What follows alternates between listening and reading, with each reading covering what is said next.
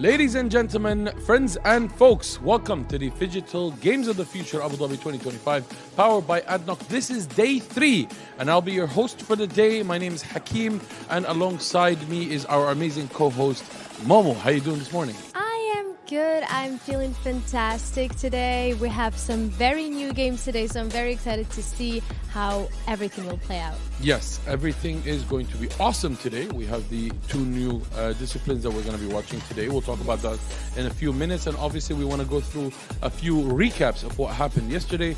Some of the matches that we covered earlier during the day were the MOBA PC, which is Dota. Yes. And we actually have the final results of the grand finals. Can I say it? You want to do that? I want to do it. Go ahead. Guess who won? Win.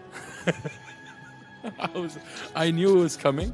But this is like one It's of the so best, funny. This is like the best dad joke. Team win one. Yeah, Team Win won, actually. They won the Dota 2-0, so that was not Against close. Vikings, yes. Yes, against Vikings that we actually saw in the morning play versus Nigma. Yes. And they did end up as well winning 2-0. Yep, it was 2-0. Yes, it was. And then we had some technical difficulties happening with the Battle of Robots, unfortunately. If you call that a technical difficulty, Well, what do you call it? That's like the consequences of an epic battle between True. robots. True. Like literally a shrapnel just flew off of one of the robots and broke one of the safety panels on the top of the ceiling. So literally it broke the roof. Yeah. It brought the roof down. And we have a few highlights over right here. Talk to us a little bit about this, because I know that you actually stayed to watch this live, weren't you? I unfortunately had to leave, so I did not see Because this happening I thought you told live. me that this actually... I didn't see it because they told me, because that's how intense it was. I mean, look at how beautiful and scary and intimidating these robots are. I'm assuming the first one is where it flew off the handle and it broke the ceiling. Yeah, so I think, so the highlight is probably going to show us the only game where that ended up with shrapnel flying up in the air. There was also an update from the Battle of Robots organizers, confirming that some of the matches are going to be played off stream to make sure for the lost time that we had after having to cancel most of the matches yesterday. It was unfortunate for the fans that were there to try and watch it live, but it was still something that you can definitely look forward to. Today we also have 2 new disciplines. Did we also talk? There was also 2 winners. MLBB. No, not just Fortnite. Yes. Fortnite, yes. Yes. We had Cammy and Swizzy, if I'm not mistaken. So Swizzy. It is Swizzy. It is Swizzy. I still have good memory. Good memory. So Cammy and Swizzy were the winners from yesterday's Battle Royale featuring Fortnite. Congratulations to them. We have a little bit of the highlights. We are going to act like we know exactly what's happening. I know on exactly screen. what's happening in Fortnite. What are you talking about? Look! Every time someone gets shot, I do. I know what that He's means. happy. I know what that looks like. It's hard. Happy faces. Wait, you never played Fortnite? I love Fortnite. I have, but every time I shoot someone, Burj Khalifa just comes You know, up. there's a Kim Kardashian skin right now in the game. And that's why I don't play. Okay, all right. But yeah, as you guys can see, it was pretty fun yesterday. I saw some players going for some greedy plays. Look at that guy; he was eating a fake burger. That was cute. Yeah, that's a lot of BMs right there. Yeah. So obviously, when you play Fortnite at a high level, it's just completely different to whatever I'm used to personally. The build is insane. Yeah, and the mechanics, how fast players actually do the builds to create some cover and get the high ground as fast as possible. It's just really fun to see. Anyways, congratulations to Cammy and Swizzy on this awesome win. We are going to see a few more disciplines today. We mentioned that a few times. Let's talk a little bit about that, and then hopefully we can take a look at the schedule. So the second discipline we're having today outside of CS and assuming MLBB, we're gonna see mobile MOBA today, and I know a lot of you are huge fans of MLBB. Another thing we're gonna see is phygital drone racing presented by insurancemarket.ae. That is also something new. Yep. Also, phygital basketball 3-on-3 freestyle brought to you by M42. Phygital football powered by ADNOC. And last, Battle of Robots. Ooh, it's actually the finals today. So you can join us here in Abu Dhabi National Exhibition Center. Yep, and that's why they were trying to rush as many matches to be played on the off stream. Yes. Obviously, there are dedicated streaming channels to each and every one of these disciplines. If you want to see more matches or you want to hear what the panel has to say, or the analysts, they also do a lot of nice interviews as well. We normally cut back to us so we can give you some of the highlights of other disciplines that are happening simultaneously. So make sure that you're following us. You're going to get a lot of updates going on if you want to follow one specific channel. And also in the evening, hopefully you're going to be seeing more of Kush and Normal. Yes. And also, I just want to mention, because I feel like a lot of viewers are confused, where can we watch this? Is it on YouTube? So some of the disciplines, they are on YouTube on this page where you're probably watching right now. But the other disciplines where you can find everything is actually on the website. So you can go and check out the website. If you want to watch, for example, phygital basketball, phygital football, you will probably find those in the website. Yeah. So another thing that we also need to mention is that this is a $5 million prize pool. Yes. And that's a lot of money. So we're also reaching the final stages of a lot of these tournaments. So the $175,000 tournament for Dota was completed yesterday. And obviously congratulations to Team Win, who won against Vikings. We're gonna stick to those, but I'm mentioning MOBA is because we have some highlights that we want to see right now. Yes. So this is the gameplay that we saw. It was amazing Dota. I'm a big fan. It was really, really good Dota, and it was a lot of fun to watch. And congratulations to the top team that actually made it through. These are bits and pieces of game one. This was actually a 2-0 win for Team Win. They were absolutely dominant from the get-go. They stuck to the game plan. They never fell behind once, and they didn't give a chance for Admiral Bulldog and the boys to even try and make a comeback, which is, in my opinion, obviously a very nice opportunity for us to see more if it went on to a game 3. I know you like seeing game 3s. You've been used to game 3s and game 5s as well. Yeah. In general. I hate to say this, but I am enjoying watching Dota, Hakim. I'm not gonna lie. What? I feel bad. I feel like I'm betraying League of Legends here. Yeah. That's something that we need to be very realistic about. You're not betraying another game by loving more games. True. And even at my time at Riot Games, what they would tell you during some winter breaks or summer breaks, they would tell you, go play games. You don't have to play arcade. Just go be a player. Be a gamer. Have fun. Any of the new games that are just coming out at that time will be something I'll be like, I'm going to be playing Ragnarok right now. I'm going to be jumping into Yote, or I'm going to be jumping into Ghost of Tsushima, or any of these games. And so if you're enjoying League and you also enjoy Dota, that's not a bad thing in my opinion. Well, I am a bit worried because I am enjoying watching Dota, but I'm not sure if I'm going to enjoy playing it, because being a noob player or a new player is always hard in this game when it's an online game and everyone's like, oh my god, you're so bad, quit the game, and you're like, I'm new. Not necessarily always in Dota. Really? People are nice? It's a very subjective conversation when we go into that. But yes, you do meet generally people that are willing to coach you and train you. That's even nice. though if they have a very passionate approach or attitude towards it. However, Dota as a game has generally been the harder to enter. The entry level is extremely high in the sense of there are certain mechanics that you're not used to. And mastering the game is just something that depends on a lot of knowledge. Like in League, you are not necessarily very capable of mastering a lot of different champions. Yes. In Dota you can, because the mechanics are not so exclusively difficult. That not all characters are like Invoker or Meepo, require a lot of micro or a lot of experience compared to the knowledge and IQ that you need to have when you're playing the game. So you understand what items to build, how to counter. Almost every different game will have a different build depending on the situation. So you saw Terrorblade, for example, who you're a big fan of, plays in a certain way. If his team doesn't necessarily complement them or complement the way that that hero needs to be played, you might actually end up with a different build altogether, and your performance might actually fall apart much sooner. All right. So some heroes don't necessarily work unless you have a team composition, whereas some other heroes are very friendly to those that want to play at a solo level. All right? So it's going to be a bit tough. But if you pull through it, you're going to see that there's a lot to learn. And as a gamer, and you're quite intelligent, you're going to be able to actually understand and enjoy the game. So talking about there's a lot to learn, I want to drop some fun facts here about the first game of the day, which is phygital shooter. Okay. So we have CS, all right? And we at the same time, we have the counterpart, the physical one, we have XGOAT laser tag. Yes, ma'am. So we have XGOAT versus Liga Pro Team. What you need to know is that XGOAT are the favorites here. Why? Because they actually won the whole thing last year in Digital Games of the Future 2024. And that's how they secured their position here. Yes. So they got immediately invited just by being the winners from last year. That's actually really cool. And it's so interesting that they are literally the favorites to win, and the game hasn't even started yet. Or the whole tournament hasn't even started yet. Well, because they won last year, so I'm assuming. Well, hopefully there's new competition this time to make things a little shaky for everyone. So we have Dosia, KDO, Mo, Duke, Fishura, and Vegas.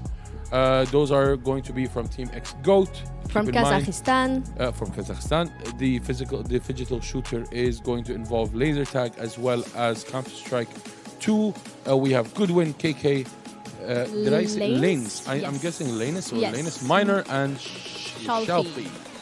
This is Liga Pro Team. Liga Pro. And this will be the opening game here for CS2 and laser tag. I really love laser tag, and it is harder than it looks. Have you played? Yes, I played so many times laser tag. I love games where you have to aim.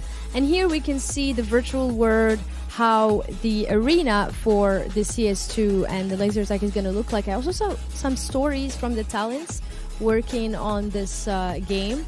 And the guns look so cool, actually. Do they? Yeah, it looks so stylish. I was going to say gameish, but like, no, it looks stylish and not so real. I don't know. It's a mix of virtual and real.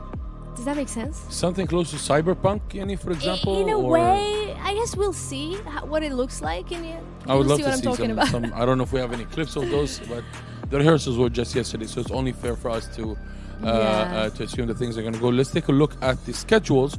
Right now, we are currently in the group stages. That's going to be going on for the next 3 days.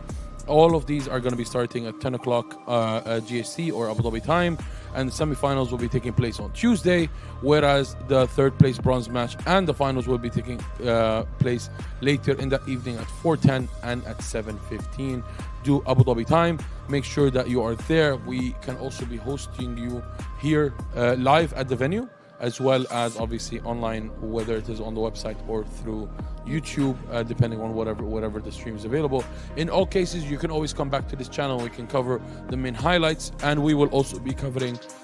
We will also be running the broadcast in game, so you can hear the casters and the panel, so long as that's what the broadcast is showing us.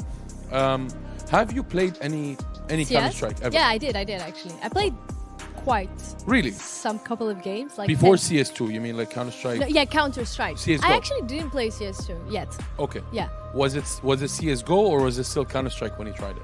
No, CS:GO. Okay. No, I played CS:GO. Yeah. It's realistic. Like, it's not colorful. It's a bit hardcore, but I like it. I think it's a hard game because you can actually shoot your teammate. Yes. Which is really hard. Yeah, friendly fire is a serious thing. Yeah. You can ask that to all Helldivers fans. So that was a new concept to me because I play like Valorant, Fortnite. So very colorful, very vibrant. And you can't like shoot your teammate, right? Luckily. Luckily. I like that. Otherwise, Brimstone will be having a very hard time. True. So the ult, it does touch your teammate, I believe. Yeah, really? No, I'm talking about like friendly fire, basically. Okay, sorry, Brimstone. I Ooh, look at the beautiful virtual arena here.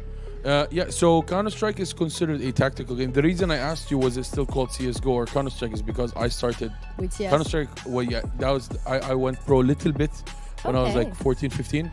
And that was back in CS:GO Counter-Strike 1.1. Well, not even 1.3. So there's a dinosaur coming out. There's fossil oils coming out right now. That is history, and I think it's time for us to see the actual pro players right now for CS2. Can we give a shout out to the talents? Of course, we have Unsi, we have Tox, and I believe Wadi as well is hosting this. Yes. So, ladies and gentlemen, have a very good time and see you in CS.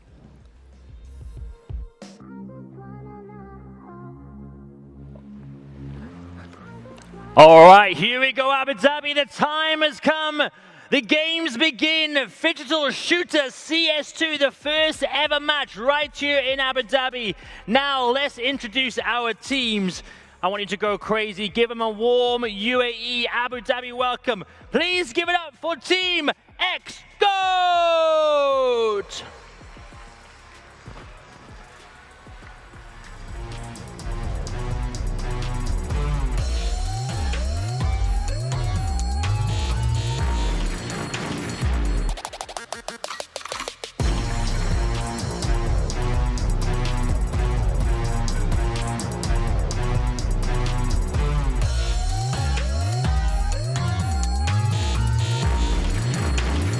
They come.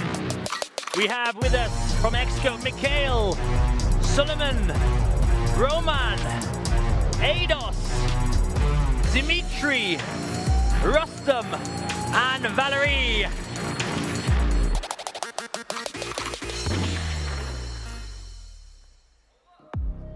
Now it's time to meet our opponents.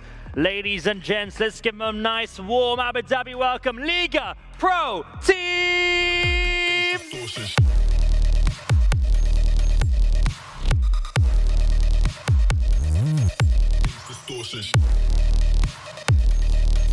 Please don't fall off the stage just yet. We need you for the games.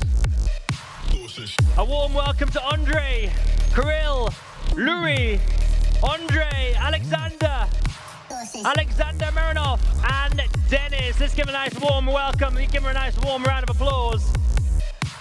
Ladies and gents, very best of luck for Liga Pro Team and X-GOAT.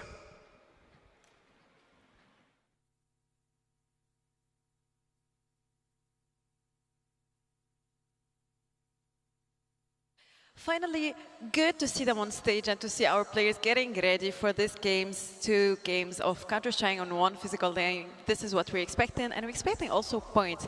Guys, we talked a little bit about the players, we also talked a little bit about the teams overall, but now we have to talk a little bit also about the maps, what we're expecting to see in the bans, the picks. Who do you think gonna choose which map? I think, yeah, with this current format, which is ban all the way to the last map, last 2 maps, we're probably gonna see the fun map. I think the easier maps could be a Mirage. I think there won't be a Mirage here. I hope to see some surprises, maybe some train, I'm not sure, maybe something interesting, maybe an overpass, but I can see Mirage being one of the maps. 100%. Like, I always tell this to Tux whenever we're in the broadcast, you know, I'm always a guy who loves, for some reason, Dust 2. Everybody will like Dust 2, we all know that. I mean, it's a very common map that everyone loves to play in. It's as basic as it is. Everybody already understand the fundamentals of it, but I don't know, there's just something with me and Dust 2 I can't separate with. So yeah, maybe Dust 2, maybe Virage, honestly. I think, but these are like kind of the default maps. You said easy, I'm not gonna say easy because even though it's the default maps, but not everyone knows how to play the default maps. Some players, they feel like more comfortable on playing the crazy maps before like train, we say, or something, but saying easy is not that easy. But default maps, yes, we can see them. But what's the thing that you expect the less to see, or maybe we can see more than Mirage and Dust 2? I can see maybe train here. I'm not sure. It could be a surprise. I'm not sure, but I hope to see a new map. I always like, but I think because it's the first game of the tournament in the group stage, everyone is just gonna try to farm these points. Yeah. And they're not gonna go for a risky pick, especially that when we move to the later stage, then you have more options for better map picks, and I think that's where you can reveal your strategy. But I think in this matchup in specific, it's a very strong one, so we might see one of the teams going for their strongest maps, but I'm sure they did their homework, so I'm sure they prepared for each other and they will counter each other. Yeah. No suspense anymore, the maps are decided. We have Mirage for the first map and Dust 2 for the second map. You guessed it right, guys. So no more guessing, no more talking about the other maps. But now we're excited to see Mirage as the first map. It's gonna be, we don't have like each team who's gonna start in which side, because the sides will be decided with a knife. It's gonna be like, we're gonna be like normal game where you're gonna decide your side by knife round. Yes. And it's gonna be actually interesting to see this, not like a coin flip or like just by banning. Yeah.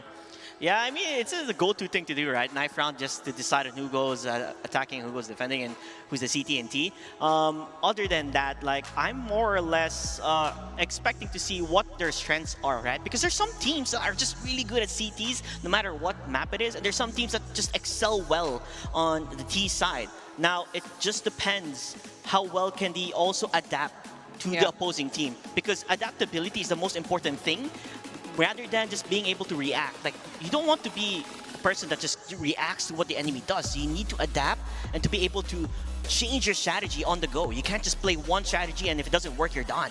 Yeah, and this is Mirage. Mirage is more about taking control. So you take control of mid, you have the freedom to move, whether it's B to A, connector to short. So I think the fight and the struggle is going to be there in the middle, and I think one of the key points here in this veto is that Mirage and Dust2 are very close when it comes to the CTT like a probability of winning. So there is no upper hand. I think whoever starts strong will have the advantage mentally before technically. So it's good to start very strong. It's good to get lots of rounds on the CT side when it comes to Mirage. And I think, so mid is going to be one key point that both teams are going to focus on. But it's all about that late lurker, I think, from the T side and the anchor player when it comes to the CT side. These two players, I think, in my opinion, when it comes to Mirage, are the key players. I used to play as an anchor when I was at the A-bomb side, and it was horrible. A-bomb side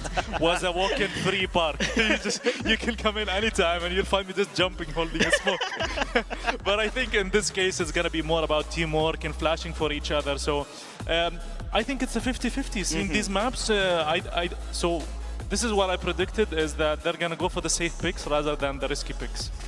Yeah, safe picks has always been said. Honestly, Mirage, as I said, it's a default map. Everyone knows how to play it. But I feel like most of the teams are kind of comfortable playing the CT side first. As they say, like won the most rounds first, and then like you can play it on the T side in kind of a risky way. Yeah, it goes to show, like, because it's easier to execute your plans here if you're in the CT side compared to the T side, because T side is like heavy util usage, and counter util from CT is much easier to execute. It's, like you said, more on execution and how well you can retake a side or maintain that side. And a lot of, I guess, things to put forward on is how well can you pressure earlier on, right? Because of course, if you're in the CT side, you feel better because it's much easier to execute, and maybe you can farm more rounds that way, which will lead more pressure to your opposing team. And pressure is the most #1 thing that you need to take, especially in the first half of this round. Yeah, they are valid points. I think pressure is one of the most important things, I think, in CS, whether it's pressure in-game or pressure outside the game.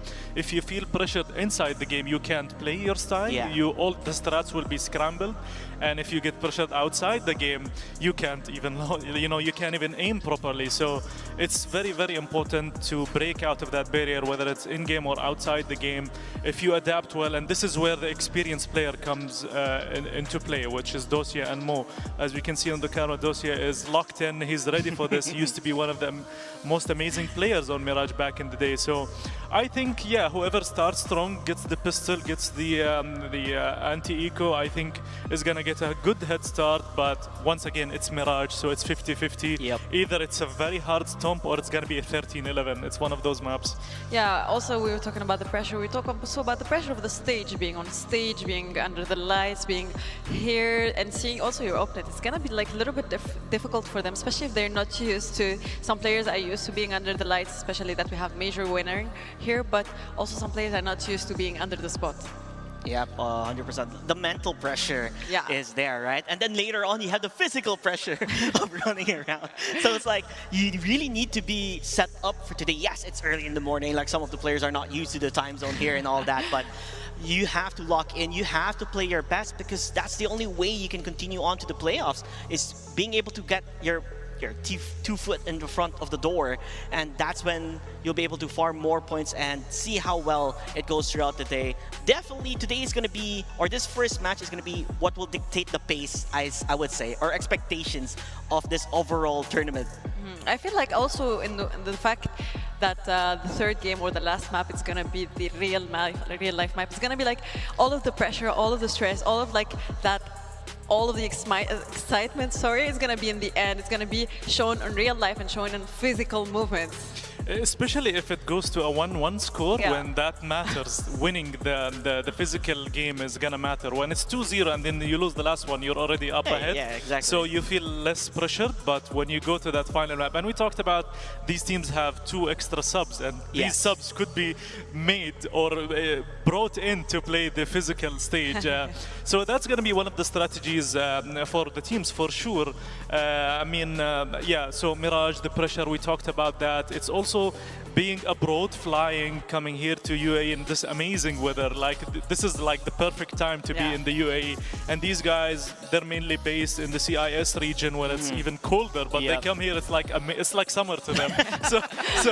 But then there is the pressure of you representing your country, representing your org from that country, and coming here, fans all over the world are here to support you. So that also adds a little bit of, I think, an element of pressure to the more well-known teams rather than the other teams. So I think that will come into play, but we're waiting for the teams. We're gonna find out, I think, at the beginning in how the play style, especially on the T side, if you play aggressive, try to take control from the beginning, not full passive, full default, that's gonna show your style of playing, and your opponents are gonna read that. Some of them will know how to counter it, others will be like, okay, let them take control, we're just gonna play passive. So beginnings, it's everything in this game. Yeah, basically another thing for me is to see how a team evolves in this tournament overall. Like maybe some teams take a slow start. There are multiple teams that actually take slow starts, but as the day goes on, as the matches continue forward, you can see certain teams readjust and strategize on how well they're going to be able to adapt and play. Like you said, you can't really necessarily be passive. You don't want to give too much to the opposing team here. You kind of want to put your presence known here. And if I guess La Liga is what we will say, most likely maybe the underdog coming to this matchup, because we see legends, right? Their reason they're called GOATs here, and we have a major winner. So I still want to see La Liga push on through and show us what they have got, because my hearts are with them. Like, I do want to see them perform well.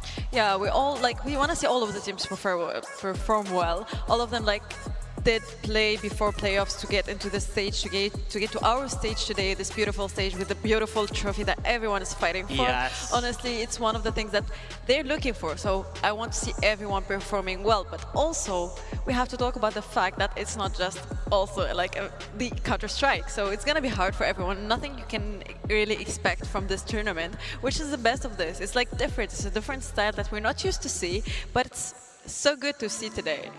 And the thing is, maybe we put so much emphasis on the digital, but the physical will also be an important factor in case, both teams or one of them reach the final and they tie up, then it's a forced physical team. And when you go out there and you play the physical map, that's where you get a understanding, you adapt to the game, you adapt to that, and you create a strategy that almost ensures or gives you a high percentage of winning the physical, which is the thing is about this game, the physical game, is that there is no win-loss percent. No one knows how the other. And this is not the same map that was in Russia last year, so it's a different one, and they needed to adapt in a few days and to practice on it. And I feel like they obviously every team needs to win 2-0. I think last year GOAT they won 2-0, so they didn't go to the physical match. But if they do go to the physical, I think this might be more pressure on GOAT because they haven't played more physical. So I think for them it's good to be there. Honestly, if I was a player, I would do on purpose to win a game and lose a game so I can get to the physical. If there's lots of cash. Exactly. It's not about the cash. It's about the fact you also have to enjoy the game and have fun. That's the point of everything. The tournaments, all what we're doing is having fun and enjoying the thing. And honestly, new experience on being on real life laser tag, but also in a competitive way that you have also linked to your normal, usually playing style. It's gonna be something so different that everyone is looking for. So I want to ask the player and ask him if they're excited for the real life laser tag, Counter-Strike, or how do you see it? But maybe we can ask him later. Yep, 100%. I do want to touch on a bit about the phygital aspect of things. Like you guys were talking some great points about it. And for me, I would love to see more of this happening because it gives you a proper balance between playing competitively and also being physically fit. It's not like traditional esports where you're just always sitting down, grinding and grinding hours and hours of CS, and you lose the aspect of like having proper physical exercise, you know, your mobility and everything. That's the reason why nowadays, like in CS2 Pro teams, they actually have, how do I say, like coaches who teach you how to exercise and everything. Because you need to not only be mentally prepared, but physically prepared. Yeah. And if phygital continues on as they are now, I would love to see it grow more to be a norm in the future because the combination of the two is so interesting where you have a proper balance of being a gamer and being physically fit at the same time. Yeah, and we see lots of players who push for, you know, physical exercises and how important it is for the, you know, the digital aspect of things. I mean, obviously, when you are in good health and good shape, you can sit for longer, you won't feel pain in your back. So it's really important. And I think this is the good thing about the phygital is when you are, I wouldn't say forced, but you need the win and you need to win physically. So that means you need to put in that effort, whether it's physical exercises and so on. We touched on this point where, like, whenever they want to go into the physical stage, is that they do warm-ups, is there a treadmill that they can use? And you must know that there is no shoulder peaking like the digital, you know? Shoulder peaking is actually real shoulder peaking, literally. so you need to lean. And then if you don't have like pain on your side or your hip, it's gonna be painful, you know? Especially me, it's gonna be painful when I try it. But honestly, yeah, overall it's fun to see, but also it's hard to prepare for because yeah, they know the tournament. People, when they play for this tournament, they have like qualification for the tournament. They know what they're getting to in the end. But not everyone having the will and having the preparation mentally and physically to be on stage and to like actually run in front of the cameras. So I'm kind of excited to see the players, how they're gonna like adapt to it. It's not, I feel like it's the team play, the fact that the communication, all of this is gonna be easier for them than the physical play. But you know, yesterday we were talking with the Arab casters, like not the casters, but the Arab team, and we had a question. Do you feel, guys, it's easier to go from esports to physical, like playing, to from pro player in esports to pro player in a physical game, for example, from football to eFootball or from eFootball to football? Yeah. Like, which one do you think is going to be easier to adapt to? That's a hard question. I don't know. What do you think is easier? I think definitely esports is easier. I Really? mean, yeah, because esports is, I mean, you obviously have to put in the effort and the practice and you need to have the skills and, you know, all the gear and all of that. But physical sports is more adapting to even the conditions outside, and it's physically, you know, when you practice too much, you could feel pain in your legs and your arms, and it's a bit tougher, yeah. No, but the question is, if you look in for 6 months to be a pro player, and for example, you are, I don't know, Cristiano Ronaldo, and you look in for 6 months to be, for example, let's say, not CSGO player, let's say eFootball player. Yeah. And then you have a pro player in eFootball, and he look in 6 months to be a pro player as a football player. Who do you think is going to be easier to? I mean, Tux had a good point. Yeah. It's easier to be a Really? e-football player than a football player itself. Why is the question? For example, if you're living an unhealthy life, for example, okay, and then you have to train your way all the way for 6 months to be really good physically, it does not take 6 months. It takes even longer, and that's discipline that you need to have. It's a lifestyle. The moment you start, you know, exercising and everything, it's a lifestyle that you have to take and commit to be good at the sport as well. But do you think that, I don't think esports, like overall gaming, is easy to play. If you're someone who never had like a mouse and keyboard in front of you, it's gonna be so hard for you to get used to it. But it's also the same thing to say about football. Like, if you're if you haven't played it physically and you're so like you're good in the game, but when you're playing it physically, if you're not, you know, well as well, no, it's just like it's not easy. I'm kidding. I didn't say this now. But honestly, it's really a good like way to discuss it and to think about it. I think it's hard for both sides. I don't think that is one easier than the other, because if you think about it of someone like, I don't know, any other game, like some mobile games that is like 120 champion, every champion have like 4 skills, and all of them you have to learn how many like, I don't know, items to buy for them. It's the same for Counter-Strike. You need to have really good communication skills, and sometimes some sports games team, they don't need that type of communication skills, for example, or that type of strategy to think about, because you have someone strategizing for you. But if you are in like esports, everyone have to think about the strategy the same way. So honestly, for me, it's both of them like are hard. No one can get the other one.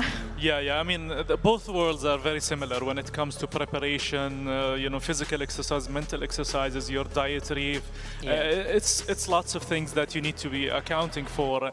And the good thing about sports is there is movement. You're always moving. Yeah. But in esports or gaming, you're mostly sitting. You're moving your head. Yeah, you're moving your hand in your hand. So it's important to combine both. If you're an esports player, you need the physical aspect.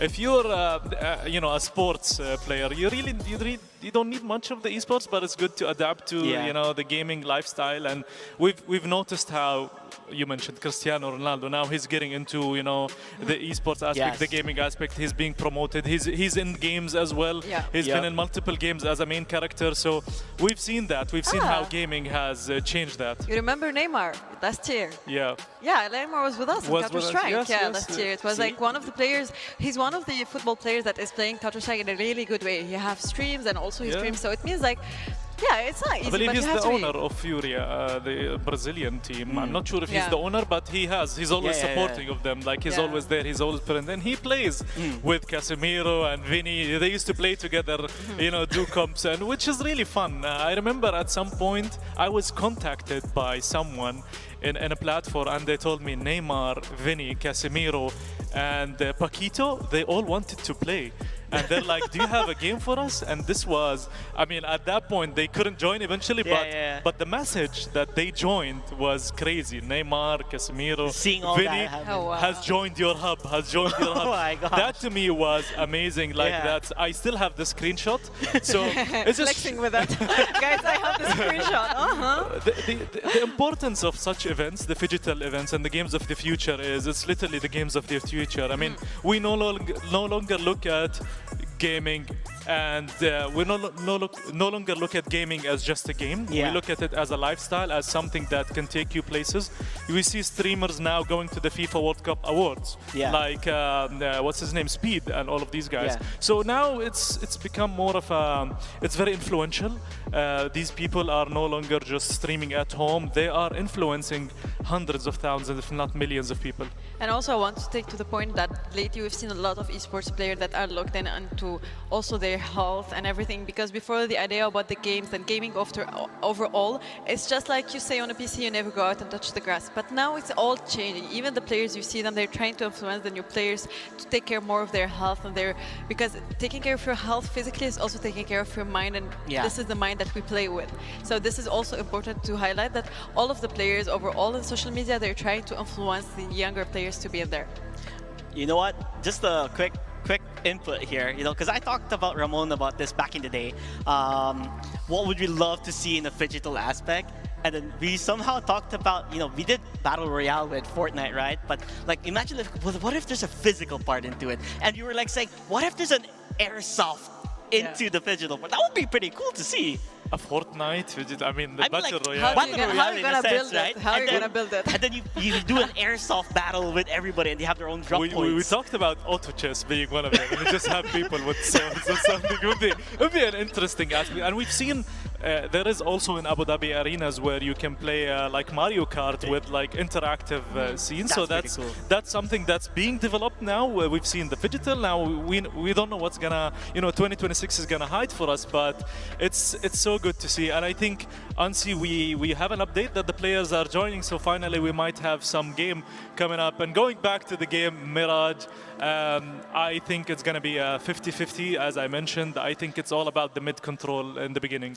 Yeah, before we get to Mirage, let's see together the bracket. We didn't have the chance to see the picks and the plans of the players, because I think this is going to be important later to see if they wanted to get to these two maps or they wanted overall to be different. So let's see together the group stage first, where we have, first of all, the two teams that we talked about, which is in Group A today that we have together. We have overall 3 rounds every group. What are you expecting? Who's like kind of the team that you wanted to highlight for today? Well, first of all, it's interesting to see that in Group B, Dotsu is not going to be competing up against the previous champions. Like I did say, I touched it a bit that Dotsu is the #1 in the WPC. So that's something to see that they're away from the biggest threat, which would be ex-GOATs. Other than that, I would love to see on how well E7 performs, the ones representing UAE, because I don't really have much information about them. They could literally be the dark horse of this tournament. Exactly, and it's fun to see that we have Europe, we have North America, we have South America, we have an American team, we have a Mexican team, and we have the UAE, and we have some Serbia, and Montenegro, and Russia, and Kazakhstan. So it's interesting to see all these regions coming into play. It's a long flight from Mexico and the USA, but obviously, like Ansi mentioned, like who are we expecting? It's ex-GOAT, I think, on the higher ups, and then I think Liga Pro has potential, and then Dotsu is one of those also very strong contenders. I think we're going to see some strong semifinals in the upcoming days. Yeah, it's going to be strong semifinals, but to get to the semifinal, you have to get through what we were talking about. So this is not going to be an easy point for all of the players, but overall, I feel like this aspect and this event is kind of hard for everyone, honestly. It's not gonna be the easy normal tournament, the easy normal mental preparation, physical preparation, as we said. But today we are seeing the ex-winners. You're saying that you will maybe see them also winning this year again. But honestly, as a normal, like as personal preparation, I always want to say new winners every year. Well, that is a fair point. You don't want to see someone who's always winning all the time, right? You want to see maybe like the underdog to come out, or like a team that no one expected to just take it away from them. But the #1 thing in the playoffs, right? You're not forced to play the physical part if you go 2-0. So if they're able to match them well in CS, which is I think a major factor, right? Coming up against ex-GOAT, let's say, if you can win up against them in CS in one of your favorite maps, then the possibility is there. The cool thing is, especially in group stage, is regardless if you keep losing, but if you keep winning the physical stage, in the end, if you tie, maybe that's going to be a factor with the points. So some teams might have like a very strong CS map, like that's their main map that they always pick, and they are, let's say, 80% guaranteed to win it, and then they're like, we're going to also win the physical, and that means 2 points, right? So that could be a strategy, because I think coming up to these tournaments, you definitely have a different strategy. The physical is as important as the digital, but again, you need to win something. You can't just lose both maps and then hope for the physical to be the lifesaver. So, but I really want to see. I want to see how the physical stage is gonna be, but I'm hoping to see lots of 1-1 because that makes it more intense. Yeah, it's better than 2-1 or 0-2. So, yeah. Yeah, honestly, I want to see you guys playing the physical games. You're a pro player in Counter-Strike. I want to see how you're doing it in like laser tag. I mean, I'll probably try this and then just stop. It's the age factor or what exactly? Yeah, it's the age factor for me. I'm just gonna be camping, I'm just gonna be locked in. I actually was watching the previous last year, and there was one player who was just camping behind the box, and he's just waiting for people to come. He's like, look, listen, I'm not gonna do any physical stuff. My job is to camp. And that works because it's unexpected, and the thing is you can't hear footsteps because you're so locked in trying to find. You really don't hear the footsteps, and even the gunshots, I don't think you even hear them in the laser tag. So that's 2 main points in CS that you're removing in the laser tag. Yeah, I cannot imagine us talents playing laser tag as a get guy. I mean, it would be interesting. It would be really fun. Gonna be a lot of cardio for sure. But like I said, right? It's cool to see this type of aspect, and looking at the map itself, which by the way you guys will be seeing sometime soon for sure. It's actually inspired. That's what I've heard. They are inspired based on the Middle East, and that's how they created the map that they're going to be playing on for the laser tag. And you will see bits and pieces there that you'll be like, yep, it's Middle East inspired. It almost looks like it's in Dust 2. Yeah, actually, when I saw it first, I was like, is that inspired from Dust 2 or Mirage? Like, I want to know, but then there is like different specific styles that make it like inspired from the UAE, which is a really, really interesting point and really, really interesting details in there that I loved watching. I loved seeing, and I'm actually expecting you guys to love it when you're gonna watch it today. But we have the first game first, which is Counter-Strike 2 that we are used to. But guys, it's gonna be the knife round soon. I want you to tell me, like, how do you usually play the knife round? How do you kind of prepare yourself to play the knife round? Because it's not kind of a decisive point in like the game. I mean, back in the day, I was left, right. So I don't know if the strategy changed, but it's all in. Sometimes I would just tell the guys, I remember back in the day, just go all in, you know, don't stop. Yep, So I love that. when you see like 5 guys just coming together and they find one guy cornered, and especially, I mean, it depends. When you're coming from the T-ramp, but you have the lower advantage, so you can, you know, knife the knees of the player. But I mean, I don't know if teams actually do strategies for knife, but obviously winning the knife is important. For sure, like, or let's say high probability that they're gonna pick CT side. Mirage is more, little bit of CT sided map, I would say. Yeah, and just one thing about the physical map, I don't think we have a name for it. Should we name it something? Give it a name, like D Sahara or something. Production, any name? Like D_Sahara, or D_ Abu Dhabi, or I don't know. Oh yeah, it should be nice. Like as today I was asking about the arena name, should be maybe named on the arena name. Yeah, I mean, ADNOC, like, like the ADNOC, ADNOC, but like Games of the Future or something. It could be a nice one. It could be, I think, Sahara. I like Sahara. Sahara does sound nice. No, but Sahara is like just the Sahara everywhere. There are Saharas, but it's like the Sahara, D_Sahara. That makes it CS. Make it CS version. Make it CS version. Yeah, CS defined it. But yeah, overall. But Mirage, as you said, like the knife round, maybe there is strategy, maybe no. But honestly, if team's gonna be strategizing for the physical game, they should be also strategizing for the knife round, as it's really important to win. Is there a knife now for the physical? Imagine if there was like, oh my God, does that work? Like sword, you know, wooden sword. That would be fun. How much damage would that be? So what I know is, so whoever plays. So for example, if X-Goat were on the T side, they play on the defense on the They swap but basically. I think it would have been cooler if they just like tic-tac-toe or something. Oh my God, that's really nice. It just adds more elements of intensity. Oh my gosh. Yep. The number one thing I want to input my take on how I do my knife rounds. I'm more of the guy in out, right? Oh, you're one of those, huh? You bait them coming in, and then you catch them by surprise. So that's usually how I do the. That's annoying. I mean, I don't know how you play. I'm the type that everyone hates. I'm the one who goes around and always the last guy. It's like, please die, please just finish it. Exactly. But you know, also either I'm the one who goes the round, or the one who's like always trapped, because I always go first. I don't know why, but I try to do that as much damage as I can, and then I always die the first one. And I'm like looking at everyone like, come on guys, we have to win this. But then we're gonna lose because, you know. But honestly, overall, it's gonna be really important to start on the CD side, like, or the T side. It's really decisive in this game, especially as you said, like, Mirage is a little bit T-sided, but also we have Dust 2 is gonna come next. Yeah, I think Dust 2 is, it's the same. It's like you win the knife, do you pick T, do you pick CT? It all depends on your strategies and your rule book, on your plan book. So some teams, they prefer to play like T-side on some. I remember back in our day when we were slightly okay as a team. Slightly. Sorry, Breaker, I know you worked very hard with this.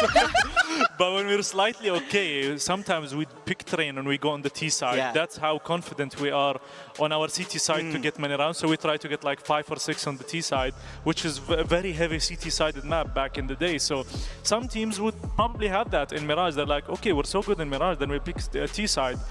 So that could be a strategy. But I think it's going to be 50-50 here. And I think maybe since they went for the safe maps, they will go for the safe sides as well. Yeah, but honestly, as you said, there is a lot of different strategies from the teams, but I saw a lot of teams, especially not on the professional level, like not on the majors or something, but like in professional levels, not really advanced. What I want to say is that they always try to start with the weak side, so in the second side of the game, in the second part of the game, they can have like the winning side for them, and they're more comfortable, like they're less stressed even like later on.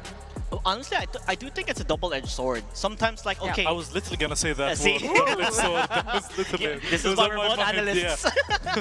Yeah, it is a double-edged sword because, yeah, sure, you're gonna start on your weakest side, but what if that weakest side did more bad than good?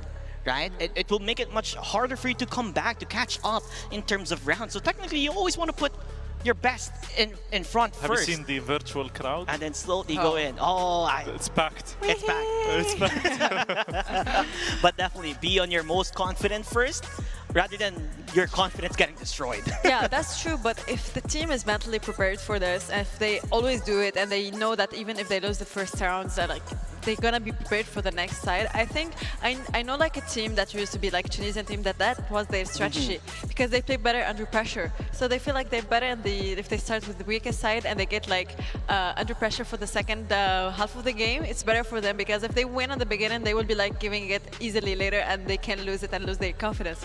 I mean, that's how diamonds are made, right? Under pressure. So maybe they're one of those teams. Some teams play better when they're under pressure, but other teams, they get stomped when under pressure because that's where you start losing the momentum, the strategy, the mental strength. And I think this is very, very important because we always talk about the technical side, the plans, the preparations, but rarely we do talk about the mental state coming into this tournament.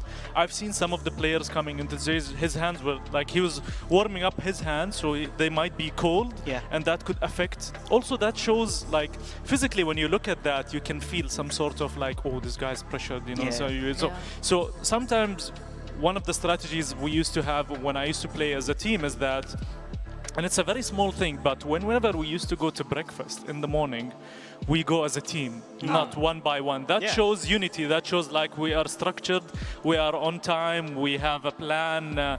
But some other teams like one by one, and some of them don't even come. So that shows. It doesn't necessarily mean that they are the best team, the ones that come as a team, but it just gives you that, oh wow, these guys came together, they're, keep an eye on them. So it's one of those things, and sometimes when you look at football, when there's a penalty shootout, sometimes the one that's gonna take the penalty isn't really the one standing on the point, it's his teammate taking away the pressure and all the stress, and then once it's done, he gives him the ball and then he shoots. It's all about that mental preparation, taking away that pressure from the beginning, and I think this is maybe a bit goes to ex-GOT being the previous champion, but it also adds more pressure because they are the previous champions. So there's lots of things to talk about, and it's just we're gonna see it in the game. Yeah, that's true, but also the fact that it's how to handle it overall, because also not just handle it, but also supporting your teammates, because maybe you handle really well the stress and everything, and you see that your teammate is struggling. So sometimes the fact that you are all together in the same, like, let's say, struggle, but someone is better than the other in handling this, is how you show support to each other. Is that the matter? Yeah, I mean, at the end of the day, it's a team game. No man can carry the entire team. You have to be there with your brothers in arms. It's one after another. You have to communicate. You have to have that mindset that you are all in this together. And that's a good point from Tux. Like you want from the get-go, from the start of the day, you want to be as a unit, as a team, just to show that that atmosphere is there, that they have each other's backs. Like, we got this in the bag. No matter what happens, when it goes south, when it goes north, it doesn't matter. Because at the end of the day, you are a team.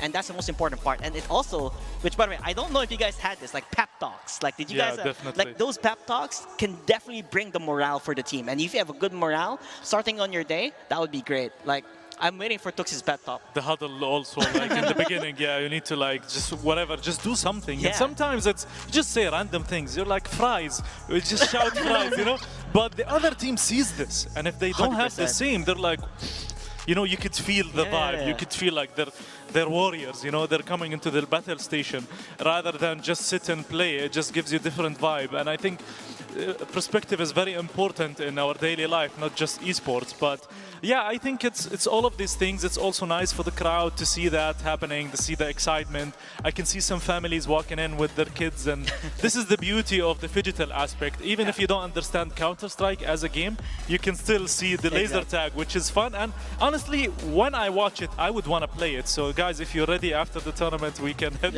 over there. We'll find some other talents from other games. So yeah. So guys, thank you so much for this analyzing. Thank you so much also for the talk. But ladies and gentlemen, the game is ready, and finally we're gonna see our champions. Are they gonna keep up with the good level or not? Let's see together. Enjoy the game with our casters.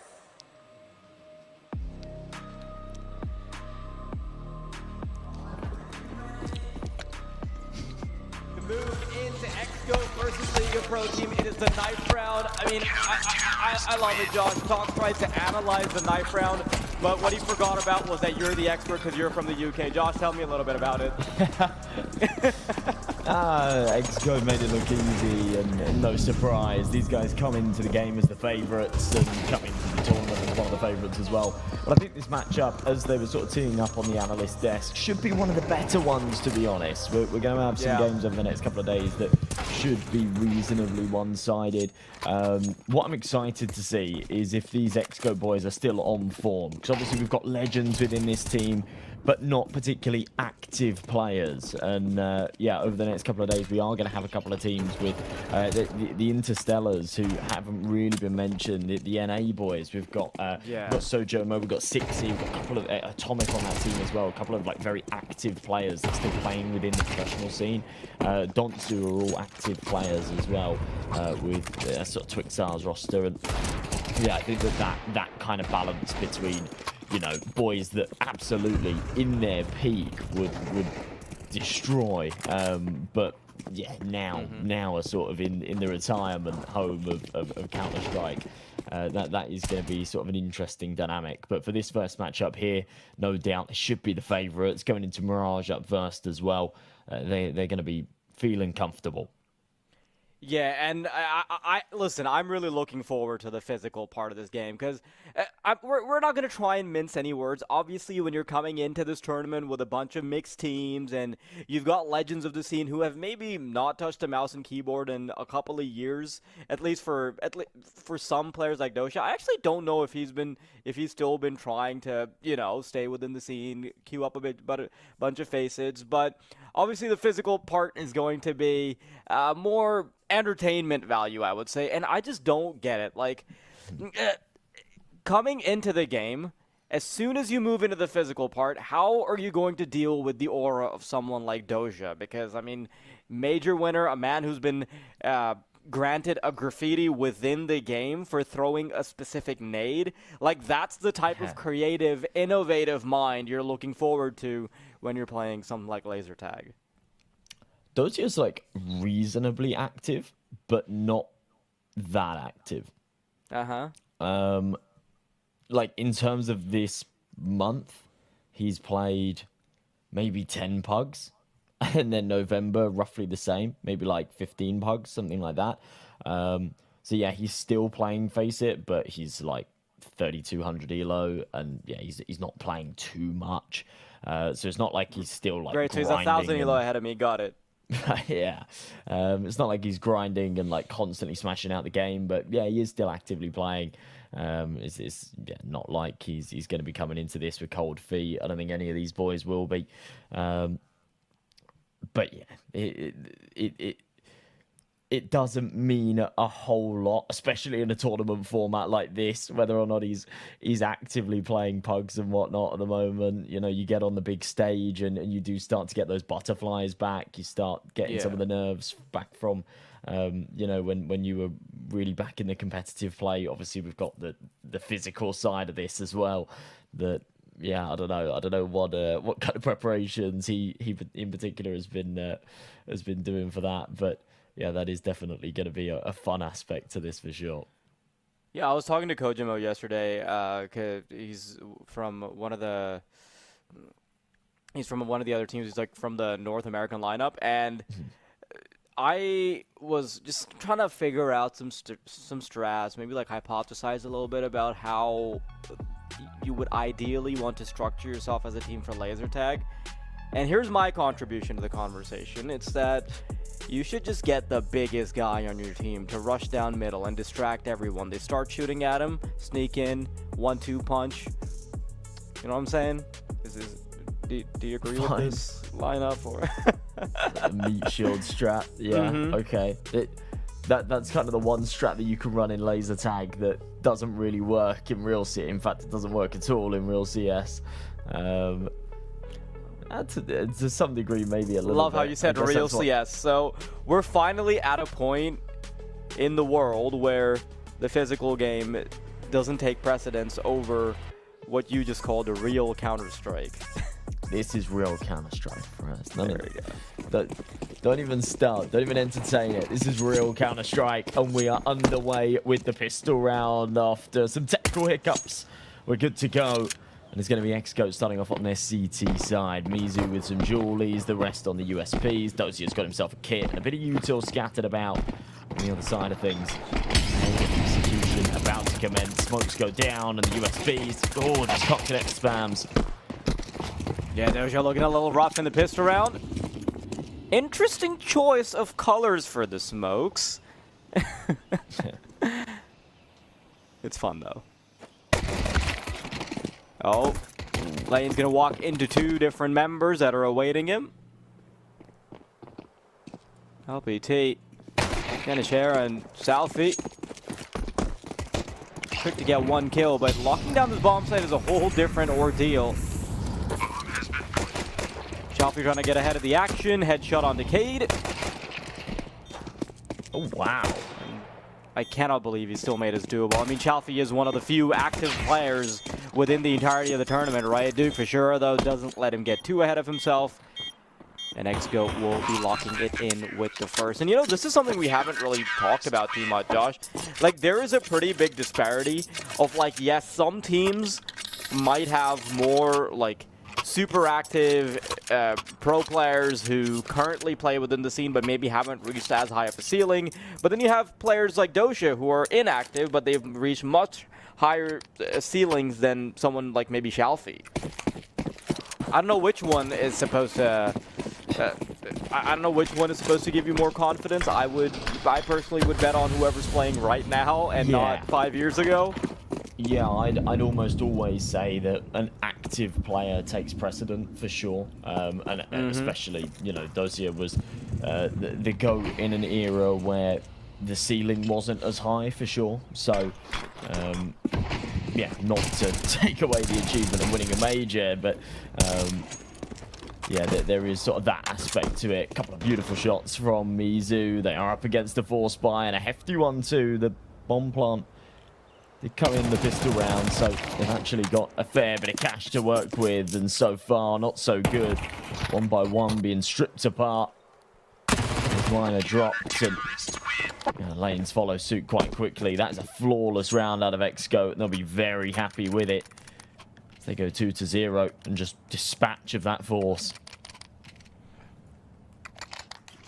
And yeah, you know, Shalfie's not one of these. If you want to talk about like Externazera, for example, as a player that is still reasonably active, but hasn't, like, you know, made big waves and doesn't really par up to Dozier, for example.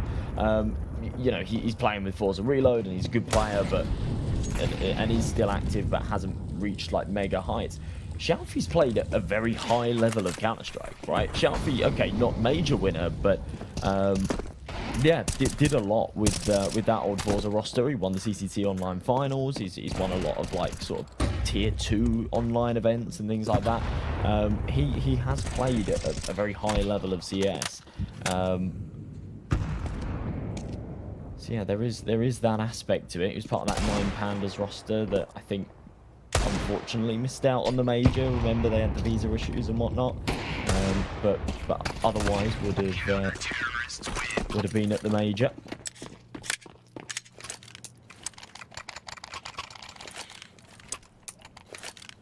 Was actually at the Paris major with Forza as well. Not that they got very far with it. Yeah, so even if they haven't won majors, there's a little bit of experience sprinkled around. And that sort of dynamic is going to be pretty fun to see, like who wins out in that department. Because so far we've got more of the old guns taking precedence. XGOAT having no trouble cleaning house at the start. That is a really good shot from Mo. And I don't think people realize like how legacy some of these players are. Like Mo's 34. I think Dosha's like closer to, I don't want to overstate, but I think he's like 37. Yeah, he is 37. What a guess. Yeah, he is 37. He is genuinely like, for the current greatest player in the game, he is more than twice as old as him. Donk. Yeah. But then, to be fair, we've still got active players that sort of fall into that category, right? That is true. Oh, okay, Lanes. Still trying to stay relevant in this round, or keep his voice relevant in it at least for a few more seconds. But yeah, it all just starts to fall apart after that. Easy kills in middle. Lane's the last man standing. 6 HP, 1v4. No map control, no bomb control, but a nice headshot. Doesn't lead to anything. 4-0, XGOAT really running away with this, making Mirage their turf. And yeah, no surprise. This is an absolute slappage coming from the XGOAT himself.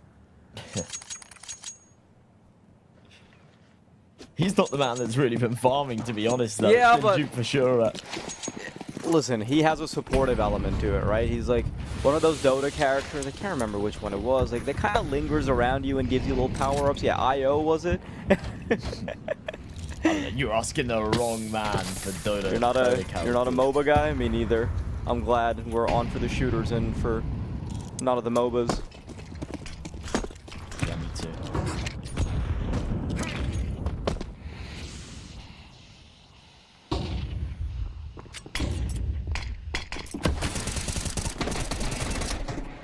Oh my god, Doja touches the ladder, gets into a bit of trouble, and Mo's gonna have to go big. From the back of triple, he will put 2 down, pulls out the sidearm, and the Deagle won't do much, but it will buy necessary time.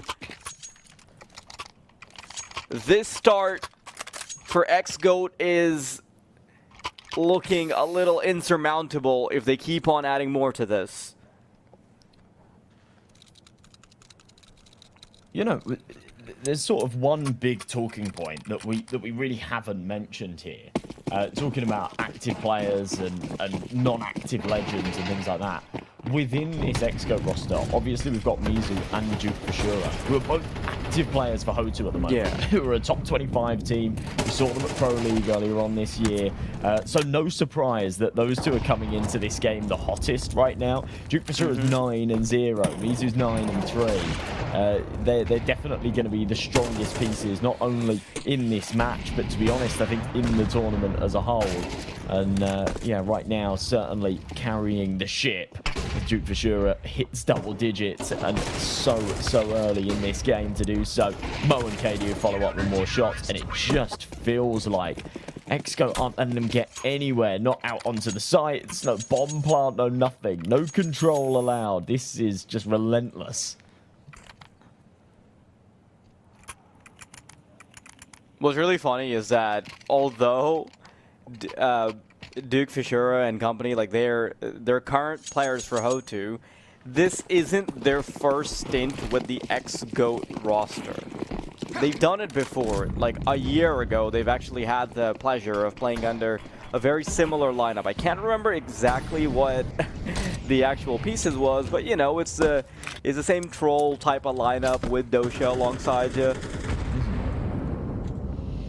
I'm pretty sure that lineup was named after Dosha without having him in the roster, actually, so that's pretty funny. So you know what? Let's bring him in. Yeah, just bring him in, reel him in. Just have him as like a supportive element at the hotel. Wow.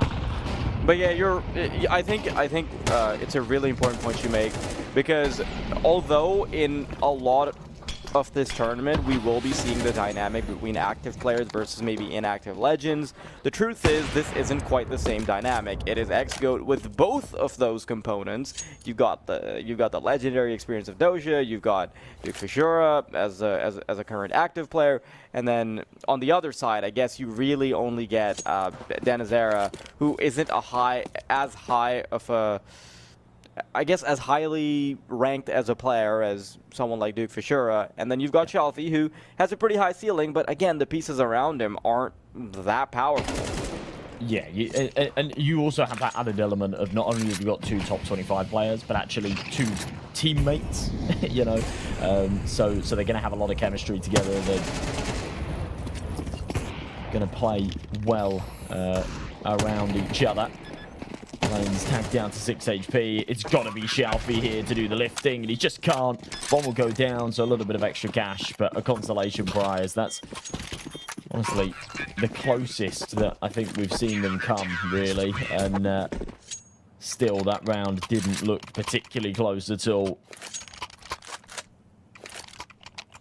You can tell that this is an absolute bloodbath on the right side of the stage. You've got a man going 0-7. All of the replays look like they're teed up for just XGOAT. Yeah, it was a cool little stage cinematic to show off the, you know, the aesthetics of the stage, but actually it was almost just a cruel reminder of how poorly League of Pro Teams are doing Humiliation right ritual, now. even. Yeah, literally. Duke for sure is 13-1, and you know, one of the points our host brought up is that maybe some teams would want to play on the disadvantageous side second, to have a little bit more confidence going into things, playing under pressure, but man, you're not leaving yourself much of a margin if you're LPT right now. But this is looking a lot better. A little bit of control in the connector. You got the T's now sprawling all across the map. 3 defenders remain. Where do they take this? They've just got an AWP on ticket, and he did have the right idea. In the next few seconds, he has got to start to drop his way down. Denizera, here's Duke Futura stomping here in jungle. Timing super important, and yeah, does get a freebie kill. Duke Futura a little bit too haphazard. It allows KDO to come through for another. Dosia trades back, and somehow this 4v2 starts to fall apart. We boil down to an even spot. Miner and Shelfie left to try and pick up the pieces. 30 seconds, both defenders on the right angle, but Miner's hit a monster shot as Dosia whiffs. KDO's got a clutch. There's the first on the cross, spots the second. 20 seconds now, and swings out from the top of stairs, shuts it down, and you see on the cams, no reaction, cold as ice, as they will keep the clean sheet and put it 8-0.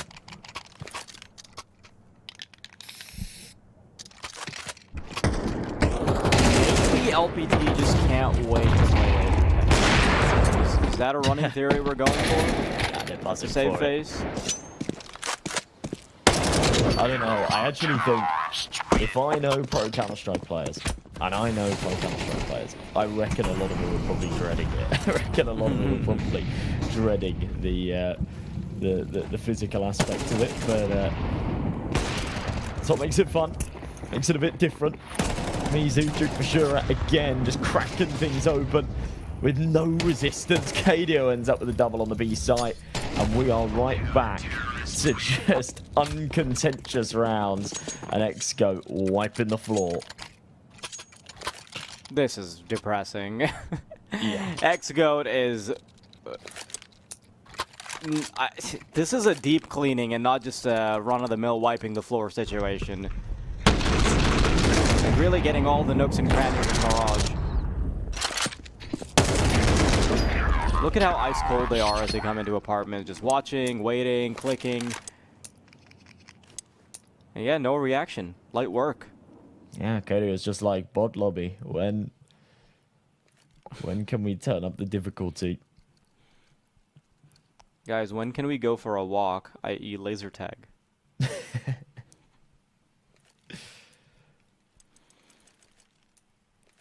It is kind of funny though, like if you see the contrast between LPT and XGOAT, LPT are locked in, they're looking like they're playing the tournament of their lives, and then Doge is just sitting there chilling. He has not changed one bit, has he?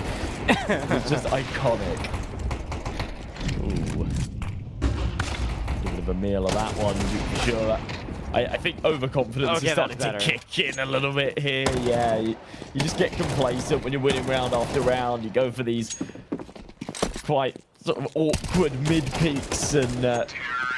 oh, wow, Denizera, okay.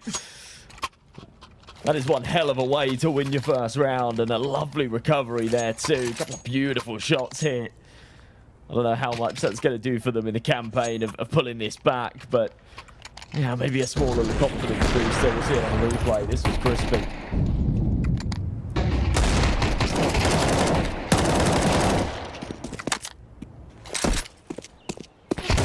No way. Bang. Yeah, but I'd like to remind you, as much as I want to celebrate that little 1v2, right? It started off as a 4v2. So to get to that point, it shouldn't have been the case. But there we go. KK about to move in.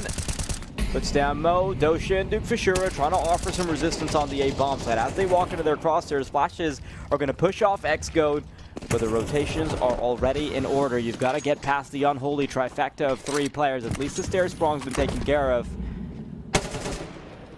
Shalfie makes things a bit more digestible by taking out the cons player, but Miner and Dennisera are so damn low that it still could be a good effort for the CTs. Dosha, that's a bit early. Kate, but on 3 lined up, maybe he can replicate what Dennisera did. The stars kind of align for him here, because 2 of them are so low, but I think he just has the wrong read on this.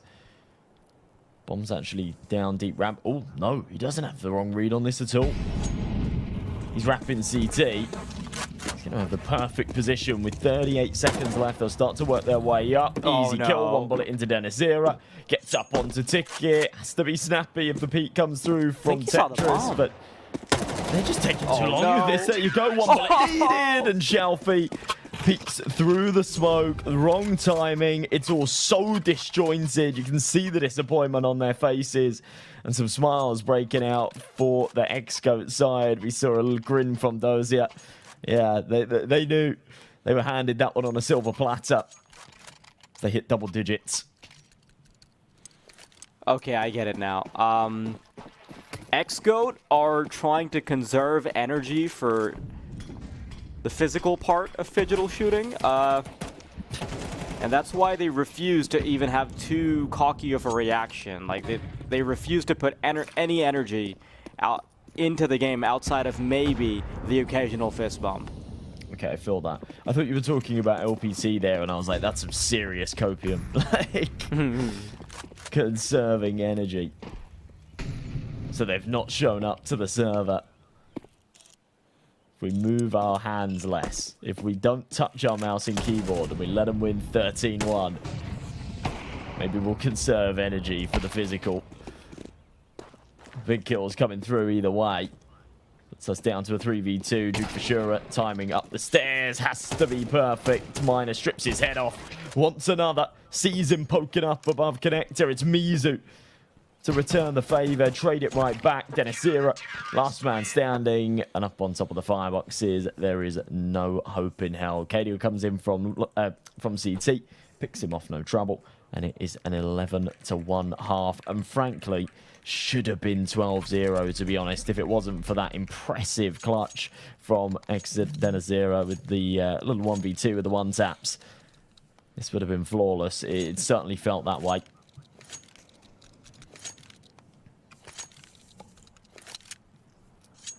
I will say there are like some disadvantages and advantages that you have just before you even step into the uniform for laser tag. Like, I'm not gonna lie, XGO just, they have much bigger units than LPT, and I imagine having a smaller hitbox would make laser tag a little bit easier. So maybe LPT are gonna look a lot better on the physical side of things, but we'll see. AK, oh, flashed out of his mind. These Glocks are going to overwhelm. And I don't think XGOAT are slowing down any time soon. They want to accelerate us to the laser tag arena. This is pretty much done, right? This goose is probably cooked.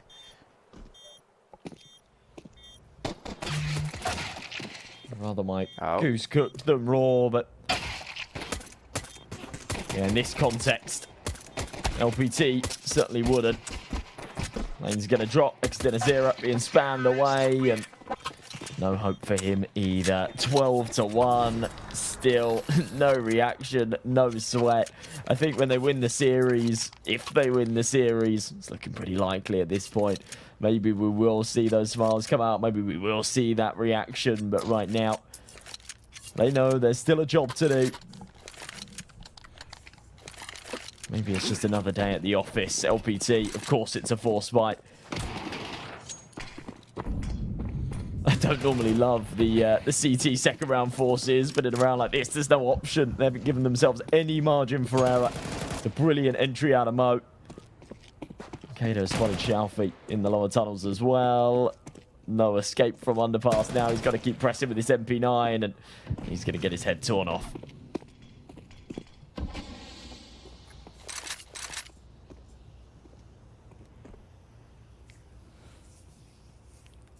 There's one bit of copium you can take away from this, is that Denizera had a 100% round swing for the rounds they won. That's it. That'll That's get his all I got. RWS up a little bit. Yeah, that's all I got, honestly. I'm trying to look for excuses. I'm trying to look for any cope. But That's unfortunately, what I used to hate about ESEA, right? Your RWS gets completely screwed if you get smoked in a game. yeah. Can't have round win share if you don't win any rounds. Or maybe if you win 0 rounds, it's you get 100% anyway, because you're responsible for 100% of the 0 rounds being won. Sadly, not how it works. And LPT know it. Lanes. He's found himself an AK. Any other point in the game, you'd say, ooh, I'll go save this. But yeah, no option for that here. Has to walk into the blender up short. And it is going to be the X-Goats, your champions for map 1. And doing it in such a fashion. Champion seems like a big word, right? Just the winners. But They crack me up. It feels, yeah, it just felt like such a breeze. It honestly feels like one of those tropes about you know how like every game has a character trope where there's a character that's just like hyped to be the best and like calls himself the champion, this or that, but then they're kind of just like mediocre. I felt like that was what you were teeing up for, but we're gonna be throwing it straight to the desk to get a little bit of analysis as to what went down. Thank you, our aggressor, for this. Honestly, it was an amazing game to watch. XGOT, they showed why they were the winners last year. They showed why they're gonna keep up with this title. Maybe yes, maybe not. But honestly, as a first map, maybe this was a warm-up for the Liga team. But honestly, it was kind of hard to them to get even that one last round. Yeah, go ahead. Okay, I'll start with my yapping over here. I was looking at how they were playing as a team. Maybe yeah, the nerves are there. Maybe it's just because the first map, you know, you kind of want to let all the nerves out and everything. But so far, what I've noticed here, especially in the rounds, like the 8th round in specific and the 10th round, right? They have multiple times where it was a 4v2. It was like the most ideal situation for them to win the round, but somehow they don't close it out because there's a bit of a disconnect with the team where it felt like they didn't have the 1, 2, 3 swings. It was more like a job interview where you go one by one and you tumble down. Yeah, and looking at the scoreboard here, like, you know, this total stomp by the XGOT players, most of the players are double digits. When you look at the Liga Pro team, it's just one player with a double digit, and the rest, like KK, is struggling with 1 kill. I think if I could highlight the storyline of this map is that there was so much focus from Liga Pro team on the A-bomb side without even splitting from mid. Yeah. They lost mid almost 80% of the rounds, and I think that made it really a big struggle for them to sandwich or just join together from the A ramp or apps, or we didn't see much variety in plans. I would say it was going to mid, losing mid, switching to A, and it was a big struggle for them finding that gap, trying to get Dosia from the ticket, who was alive almost all the time. Even when he was at triple, he was also surviving, whether it's Mo or other players. They went to B once, and that's where they only got their first and only, I think, bomb plant. Yep. So I would have loved to see more variety when it comes to the strategies from the Liga Pro team, but again, XGOT are the, you know, they're the favorite to win this. So obviously they're going to have a very strong CT side. And this is what we talked about in the beginning. Mirage could be a very close map, or it could be a stomp. Yeah, that's true. But as we said also earlier, the fact that you adapt as a team to the playstyle of the other teams is a really important point that we didn't see today. But maybe we can see in Dust 2, as it's going to be our next map for the day. Yep, I do love me some Dust 2. I love me some Rush B, divide. You know, it's the typical type of thing. But of course, like, in all seriousness, it is a wide range of strategies here, and it depends on the execution. Like, we did see quite a bit of execution here from La Liga, but I wanted more from them. I wanted that cohesiveness as a team, as a unit, on being able to trade things off, right? There's, like I said, numerous times where it felt like they were ahead. They had I guess, prime opportunity to close it out, but they weren't able to because they're not really necessarily trading each other off. It's always felt like instead of having one player go, it should always be 2 players that go so that you can trade each other rather than having 1 by 1. And I think going to Dust 2, maybe we would see this micro adjustment coming from them. Yeah, that's true. Like, micro adjustment is really important on this, like, in this point, especially losing like 13-1 is kind of hard, especially mentally. We're gonna talk about that mentally in the game. We're like kind of had hard lose in the first map. It's gonna affect a lot, even though they prepared for that too. The problem is they got that round when it was like 10-0. Yeah. It was a bit too late. If they had that round in the beginning, there is potential for comeback. Okay, guys, we can come back into this, but they got that round so late. The momentum was dead and everything, and it was like a crazy clutch round as well. So I think going into Dust 2, there are two important factors here.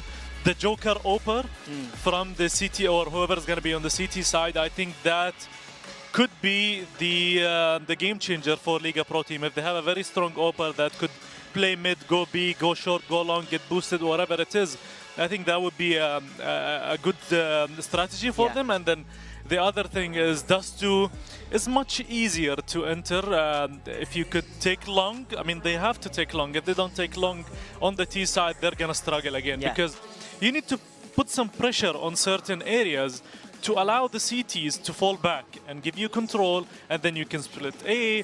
The good thing about Dust 2 is you can go from short to mid, you can go CT to B, you can do smokes, you can go long, you can do so many splits. Yes.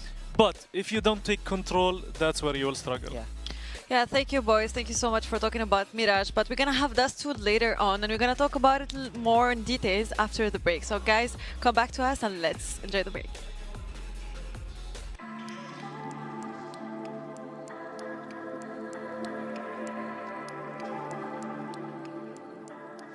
Welcome back, ladies and gentlemen. We just had the first game here in Phygital Shooters CS first map, where, I guessed it right, X-Giants are... X-Goat. X-Goat, sorry. X-Goat. Well, they're giants in Well, the they game. are being giants, right? Yeah. And they do have a giant on the team. I love that. Yeah, Dosia, I think, is a very, very strong vibes. That's literally the first thing Hakim said. He was like, "Ooh, I love to have a big guy in the team." Yeah, man. He's massive. He looks like a leader. He looks like an IGL in the game. Even if he wasn't, he's just so dominant, and his presence is something that you feel, and it's right there. And it was insane. There was a very dominant performance. Absolutely. They did not give them a chance to breathe. They controlled the economy. They controlled the center of the map. Tox also made some very strong points about them losing 80% of the rounds where they lost mid and had no control in mid. And it also made it very easy when they switched to CT for them, because they only had 1 or 2 rounds for them to win. It was just an absolutely dominant performance. I would very love to see how they're going to come back from this or try to come up with a new game plan for Dust 2. It's a whole different game. It could have been just like a warm-up game for them. I love that Unsi is being optimistic, and that's what she said. She's like, oh, maybe it's just a warm-up game for Liga, and they're just going to come back in the second that's game. So sweet of her to say. I mean, these were the scores, and I notice how they have literally the same deaths for Liga Pro Team, 14, except one is 13. On the other hand, we have most of the X-Goat players have double-digit kills, which just shows you how one-sided the game basically was. The only reason Zera has 13 deaths is because he was still alive when the last round was finished. So it was going to be 14. Exactly. So, I mean, in all cases, normally you want to be a goldfish. Ted Lasso said this before. Be a goldfish. You need to have a memory like nothing longer than 5 or 10 seconds after a very hard decision or a loss, so that you can move on. We're looking at some highlights right now. It was just X-Goat all the way. They were getting away with a lot of different shifts in strategy. At some point, it became a skirmish for them. They really had full control of the map, and they would be able to do whatever it is that they wanted. Yes. By the 10th round, this is when Tox was talking about that, given LPT was trying to get at least 1 point on the board, and it was just too late at that point. All right, well, this was the first map in Mirage map, and now the second game will be in Dust 2. So maybe that's a map that La Liga are much more comfortable with. We're going to have to wait and see. The second game will start quite very soon. So are you excited, Hakim? I'm very excited. I am also interested to see if LPT has a very strong opportunity for them to bank on the laser tag later. That might be something that they want to do. So it'll be very interesting for us to see what's going to happen there, because maybe the roster was designed in a way that they're not very strong at Counter-Strike compared to, for example, X-Goat. But they are very good at laser tag. Maybe that might be Yeah, the vibe, right? We talked about this before, where exactly. sometimes you might not be very strong at digital, but in the Very physical strong game, in you're going to be physical. very dominant. And I mean, Big Boy's got a lot of things to do right there for him to But you step know, up. Hakim, He's going to be a very feel easy like, target in laser tag. Exactly, that's what I was gonna say. I feel like you have a disadvantage if you're big size-wise in the laser tag, but if you're a small target, you're gonna be easier to move. It's gonna be Yes. easier. But maybe he's like very good at aiming. So Could be. before So- they even get the chance to shoot at him, he already shot them. Fair. You know? That's actually very fair. I think laser tag, there's a lot of trading, so you're Yeah. never gonna get shoot and not get shot. That's completely fine. The only thing is, what XGOAT needs to do, if they're not extremely strong at laser tag, what they're doing is amazing right now. They're doing exactly what needs to be done. They're maximizing the number of points that they have within in Counter-Strike, so that you don't have to work so hard in laser tag to seal the deal. Yeah. Right. Or to make sure that they get the win. So it's a very high, very tough, steep hill to climb for Liga right now. And we wish them all the best. We're going to start Dust 2 right now. Absolutely. The game is going to go back to the panel. Best of luck to you guys, and we'll catch you after the game. Good luck. After the GOATs team, the ex-GOATs actually, of our tournaments, the ex-winners who won the first map with kind of a stomp, let's say. As you said, the underdogs today that we have is Liga team, but honestly, I'm kind of having good hope for Dust 2. I like how you're kind of putting like a bit low, like kind of a stop, when it's literally, that's a very nice way to say it, but it was a 13-1. It is, a slump is a slump. You can't necessarily sugarcoat it, but It's so nice. It's so nice. Yeah, Right? I feel bad for them, honestly. Like, These CS people are not so nice. I was about to I say know, that. CS people are very brutally honest. So like, I'm just a girl. but in all honesty, it is a stomp, and we are hoping Dust 2 would be a more competitive map between these two teams. And honestly speaking, like, everyone knows this at the back of their mind. Like, everybody knows this map. There's the splits, the A split, mid split, whatever other splits you have. You have, like Tuk said, that you have to at least have a proper contention around the map to get that pressure. You can't just have all your eggs in one basket. You can't just all be A long and all be, in one area. You have to play it differently, not like what we did in Mirage. In Dust 2, you have to spread it out. Put the pressure there and make it sure that you're able to enter that site and take control of it. Yeah, I think if they don't win pistol round, Liga Pro team, we're gonna see another stomp. I usually I'm a nice guy, but in CS I'm very brutally honest. I can see potential. I mean, some aim duels were there; they could have won it, but it's the control. It's the controlling the pace of the game. It's making your opponents be afraid and being pushed back to hold from bomb sides. That didn't happen much. Yeah. They took mid control literally every round. Even if they didn't aim, they were throwing the grenades at the perfect moment, so they had a good read. Now, you guys might hear in the back there is lots of noise, and there is some giveaways actually to the crowd, and there is some power cams where you need to flex. I mean, they're giving out t-shirts and they're giving out stuff, which is so cool to see. If you are in Abu Dhabi or if you're in Dubai or if you have extra money, you can fly to UAE. I would suggest you come in for a t-shirt, 100%. which is worth it, right? But that's the beauty of events offline, on ground. And I want to thank Games of Future for this amazing competition. We're still in the first game and we're seeing so much going on here. We still haven't got to the laser tag, which is the highlight of this whole competition. Yeah, the highlight of this competition, but I think it's gonna be like, I think even if you lose the Counter-Strike games, you're gonna be excited to play these because it's a new experience overall. So for the players, I think they will be like more excited to play the laser tag than playing Counter-Strike. I think you're really excited. You really want to play from the start. I'll speak to Dosia. You can join instead of him. Okay, I'm in. Bye, guys. Get that jersey on. I think, yeah, I would go there. Like, guys, bye. Let you here, take the desk and do whatever you want. With your zombie deck, I don't think so. No, don't tell this.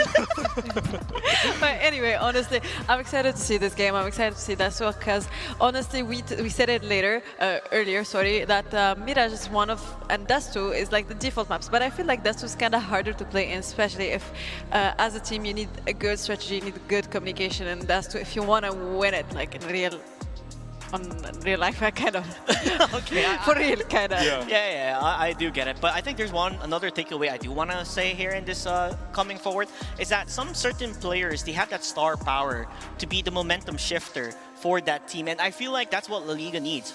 They need to have that star player to set things up for them, to give that opening that they need. Because if they keep getting shut down, the morale is going to be down, the overall team play is not going to be there. So you're definitely going to have a lot of problems, technicalities. So if you have that one guy who can step up and bring the team on his back and say, we got this, let's go, play as a team, play as a unit, get that trade-offs, 1v2, anything, then hopefully we'll see a closer match. I'm not sure, but I think we've seen the knife round offline, but what I can see is that XGOAT won the knife. I'm not quite sure, but seems like they did, and it might pick CT side. Maybe we can get confirmation on this. And CT side on this too, once again, XGOAT, if this is actually what happened, is that they're going for the safe. Is it the safe game, the safe picks? And I think we're ready for the game. I'm not quite sure, but yeah, but we're seeing in front of us the knife round, the one that we are ready for. So let's talk a little bit about the knife round as we seeing it in front of us. I predicted the future. Yeah, I predicted the future, exactly. So. I was like, what's Dux saying? He's like, he's already 5 steps ahead of us. This is long years of CS, yes. This is why you were the ex-pro. Yeah, exactly. Yeah. He's the ex-pro, and he, like as you said, like the ex-GOAT, they won again the knife round. So it's gonna be another time the favor for them this time also. Yeah. Yep. But I mean, going through it, like CT and T, like it really depends on your play style and how well you can do. I do, for me, prefer CT more than T, just because it's much easier to rotate around and hold the site down. Now it's just a matter of fact on how it will go from there. Yeah, that's the point. We will see how it goes, but it's not going to be with us. It's going to be with our guests. So, ladies and gentlemen, enjoy the game, and let's see what's going to happen. It's pretty funny that Tox is able to predict a knife round when he can't even hold a B-rush in his own actual league. I wish he had some of that gameplay while he's actively playing. Sorry for throwing you under the bus, Tox. I just really dislike having you in my queues. But Josh, XGOAT, CT side, is he getting worse? Wow, you're just catching strays. It's so unnecessary. It's not like a stray is overselling it. Sorry, underselling it. That was a direct hit. That was very deliberate and mean. Yeah, I'm definitely leaning towards XGOAT for this one too. Dust 2, a map that sort of follows quite a similar blueprint to Mirage, doesn't it? And a knife round is almost always 50-50, but just such a statement to be taking both of them. Super aggressive here. Ooh, Minor does read this long aggression. Takes out Duke for sure. Is actually quite ready for more aggression to come as well. It's going to be Dosia that'll be tested on this B-bomb site. They're going to burst through, and he's got to shut it down with the Julies. Oh my god, this is going to be a bloodbath as the Dualies will take him down. And LPT, we finally managed to see Dosia crack a smile at least. I'm going to be honest, the round just looks miserable from LPT, doesn't it? And it's wild, because we're talking about, you know, some pretty good players on this roster. You see, it wasn't super crisp from Dosia. He's missed a lot of shots there. He's spamming bodies, and just nobody's able to trade it. There was ample opportunity. Just can't connect the shots. Force buy here in the second round. It doesn't surprise me. What would surprise me is if they're able to win it. XGOAT have actually gone very light on the investment here. They're trying to save a bit of cash. I think they're expecting LPT to be on an eco, which is why Dosia and Mo haven't even reinvested. Might be in for a bit of a nasty surprise when these upgraded pistols and armor come knocking. Miner's got himself a scout as well. Bit of Kevlar behind it. A minute on this clock. It does look like they're going to try and run it back towards B, but this time perhaps with a bit of mid-control. 55 seconds.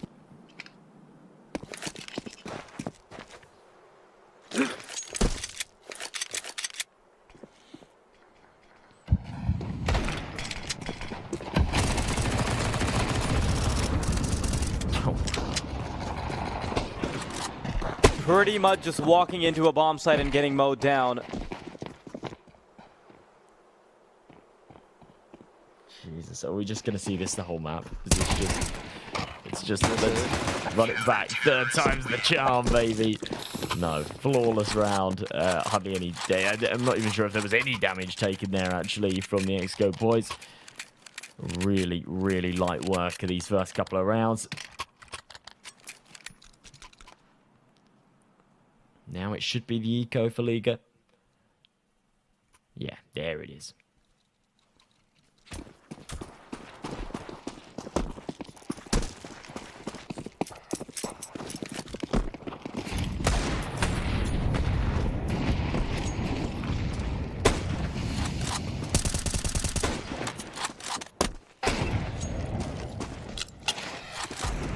Couple of chill shots coming out of Mo. In the meantime, by the way, there's a little bit of long action going on that Doja's going to push in. Get shut down by Miner. So maybe this round still has some wheels behind it. They've managed to pick up an MP9. Problem is that all you got is pistols and no armor. It should be like a chainsaw against the trays. Grass, even. Also, I'm really liking this little detail that we see. We get to see a second picture-in-picture display to see if there's like a push or something coming in without taking away from the main action. That's something we don't see on like a lot of big-budget broadcasts, like Tier 1 stuff even. So that's cool to see. Wildly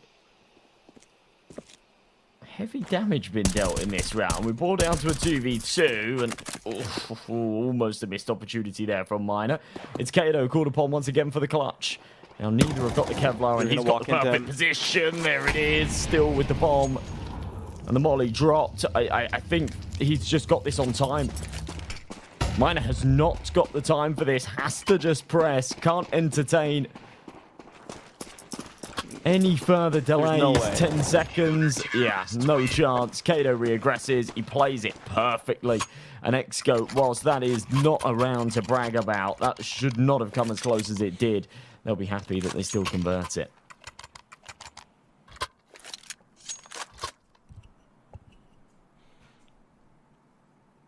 Maybe Dust 2 can be a chance for LPT to now get back into the game, because perhaps game 1 feels a little off. You haven't warmed up. Maybe you're not used to the time zone. But now there is no excuse left.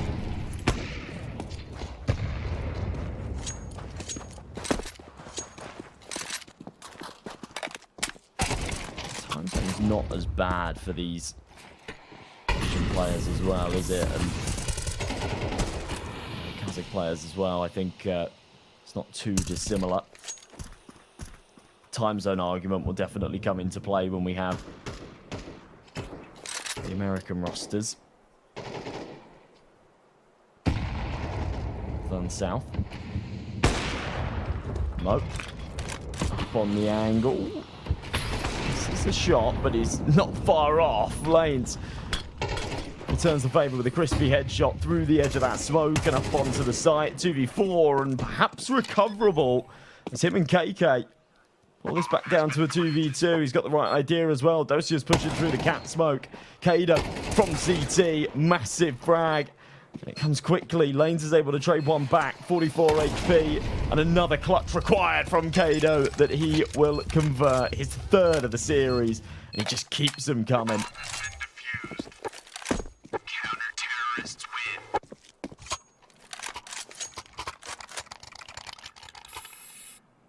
He's just cold. Look how cold he is. Yeah. He is unfazed. We are 4 rounds in of the second clutch of the game. He's just, yeah, whatever. This is just a beatdown, and I totally get the frustration from the LPT boys, because this could have very easily been 2-2, and they would have a money advantage to just take into the rest of the game. Try and pack on top of it. Look at this from Mizu. Tries to get a little ahead of the action. Plays into lower tunnels, but knows that if he keeps pressing forward, death is certain. Back to a bit of a default. Denisera trying to take control of short. Players sprawled all across middle. You've got one prong holding tunnels. The only thing that they've pretty much abandoned is long, which I would be a little worried about personally, because XGOAT have proven that they are more than fine with going for long pushes. Well, they did it on the pistol round and it was punished. We haven't seen it again since, but yeah, Dosia could absolutely just walk through on a timing. They did it in a gun round as well. It was Dosha to get punished by Miner. Ah, yes, you're right. But LPT almost pulled it off with the pistols. This time, the B split. Lanes has found an easy kill on Takado. It's on to Mizu to try and recover this sinking ship, but I fear there's too many holes. And he's going down. This is unsalvageable. A B retakes aren't enough at the best of times with a two-man disadvantage. Now 3, now 4. The round is cooked, and XGOAT. Oh my god, look at what Dosha's trying to do. Series. He might actually get away with a couple of kills and really mess with their economy. Playing right behind the barrels where his body's not visible.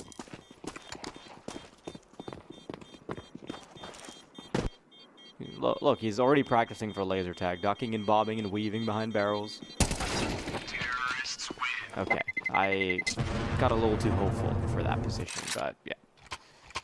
I'm so impressed with the laser tag map, by the way. Like, stream haven't got to see it yet, because obviously we haven't had laser tag match yet, but yeah, seeing it in the rehearsal yesterday, it is very cool. Feels very similar to a CS map.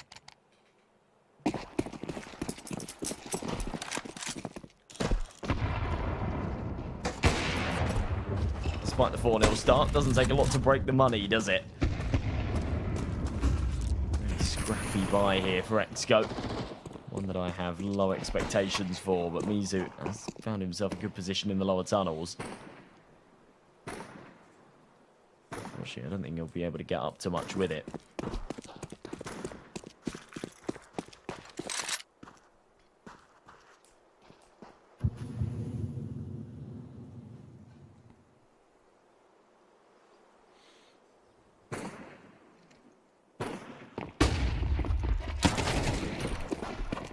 Oh, I think if he doesn't get checked there, they get absolutely cooked. So going to try and do something with the pistols, though. You've got one consolation prize, a picked up weapon. Perhaps something can be built off the back of it, but don't expect this to do much. Just trying to creep in closer. Hoping to go for pot shots with the scout rifle. Actually gives him a chance back into the site. The body is visible. Denisera saves his team by finding the kill on the scout player. But getting this defuse going feels like an exercise in impossibility. There's a very little amount of utility that the T's have to defend, but they don't even need it. Dosha trying to line up a kill, but the op's going to be waiting for him. So LPT this time, at least, it's a good enough start that we can think about having a closely contested game. If the scout denies the plant, which realistically it should have, that is a very, very different round. Somehow the shot's just not connecting. That weapon nowhere near as accurate in mid-air as it used to be back in the old game. Round that comes close and probably shouldn't have, but going to run it back with slight investment again. Duke for sure over the 1D to open things up. Mizu takes one elsewhere. Decent flash, but Miner unfazed. 3v3, he's low on health, he's got to be careful. The bomb still worries about a second prong coming up from long. Dosha, opportunity to go big with the scout rifle, just can't land it. Those missed shots, I think this round should be done. Oh God. Yeah, they do get there eventually.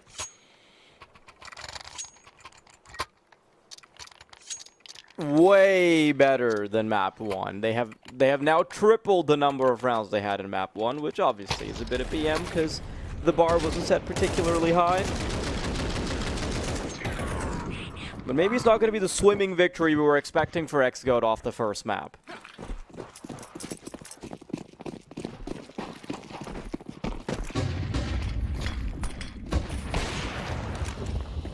Ooh, Xiaofi. Big kill. Very quick. What a way to start off the round. It's allowed Miner to get out of long as well, but he doesn't get very far. Denied by Mo, back into a 4v4. Mizu down behind the Xbox as they're going to tiptoe their way down. Barrel round the corner. How does he get away with a double? Going to swing the scales big time. Lanes and KK got some recovering to do.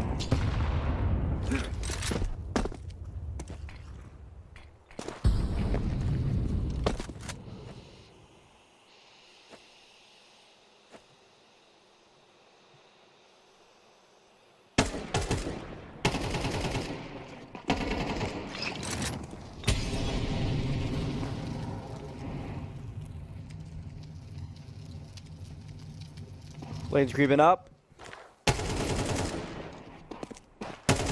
Might be difficult to expect him to be there. He gets caught out in the open. I cannot believe he's allowed to make the adjustment and stay alive.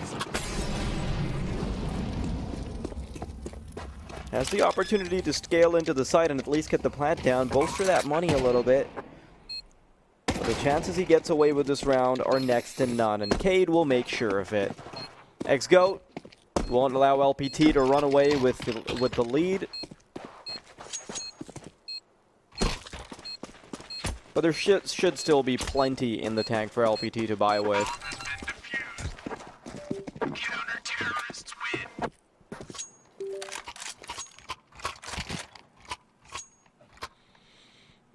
Yeah, there should be.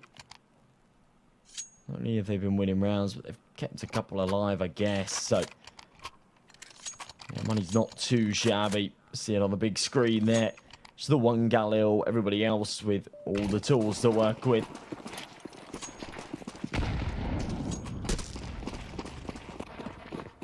We're ready to run it back. Maybe something a little bit quicker to come here into the B side of things. Miner with his AWP. Just up on the angle. Two teammates tiptoeing through. A little bit too wide from Mizu. As him and KDO are going to drop quickly. Duke Mashura follows suit. And that is a very, very good B execution. XGOAT have no way of fending it off.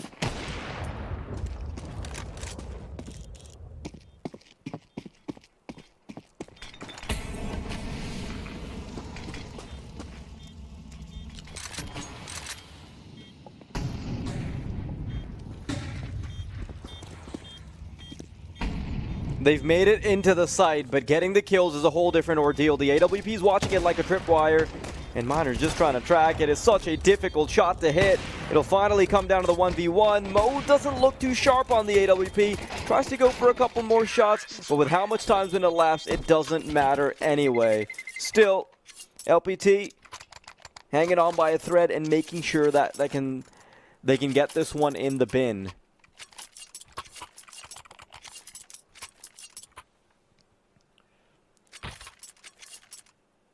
This has been a little bit of a weird map so far. Far more contentious than we saw on Mirage, and wildly unexpected after what we saw on Mirage as well. Has to be an eco here with the one hero rifle. It is somewhat bizarre. Duke for sure was having a mega impact in that first map, but yeah, definitely quieter here, which is why it is a bit of a question mark that he's decided to spend all of his pennies on that M4A1S. Extend a zero. Tiptoes behind the smoke. He'll be up onto the side and incognito. Still expected. Duke for sure lines up two. That's why he's bought the hero rifle, because he's looking to single-handedly win them the round, and he's doing exactly that with a triple. So we brought down to the 2v2.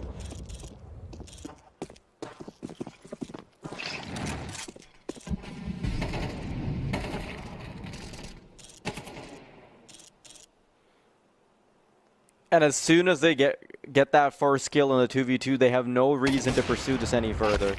Miner allowed an opportunity, but Cade will quickly take it right back. So a much more contentious game this time, 6-4. But I want to see how this develops further. If it's 6-6, you're going to feel pretty confident if you're LPT coming into the CT side, but something like an 8-4 or a 7-5, I think XGOAT are going to be ready to lock in. Just choose a type of map that doesn't really leave you high and dry, regardless of what side you're starting on. Both CT and T are just fine. But something tells me that playing the T side might actually be a bit more beneficial if you're not a fully structured team that plays throughout the entirety of the year. Being able to throw strats out of spawn, I think it's a big difference maker. I guess so. Bizarre round to be winning there, though. That was an eco with just the one hero rifle on Jude for sure. It was an interesting dynamic as well with that 2 versus 2. He actually dropped the rifle down to Kado. And then was in pursuit of trying to grab an AK, which could have gone wrong. Had to cross the site in order to find one. HG's going to blow the smoke open. That is lovely from Mo. The Tech 9 taken down, but still a great start to the round to try and pursue for 7. And LPT will limp their way up short with a man deficit. Into the waiting crosshair of Mo once again, who's now stood on top of the car. This is a nasty little off angle. Gives him a deeper sight line as well, so you can't just crouch behind it. Ooh, misses the shot though.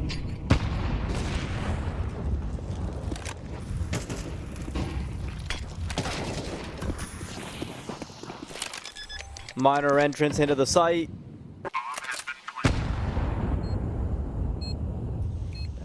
XGOAT getting ready for a 4-man retake. If they lose a player or two on the outset, I wouldn't even hate it if they immediately called it off. But the first skull falling will quickly bolster their confidence back into the round. Cade trying to go for a bit of a jump up. And Chalfie is so far away from the action, so removed, that he has no stake left in the matter. Just going to duck away, prioritize that AK-47. Oh, okay, that graphic kind of threw me off. I was like, why is there a biohazard on my screen?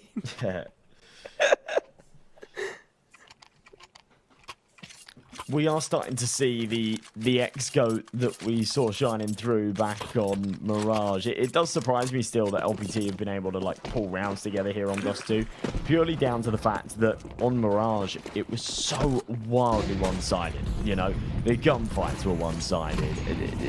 Everything about it just seemed incredibly uncompetitive. And yeah, just even the fact that XGOAT were pulling off these like big clutches and things like that just sort of proved that LPT didn't have what it took. Now what we're seeing here, even though they're still trailing, is signs of that ability that was missing on Mirage. Signs that they maybe do have what it takes to actually win a map and bring us to that side up. Mo spots the arm. Easy kill onto Chalfie. HG's going to do good damage as well. That's bang on the money. A nasty little start for XGOAT. I mean XGOAT. Sorry, force a habit.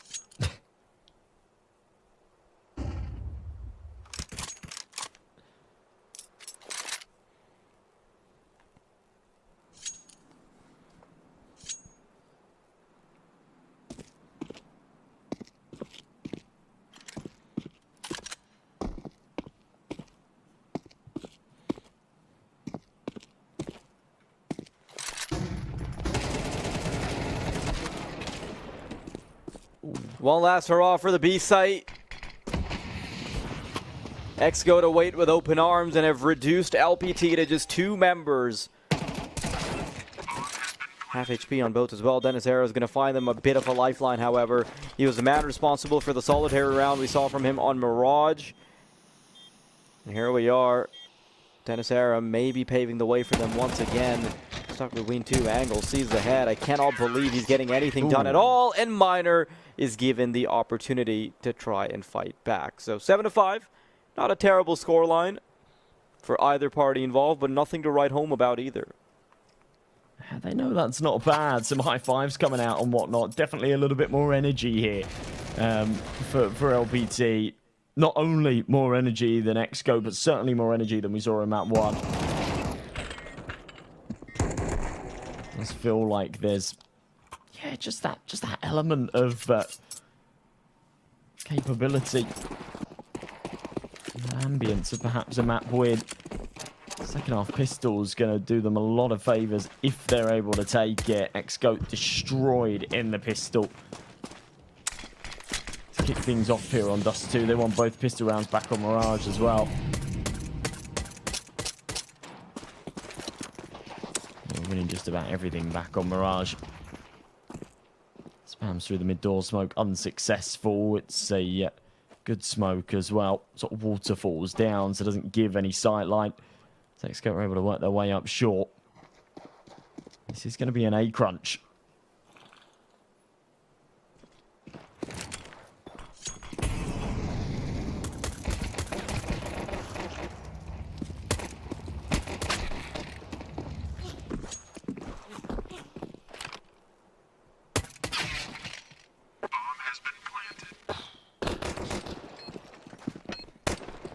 Smoked. Maybe. Okay. Probably not. I got a little hopeful, okay? He's really not going for it. Ugh. Yeah, it's a little disappointing, isn't it? Just a little. You're on the pistol round anyway, might as well give it an honest crack and hope for the best. And I'd like to remind the viewers, this isn't a best of 3 in the traditional sense. It's a virtual best of 2, and then you move on to laser tag no matter how well you do, because it's like a point system. In the group stages, you get to play out all 3 maps, because however many quote-unquote maps you win end up contributing to the total number of points you have towards the end. So even if you're getting absolutely smoked in Counter-Strike, there might be someone who's played laser tag poorly enough for you to still kind of make it. Yeah, and there's no, you know, until we actually see them. I was going to say in the laser tag server, but it's not a server, it's for realsies. Until we see them on the laser tag map, you know, there's no... Arena, yes. Yeah, arena, that's it. We're so nerdy, we don't know what the real word is. Like, what, is this stage? Is it arena? Is it a ring? Is it a server? Do they connect? But no, there's no preconceptions. There's, you know, I have no expectations necessarily for either team. It does come to that laser tag, so there's absolutely a chance for LPT to snatch it back, even if they do get 2-0'd here. Alfred on the side. Smoke gives him a bit of room to maneuver. Problem is, he's being spammed. One more bullet would have done the trick, but he's still alive and kicking. Drops down into CT. That would have been heard. You've got a 4-man stack on P, and it looks like Exco might be entertaining the idea of heading back and walking into it. Lucky for them, Duke for sure. Just on a little solo mission to clear out the A site. Realizes it's empty and calls his teammates to come and join him. So they actually won't be walking into that stack. No nasty surprises here.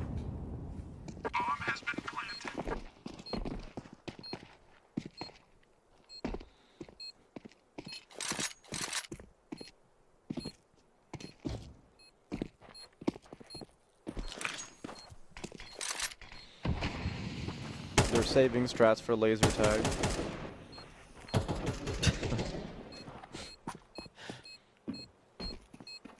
Makes sense.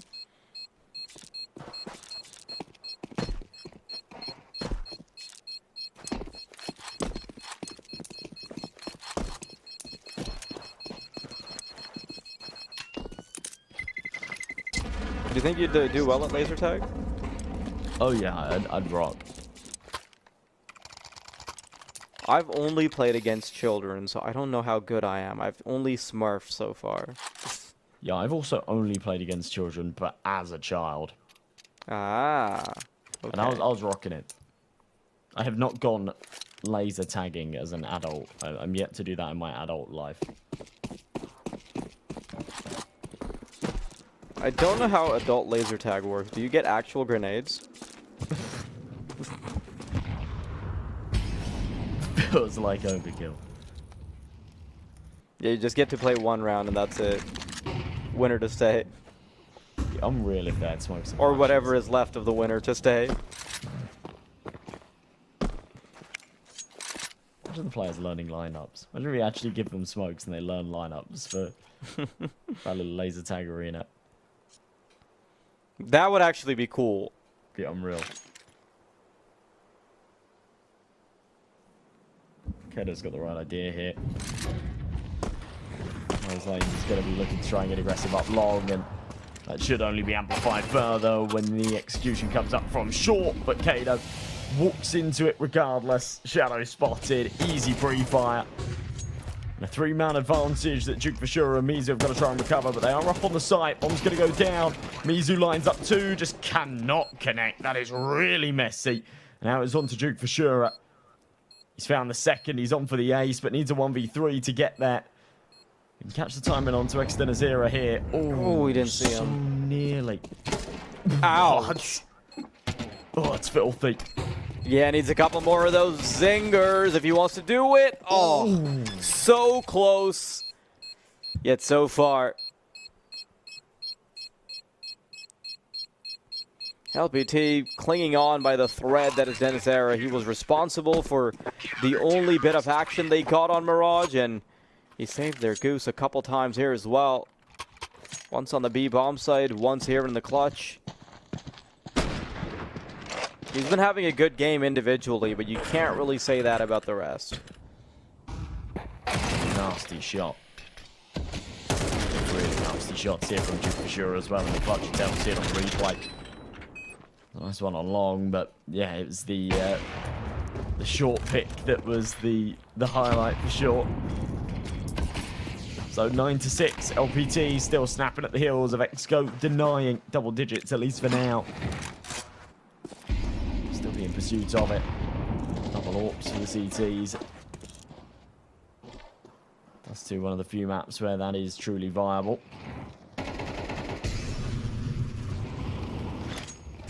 One on the B site, one playing A car.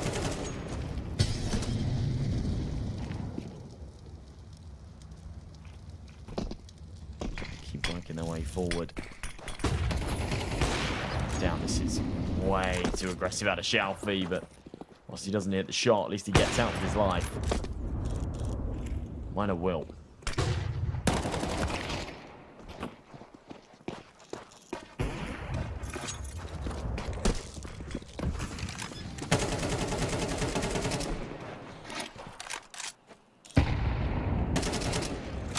Maybe Xcode aren't going to have a whole lot to do here. Just instantly mowed down by Dennisera and company. Cade tries to have a bit of a response, but that is all is going to be limited to. 9-7, LPT slowly creeping up. A chance to now add a little bit more to the tally as well, considering the money is not going to be the best.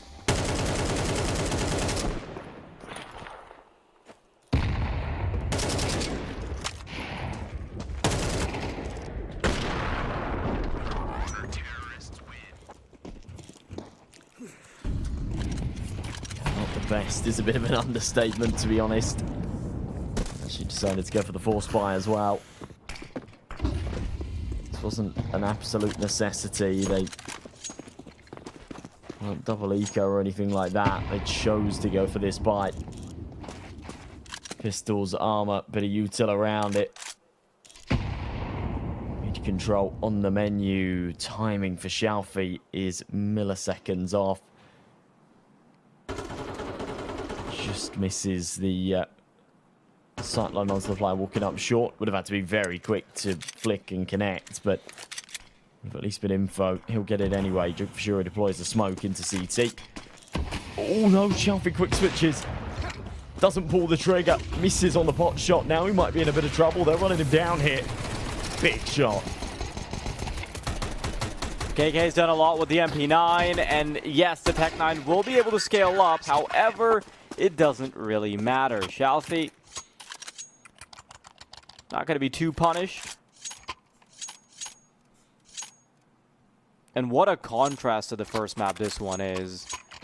This looks so much nicer from LPT. Still not the best. It still relied on Dennis Era and Miner to be doing the heavy lifting. Being able to go toe-in-toe with XGOAT, who you just got 13-1 by, is a pretty big statement to be making. Now, they're going to be back to Tech 9, pistols, the works. A really good chance to tie up, and I feel like XGOAT has been somewhat careless with their economy. They really have. They really have, and they sort of continue to be here as well.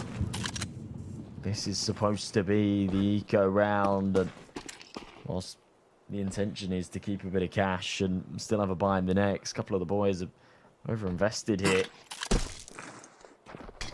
Sure, easy combo. $650 and $850 respectively, and yeah, it's not going to be enough to have all the bells and whistles in the next round unless they find some kills here. Get a bomb plant perhaps. Kado does crack things open with an important pick in mid. Miner follows up with one on the B side, but the crunch is strong. Kado ends up with a second. And now a B site retake. And Shelfie stuck on an AWP. Sure he's got the perfect spot. Just needs to land the head. He can't. And now this gets tricky.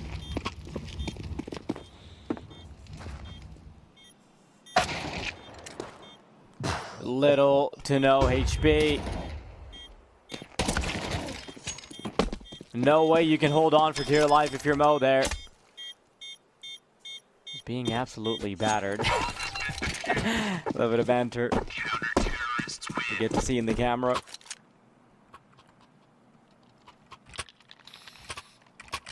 Yeah, there's a grumpy face on Doja. Surprise, a round that they were really supposed to be winning after taking the man advantage and the bomb site. It was a bit of a fumble from the Tech 9 in the lower tunnels, and then, yeah, missed AWP shot. Shouldn't have gone missing.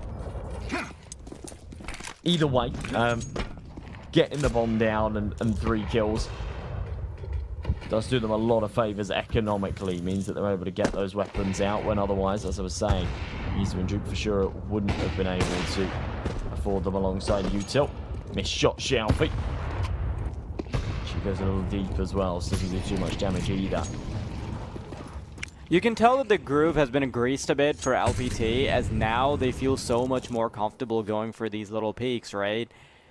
We see the boost towards short, they're getting aggressive, they're super happy to actually take matters into their own hands, which we weren't seeing before. They were being controlled on Mirage. Shelfie just trying to keep a finger on the pulse in middle. Short control's been given up, which does allow them to have the option to go back from mid to B later.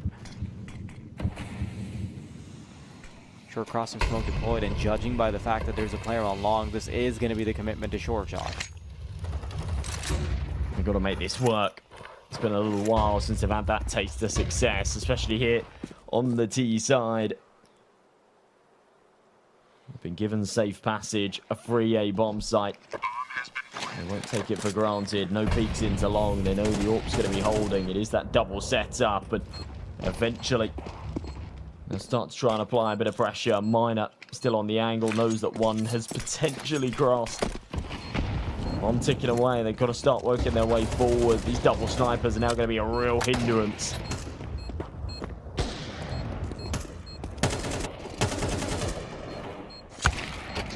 Should just be the easy cleanup. There's no way you're coming back into the round with 2 snipers.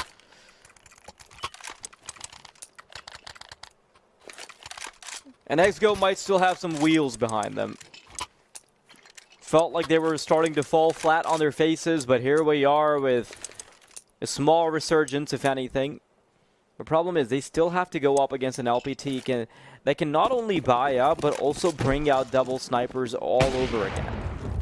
Unfortunately, I do think this threatens their future economy a bit. You have to remember that their little resurgence that they had of their own, it dries out their loss bonus. Not going to have much to work with if they lose this round. Yeah, it's a big kill from Doja, and Denisera is going to try and reclaim some of the space they've lost by trying to push through middle. He's going to have his back turned as the top mid player is watching for him, and that is it. Mo wasn't necessarily reading or anticipating that. It was more just a right place, right time, but he'll be very happy with it. Shelfie in the meantime. Here's Mizu jumping around. It's not quick enough to the trigger. Nor his lanes. Duke for sure. Very snappy, very sharp. As is Mizu at the end. And yeah, they're back to that groove, right? They're back to just looking so confident. The crowd's starting to fill out a little bit.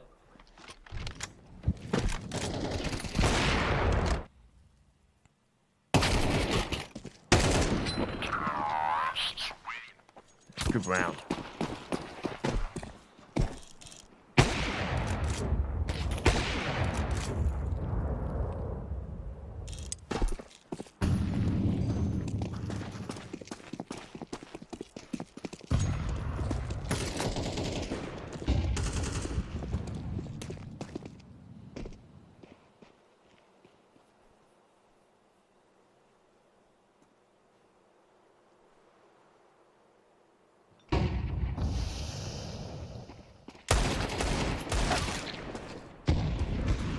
Unfortunately, the decisions to buy a couple of AWPs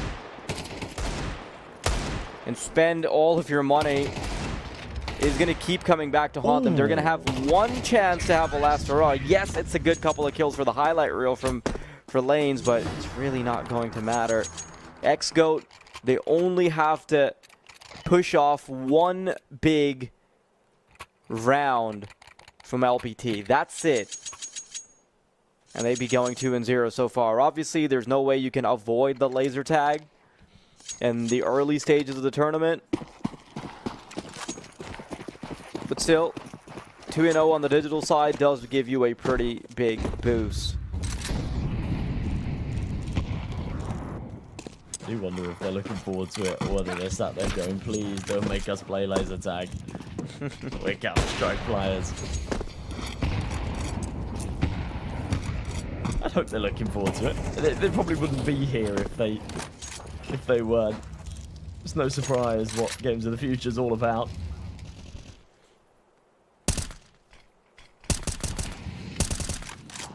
Shelfie going for the spams. Very close, but no cigar. Just misses out on the freebie kill.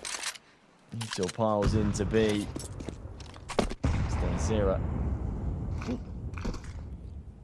evaded all by just being tucked in that corner. No rotations pulled off of that info either, but he'll stay put.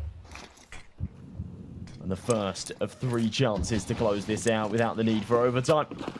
Czech squad start to work their way up cap.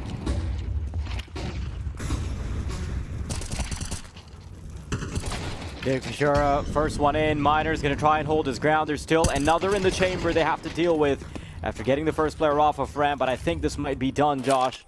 Yes, there's a lot of damage on Mizu and Cade, but there's a significant positional advantage that the T's have. A lot of time is going to have to be spent just putting these players into their positions.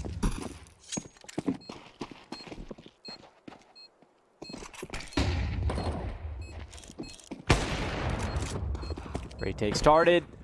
Modifying lanes. The last couple of players walking the plank, and XGOAT have done it 2-0 in their opening match before they head on over to play laser tag. That is going to feel like a massive punch in the gut, Josh.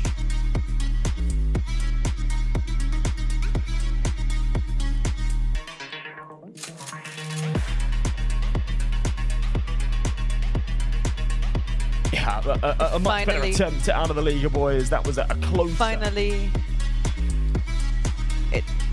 Finally, it was like the win that we were expecting, honestly, from XGOAT. But at least it was really close. It was really close for both of them. Kind of we didn't expect, especially after the first match and how like they lost Mirage kind of, as I said, kind of a stump. But winning 2-0 for the first half, kind of the qualifier, like we kind of expected it, but not that close. Yeah, I mean, it's good for XGOAT to get 2 points in already in this group stage, hoping to get a clean sweep if they can on the physical aspect with the laser tag. But this map too, in particular, the micro adjustments that I was hoping for them to do, it was there. Maybe there's a bit more polishing needed, I guess, in Dust 2 for La Liga Pro Team, because most of their strats felt like an all-in type of thing, where it was either we're gonna go B long altogether or B short. Maybe a bit more diversity, because they have the raw power. And I just want to take note of one of the star players I felt that was there from La Liga was definitely Miner. This guy with an operator, with an op on his hand, he's just like cleaning up. And I would love to see that more. Yeah, I think we've seen what this team is capable of. I mean, at some point they were almost doing a crazy comeback, and I think the good thing is it was 4-0 and then they got the round early on. That first round was at 4-1, so they managed to make a comeback. And as you mentioned, Miner, once he had that open his hand, he was... And I think we talked about this point where having an opener in Dust 2 is very crucial to winning this game. But at the same time, I think XGOAT in general on the T side were very... towards the end, they managed to have the, find their way back. But in the beginning, it looked a bit scary for them. The flanks weren't on point, but I mean, big props to LPT. They showed that they have potential, and I think this will help them. I mean, going into the laser tag, we're going to talk about this, but this is going to help them later on in the digital games, in the other matchups. So, yeah, hard luck to them. 2 points now for XGOAT and the laser tag. And you know who else is not going to be here to watch the laser tag? It's going to be Wildity. Yeah, he's going to miss out. But look at this. I mean, that's the scoreboard. And Miner, like we mentioned, he was the MVP, I think, on his team. But Mizu and Duke Fishura were on fire, but Cade, I think he had some really crazy moments. Yeah, 100%. That's true, that's true. It's not the KDA that matters, it's also the team play and how the overall team operates in the game, which is like XGOAT kind of have more experience in it, and that's what we saw on the game. But honestly, Liga Pro Team, they did more than we expected them this time. First map wasn't on their side, it was like really hard for them, but now it was really close, and kind of, let's say that adaptation was pretty there comparing to the first map. That's what we talked about, actually. Yeah, the adaptation is very important. And like I said, like it's just the first day. There's still more room for them to grow as a team, and there's so many things that you can go back and watch and figure out what went wrong. I think the #1 indicator here in Dust 2 was their B-side hold, where it's sometimes they just give it away to the certain extent where it's so difficult for them to take the side back. So maybe, just maybe, have a more solid foundation in defending the B side in Dust 2. Yeah, but honestly, like, overall, the gameplay, overall, you see, like, you can see it. They can see the improvement, all of it. So it's not just about the whole, it's the whole gameplay in the team, and even the synergy. Yeah, it built. I mean, we've seen them shout, scream, and we've had these moments where it builds the chemistry within the team. It gives back the momentum, even though they lost, but they lost with honor, let's say, and redeeming the 13-1 in the first game. So this will really help them in the future, and I think the laser tag is a different beast, because now you're not really pumped to go into the third map. You're pumped, you're like stretching and just doing, jumping jacks, and just maybe now we see some guys doing push-ups and getting prepared. And luckily for us, we get to see that live and just seeing how it's going to be the communication, because maybe on broadcast you can't see how they communicate, but live on site we're going to see how that's going to happen. I am not sure if Dozia or the other players are going to be a part of the, the game. What do you mean? I mean,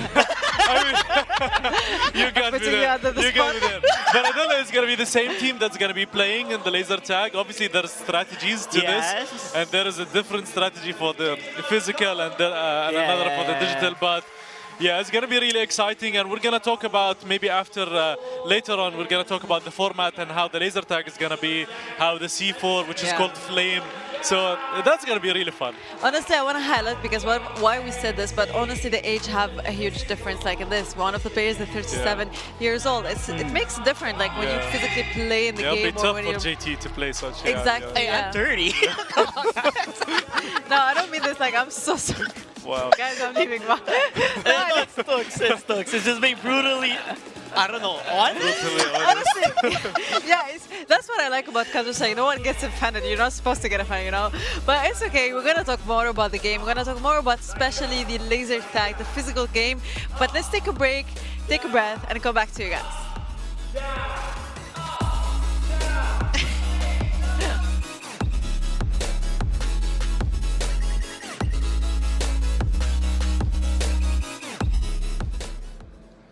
Welcome back, everyone. What a fantastic game on Dust 2 between X-GOAT and Liga Pro.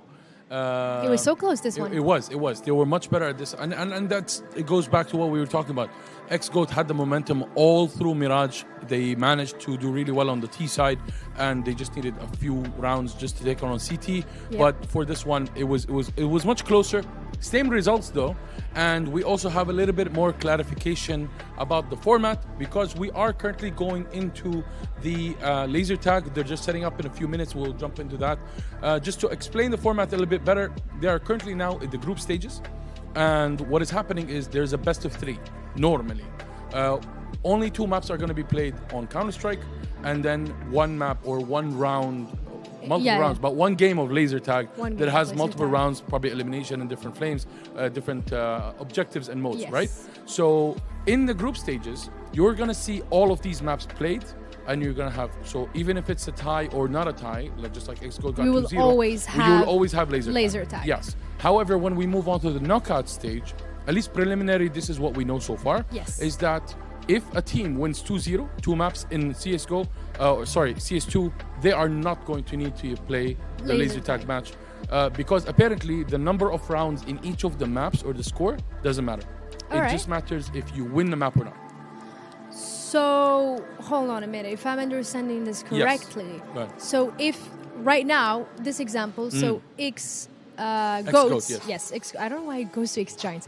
X-GOATs, they won 2-0, right? Yes. They're going to play laser tag. Yes. So does Liga have any chance to win? So they're not going to win the game itself. They're securing points, because the group stage is point-based. Okay. So they're going to have 1 point on the board, basically, while X-GOAT will have 2 points. So there's a chance for them to get 3 points for X-GOAT and nothing at all for La Liga.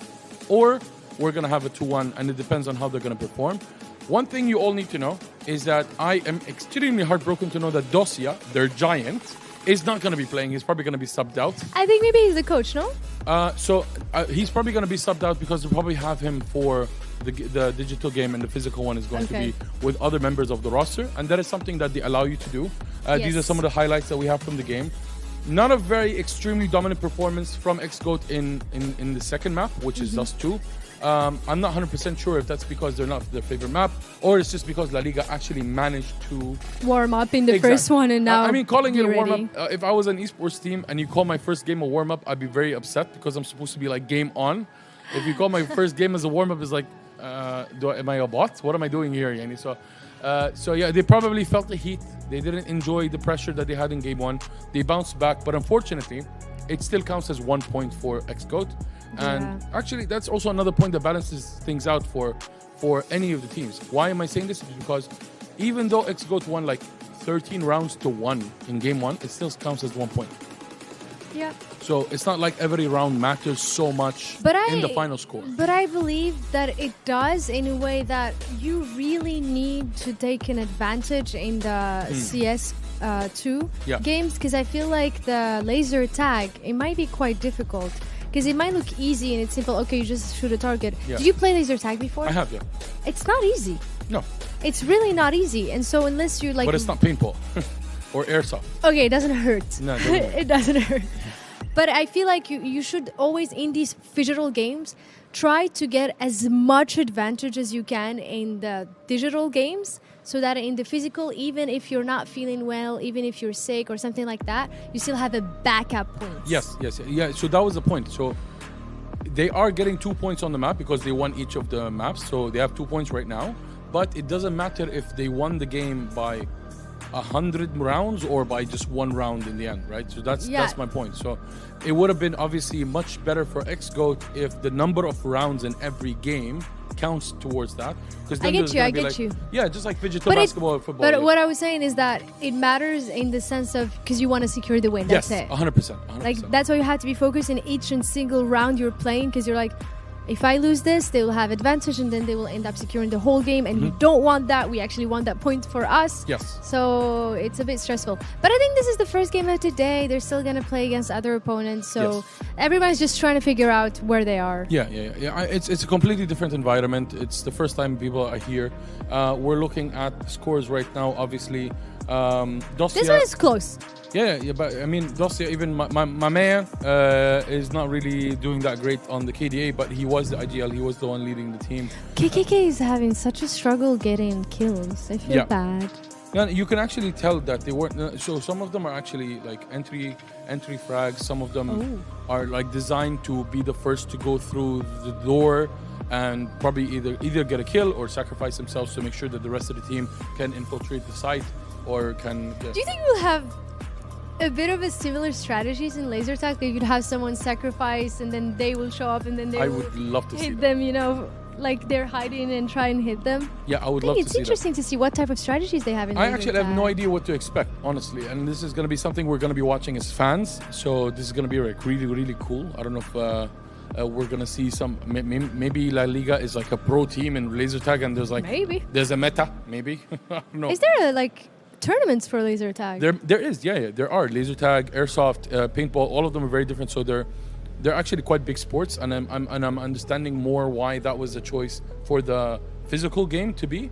But at the same time, we don't really have that much experience. We haven't seen much of it in the UAE here, so this might be an opportunity for us to see it as fresh games. Also, in the meantime, you're looking. There's also another game happening for MOBA. This is MOBA Mobile, which is Mobile Legends Bang Bang MLBB. I love the name. Are you a fan? A bit, yeah. You know, I know so many people who play it, specifically my Filipino friends. Yeah. They really, really love MLBB. Like, I remember I had a makeup artist and she was like, I was asking her, oh, so do you play video games? She's like, MLBB. And as soon as she finishes, she will play it. So they're very passionate. And yeah, what about you? What do you think of MLBB? I'm actually a very big fan. I've been following the game since it came out. Moonton does a very good job at publishing the game. They also put a lot of effort. I've seen some of their early work like 4 or 5 years ago, even when they were publishing in the Middle East for the first time.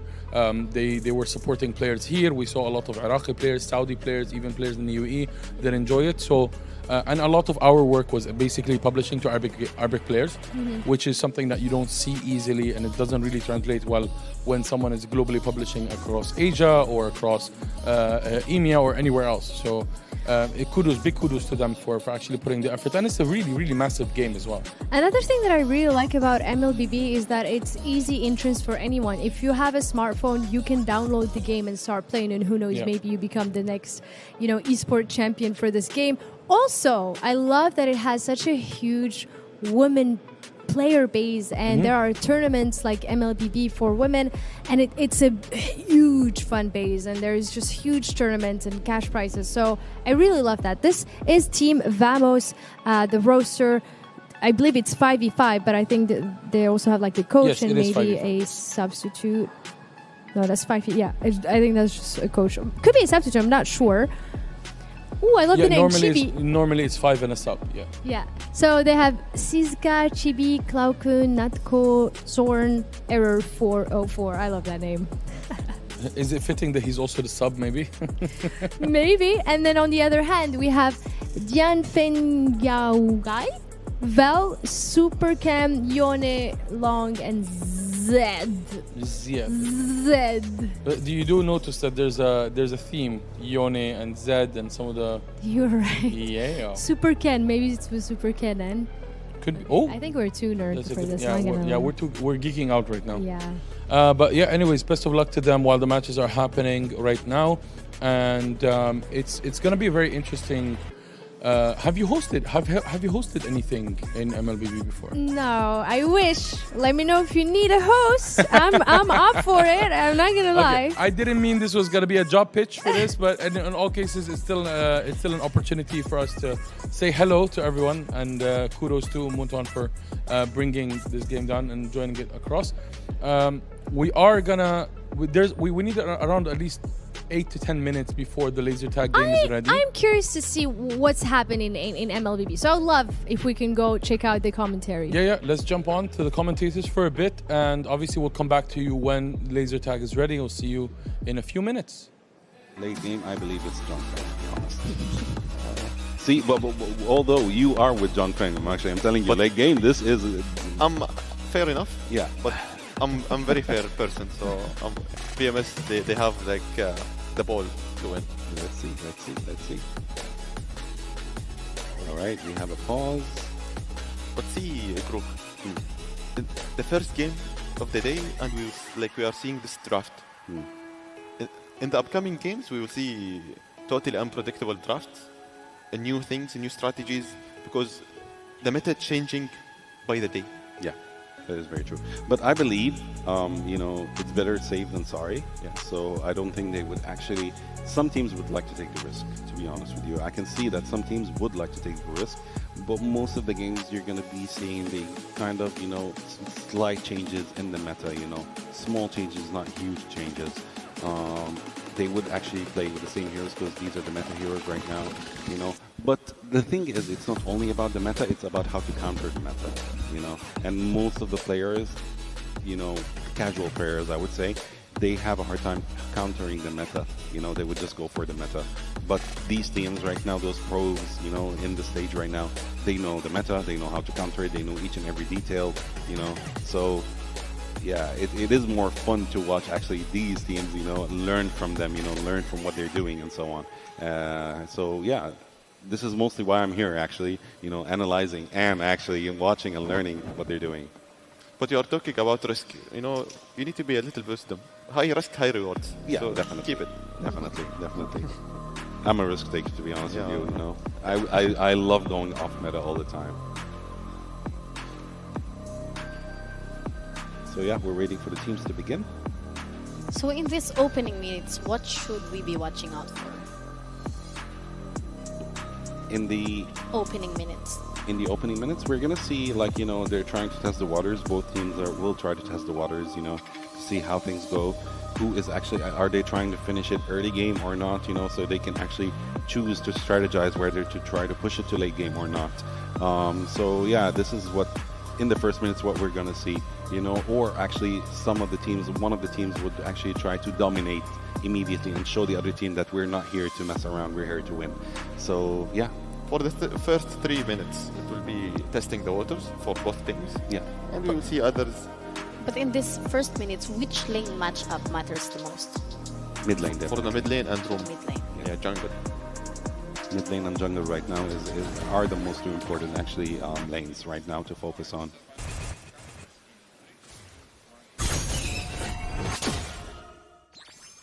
GG.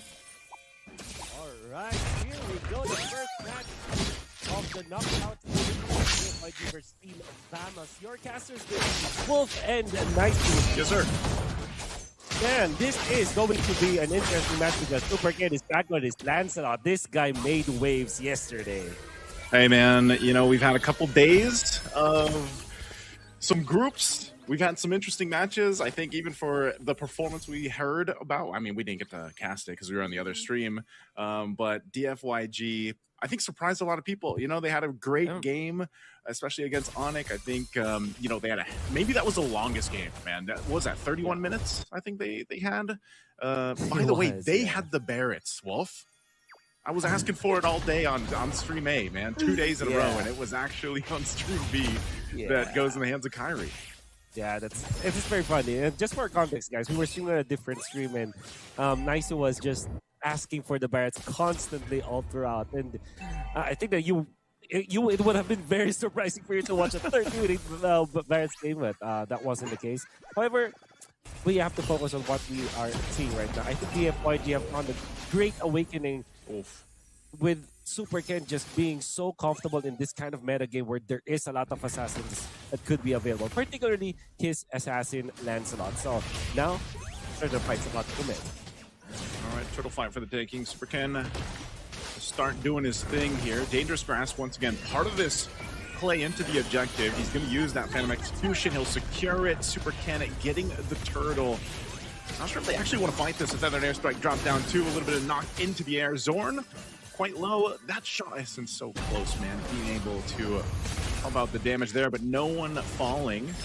Not sure if Yone wants to actually potentially pressure that purple buff, but it looks like he's not going to. So good little take there. An advantage, at least for the turtle, for DFYG.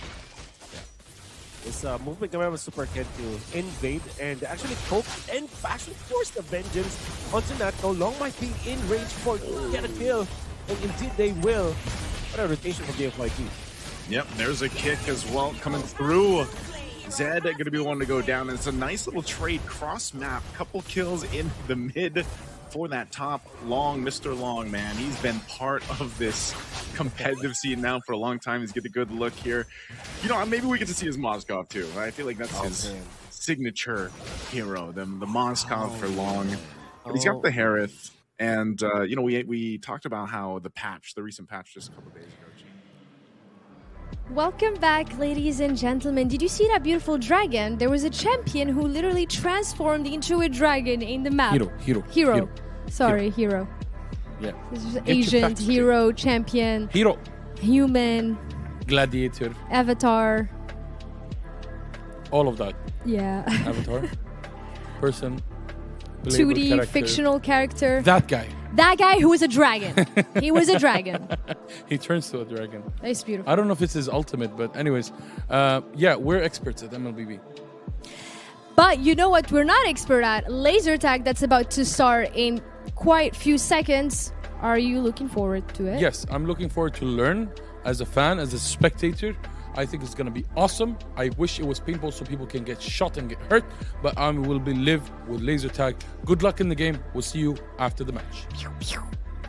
Typical game of Counter-Strike, or let's say laser tag, the let's say most wanted and waited game for us for today. Yeah, I'm gonna put a question here in the desk, guys. Have any of you played laser tag? I have. Oh, for sure. How's the experience? I played amazing, honestly. Look, Really? in the beginning I was struggling because I was following guys trying to do like shoulder peaks, and then I found the corner. And it was as soon as they came out of base, oh my god, like 30, 40 eliminations like in a row. So you know this is the guy that everyone hates in every game. Exactly. And the thing is, when you get someone a laser tag and they just put their gun down and they go back and they look so sad and you're just laughing. Especially that you see the reaction in real life. You know, like when you're playing video games, you can't see the face of the people that are playing, but now you're gonna see them. And especially our laser tag today is a little bit different from the normal laser tag that everyone plays in every game. So let's just remind people that in this game there is rounds. So every time that in the round, if you get like kind of die in the round, you have to step down and you have to sit down and watch everyone. So imagine like you're shooting someone and they're like actually dead, and you see their reaction like, you killed me, guy. Like, kill me. So it's gonna be fun. Yeah, it's like I got my eyes on you. Like I'm gonna get that revenge in the next round for sure. Adaptability is another thing happening here. I've seen the area, right? And for me, it feels a lot of open area in a lot, I would say. And there's a lot of positions, I guess, where you can't fit like a lot of people in it. So you need to be really spread out just to be able to find your footing in this map alone in the laser tag area. The thing is, I mean, I'm not sure if we're gonna see it on broadcast, but the map is in the middle. There are boxes and sandbags and areas to kind of shoulder peek, crouch. But when you plant, it's called the flame. When you plant the flame, it's so open. Like that's when things become a bit tricky. And then, so you really need to be careful once you reach that planting area and how you position yourself. I think that's where the struggle is going to come for, especially the people that want to diffuse the flame. Yeah. But if the people don't know how it works, is that usually the referees will give each team the password, yes, the password for the flame or the C4, and then they have to remember it. Yeah, of course. Someone's job is to remember the password. Password, actually, it's gonna be really hard. If I was there, don't give me the password because I'm really bad with remembering numbers. But probably for sure it's gonna be easier number than what we think about. It's not gonna be something really complicated. Yeah, like I hope. 9170 or something. Oh my god! 0. Imagine it's long number. Also, we don't know how many digits there is in there. I think it's 4. I think it's 4. If it's 4, it's easier. Yeah. It's like it's easy. It's like gonna be easy, way much easier. Imagine like 16 or something like. Yeah. It's really hard. So actually, it's really fun. But you know, you were talking about like the corners and everything. I personally tried it yesterday, and I was like hiding while trying to plan, and it may work for me. So this is also one of the points that we should highlight, that it's actually nothing is standard, especially when it comes to the physics. So people are like different. So it's gonna be like different angles from different perspectives. So it's really, really interesting to watch in real life. Yeah, 100%. Like the thing with physical sports or laser tag, like everybody has a different stature. Like one person's taller, like Tux, and then there's me, the smaller guy, right? So like smaller guy. I mean, it is true, right? So it's a Filipino genes. What can I say? But you can definitely, like, for me, I could talk, and I'm more covered. But if you're a bigger guy, it's like your leeway, like the coverage of your body is like you can't really fit in a certain area per se, right? So like you really need to think things through and like, okay, your job here is to flank on the right and cover this, and your job here is to be more dominant in the middle because you're more mobile, you're more smaller, so it's much harder for them to get their shots landed on you. Like stuff like this, you know, it has to be discussed for what type of strategy they're going to be going for. And also one more thing to highlight here is that you actually have 100 health point, but each shot on your body takes away 25. So 4 shots and you're out. And if it's a headshot, I think it's just 1 shot. So, and like Ansi mentioned, is once you are, I think the lights start blinking on your on your armor, on your helmet, you need to sit down and just watch. But if you are in the middle of like the path, you need to also find a way like next to the wall, so you can't, because people can hit you while going. So you could be an obstacle by mistake. So you need to also step away from you know, the people that are playing. But it's gonna be interesting to see, and it's also gonna be first to 6. So at 5 rounds they switch, and so it's faster. Maybe it's faster. And also we know that once you plant the flame, you get 40 extra seconds. So that adds more to the round time. It's gonna be a fun strategy. I'm looking forward to see if there's gonna be any changes in the lineup. Is it gonna be the same teams that played on the digital gonna be coming on the physical? And that could also be a strategy, like you mentioned, tall. You know, height could be a major factor. I think this is one of the times where being short is actually useful. No, wait. Even to be tall, like sometimes if there is a wall or something, if you're taller, you can't see over there. But if someone is shorter, they can't see. So it's actually, as you said, like blade with. It's like blade with 2. How to say it? I know it in Arabic. Okay. Double-edged sword. Double-edged sword. Double-edged sword. I know it in Arabic. I was like, oh my god, what is it in English? It's okay. But still, in any way, like overall, it's gonna be a little bit different from what you used to see, especially that now we have to highlight the fact that every team have a color. Even if you swap the sides, you're gonna keep the same color. So if you see a team playing with white, it means they're gonna keep the white for the whole game. So we have to keep an eye on them and to keep an eye on all of the strategy, how it goes. Also, there is another thing to highlight, the shock, because maybe you see it as just a light, but as we know, players will be shocked if they're gonna get hit. So this is also physical. You need to actually, it's not a huge shock, but still like, no? Yeah, and this is how you know you've been hit, because otherwise, how would you know? I do love the sound effects. Yes. Well, yeah, but for sure, like it's an indicator for you to know that there is damage that has been done, and it's one way to be realizing like, okay, maybe this positioning I'm at is not ideal, or like the movement of running to another side, you know, and getting shot. Like you want to reduce that type of thing, and Tux made a good point. Like maybe camping is one of the best ways to do, especially when you're defending, right? Like you have a good angle on that position. It's so hard to counteract or like find an answer to stop that guy from getting those kills. Yeah, that's true. But let's talk a little bit about the games that happened before this. How do we get to this point? Honestly, in Counter-Strike, we saw a lot of team play, and we saw a lot of players trying so hard for them to get to the point, because honestly, it's not guaranteed that you can play the physical game, but guaranteeing the playing and the winning of Counter-Strike is easier for them than the physical games. Yeah, and we're looking at the highlights here. I mean, the first game, it's something to be forgotten for the LPT team. I mean, it was a total stomp by XGOT, but then moving into Dust 2, it was more 50-50.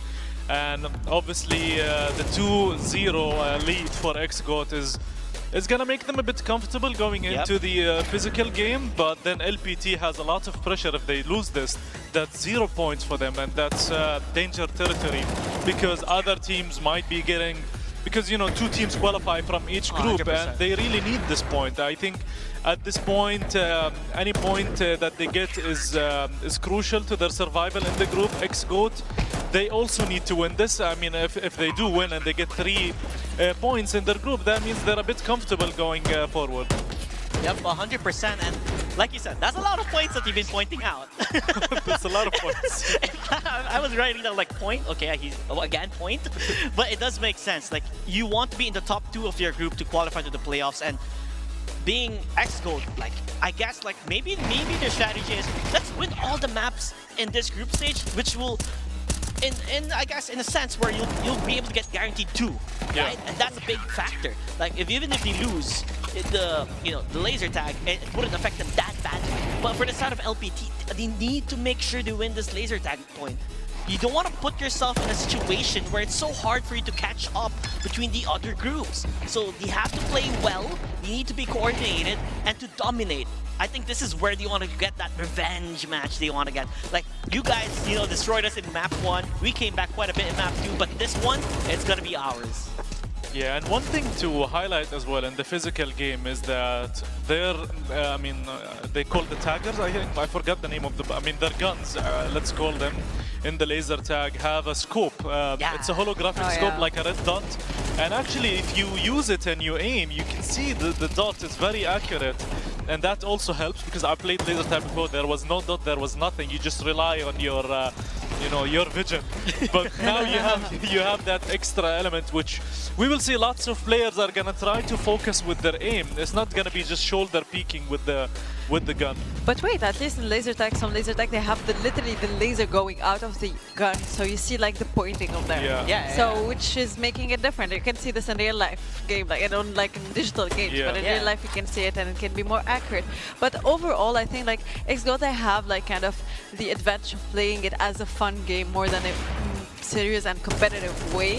So this can be like also a good point for them, because mentally they won't be stressed, even though if physically they're tired or something, they would be just like having fun and trying to enjoy it. It's like less pressure on them comparing to the LPT team.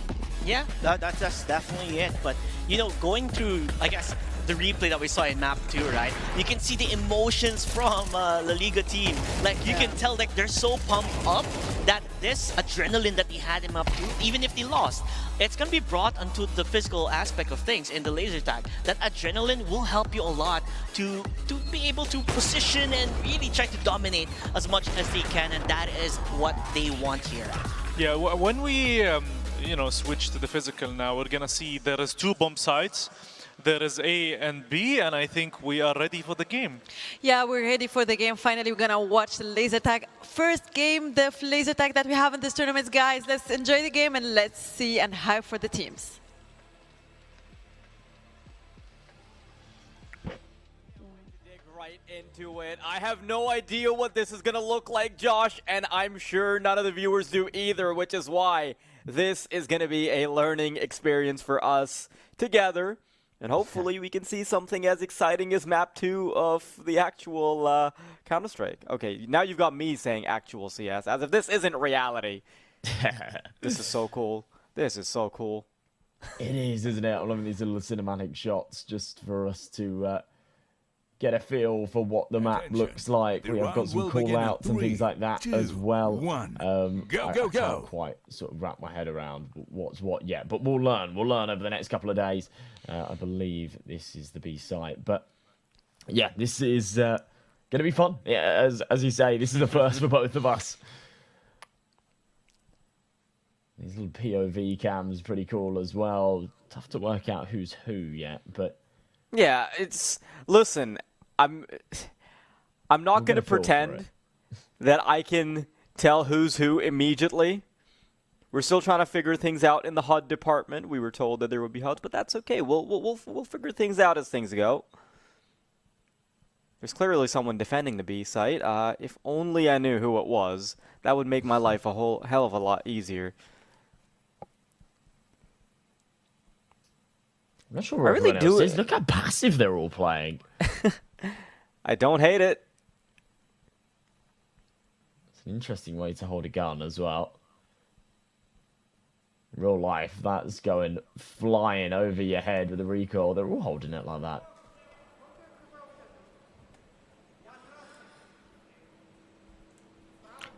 I think the idea is that everyone's just trying to get a better look.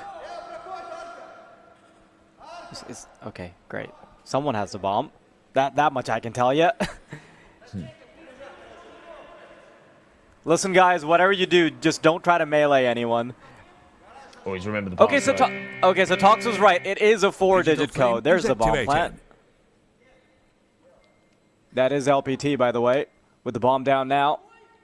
Judging by their jerseys, it was a little hard to see with all the other equipment, but now we know. T-side LPT. I love that they're so into it.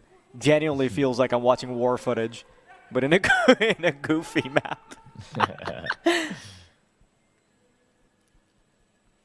Digital Flame is deactivated. What? Oh, it's been defused. Defense team wins. Why? Did they leave the bomb? What? Teams yeah, it's like they gave to up the the site. bases. I'm very confused. Yeah, okay, there's clearly some frustration going on in the LPT camp. I think they maybe misunderstood how long they have to defend the flame or the bomb or whatever it is. Okay, now they're having a bit of a conversation. Bit of a discussion going on now, some shrugging of shoulders, because... Was that a ninja defuse? Did we see a ninja defuse? Was the first ever game of laser tag a ninja defuse?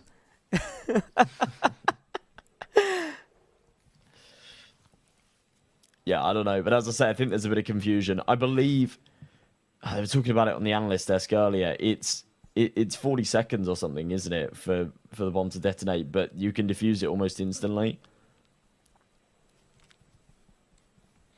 Yeah, 40 seconds to detonate, and how long it takes you to actually get the bomb down is entirely dependent on how quickly you can push the numbers in. Yeah. Now, our host was talking about how, you know, like it depends on how quickly you can enter the code, and that maybe it should be a shorter code so that people don't have trouble remembering it. But honestly, if you're a CS player and you don't know that 7355608 is the bomb code, you shouldn't be on the server. For real. You can't LARP as a CS player, then expect to do well in the physical version of CS if you can't even get the bomb code right. So I feel like that should be a trial that you have to remember the code. There was a cool booth at the major where there was this sort of bomb defusal thing, and it was like a real life replica CS bomb, and yeah, you had to defuse it as like a mini game. I'm sat in the queue with my girlfriend saying to her, like, you know, 7355608. Remember it. We're gonna win prizes. Turns out it wasn't that bomb code. You had to like decipher it from Digital Flame stuff on a is laptop. activated. It was actually kind of hard, but we won a little pin badge, a couple of wristbands. It was all worth it. Very cool. Ooh, action getting stuck in here. It's actually heating up. Oh my god. It is so chaotic. It's like watching an episode of Takeshi's Castle. And we've gotten to the point now where we've got players shooting each other at point blank. Teams return to the bases. Okay, now they're no longer focusing on prioritizing the bomb. Yeah, that's Xgo taking it again. That time it was... I think we might have seen a bit of a multi-kill there. It's really tough to tell without the HUD, but yeah, that was heating up for sure on the bomb site. I think that's maybe, I don't know, I was going to say that maybe that's the way to go about it, just sort of focus on the kills over the bomb. But yeah,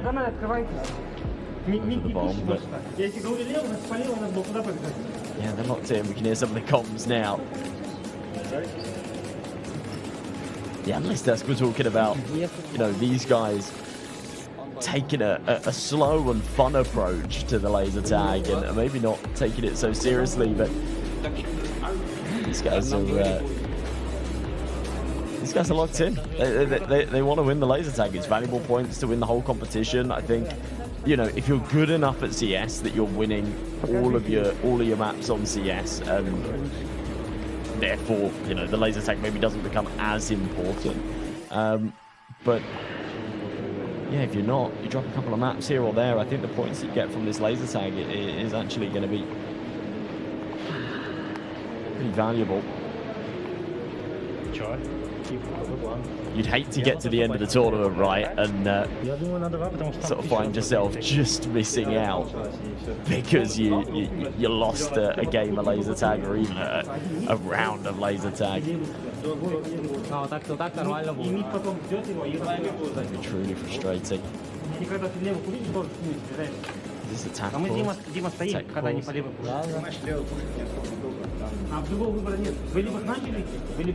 Okay, right. I was just getting clarification from production just now. Just so that there's no confusion. Just so there's no confusion for the audience either. To be clear, black jerseys is XGOAT, LPT is white jerseys. The score is 1-1 at the moment.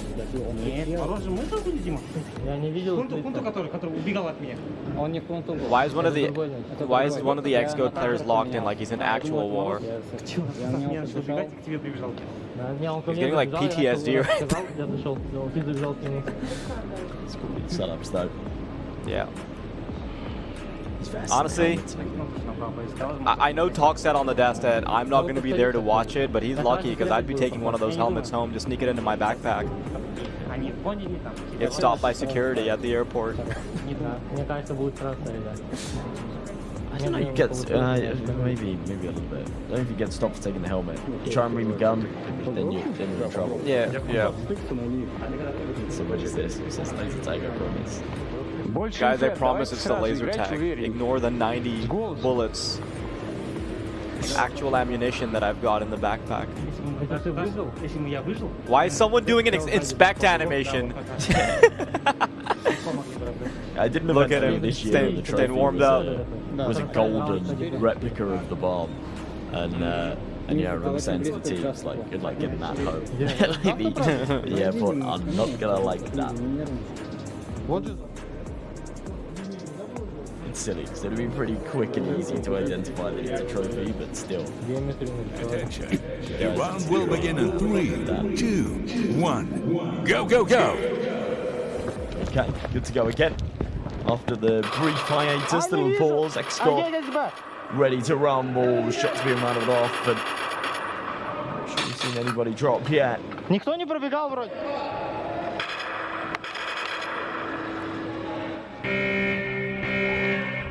Digital flame is activated. Oh wow. Is that the bomb down? Yeah, that's very quick on the bomb actually, and it seems like the defense isn't prioritizing bomb sites that much. Oh my god, this is getting so hotly contested. You can see that they're up right next to each other. It's going to be a lot of close range combat.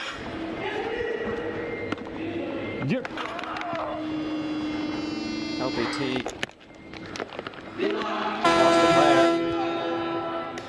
player. Attack team wins. Teams return to the bases.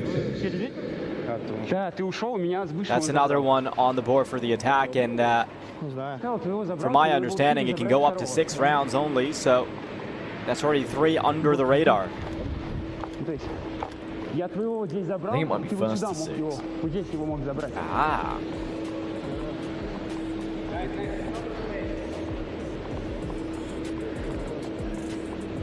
yeah, I believe that round came down to the fact that the flame exploded.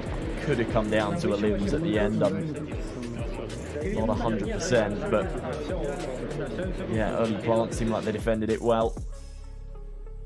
Just sort of get numbers on that site is the important part.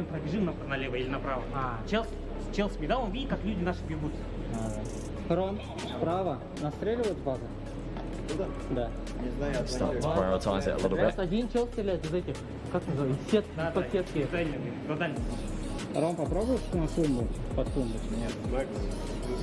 Also, for any of the viewers wondering at home, if this action is a little hard to track, we're trying to get the overlay fixed up, so we will be able to have a much clearer view of what's going on in subsequent matches. But for now, we get a bit of the demo look, the cinematic look.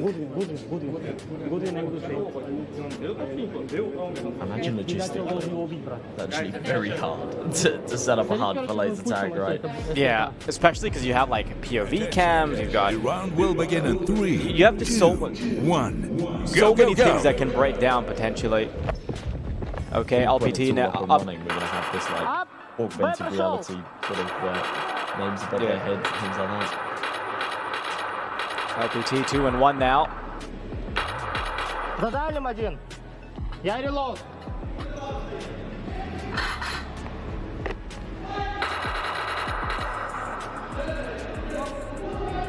Butting heads just separated by a wall.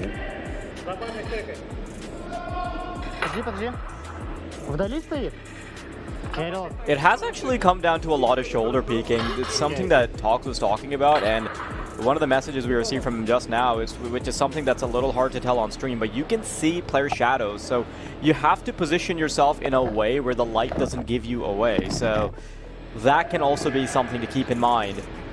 Just like in real CS. Yeah.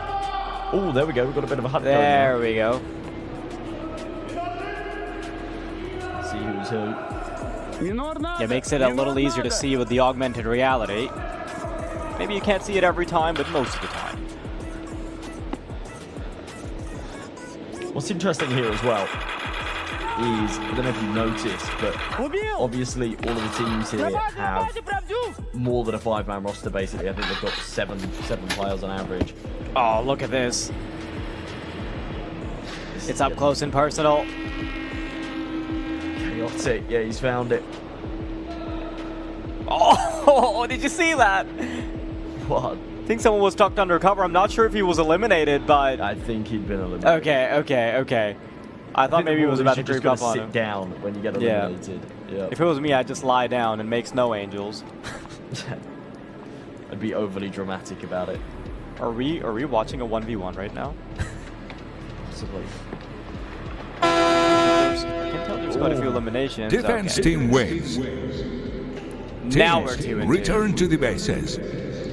It actually did just come down to the last couple of members. But yeah, you'll notice now, so all of the teams here have got additional players on the roster, subs and things like that. And I think we are seeing a couple of different pieces here. Again, that'll be confirmed when we see the HUD, but I'm not seeing those yet. I'm not sure I've spotted Kano either on the X-Go side.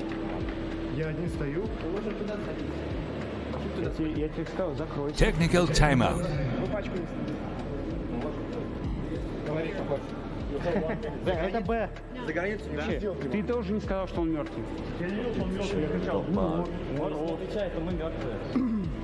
Didn't catch that. What'd you say? There's definitely Duke for sure. There's definitely Mug. But it's a little hard to tell with like the zoomed out camera and the jerseys, right? It does make it a little easier to have them split into different colored uniforms. So.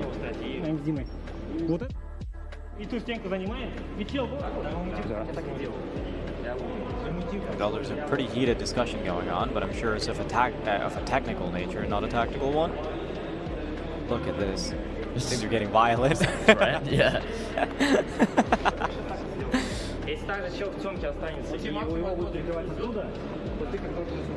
It would actually be like a 6 strat to have the substitutes basically be like 2 actual soldiers and they know nothing about Counter-Strike. Teams, return to the basics. Laser tag experts, pro laser tag players. Yeah, like imagine if Kojimo and the boys just bring like 2 Navy SEALs. Surprised me. A lot of the NA scene, like it's so common in America to join military stuff. Yeah, leave school and whatnot. Actually, a lot of the inspect animation took me out.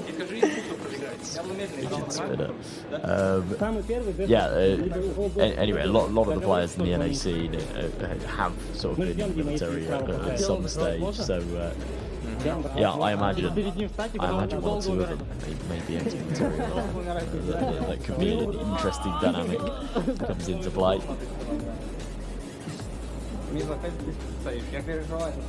My favorite part of this whole thing is that Doja wanted to move so little that he just like limply pointed to the other 2 guys on the team to go play for him.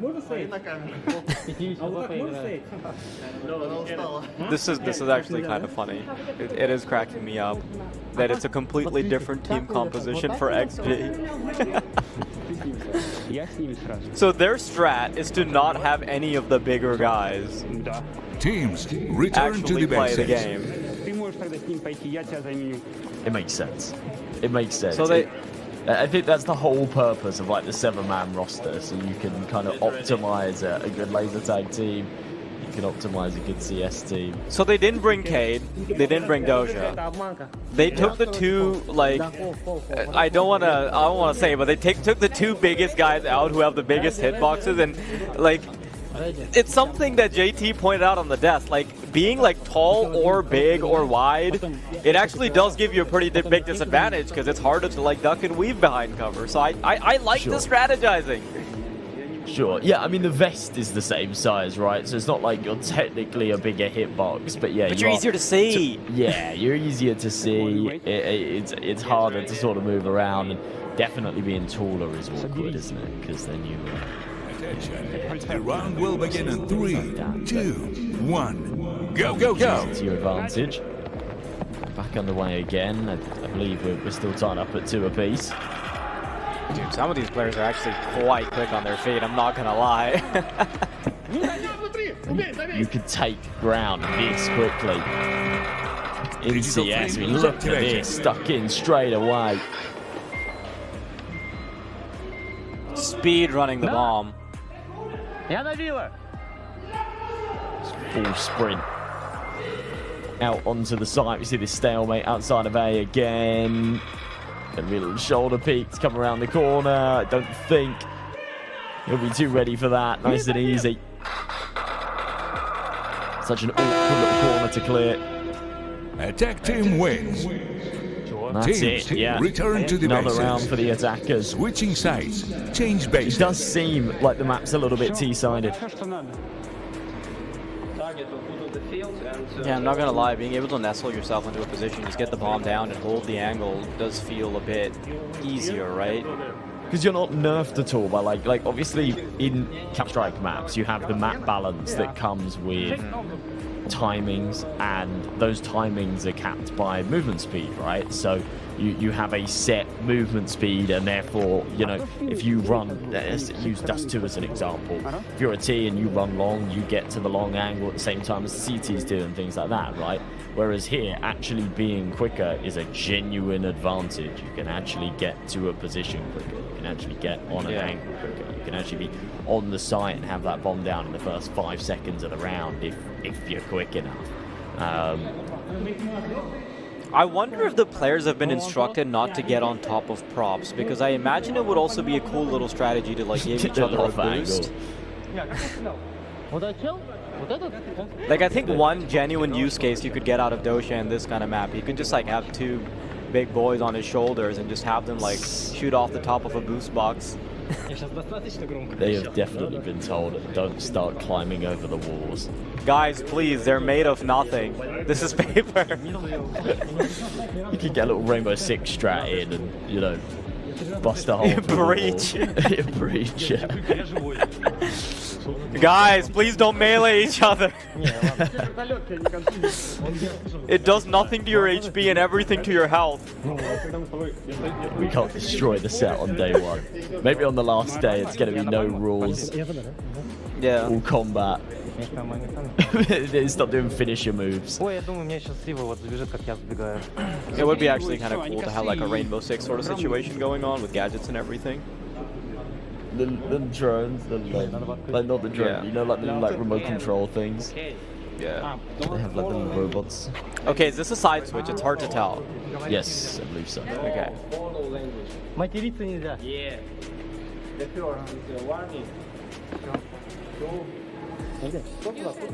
So on that basis, it is then first to 6.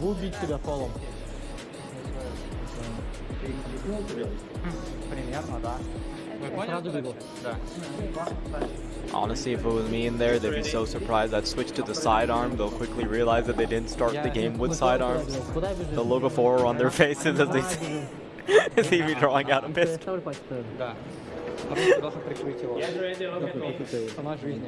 Like, hang on a minute, where did he get that? We didn't, will begin we don't remember giving him a live grenade. With a tomahawk. Okay, now we've got it. Two into it. Definitely two into it. It does seem like both teams have got a couple of different pieces there. So a couple of names there that we definitely didn't see. Look at the mobility on that guy.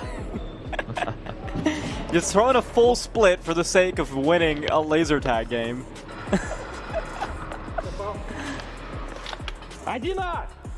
It is so much shoulder peeking going on. This is the talk strategy that he was talking about.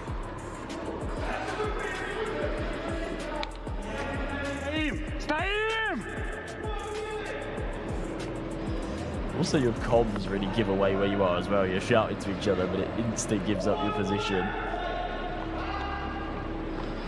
Yeah, like you're on a budget with regards to communication. Yeah, it doesn't seem like they've got little walkie-talkies or headsets or anything. They are just sort of shouting to each other. Even then, you're making the noise coming, right? And you start whispering that.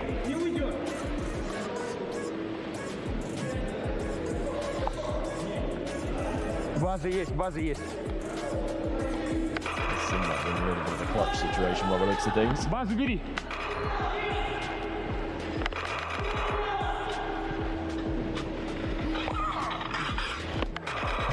Лево, лево, лево.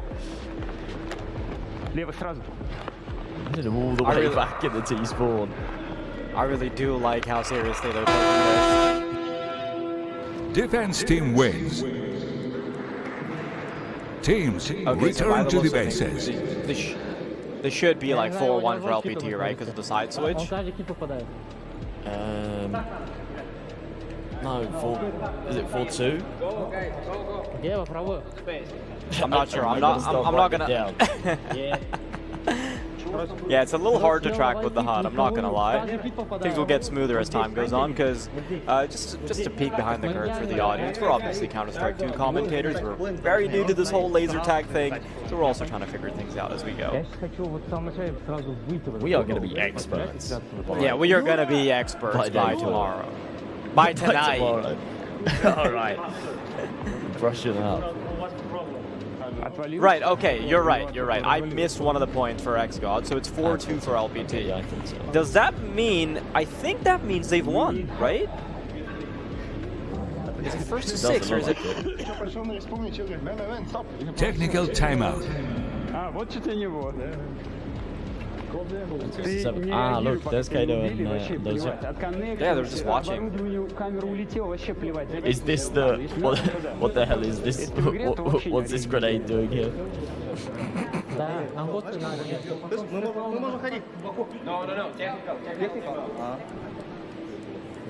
got little pouches of power banks. I actually have that exact power bank. Same one, like 1-to-1.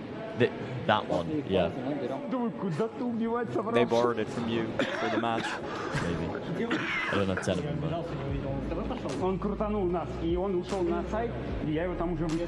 Honestly though, it is pretty impressive that XGod brought extra teammates for the sake of playing laser tag, and right now they're getting cleaned up.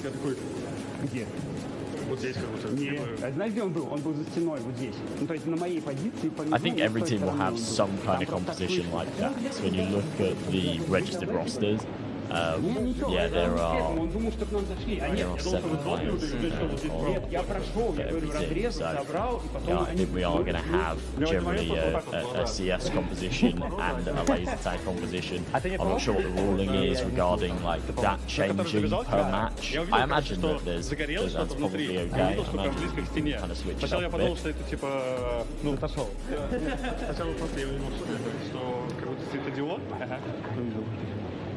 Где камера, не снимай этикетку.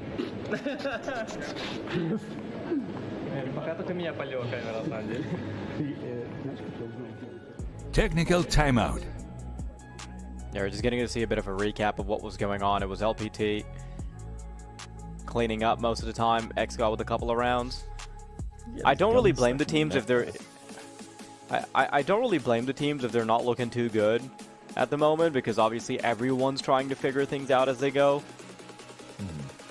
Trying to test the extremities of what is possible.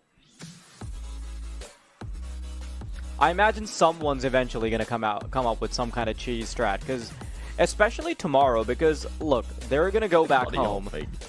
Yeah, sorry, they're going to go back to their hotel, and they'll probably sit around and have a bit of a discussion, right? Like, they're going to look back, think about how the map was structured, think about what technicalities were possible. I imagine there's a whole myriad of strategies that you can just do off the back of using each other as shields. Yeah, I want to see boosts. I want to see them somehow work out how to B-hop. That'd be good. Imagine just flying around.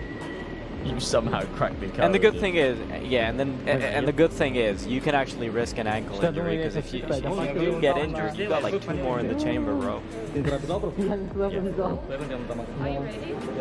Hindi CS. This is Teams, the epitome though. return to the bases. Like, you know, unless these guys work it out, crack the code, get a little bit better. Teams, return to the bases. Then they might get punished over the next few days. You know, the favourites coming into the tournament, defending champions. They've made light work of the CS stages, but yeah, if they can't, the round will begin in 3, the laser 2, tag, they'll 1. lose valuable points. Go, go, go! Leaves the door open for other rosters. Look at this. Look, I mean, that is the perfect example of what we're talking about. Just full, well, not W. W. Full W, but yeah, just, you know, full sprint into the side. They got all the numbers there, but 2 of them have just been taken out. Yeah, that is pretty disappointing, right? They've essentially suicided their way onto a site. Now they've lost 3 of their players in the endeavor of just getting to the bomb.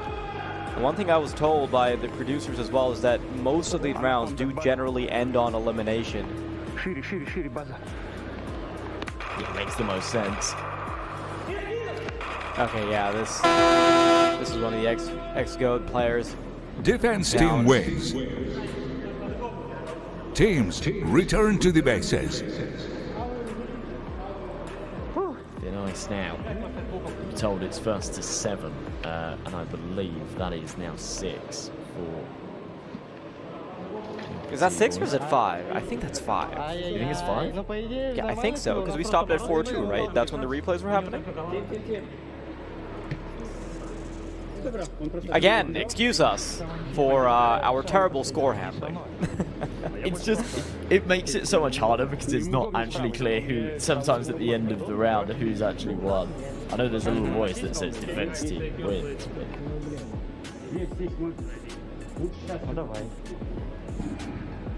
Yeah, the score for me personally got mixed up in my head because initially... Okay, we got it, let's go! Okay, right, 5-2, that makes it a whole lot easier.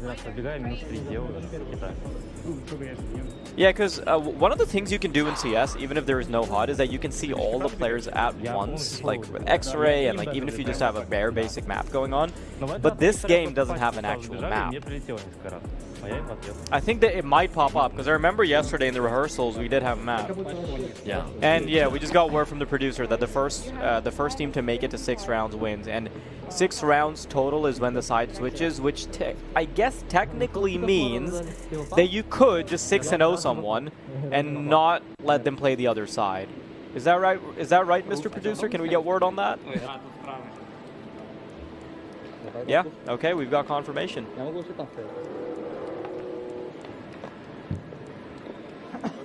Attention. The round will begin in 3, 2, 1. Right, Go, well, go! Match point, and the X-Goats have got to try and fend this off. Damage dealt early. I did wonder sort of how many times you have to hit someone to finish them off. Seems like look at good. how much better LPT are. They are sniping them into oblivion. HB down to nothing. You've got so much more on LPT. And despite bringing in substitutes to tap in for Cade and Doja, Defense team wins. looking so much nicer for LPT, Teams and I think they might return be to the cooked. bases. Is that it? Is that GG? That is GG. That is GG, my friends. And aptly plays graffiti on the wall that we're going to zoom into to give you confirmation of that. 6-2 for LPT and X-Goat. They might be really good at CS, but the physical part of Phygital is a whole different story. Yeah, really is. The X-Goats, you can see the sort of look of disappointment. They know that they maybe could have and should have done better there, but yeah, maybe LPT have been getting their practice in. That didn't look like the first time they've been in the arena, to be honest. Maybe a bit of laser tag at home, or maybe just running through some basic strategy beforehand. But yeah, they seem to know what they were doing. Unlike the rest of us. Put me in there, please. I want to play so bad. Okay, we're going to be throwing to the desk. I want to hear a word from Tox and Company as to what was going on. Tox and Company, he doesn't know our names, but it's okay, guys. We come back to the desk with... Nice to meet you, Company. Shots fired. yeah, but it's okay. Honestly, I enjoyed watching this game. It was really fun. Finally, LPT, they made something and they won a point after all. But actually, I felt that they were dedicated in this game, and I see like all of them had fun while playing. Yep, that's the power of friendship and fun, right? And unity. One pointer I would like to say, because I was looking at it live, right? I could see people like doing bunny hops, like you guys saw. Like, it's an effective strategy when you think about it, right? Like, and the funny thing is, once the guy saw him jumping, he jumps too, and they're both like bunny hopping, shooting each other. It's pretty hilarious to see. But when it comes to strategy-wise, LPL team, like La Liga Pro team, they were miles ahead on how they were playing this, like the kills, the movement around the map. They were amazing. And I mean, I talk about it. It felt like it is going to be the revenge match. They needed this point, and oh boy, did they prove on how well they can do it here. And the thing is, LPT had the secret, you know, the wild card, which is Goodwin. He's the sub. Yep. And we've seen him multiple times on the screen because honestly, he was the MVP. I'm not sure if we're gonna get some stats on it, but the way he was holding the gun, you could tell this guy is a pro laser tag. Yeah. You could really tell. Holding it like a V. and then like the peaks and then the bunny hops, and this was so much fun to watch. And it's crazy because okay, I think we're gonna have an interview with the MVP. maybe. Yeah, we can talk about this later, but we have an interview with our MVP, one of the best players. Let's see who's gonna be our MVP for the day.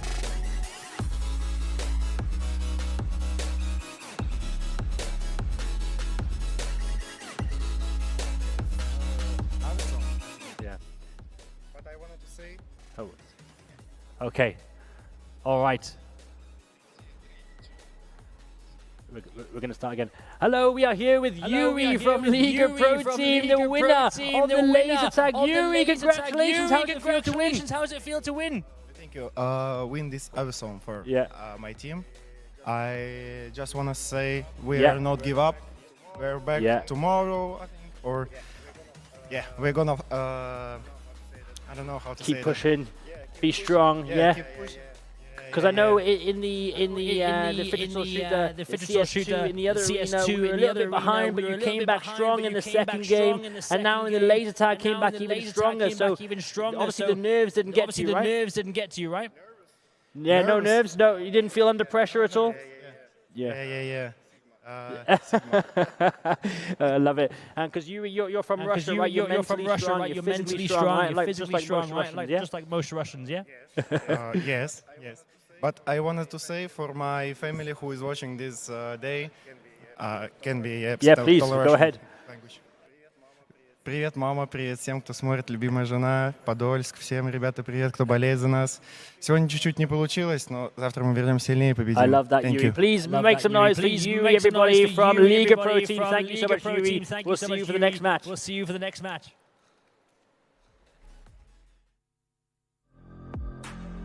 Welcome back, ladies and gentlemen, friends and folks, to the Phygital Games of the Future. We are here now after we watched the first complete match of Counter-Strike 2 and laser tag. It was a full game of Phygital shooter.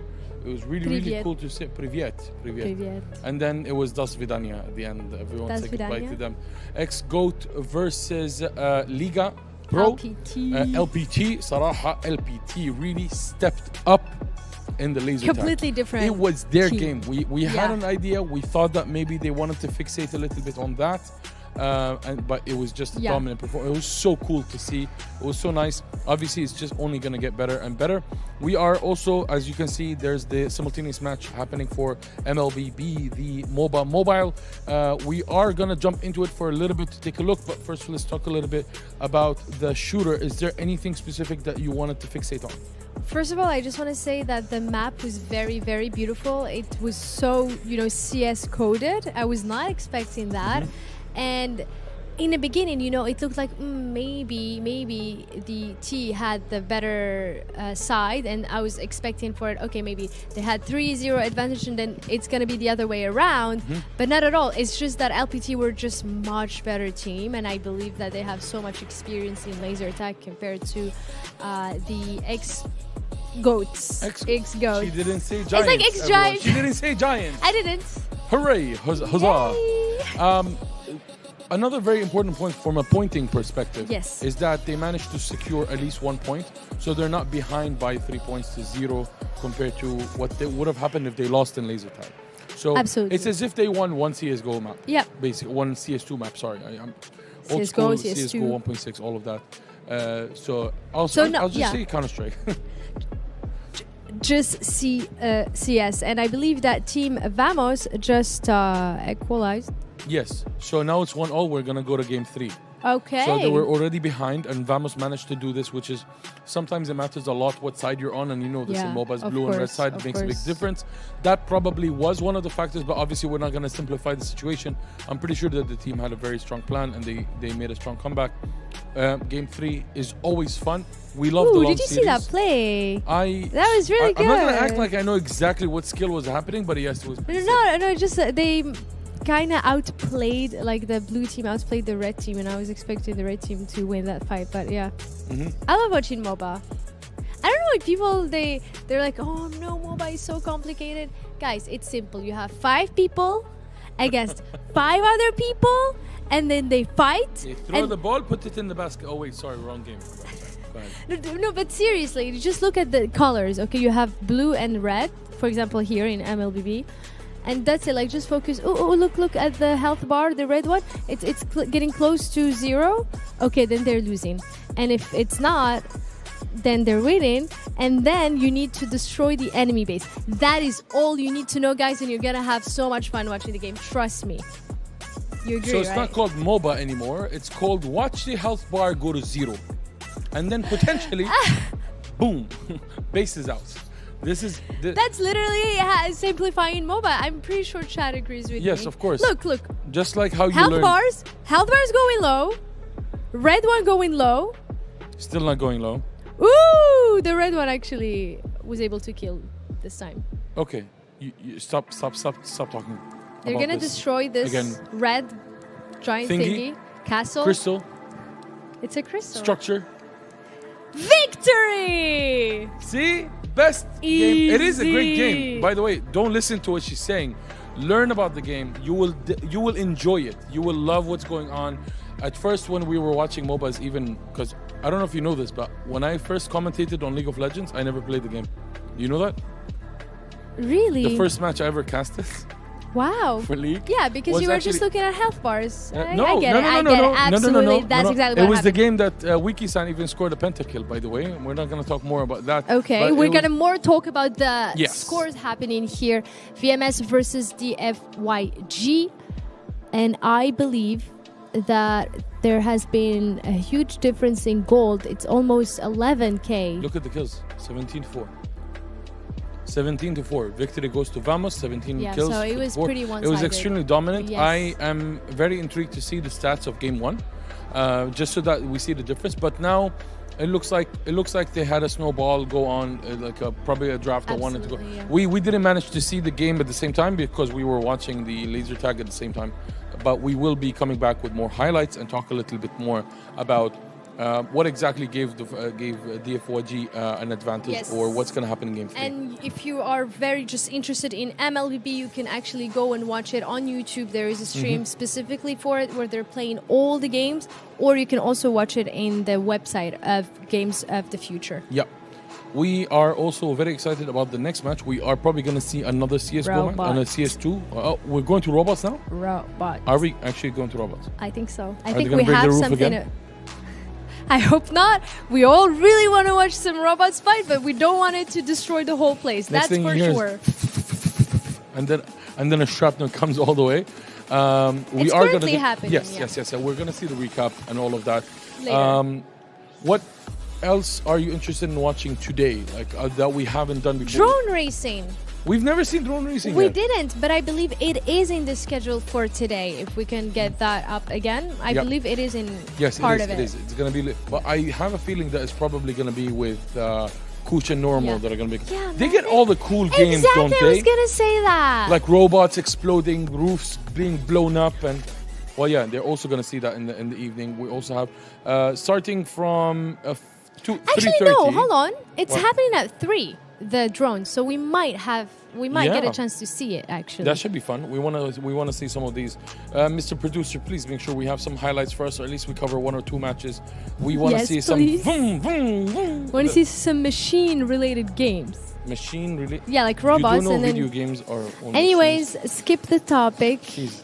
Never Back to phygital the basketball or whatever it is that you No, I want to talk about phygital drone racing, because it's not only like drones, it's also phygital, guys. So you have literally drone, like you control them and they will race in an actual beautiful arena. Yes. We saw it. I believe it was the first one we saw. Mm-hmm. And then in a video game. Yes. And they'll have a VR set.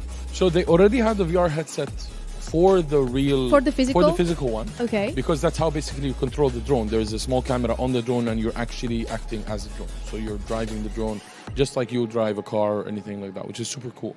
But there is also the drone simulator game that allows you to do this in-game as well. And if I'm not mistaken, they've actually got it down to a T where the performance and specifications of the drones, aerodynamics, physics, everything is very similar to how it is in real life. Wow. So they use it for practice because drones are actually quite expensive Yes. at a specific level, at a high level, when you have extremely high mobility and high speed and acceleration, etc. You don't want to keep practicing crashing it. Yeah, especially when you go like at full speed. 100%, which is really exactly tough. like how Formula 1 is done, right? So not a lot of training is done on the track because tires are expensive, cars expensive, maintaining is expensive. Have you ever tried the Formula 1 brake? The brake, yes. The real one? Yes. Do you want to know how it's much? Insane. Yeah, I couldn't. Yeah, I managed to get 10%. Wow. And I have strong feet. Damn. Like strong calves. But I believe we have it's a some. certain. Ooh, look, we have some highlights of the training for drone. Look at how. So this is the warm up. Okay. Yeah, so, this is warm up. So let me. You need to understand something. Whatever movement you're seeing the drone do. Okay. Someone is actually going like first person point of view. Oh, really? Yes. So someone is actually losing his mind right now. Losing his going mind. up and down. Unbelievable. But look how beautiful the arena is, Yes, and it is. how many Yes, obstacles you have to go through. And I believe you told me that if you miss an obstacle, you have to go back and do it, Yes. or else it doesn't count. Like you have to redo all the obstacles to finish the race. Yes. And that could be really hard to keep in track. So the format normally, and I'm not 100% sure if we're going to see multiple drones at the same time. I think so. My understanding is that time attack is the main thing. So it's all timed, right? Okay, so like I would go first, and then I do it in 30 seconds, and then the other person do it in 29, and that's how we compare? Yes. And every millisecond matters, and that's how normally people qualify. Even if they are going to have multiple drones at the same time, your time still matters, right? So it's 4 teams in the race, right? And are they happening all at the same time? yes. Yeah. But so the it looks thing like is, they it's are. just like Formula 1, there are penalties. So if you miss a checkpoint, for example, Okay. that you either have to go back to it, which means that you're losing time and losing position, or it also means that there might be a penalty. And By that penalty the might be way, applied after the race is over. I feel like it is so hard that it's all happening at the same time, because now not only you need to think about the obstacles, you have to also think, oh, I shouldn't crash into the other drone Yes. that's trying to beat me or is going as fast as me. And there are penalties to this. So basically, if you hit a drone or if you hit a fellow racer, on purpose or not on purpose, there are different ways. Okay. There's a penalty. This one might add 5 seconds to your time. But how would they know who hit who first, though? They can see everything, and it's being tracked. But like, Everything's what being if tracked. both of them, they just got into each other? Yeah, if Is that there was a pro- accidental, then both of them lose time. But if one of them was the cause because he wasn't driving properly or he wasn't respecting the course or the track, etc., there are certain parameters that they use to make these judgments, and they have like an actual committee that makes decisions. The reason they don't put the penalty immediately is because things are happening so fast that maybe by the end of the race they say, whatever time you scored, you're adding to 5 seconds to this. So you might actually lose the whole race just because of that collision or something like that. Yeah, so we have another Counter-Strike match. These are guys getting ready. Interstellars are now setting themselves up now. Interstellars. I just want to say that because USA, you know. Do it again. I didn't give you a chance to say it. You want to do it again? Ladies and gentlemen, for the first team, we have Interstellars USA! Okay, how was that? That was great! 6 out of 10. Good. 6 out of 10. Okay, you do it. You do it. No. You don't want to go into that competition with me. You don't. Sure, you do the second team. I brought the mothership to life. Did you forget that? I didn't. Yeah, you did. I didn't. It was so great. It was so good. So I mean, plus not everyone is ready. If I'm going to do it, please lower the volume because things are going to go crazy. We're not going to do any of that right now. Who are you playing against now? This is game 2 of day 1 for the phygital shooter. Again, this is the group stage. Just for everyone to know, in the group stages, every map is going to be played, right? So you're going to have a total of 2 maps in Counter-Strike 2, and then you're also going to have 1 map of the laser tag. Yes, and we have 8 teams in total competing for phygital shooter. After the group stages is completed, if a match is completed by 2 maps to nothing in Counter-Strike, they will not need to play the final match, which is going to be laser tag. Yes. I hope that changes. I hope that they give them an actual best of 3 so that we get the best points from Counter-Strike, and also we still get to see laser tag. It would actually, it was a little chaotic at first for us to follow the action and see everything, and I'm pretty sure that the angles are going to improve, but it will be nice for us to see this and also see some laser tag happening, right? I completely agree with you. I do want to see laser tag because in the end of the day, this is phygital, so in the end of the day, we don't want just the teams who have been spamming CS to just win it all. But again, depends on the circumstances of everything, and I'm just so excited. So I believe let's get into it, Hakim. Yes, so we're gonna get more energy, and then we're gonna go to laser tag, and we're gonna get some more passion. Let's go, baby, let's go. Now let's hand it over to the beautiful guys Unsi, because we do remember her name. Do all of their names now? Unsi, take it away. Unsi, she just said Unsi. Okay, fine. Unsi and company. JT, from your side, you took a look at the info and everything. Is there a team here you think that has the edge? Well, I don't want to say like if it goes to the rankings, because rankings can mean one thing, but it's still different when you're in the actual main competition here. But based on statistics that I have, EFP and Fast Please, they're number 4, right? And then the same thing, I would like to talk about Interstellar's Apollo. One of the comments of M3 that when he was being interviewed or anything, like he said, he has completely no clue on how to play laser tag. That's what he said. And the thing is, he was confident enough to say that I still believe in my team and I believe that we are strong enough. So that's one takeaway here, I would say. So maybe a slight edge to Fast Please. This is kind of different from not knowing how to play laser tag to not knowing how to play CSGO. Exactly. It's really different. But the point that now, like, that's true that we have both, but the main focus is always Counter-Strike. So we need to see good performance. This is the pro players of the game. So if you want to kind of mess up in the laser tag, no one is going to judge you for that. But honestly, we're here to judge. We're here to judge their performance in Counter-Strike more than the physical game. So this is one of the points that we have to highlight, that all of the eyes are in Counter-Strike before even being on the physical games. That's why maybe most of the players, they take it for fun and to enjoy it more than being competitive, even though it's a point. But still, I think it's really important that the strategies in Counter-Strike are the first one to think about, and let's kind of prioritize them. So actually for the maps, I'm kind of excited to see what map they're going to pick this time. Yeah, so we got info on the veto. Well, we got it, you guys didn't. But it's going to be Apollo actually choosing, or Interstellar choosing Inferno, and EFP choosing Mirage. So we're going to see Mirage again, but before that we're going to see a new map on the broadcast, which is going to be Inferno. Now Inferno, I think it's a little bit more CT side, just a little bit like 55 to 45 ratio. But it's also one of those maps that's very closed. Lots of short distance duels, and I think good setups on B-bomb side. The fight is going to be all over at the banana. But yeah, if you have a very strong CT side, I think you have the edge on this map. But I think, as you mentioned, we know some information about EFP, Interstellar. I mean, they're here from all the way from the US, so obviously they don't want to go back very early on. They want to enjoy, you know, Christmas in Abu Dhabi, and hopefully we get to enjoy that. And obviously they want to with a win. So I think it's going to be a very tight match. We're going to see from the beginning who is going to dominate, who's going to, you know, force their style on their opponents. But as it stands, I think it's 50-50.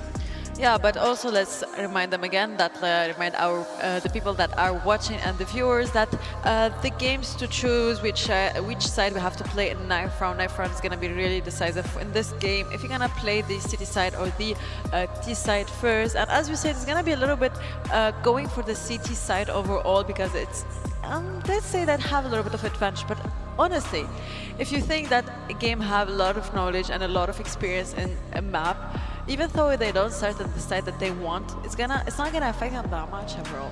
Yeah, if you're a good team and you're a good player and you know your fundamentals, then you're gonna be fine. Like when I look at Inferno, I think about the B side. It's gonna be quite important in the T side of things, because it's much harder for the CT to retake once you have that down to every single corner. So maybe more eyes towards the B side to be able to maintain and dominate it here for the side of Interstellar. And I think going on, just my takeaway on how the competition has been, a lot of teams maybe would like to take, like you said, like it's more on CS2 in terms of maps and points. If you keep getting points here in CS2, like if you're able to get those 2-0s, that will help you a lot. And I feel like the strategy here is most of the time, like all in on CS2. Make sure you get as much points as you can in getting map 1 and 2, so that when you go to the physical side, if you're not that confident, at least your fallback is that you had that 2-0 earlier on.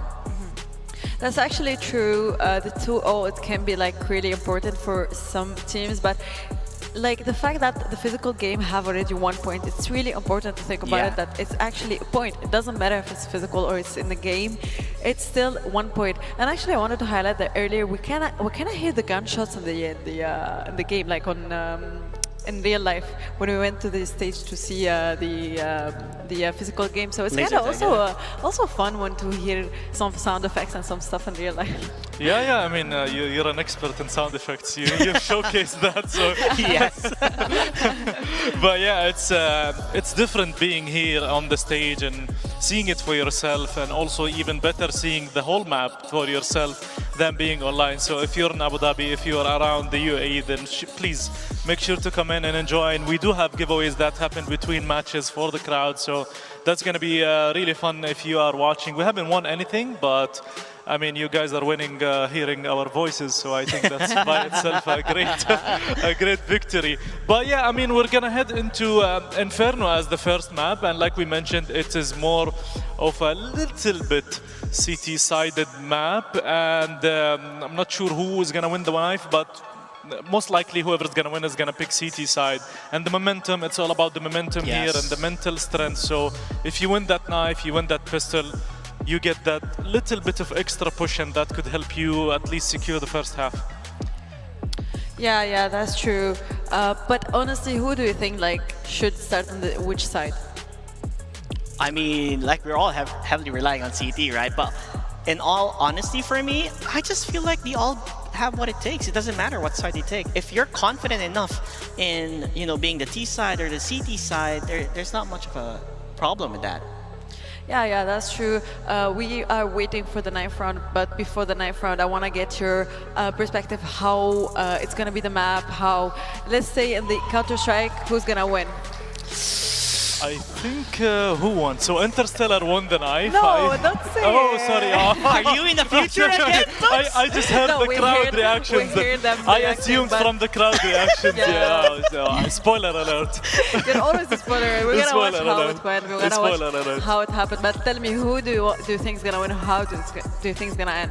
I mean, look, whoever picks the CT side, I think that's going to be the important thing here on Inferno. Same as Mirage. I think we've seen in the last map, whoever picked CT side managed to dominate. It was both times for ex-GOAT, and I think whoever's going to pick CT side in this case also might have the edge.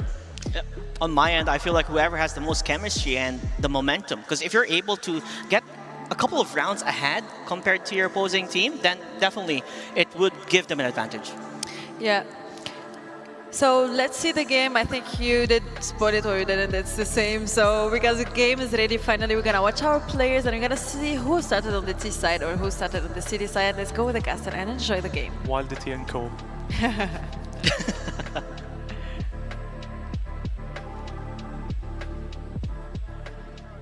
Say Josh and company if you're trying to throw heat at me, okay? You don't have to throw my boy Josh under the bus like that. But we're about to get live with the game. Listen, I'll be perfectly honest, Josh. I am very familiar with one side of the server, but I do not know a whole lot about EFP. But what I do know is, when I was looking at the player cams, is that Interstellar, they need to lock in for at least the CS part, because there's no way they're winning laser tag against Agent 47. For real, yeah.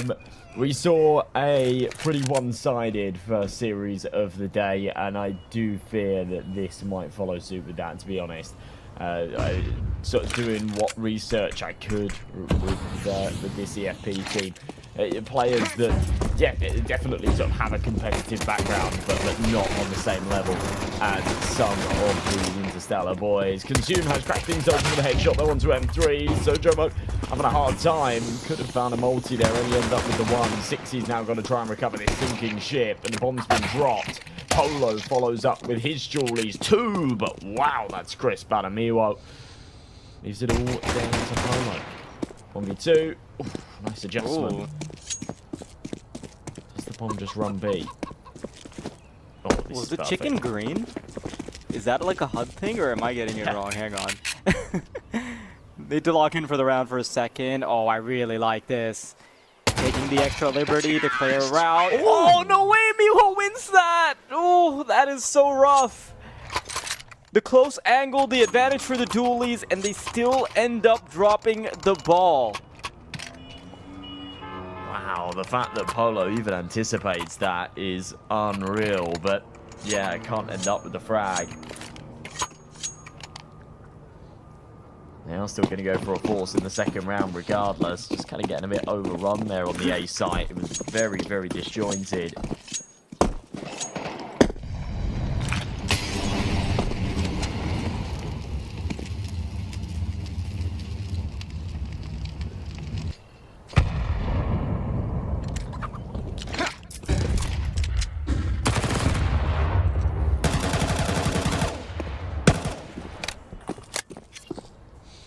All the util deployed.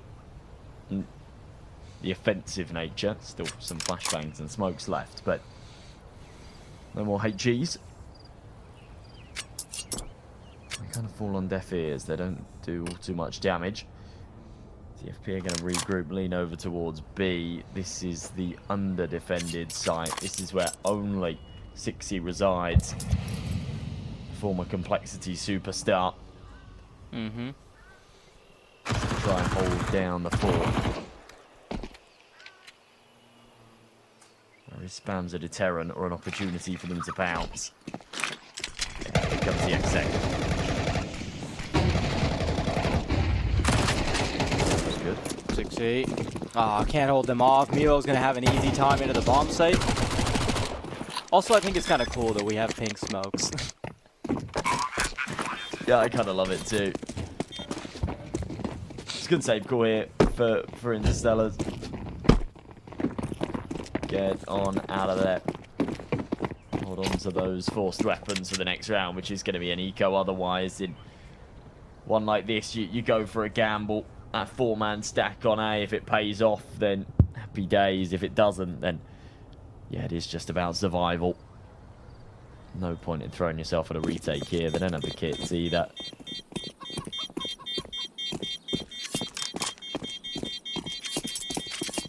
Yeah, really comfortable start, to be honest, for EFP. And it does not fit the narrative that I sort of brought us into this game with, that they were the heavy underdogs. They're not looking like that at all.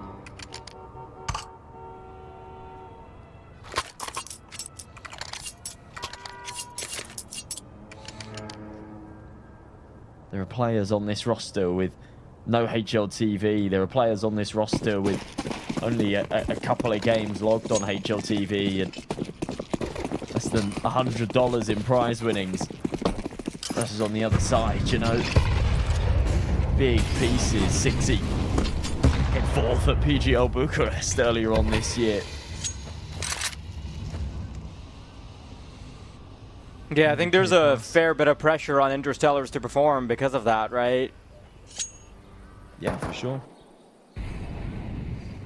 You're obviously coming into it expecting yourselves to be the top dogs, and we saw a pretty different scenario last time, in the last match, where it's a pretty one-sided affair, but I do expect this one to get a little bit more competitive than that. So far, so good for Endfast, please, who are at least looking to end it fast in their favor so far. As fast as is possible at this point in time.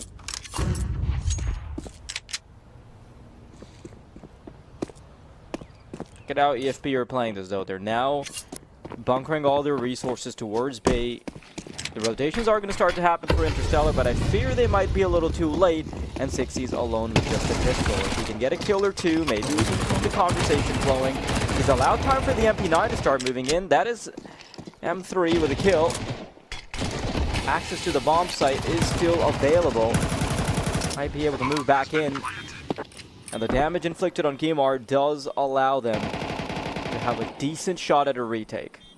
It was the same setup as the last round, but down to 2 key factors. There could be a very different outcome here.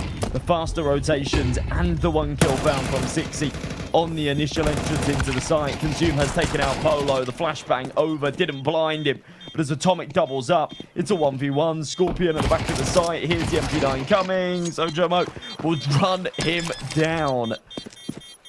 Doesn't have a kit, so this is going to be really close. And yeah, he's not got it. Runs away. That's rough. That's rough. They take too long setting up there for the retake. It's a frustrating one to lose.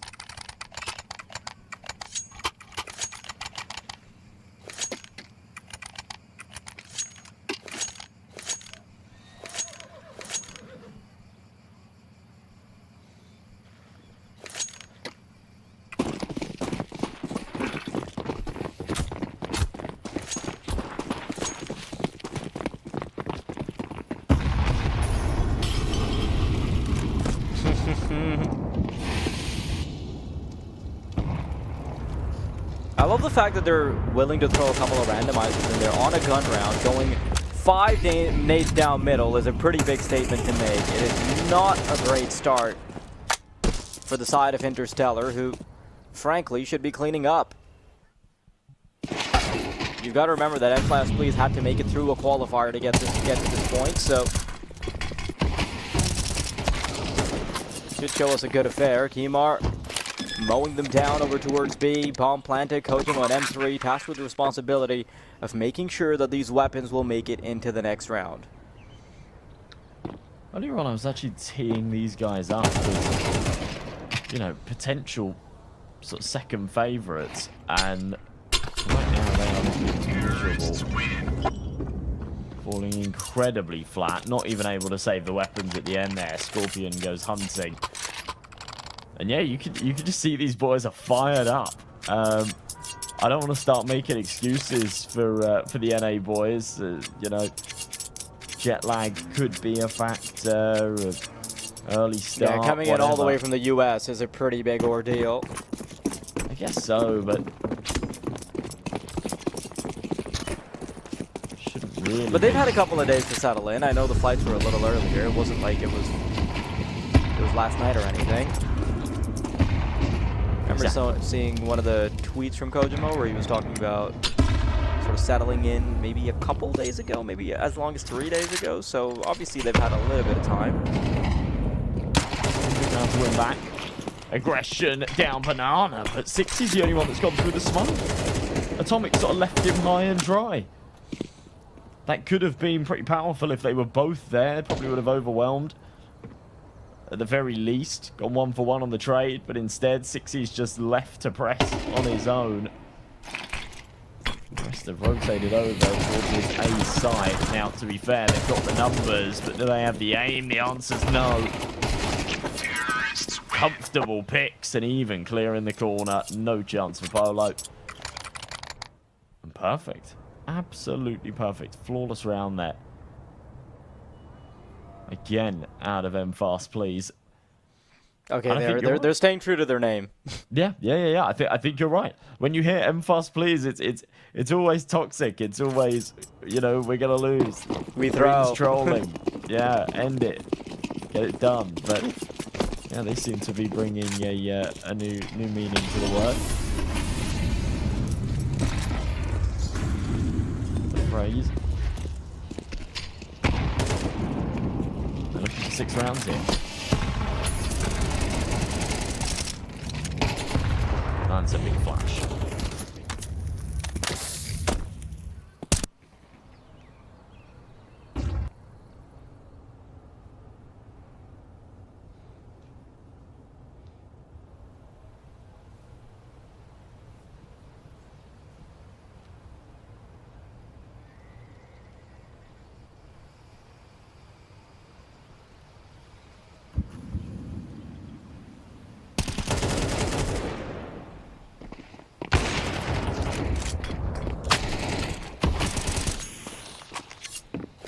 Finally a bit of a fight back, but that's still going to be Kamar into the A-bomb site. Numbers dialed in. This number's a lot longer than the one you saw in the physical aspect of the side of things.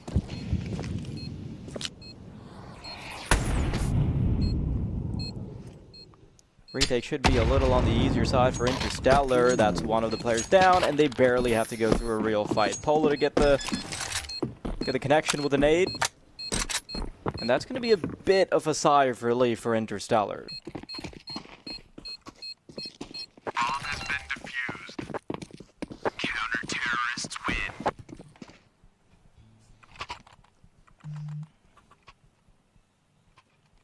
Still, it's a round that comes well, I say reasonably close. I mean, they keep 3 players alive, but yeah, C4's planted. That was a 3 versus 2. That could have gone wrong. I think it majorly hinged on that 6E aggression. That was one. It's in there, but yeah, majorly hinged on 6E's aggression and that great support flash. Came over Banana. So stopped in their tracks for now.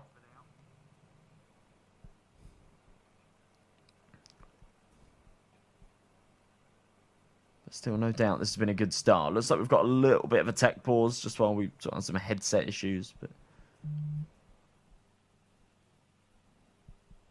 there we go. Looks like good to go again. Yep, thumbs up. Ready to roll.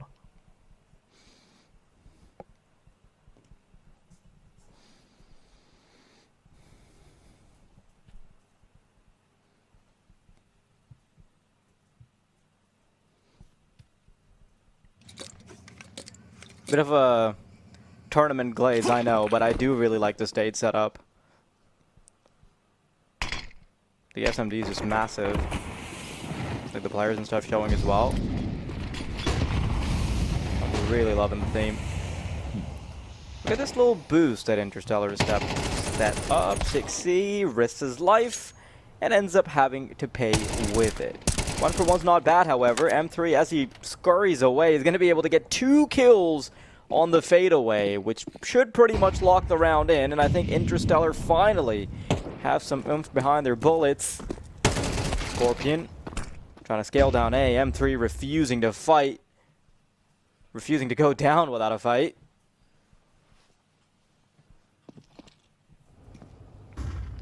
Kimar, 1v4. Might actually be able to squeeze a plant here. Find the skill onto short. Ooh. Should have probably had that, but the AWP's just very quick. And yeah, it's a nice round. Finally, Interstellar starting to get into the groove and finding the form that we were expecting them to. Now, we were expecting them to have that form out of the gate, and they haven't. But yeah, an important couple of round pickups and keeping players alive there as well. Bodies on the server means money in the bank. They go into round number 8. They're looking for their 3rd and simultaneously chipping away at their opponent's economy that had built up quite nicely. Now it's on the ropes.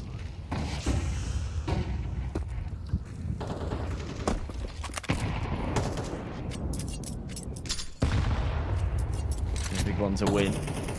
Sort of reset the finances a little bit here for EFP. They proceed to this one with more caution.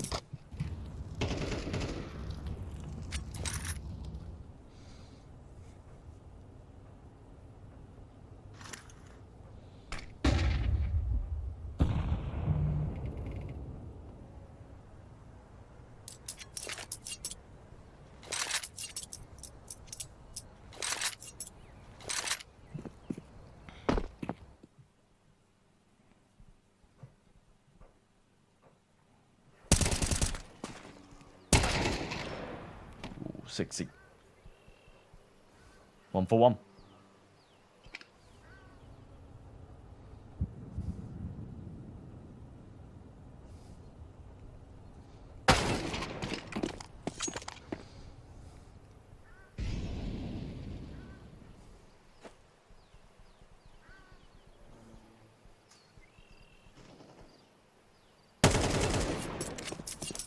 A little bit of trigger discipline is supposed to go a long way, but for that to work, oh my god, no. that is such a big fumble by Kojimo. Had to cut my sentence short, but I think it still wouldn't be a problem. He hasn't denied the plant. Yeah, barely getting him off the bomb. Tochka, that one a 1v3. He's going to have to walk the dog if he wants to leverage this tiny amount of health. Still has a 1v2 that he might be able to secure, but might is a pretty generous word. And I think Kojimo is just thanking his lucky stars that that doesn't go as poorly as it looked like it was going to go. So a little bit of extra cash comes with that bomb plant that shouldn't have been allowed, but they steal it away and they'll feel pretty lucky about it. They got to start stealing away some more rounds, though. Things are definitely starting to go wrong. Pickups here. It was a good attempt, to be honest, with round from Dodgecat.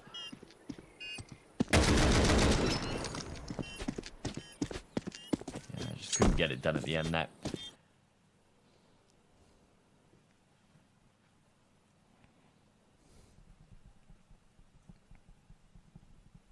But either way, it's 5-3. They found that all-important third round. They should be able to take a fourth here as well, to be honest. I don't think EFP were necessarily going to go for a buy in this one, but getting the plant there, they look at the finances and say, I've kind of just about got enough to pull out a decent investment, so let's give it a go.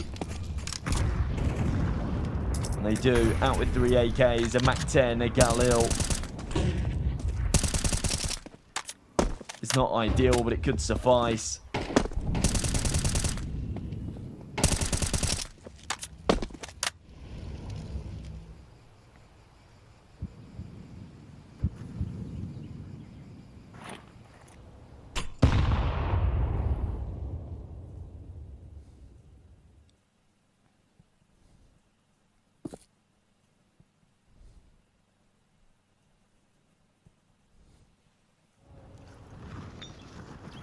Another slow one. Big shot.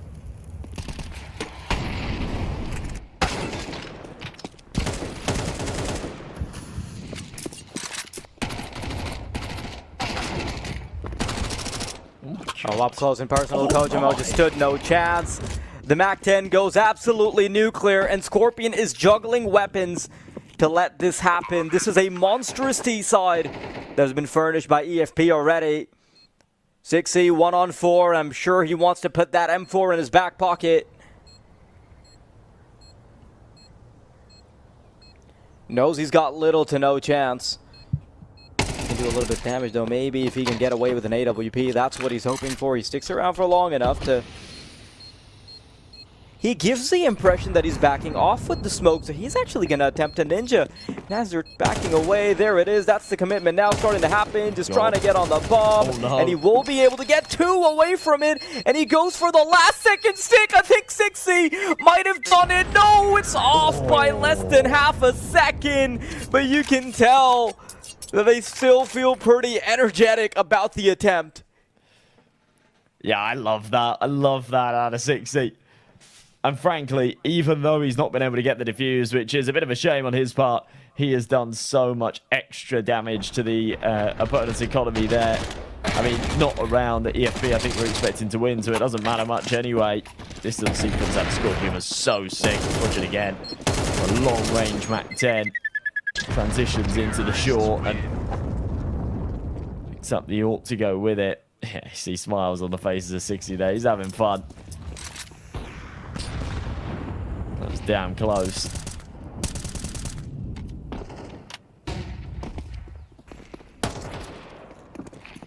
Only down banana. Here we go.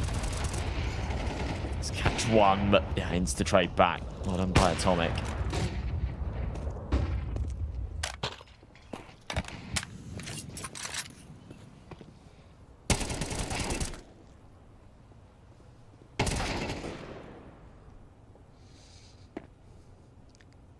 How were Interstellar getting rolled? I think I might have underestimated how good these EFP boys are.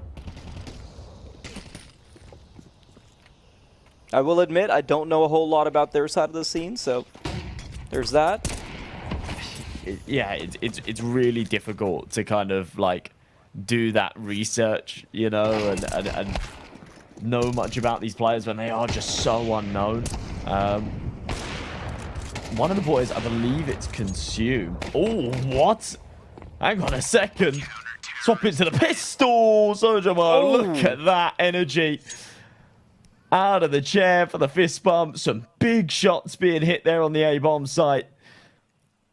A little cheeky look at the camera. Yeah, he knows that was sick. Just molding in it. EFP.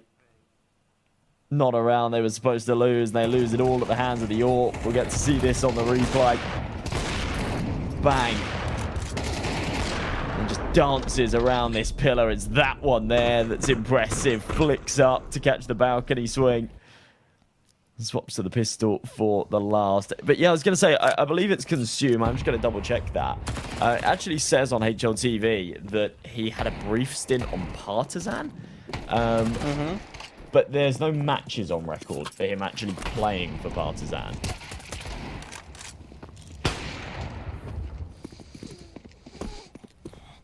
But I weirdly remember I weirdly remember him being part of that squad. Being involved with a tier 2 project is all I can remember. Yeah, I recognise his name, basically. Hang on a second. Oh. Maybe getting away with a little more than they bargained for, or at least thought that they could bargain for. Interstellar, you can see that maybe they themselves are a little bit surprised that they're getting roll in the fashion that they are.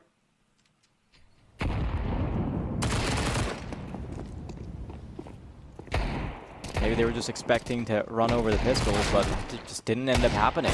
As soon as that initial kill came in on middle, that's when they were able to mobilize the weapons they've picked up, get onto a site, and then the rest is history. Interstellar now playing for the final round with what? Pretty much nothing.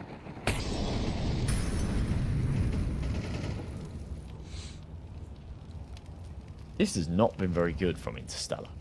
I know that sometimes the CT side of Inferno can be a little bit tricky, rotations and whatnot, but that's not even been the issue. You know, it's not like they've been overrun on sites and not had viable retakes, and we've seen saves and things like that. You know, we've seen a lot of gunfights, we've seen a lot of quite fast rounds, and they're just losing their jewels. They're just losing their jewels. They're losing the economic game. And I think they're about to be 8-4 down at the half, which is pretty wild considering it's their map pick. And they are the heavy favourites, I would argue, here for the series. From top middle, Scorpion catches M3. Yeah, just whittling them down. Polo's flash has to stop in the smoke. They are ready for this, but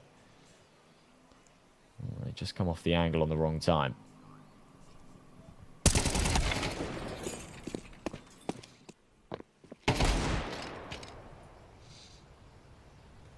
Atomic's hoping that he can get away with as little as a consolation prize, but even that is too generous for him. We get a chance to look at the scoreboard towards the end of the half, and we only saw it for a brief second, but you can tell there is a massive kill disparity at the moment.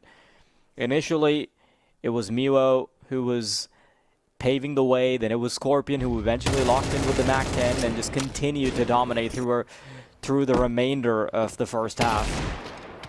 And unfortunately for Interstellar, I don't think anyone has popped off to that capacity. I think maybe we saw one round from Kojimo, where he had a 4K. We saw the really nice attempt from Sixy to get the Ninja Diffuse going, but that didn't materialize, so it doesn't affect the scoreboard in itself. Pistol round's going to be of the essence. Cannot screw this one up. Ooh. Polo. Very fast. Scorpion's going to return the favour, but they are playing a retake setup on this A site. They went for a very heavy B stack. Nobody there on short. He's happy to just give this up, try and wriggle their way back in. They don't have a kit either, so they've got to go about this quickly. This is tricky. This is awkward. Sixy's going to make it even harder as he doubles up with the Glock. Can't make it a third. This round's done.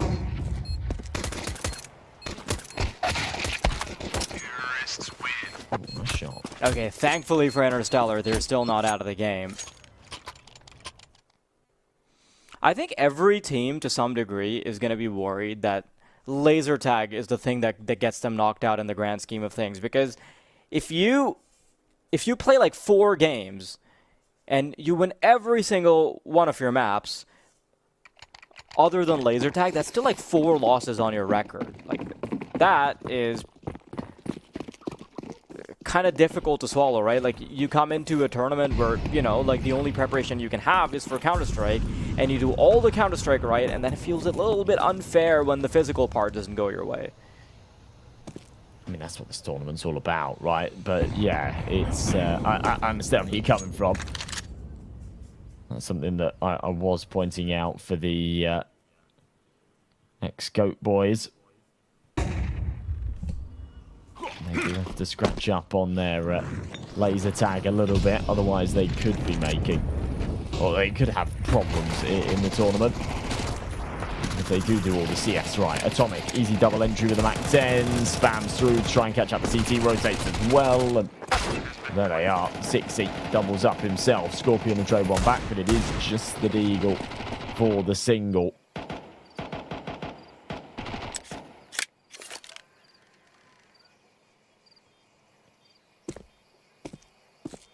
And a good round. It's a good round for Interstellar. That's clean.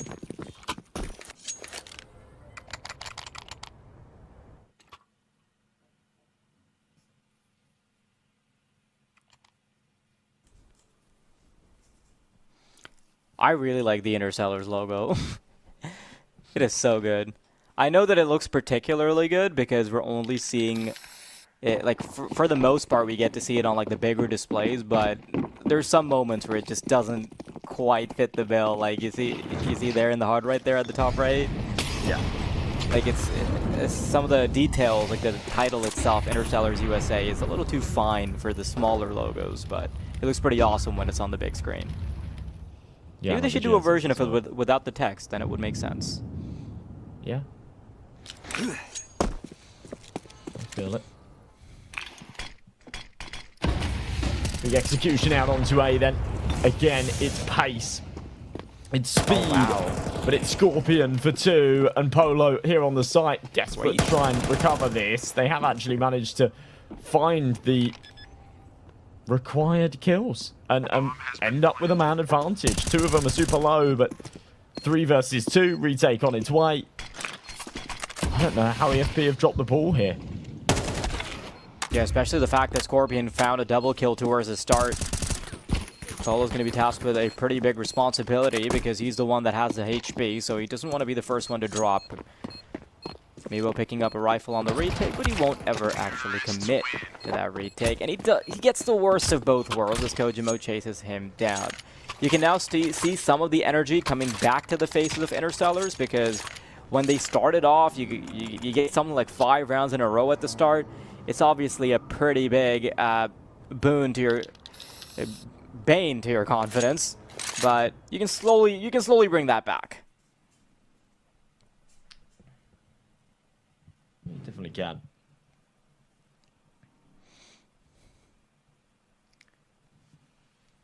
Seems like a little bit of a pause in play. It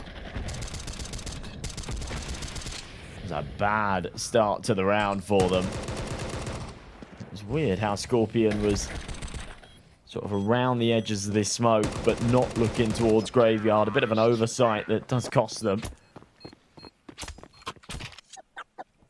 Frustration starting to set in. We didn't see this level of passion earlier on, did we? It was cool, calm, collected. A clear front runner for both maps. That's not been the case here. It's very back and forth. There's a lot of passion. There's a lot of heat. For EFP, they know that this would be a massive win for them to take. For Interstellars, well, they're American. They always bring passion. They always bring noise. Consume. Whoa. Sent him into Stellar. That was crazy. M3 goes to the moon. It's still a man advantage for them.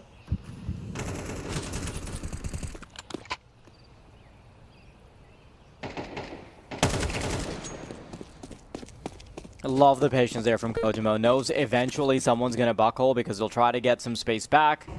Scorpion will be the one to pay with his head, and Polo will clean up the final kill. So Interstellars have actually crept right back into the game, and now are more favored to take it, in my opinion, with the momentum they've got going on, with the fact that EFP look a little bit lost. And you're right, that was a pretty funny replay to see M3 on the moon. But now you get to see the money of Fast Please, and you'll quickly realize that their chances are starting to become a lot slimmer. You lose a round, you have to fork over a couple more rounds before you can get the buyback. A few mistakes will be allowed.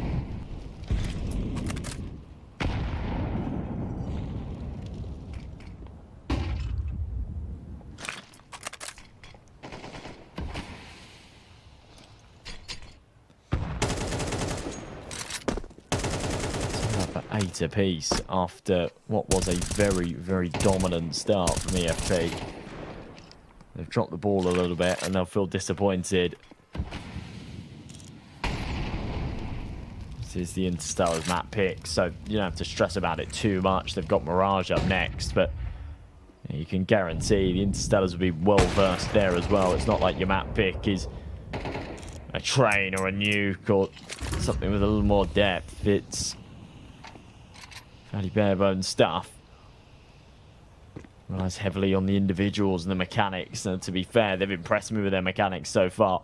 I did think we were going to see a firepower disparity like we saw earlier on, right? When we were watching the X-Goat guys, felt like every single Angel, they just had the advantage. They were just quicker, they were snappier, but that's not really been the case here. This isn't very balanced. Oh, that's very quick.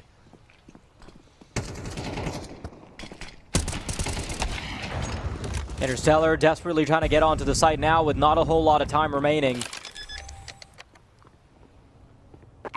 He's pushed in. Atomic creeping forward. Dodgka, no scope. That could be the opening back into the round, Josh. Certainly should be.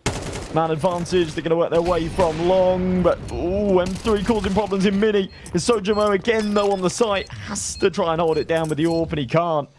EFP will pull it off, trade him out, take the round. It requires 2 casualties, but they won't care. That is 9 rounds, and the NA boys are starting to look a little vulnerable. See those energy levels go down a little bit. They start to look worried instead. Money's in an awkward spot as well, where they can fully buy here, but if they lose this round, they are in trouble. You're right. Money's of the essence for both teams, but maybe a little more so for AFP soon. All comes down to how this round's going to operate.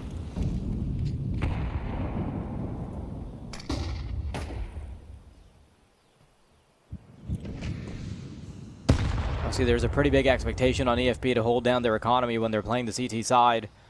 Interstellar now wanting to permeate through these brackets on mid. Scorpion goes for a couple of shots, but does have to back off eventually. It's a pretty deadly crossfire, which will be bolstered by a flash that comes in, but the fights just won't go their way. Atomic and Kojimo, they have busted this bomb site right open.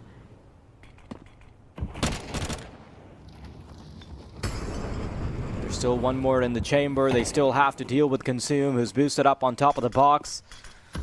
Playing the vertical angle. Trying to avoid headshots off the back of elevation, but Atomic is too quick.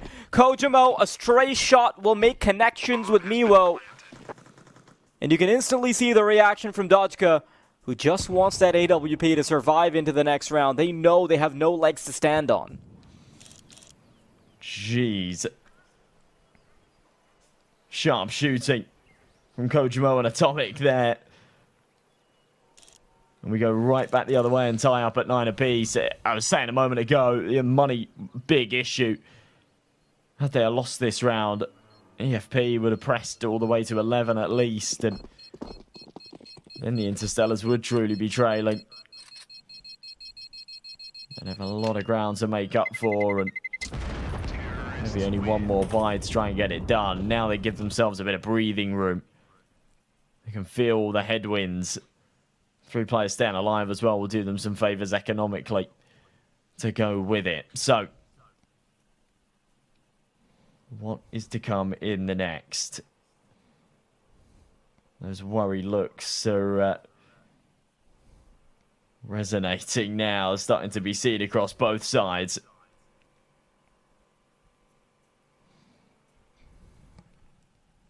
And yeah, we've definitely got the crowd filling out now, haven't we?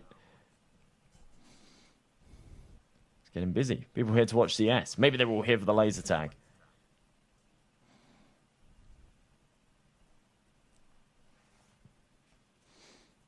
Everyone's here for the laser tag. I'm here for the laser tag. Yeah, exactly.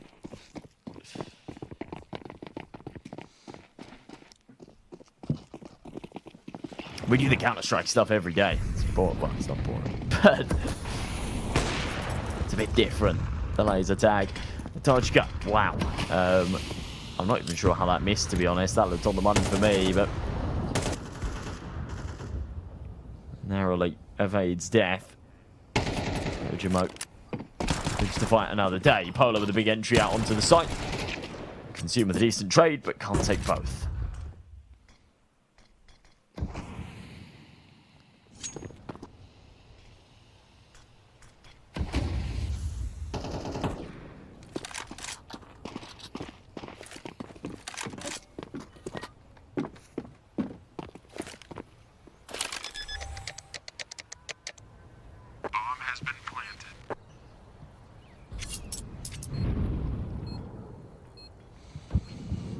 It's actually not a bad decision at all from EFP to just keep on saving this weaponry. They'd rather align their economy by having that AWP join someone soon. Not often that you see this Easter egg of the little monitor inside boiler. Is it inside boiler? I can't remember where it was actually. They've moved it. It's towards that coffin. Yeah, sorry, I forgot about that. It's in the little room. Yeah, and the martyr isn't even on every time. It's only a few rounds where it shows the Counter-Strike source logo, right? I'm not sure, actually. Pretty sure it's not consistent. It's like off most of the time. Ooh, good little spot from the observer then. Yeah. Big stuff though for the NA boys. They'll pull ahead, they'll take 10. It's not a round that there was all too much resistance in, but yeah, when Dodgka was getting busy with that or trying to go for the aggressive pick in Banana, had he have hit it, could have been a different outcome, perhaps. It's really been Scorpion and Miwo that have been putting up the really big numbers here. Scoreboard looking top-heavy. To be expected for a match like this, I guess. The same goes for the other side as well, right? You expect the big hitters to hit big, and Sojimo and 60 definitely delivering in that front. They have to be. There's no other way they're winning this. Good start from Dodge Cup. Polo needs to follow up, and he can't. Blink and you miss it. It's a 5v3.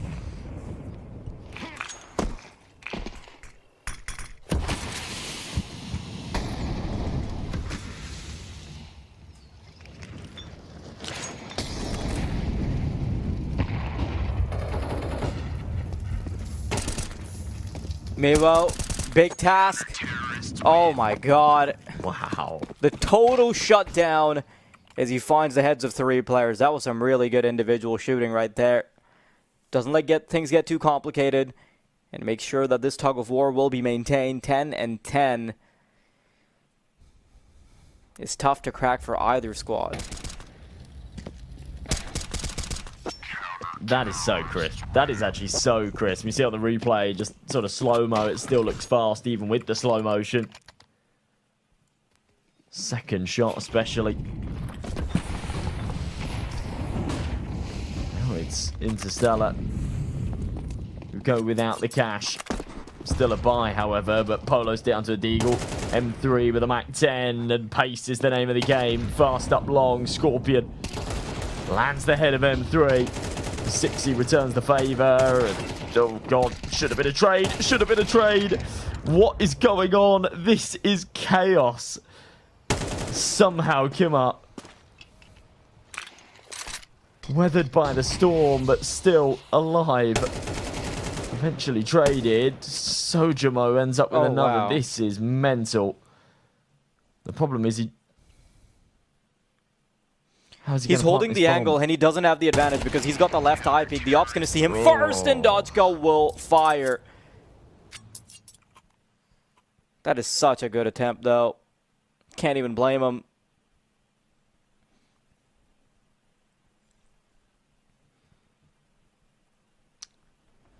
Oh, you saw that coming from a mile away. I'm thinking that's kind of an awkward fight for the AWP to take and perhaps would be preoccupied.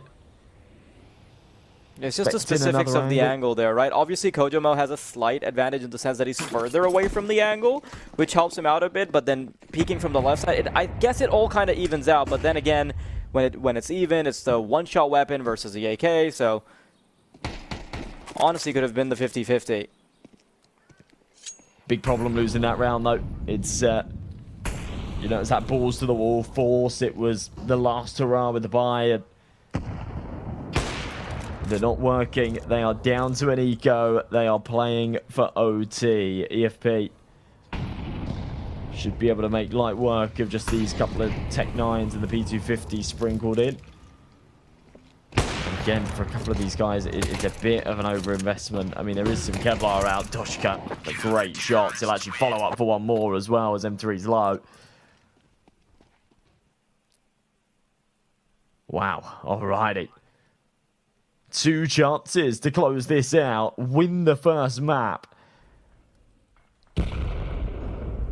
Against who I would argue were the heavy favourites coming into this series. But I'm happy to be proven wrong.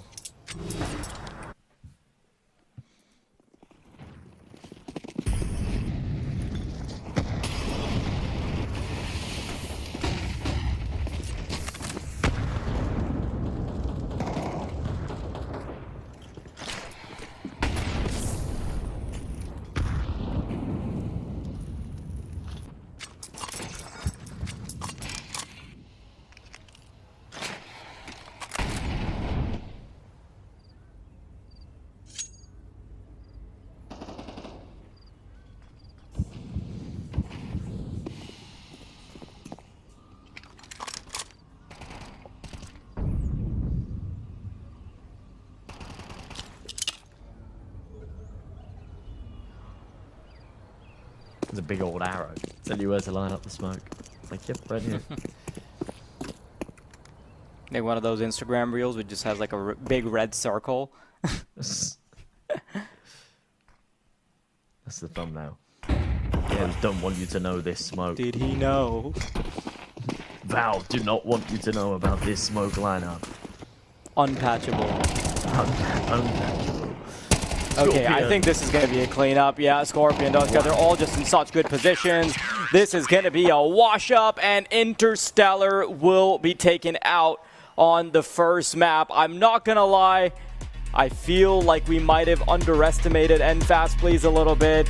And although it wasn't fast by any stretch of the imagination, they did, in fact, end it. That's massive. You can see what it means to them. They are so happy about that, and they should be. That is one hell of a result. And yeah, some really, really good rounds there in that map, to be honest. Yeah, and obviously, like, it is pretty important that they get this one done, because remember, it's not the full best of 3, right? Any points matter, even if it looks like a struggle. We're going to be throwing it over to the desk to hear their thoughts. It was not as fast as we expected it to be from Make It Fast Please, but honestly,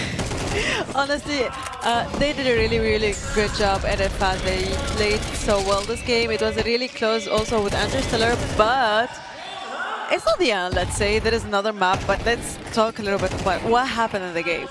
Yeah, it was very, very close. I was expecting maybe it would have been a bit one-sided here when at Fast Please was 5-1. They were way ahead compared to Interstellars, but somehow, some way, maybe Interstellars have a slow start. There are some teams will pick up the pace once they are more pressured to do so. They do answer back. It went even Stevens, back and forth. But the end of the day, Tux, it was Fast Please that wins it out. The problem is they lost too many rounds in the CT side when it comes to Interstellar. So when they did the switch, it was already 7-5 or 8-5. But then they actually managed to even get a lead at 10-9. So it was almost a good comeback by them. This clutch round, that op shot, even though it was low HP, that round was the difference maker. And yeah, in the end, I think that killed the momentum a bit, and they were just a bit down. Towards the end, CT side, they caught up real quickly, EFP, but very close game, very nice map, and we can look at the scores here of both the teams. I think everyone had a good game, except maybe M3 we talked about. He's been playing since he was a kid, but I think he's been struggling. But that's sometimes being on stage in an international event can cause that, but if you don't break out of that you know, bubble of pressure, then you're going to be stuck in it. But overall, GG 13-10 in Inferno, and I believe that was Interstellar's map, so the next one is going to be Mirage. But I think both teams showed us their potential, and I'm just excited for Mirage. Yeah, as you said, I wanted to highlight also the point that this map is like the peak of Interstellar, so it's gonna be a little bit kind of tricky for them to play Mirage, even though, as we said earlier, for the first set of the games, that Mirage is also a default map, but maybe the Ended Fast, they have it, like they have their own strategy and they have their own preparation for Mirage because they pick them. It's like that's true, everyone knows how to play Mirage, but not everyone knows how to play competitively Mirage. Yeah, and then maybe it goes into saying like, yes, EP, you know, the world phygital community ranking kind of justifies it. Why and Fast Please were predominantly the stronger team here, but we can't necessarily take away the one from the side of Interstars because they showed their hearts out here in that map, and it went so close. They could almost taste the victory in map number 1, but maybe here in map number 2, they come back, they talk as a team, see what was going wrong, and maybe like what Tuk said, you can't give them too much early on in the game. Like when you get that switch, you need to be able to come back and to make it a complete package, basically. Yeah, and I think since we're going into Mirage, I believe maybe Interstellar now has the CT side and they need to focus on getting as many rounds as possible. And here we're talking over 7 and 8. If they get less than that, I think they're going to be struggling with their T side. We've seen potential on their T side, but still they lack. It was clutch moments that made the difference, so you can't rely on that. Clutch is, it's luck. It could go your way, his way. So I think they need to regroup, rediscuss, forget about map 1, see what worked well, what they need to improve. And I think this is amazing because this is one of the closest matches we've had so far, and I think Mirage is probably going to follow the same pattern. Yeah, thank you guys for this analyzing of the game, but we're gonna talk about Mirage a little bit more later. Now we're gonna have a little break. Let's see what the player like to rest a little bit, and let's come back later after this break. Hello, ladies and gentlemen, and welcome back with us, where End Fast Please was not able to end fast, but they were able to secure the first win here in this best of 3. Hakeem, any thoughts? I mean, they had a very, very strong start. I'm quite disappointed that they didn't really keep that momentum going. They would have ended the game much sooner. This was actually Interstellar's map, so they chose it, and yet they still lost, which gives a lot of credit to EFB and how they performed in the first 5 rounds. It was 5-0, 6-0. It was amazing. They had a lot of control. It was really good to see. But then Interstellar started picking him up, and they actually almost made a comeback. Then end the game ended 13-10. It was fun to see. Now we're probably gonna see Interstellars struggle a little bit in Mirage. Probably. That's not the map that they picked. Yeah. But they do have a chance to actually get back into it. They are almost equally matched up between them and EFB. I think it's going to be a very interesting match, and hopefully we'll see a different gameplay now. It's not their map. That doesn't mean that they're not going to be good at it, and we'll have to see what they're going to do. Yeah, and I really hope we actually do see 1-1 for both, so that the physical part of it, laser tag, actually matters. You know what I mean? Actually is going to be decisive between these two teams. But other than that, we had so many other things happening. We had MLBB, we had Battle of Robots as well. Yes, and hopefully we're going to be seeing some more videos about that.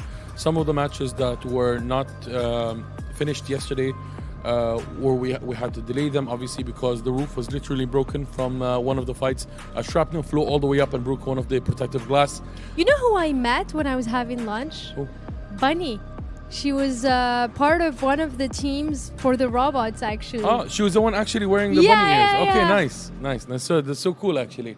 We are now in the virtual world. We're going to be moving towards the robot discipline, so we can see the Battle of Robots, and we can appreciate that it's the morning right now as well in the virtual arena. Did you notice? I did not, actually. Last night the lights were there because it was darker, it was nighttime. Now it's like and now morning. We are in the mothership, and as you can see, all of the guys. Oh, who's this? God. I am pink. Okay. Oh no, but you also like pink. I do like pink. Okay, I'm gonna be yellow. It's okay. My son likes golden, so. This is a Battle of Robots. Yeah, this is the cutest Battle of Robots I ever want to watch. I was like, hey. I'm going for pink. I'm sorry, that's me. All right, fair I'm enough. throwing you the ball. Fair. Look at his eyes, very emotional. let's watch some videos. So now we have Battle of Robots. Match 9 is happening. And here are the replays. Okay.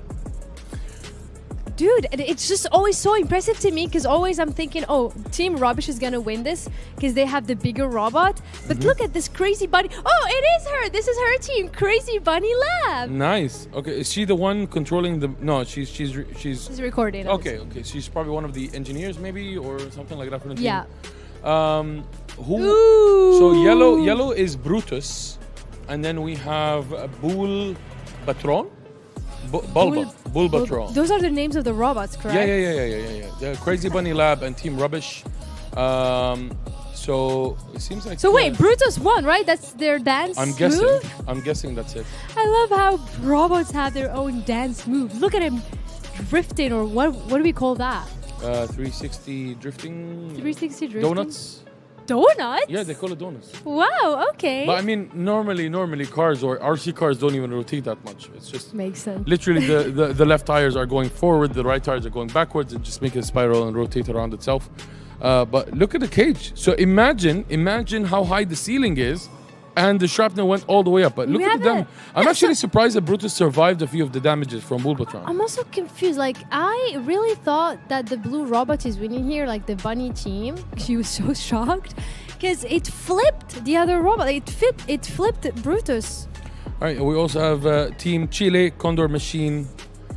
Okay, so Condor Machine is on the right side. Who are you betting on? Who do you think is going to win? It's definitely blue. Monsoon? Monsoon? Okay, I think Condor Machine. I feel like he's more stable. This one is just fast. You mean like lower center of gravity?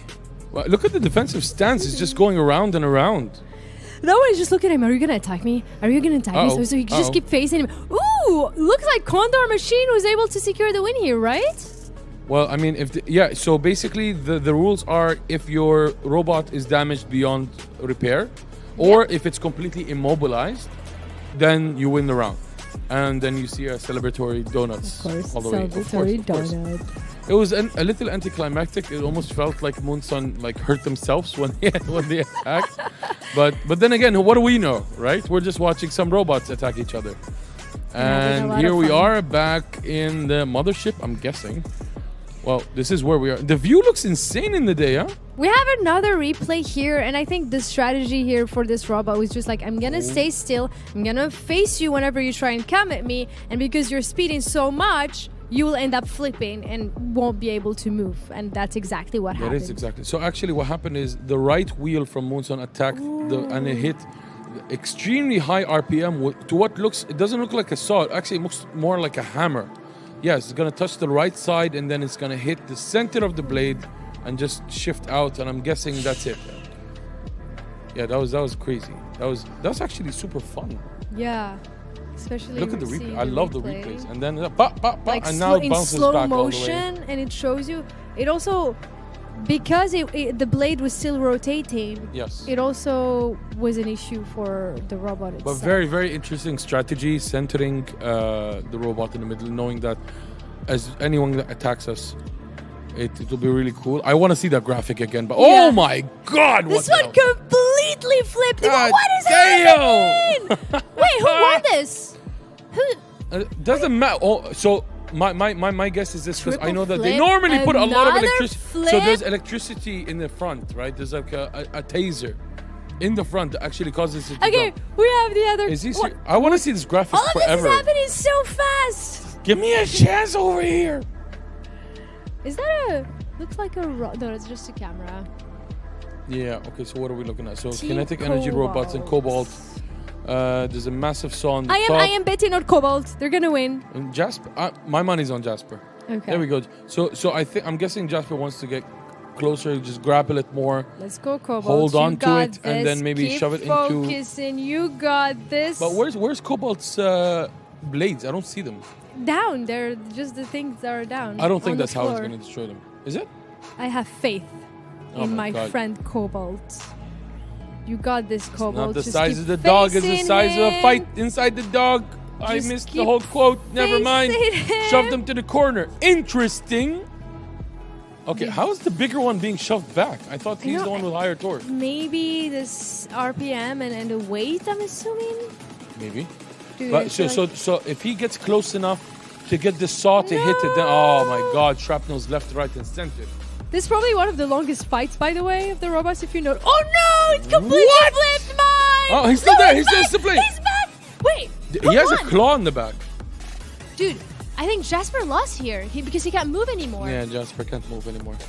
I would love to see your play of this so we can see exactly what happened. I think something broke in Jasper. His feelings.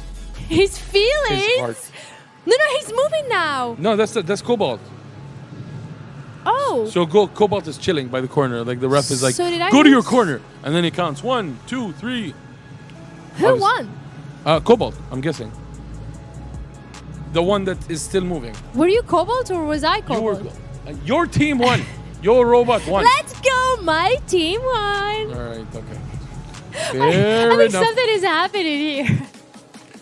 Let's transition into the next match. So there were a total of 4 different matches that were being played yesterday. I think we've seen all 4 of them, but if they have more... Hello! He's eating popcorn, or do you think it's not... Because they're robots, what do you think they'll be Bolts eating? and nuts. Bolts and nuts makes sense. Bolts and makes nuts. sense. I'm loving the color palette as well. Very vibrant, very cool. Okay. Yeah, so that's cool. Okay, so you can actually see that right under him, the saw actually did some damage. I was team the big one, the purple, not Cobalt. Okay, what? Yeah, it was the purple guy. That's Jasper. All right, I thought it was the opposite. All right, so we both lost then. we were both on the same team, and our team lost. It is what it is. Well, at least the robots in the virtual world, they're having a good time. They're happy. They're chilling. Oh, we can make them cheer, I heard, Hakeem. Okay, do you want me to... Go ahead. All Go right. ahead. Mothership, make some noise!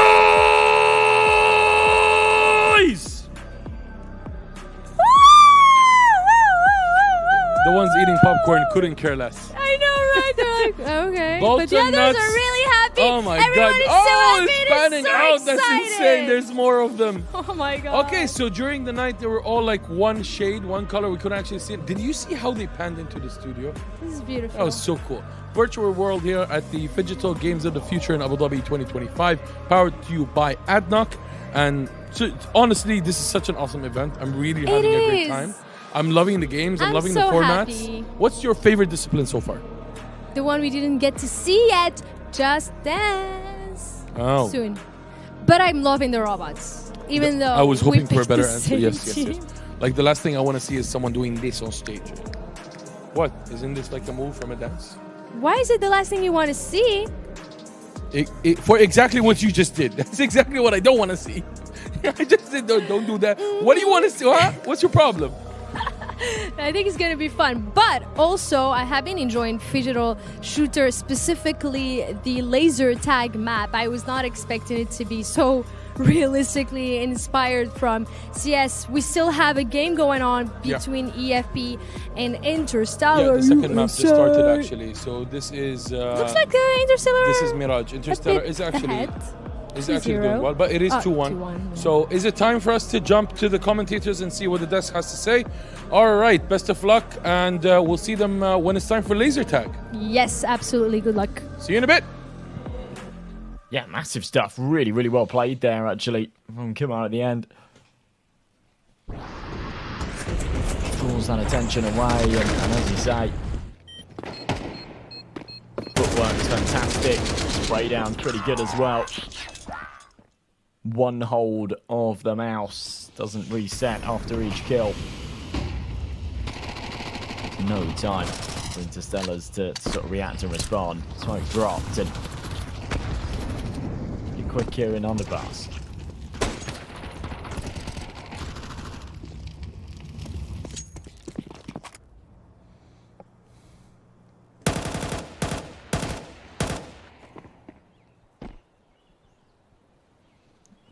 It's a big kill out of Scorpion.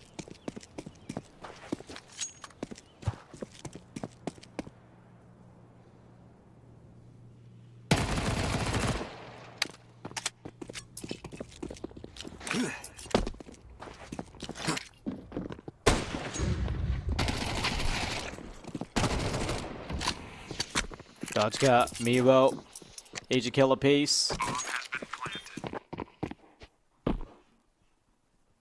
Gonna be a pretty comfortable round for EFP. Interstellar don't get to do much here, and I've got to remind you that there is very little control that the players have over the physical side of things, right? And obviously that's not to say that it's like randomized or anything, but you have to understand that there's very little real practice you could get for it outside of maybe like hitting like a local laser tag zone, which again probably wouldn't replicate what we're seeing today and in this tournament, simply because the mechanics. Yeah, you're not going to have any of that, and you're obviously not playing with a team there. It's a totally different setup, a totally different map, totally different type of gun, because obviously in different laser tag arenas, there's different mechanics of how you do it. Sometimes you can kind of just akimbo it. For this particular instance, you actually have to look down the scope, so too many variables to practice for it. So for Interstellar, if they can't lock in the Counter-Strike side of things, which is probably what they came in expecting, then things could become a little tricky. No one's certainly relying on winning the physical side of things, right? Everyone's come into this thinking of Counter-Strike as the primary event, with the physical thing being sort of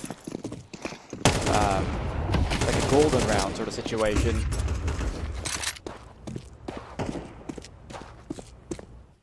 Bomb has been planted. Oh, man. Things are going from bad to worse here for the Interstellars after a good start to this second map as well. They are just falling apart very quickly.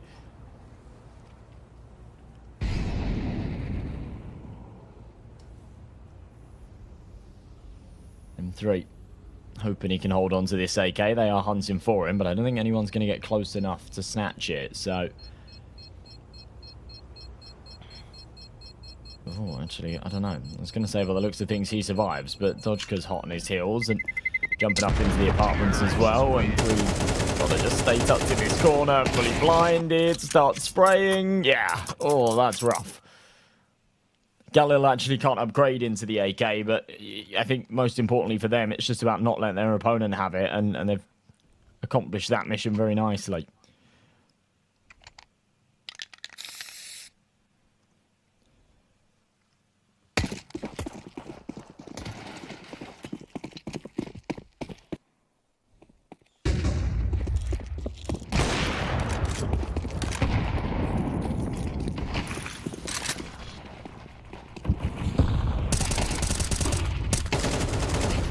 Polo getting ready to lay down the law on short, and 60 is there to support. This looks so much better than what we've seen.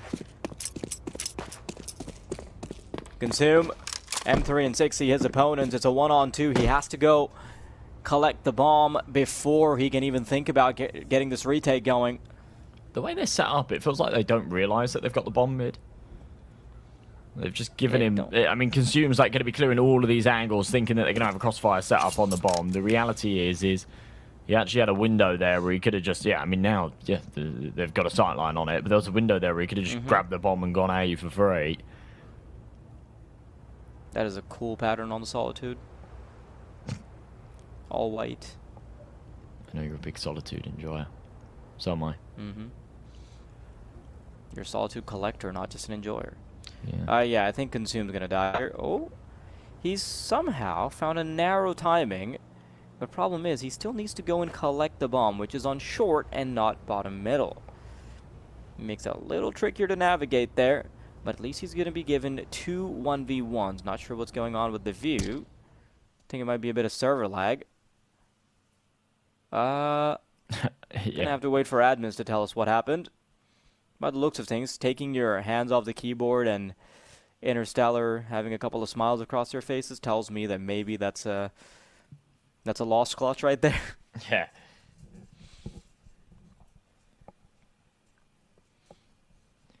Hopefully we can get that sorted, though. Ooh. So many looks maxers here, honestly. Saw someone else doing it a little while earlier.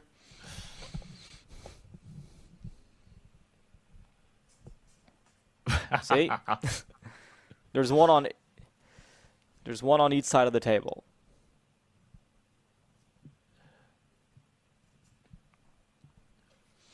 I love it. I love the showmanship. I love the playing up to the camera. It's something that we were definitely missing in our first series of the day, weren't we? I hope to see more of it. It's also, listen, also like having a physical side to the sport encourages people that gravitate towards things like looks maxing. Because like, imagine just having like a super fast, super jacked person playing laser tag. You would be scared. Oh yeah, for sure. I'm pretty confident. I mean, to be fair, it's tough because for the EFP boys, they also look pretty physically fit, right? So, listen, Interstellar are not winning the laser tag part. I'm telling you. You think? It's not happening. Yeah, and Fast Please literally have Agent 47 on their team. Ah, right. Yeah, I mean, there is that. Like, but yeah, no, I don't know. America just like kind of supersedes us all when it comes to like the sport and athleticism so much of the time. Like I couldn't believe like the couple of times I've been over to the US this year, and the first time I was doing an event and it was hosted in a basketball stadium, and there was 2 floors to it, and on our floor obviously we had the CS event, and then on the other floor there was like a kids basketball like regional championships or something. So it's like basically like the best like 10-11-year-olds in the state. And they were nuts. They like literally like 9-year-old kids, and they were insane, man. And I'm sat there going like, the donks of basketball. What? The donks of basketball. Yeah, fully. But like, you know, and they just have so many different sports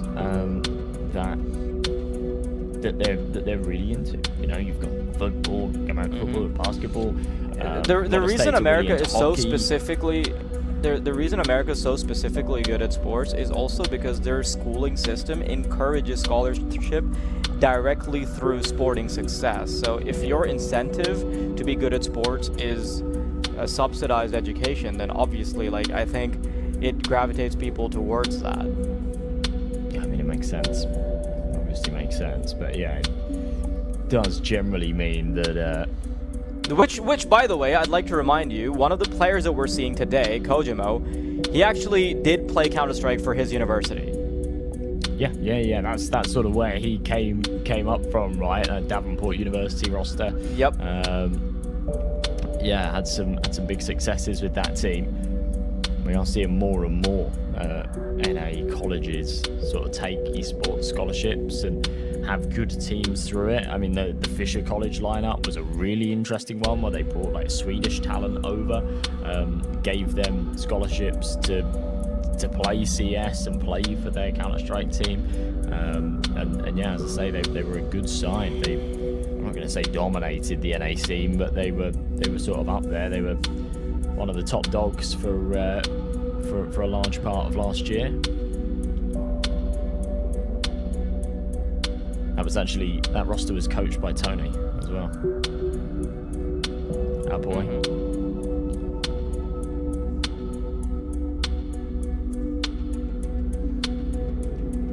So we're waiting for admin's decision to play the last round, to replay the last round, because it's obviously really awkward for both of the teams, and you can tell that they're tense. Like, remember how we, like, towards the tail end of that round, I said maybe that clutch just worked and simply ended up losing it, but no, apparently the server lags, so they're currently waiting for admin's decision on whether or not they'll just replay the whole damn round. And you can tell that the side of Interstellars is getting a little tense, because they probably feel like, damn, we had the 2v1, we should be getting that round any day of the week, we had the setup, there was barely any time. But unfortunately, it is also pretty unfair to decide a FFP if they don't get to replay it, because even a 10% chance at a clutch is still a chance that you don't get, right? Yeah. Especially when CS is a game with like such thin margins. Yeah, there's almost sort of no fair way to make these decisions. They're always tough ones. I think the only way that you could maybe do it is, you know, sometimes we cover events and they have like an AI round predictor at the top, and it's like percentages. You know what I'm talking about? Yeah. Yeah. If they had one of those and then they basically roll the dice on whatever that percentage is. So if he had a 20% chance of the clutch. Oh, that's actually smart. I think that is the fairest way you can do it. Oh, a little bit more showmanship for the camera. For these guys, this is such a cool experience for this team, because like I was talking about how for these boys, some of them don't even have HLTV, and the ones that do have only played like, you know, they're there because they had a deep run in a qualifier or something like that. This is going to be the first time that these guys have played on a stage this big in front of a crowd, you know, the full production, the full 9 yards. This is definitely an awesome opportunity, and I hope they're living it up. I hope they're enjoying it, because yeah, chances like this for, you know, a semi-pro team of this level to play on a stage this big is very rare.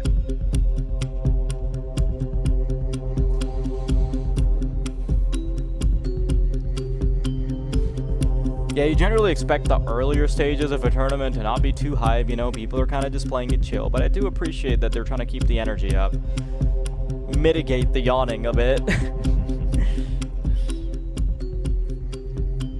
think the only man... I need to stretch a bit myself.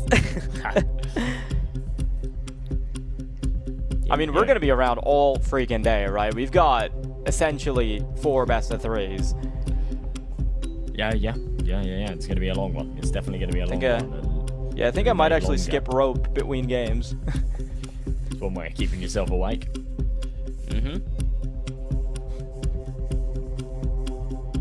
Yeah, tech pauses like this. I mean, we're here till midnight, baby. Yeah, Adam's probably just sitting there telling the players to play tic-tac-toe against each other to decide that. Would be cool though, but still the admin's making the decision as to whether or not to reset the round, or whether this is the process. Actually, a technical problem. Whether there's something else going on, whether they tried to reset it and it broke the money or something. That happens sometimes. It'd be weird if they're just sat in a room having like a little board meeting, like, okay, VAR checking it.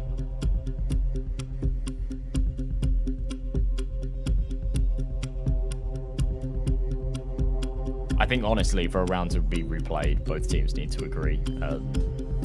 I don't see Interstellars doing that.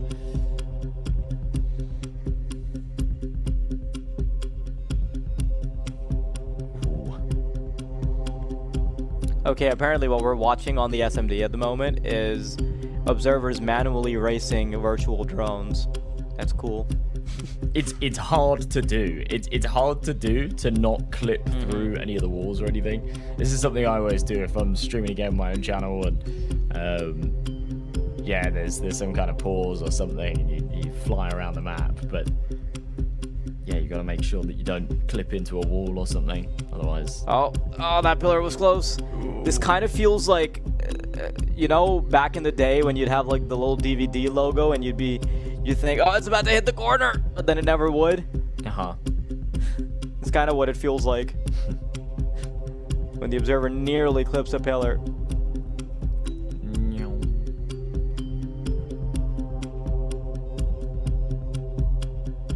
Very cool.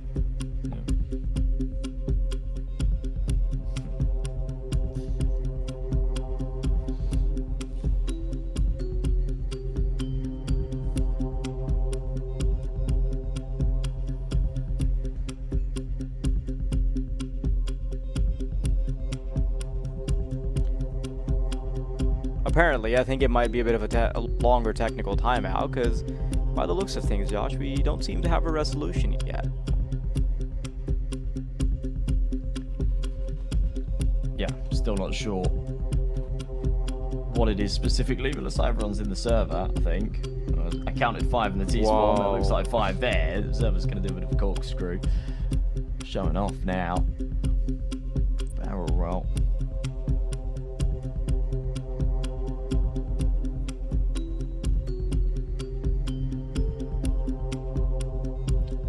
Okay, so apparently there's disagreement between Interstellars and fast plays as to whether or not the round should be replayed, because generally speaking, the status quo in Counter-Strike 2 and, well, even previous iterations of Counter-Strike, after much deliberation throughout the years, is that administrators generally don't ask for the opinion of the teams, and instead they will directly take a decision, because you don't want to put the onus on teams to make that decision for like the sake of something like sportsmanship, right? Because sometimes, even if it might feel won around, even if it feels like you've won around and you should just be getting it, sometimes the audience will expect you to be more sportsmanlike and give the enemy team an edge. And most of the times, admins don't want to put players in that position where they have to, you know, answer to fans later as to why they were sportsmanlike, when obviously everyone just wants to win the damn game, right? So that's generally been the status quo, where admins just take precedence. But apparently, there is a procedure here where teams can contest the outcome, and they seem to have their horns locked with regards to what should happen. Interstellars are saying that they would like the game to proceed as normal because they believe, they have strong reason to believe that they have a firm advantage because they were too stuck up inside ladder. They had bomb control. Consume had very little chance of getting the bomb, finding 2 kills, or getting the bomb down towards on an actual site. The other thing that goes with it, right, is the fact that both teams had the server lag, right? So I don't know if I don't think the server crashed. I think the server lagged and then they found the kill. But, you know, it's something that goes for both sides. That was actually quite a monologue, actually. He's making a lot of sense. I like the fact that we don't put a lot of pressure on the players to make that debate, whether they want to continue or they want to reset the round. Apparently, things are a little different here. I'm guessing they're a bit more sensitive, so there's a discussion. And since the technical break or timeout has taken a bit more time, we're giving you a chance to come back to us, and we can take you to something a bit more interesting at the moment, which is the drone racing. We have the qualifiers going on right now, where we are seeing the drone simulator gameplay for teams to try and get the best time, best pole positions, best positions for them in the grid when they start. I'm assuming that's exactly how everything goes. In the meantime, we're looking at the phygital drone racing brackets. We have reached we're still in the qualification stage, sorry. And we have 8 teams, it looks like? Or that looks like 16, if I'm not mistaken. Yes, 16 actually, teams, 16 teams. Yes, ma'am. So we have 8 rounds of qualifier. Latam and Spain drone team are going to be playing in the first qualifier. Moving on to Cyclone, Millennium, then we have BDS flat out, Heart of America, and Belka We have team. BDS. We do have team. In qualifier 3, you know. Yes, and E7 also. E7, the UAE team is also there. I'm not sure if the team BDS is the same one I have in my mind, to be honest, because the one you know what I'm talking about. But they rebranded. Which team can you elaborate on? It plays in League in Allison. Well, sorry, which team is that? BDS. BDS. Yes. But I'm assuming it's a different one here. Yeah, we've seen a few clubs that actually have a few more rosters that play across different disciplines. And the first qualifier we're going to see is Hater FPV and Tomate playing against Racer 250 and Roma FPV as well. This one is going to be an interesting one because you have Spain versus Latam. Yes, Spain. Well, yeah, I mean, it's hometown versus hometown, I'm guessing. I think Latam wants their revenge from Spain. Yes, who has the better portero? That's it's an ongoing joke. If you didn't get it, I apologize. You should have been here yesterday, but never mind. Just to talk a little bit about the format, we have 25 laps per pilot. Yes. And then they have to literally like park their drone and then swap it with the other driver to try and secure the best time in this qualifier. Best team moves on to the next round, and then. And tomorrow we're gonna have the finals, so it's gonna be really a short event. So you have to keep on watching. Make sure you don't miss any important thing that could happen. And I'm pretty sure it's gonna be really fun seeing the digital part and the physical part. I'm really excited to see. But I've never watched the digital part of this, so I'm excited to see how. Have you ever watched a real physical tournament? No, but we did just see some of the warm-ups. Yeah, exactly, for the drones. So I have pretty much an idea. And by the way, the arena is big. Like, I'm not sure if you can see that through the screen, like the obstacles, but they're like really huge. Yeah. The good thing about drone racing is that you don't really need a lot of space. The idea is to challenge the agility and the quick reflexes of the pilots and how fast they move and how fast they can go around the course. So it's going to be very interesting for us to do that. I'm loving the bots. I can't get over this. Oh, I am loving the bots, the theme, and there's a drone. So I'm guessing that's the camera. Hakim. What? I just realized something crazy. Yeah. Drones are birds for these people. It's the same thing. You just blow my mind, but there's something better. There's an invisible robot in the left, in the back there. Or is that his reflection? Is there an invisible robot next to the... I see what you're talking about. I think so. Yeah. It's a glitch in the Matrix. It is an invisible we robot. We found the glitch in the Matrix. By the way, that's not just a bird. That's the camera. And the bird. And the bird. You know, it's not a meme. It's like a conspiracy theory where pigeons are spies, government spies. So they're not real animals. Yes, in this virtual universe. The drones are the pigeons. Yep. Watch out for the pigeons. Exactly. Yeah, we said pigeons a bit too much, didn't we? You never know if they're actual birds or cameras. Okay, that actually makes a lot of sense. They're actual birds, guys. It's just a conspiracy theory. So we can all chill back and relax and enjoy the birds. Stay tuned for longer and more conspiracy theories as we go. This is Phygital the later games the show of the goes. future, not conspiracy theories of the future, okay? I'm just worried what's going to happen the later stages of the stream or like the next days of the stream. Like what else are you going to come up with? Like, I don't know. Like a giraffe is just Itisalat signal or something. That's smart. What you do know? What's smart about the giraffe just standing there being an antenna? A palm tree, I get it. I see it. I think we already have that, by the way. Like it's a fake palm tree, but it's actually an antenna. We already have that, so it's not something new. And you immediately bought into the giraffe idea. I think it could be interesting because they keep moving, so you could have them in the desert, so you would actually have signal. Portable Wi-Fi when you're stuck in the middle of the desert. I think we should switch the topic right now. 100%. Thank you for the segue. Now, we're going to be talking about this. The good thing about this setup, the format that we have, is the qualifiers are going to be the pilots driving solo around for 25 laps, etc. Once they move on to the knockout stage, it becomes a 4-pilot fight. Yes. So they're going to race against each other. And before we get into that, we have to go back to our CS game, where I think they resolved the issue. So I want to see the drones first, because until the technical break is finished, then we go back to the shooter. Yeah, you know Counter-Strike. A lot of issues. Yeah. Bolts and nuts. We saw the robots eat them. Bolts and nuts. That's what's necessarily So let's jump on. Let's check out the drone qualifiers right now, and we'll be right back.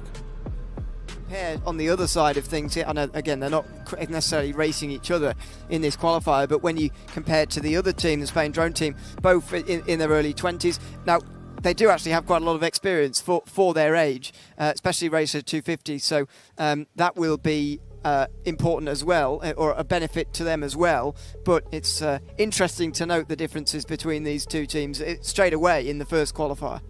Yeah. Zach, we know that in the qualification, in the simulator, we're not going to go into pit stops, we're not going to go into maybe crashes where this happens in the real world, but coming off to tomorrow when we have it on the main stage, how critical do you think is the pit stops and the way they manage it? Because I know like it can take some of the time for the teams. Yeah, I mean, even today there is an element of that pit stop sort of dynamic, because you've got 3 laps each for each pilot, right?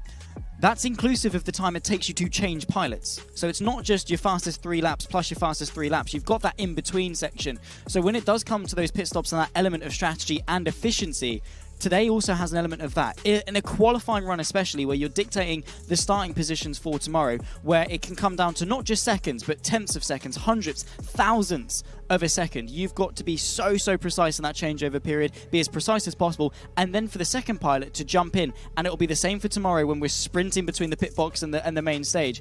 Well, we're not there, definitely. We get to stand here all day, which is quite comfortable. But when they're sprinting from pit box to stage, and you've got to jump in and be straight away switched on. There's no time to sit and adjust your seat and get comfortable and maybe adjust your oils. You've got to put them on, you've got to pick up that control, and you've got to go, both today and throughout the rest of the competition. So, yeah, they've got to be efficient, they've got to be sharp, they've got to be on it, and jump straight in and be quick.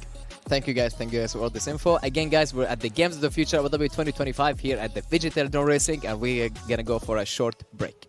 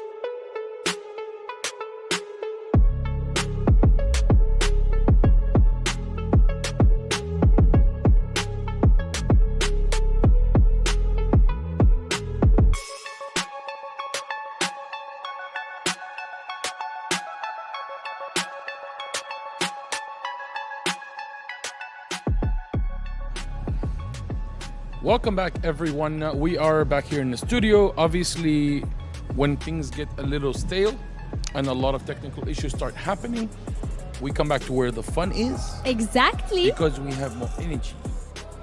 No, I'm No? done. No. What? We should find something You never else. leave me hanging like that. Yeah, but I think I'm over it. I feel betrayed, like severely betrayed right now. Don't Don't put that face on me. Don't do that. Don't do that. Don't do that. It doesn't work. You know Did what? you see your face? No. Okay, so we're acting like we don't have anything to say. I want to see energy, okay? But you know where I want to see it? Yes. In the robots. Yeah, we are going to see some them robot content. dancing and shouting. I want to interact more with the virtual world. I'm Sure. tired of this world. I'm not gonna lie. I'm not going to blame you. I can't Right? blame you on that. Yeah. I could, virtual world that beautiful is actually very fun to be around. And they're so cute, and they have popcorn that is basically not popcorn. It's as you mentioned. Yeah, I'm actually so surprised that they actually have their own mindset. Like everyone else was cheating, and they're like, "Adi." Well, honestly, we really need to pay. We need to say these guys. We need to give them names. These two Ooh, bots. I like that. Okay, name one, and I name the other one. I'm calling one popcorn. That is so unoriginal. What is this? No, I'm calling one Pete, and the other one Pot. What? Pete and Pot. Pete and pot. Yeah. Okay, you could have said pots and pans. It would have made sense. What the hell is pots and pans? Pots and pans. What the hell is what? Pots and pans. Pots. طنجرة يا طنجرة. Oh, and pans? Pots. P-O-T-S. No, I get it. And pans? Pan. P-A-N. Pan. Oh, I get it. We have reached a solution. You know, I have a better name. I think we should call him Hakim and Momo. Sure. I love how I used your real name and I used my nickname. What are you gonna call it? Jay Broken? I mean, Jay I mean, the name is just a handle more than anything right now. But yeah, I'm okay with going with Hakim. Sorry, we could continue with Hakim. Hakim is good. Good name. Good name. Solid name. Not like Momo. Mo and Momo. Remember? You introduced yourself as Momo. Anyways, let's, if we can get just a bit of footage Some highlights? on the robots. You want to see some highlights? Yeah. You're getting tired of me. I'm not gonna blame you. I just miss the wanna see- robots. I really. I'm tired of me too. Let's go to gameplay. Let's see some gameplay right now of some of the matches that were taking place. We have Switchback and Fierce Rock, or ROC. Love the logo. Yeah, That's so a this is match beautiful 13. bird. They're actually Is that a pigeon? Is it a pigeon? Well, it's a spy. It's not a pigeon. Spy. Okay. Which one are you betting on? I'm betting on the black one. Okay, so clearly you already made your choice. So I'm with Switchback. I think the one in black and purple is called the Deep Sea Shark, if I'm not mistaken. But this is actually pinned down to the corner. Come on, you a lot of damage can be caused during there. Come on, buddy. Deep Sea Shark. Let's go You Switchback. can do it. Keep pushing. Let's keep go facing Switchback. him. You can do it. Keep resisting. A lot of them Okay, they're turning. I like how you're telling the robot you can do it. They can, actually. It's the guy controlling them that needs to know what he's doing. But interesting. By the way, I think the weapons from Switchback is now. Oh, there we go. Turn it back on. All right, so Dude, now that you're in robot has- serious trouble, my friend. Okay, so Switchback. Loki has a face. Does he have a face? No, like yeah. Like look at that head. All I know is Deep Sea Shark is just lost. Oh no, I spoke too soon. Okay, Deep Sea Shark. Allah, drifting. Oh, Yeah, right. How can you do that? Oh, Did no! it all! Let's go! Take him out, baby! Come on, you Take can him out! move. Come on, Destroy try to move. Try him! to move. What is happening What? with you? Come on, get your. Leave Oh God! nothing! Get it Take together. Get it everything. together. No. It's over. Immobilized. GG. I surrender. Game is over. I am sad. And that is Switchback taking the win. This is actually very. I could do this all day. Me like that. too. I love this. I was like, We completely destroyed the blade, right? Yes. And he's like, he's like holding the arms of a dead soldier. Marlena. A dead soldier. So dramatic, right? Dude, I actually have a question. So they're playing, right? Yes. And they probably need to face other opponents as well, like with the same robots. And then you get your robot destroyed in the fight. And then you have such a short time to fix the robot. Like, how does it work? Do they have a similar robot as a backup? Or if your robot get too much damage, you just can't play anymore? That's a good point. I don't think there's anything like group stages where if your robot is destroyed that you're going to be able to play again. But if they would allow such a thing, it's probably you'll have either multiple versions of the robot or a lot of spare parts. Okay, so makes sense. normally, even in like Formula 1 cars and things like that, if you have if a front wing is destroyed in a pit stop, you can actually fix it. They have a full replaceable item or a part. So I'm guessing that could be the thing. Same thing goes to if there's like engine damage or there's like a crash. Obviously, a lot of money has gone, but they do have multiple versions of that same car coming back for them. So we have daddy bots. Daddy bots. Okay, so they actually tell you the specs of the weapon, like maximum speed 30 kilometers. The weight is 110 kilos. Yep. All right. It's if insane. this guy just steps on my toe, I'm gone. And with 6,500 RPM on that fan or saw blade or whatever. Oh my Look at this God. beauty! This grandizer Mazinger Z. Let's go. Oh my. Woo! This is beautiful. I am cheering for this one. Golden Fury. Golden Fury. Truly It's like golden. Fury, but shine. Truly. That's super cool. Look, they even have desktops and machines. Well, looks like it is nighttime in the virtual world, Hakim. Yeah. Already? Summertime, summer day saving, winter day saving. I think so. I think they have like different. The sun Look, has daddy bots. Okay, so they have a vertical spinner. So interestingly enough, Same weight as well as yes, the other one, you have to stick to the same speed, 110. and I'm guessing same weight. No, same no, speed. some have more and some are less actually. More than 110. I think so. Wee.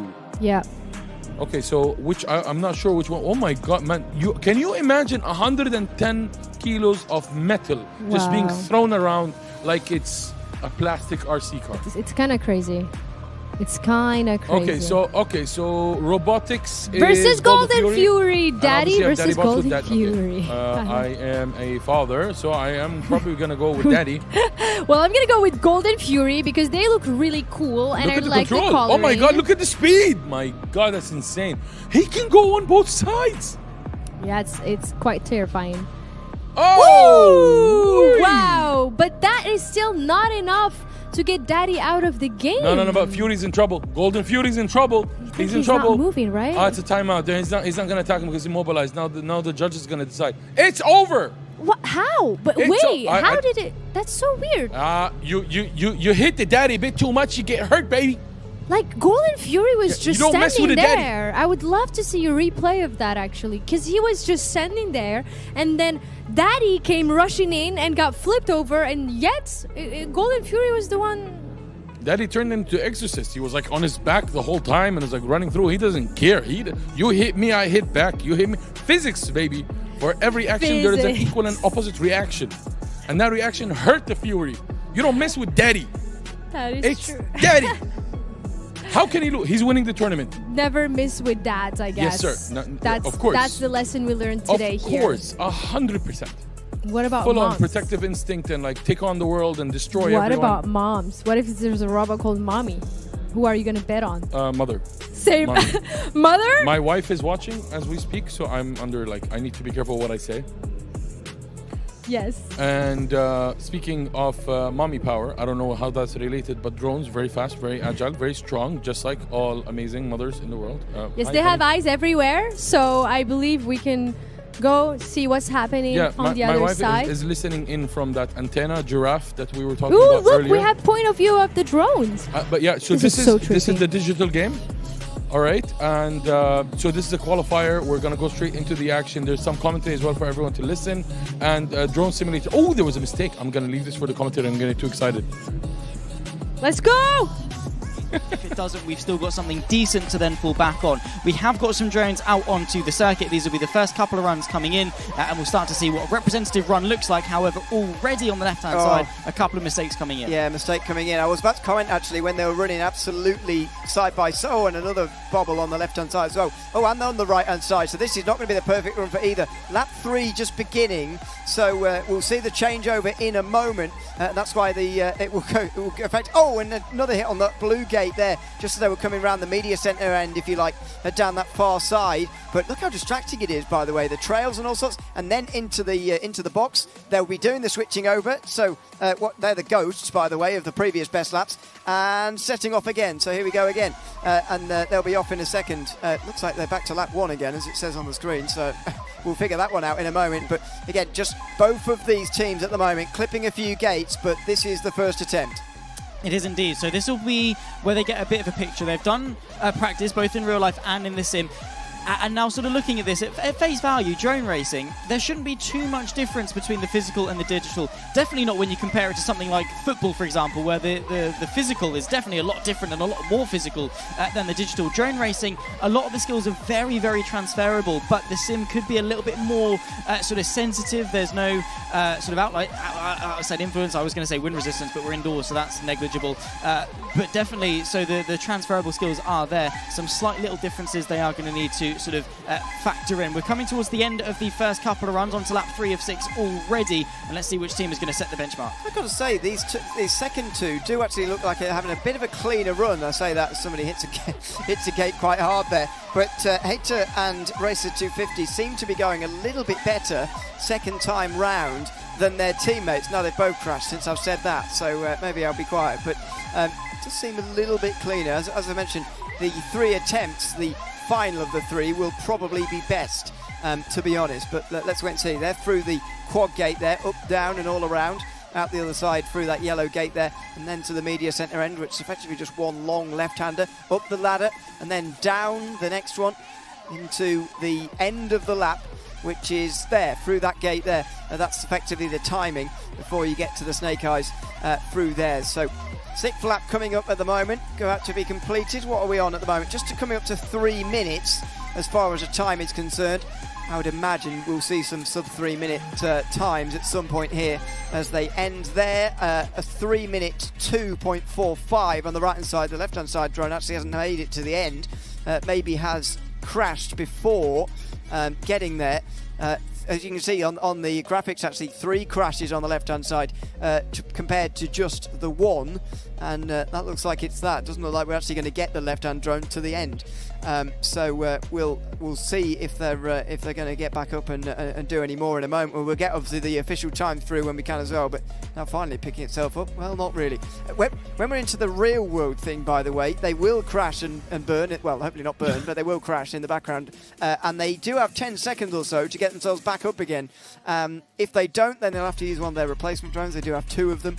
But we're going to see some spectacular crashes tomorrow because you can't see just press the reset button like they can today. Yeah, exactly. That is the other thing, of course, with the sim. There is actual ramifications for crashing, right? You damage your drone too much, that's it. That's the competition. There is a sense of jeopardy. Jeopardy, I suppose. Yeah, that's a good word. You've got a thesaurus somewhere down here. It's you've got to be on it, right?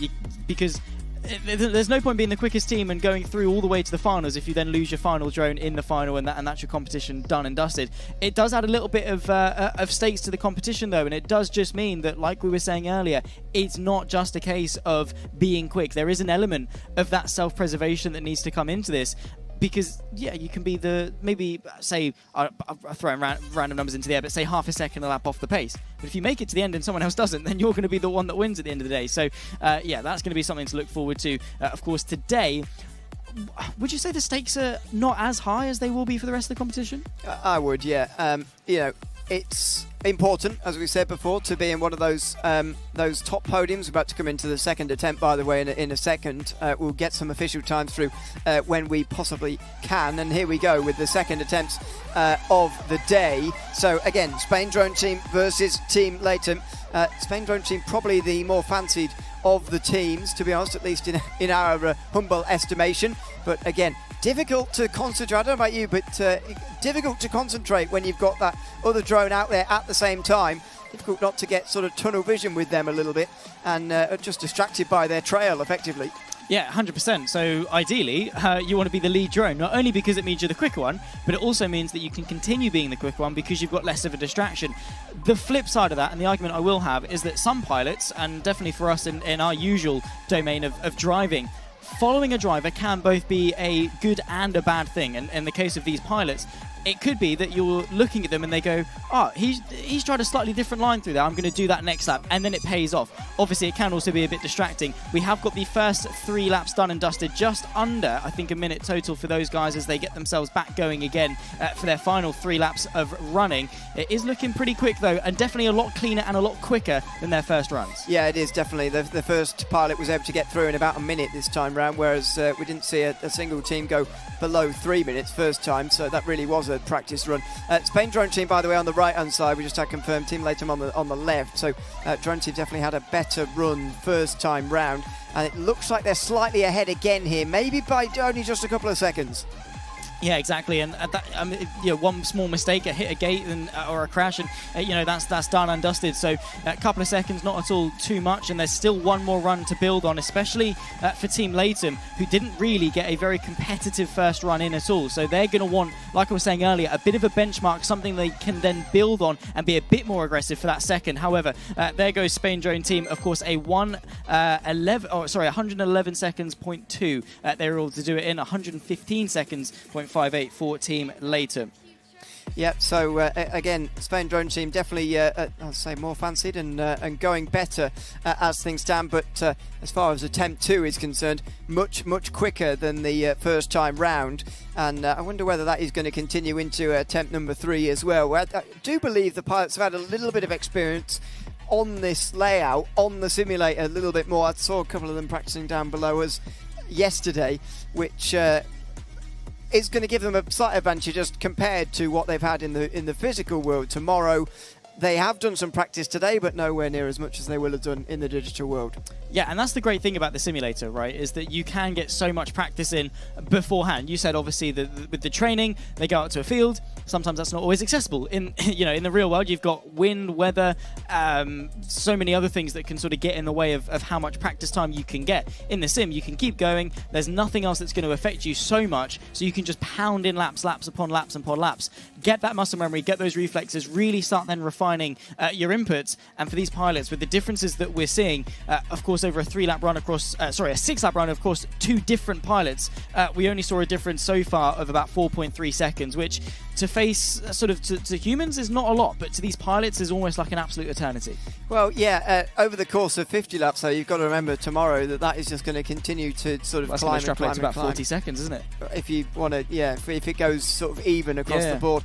So we're going to see, teams on different laps. That's the, that's how it's going to be settled in the end.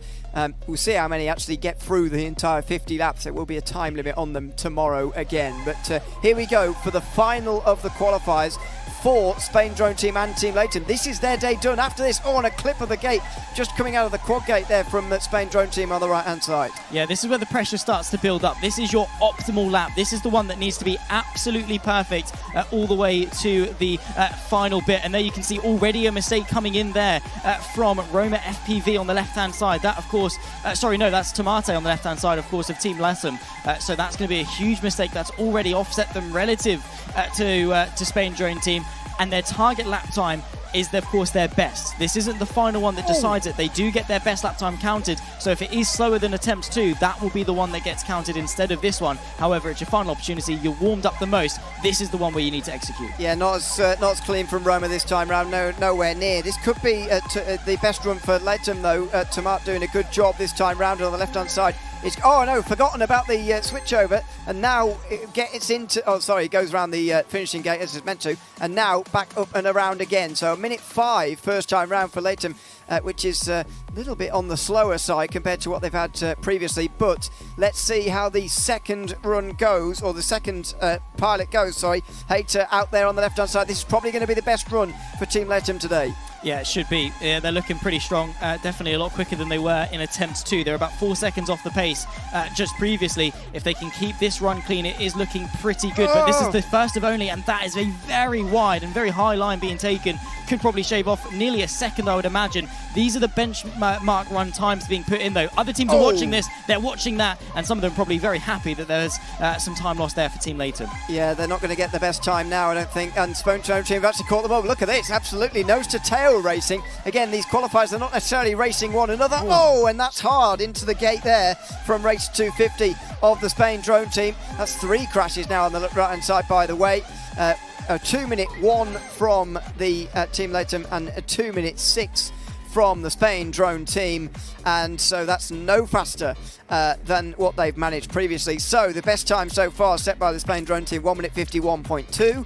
Latham did a 1 minute 55.3, so not too bad as far as when you compare it to the third and first runs, but we've got no idea how that matches up to the other teams yet. Yeah, I know. It's a benchmark, really. And other teams are looking at this. Some of them may be a little bit happier than others. Probably look at that going, okay, we could probably beat that after their practice today. Maybe they've done their own quali simulations, I suppose, to get a bit of an idea as to where they're going to be. For us in the commentary box, though, we have absolutely no clue. Is that the best times we're going to see all day, or is it the slowest we're going to see all day? We don't know. We'll find out soon, I'd imagine. We will, yeah. We know that the Spain drone team are, two fantastic pilots, two of the Spanish national champions of the last few years, although that title has bounded around quite a lot of different pilots over the last few years, and indeed many of them are here as well in other teams. I think there is another all-Spanish team.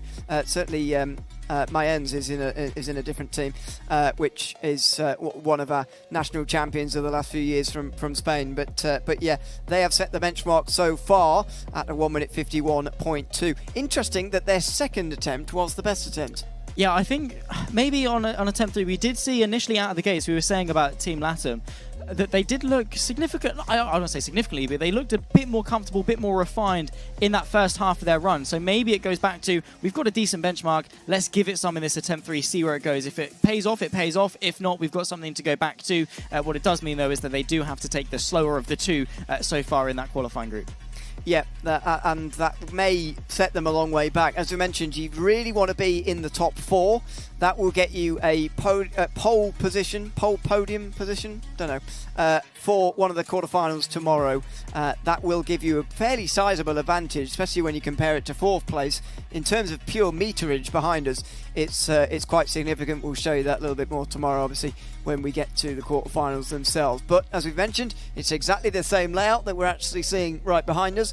One pillar missing in the virtual world, so they do cut across rather into that starting gate, which you can see just over Zach's shoulder, actually, on the left-hand side there. But yeah, the virtual and real world combining in this competition. This is the virtual part of it, qualifying for tomorrow. And so far, the Spain drone team have the best time over Team Latham by about 4.1 seconds or so.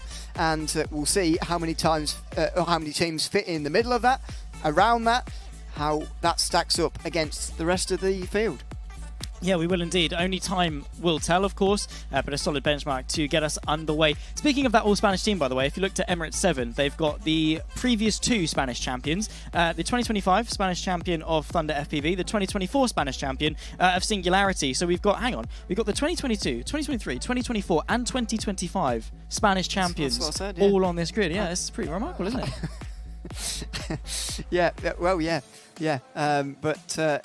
2, and indeed, as we said, 2 of them in the team we've just seen as well, the Spain drone team. So yeah, ones to watch for sure. I'd imagine they will, if we're forced to guess, I'd imagine they'll make it to the final day, the semi-finals. But because of course tomorrow,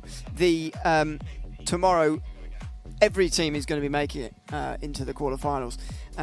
Not the case for the final day. We are going to see one more attempt, by the way, from these guys, so unsure exactly of the reason at the moment, but clearly something going on, and so they will get one more attempt. Not sure what this will be in place of, but anyway, I would maybe attempt 1 because Latham didn't finish, and Spain drone team were about a minute slower than what they were previously. Could it be because the lap count wasn't quite set up properly? We did see the second run they had to do 6 laps, whatever.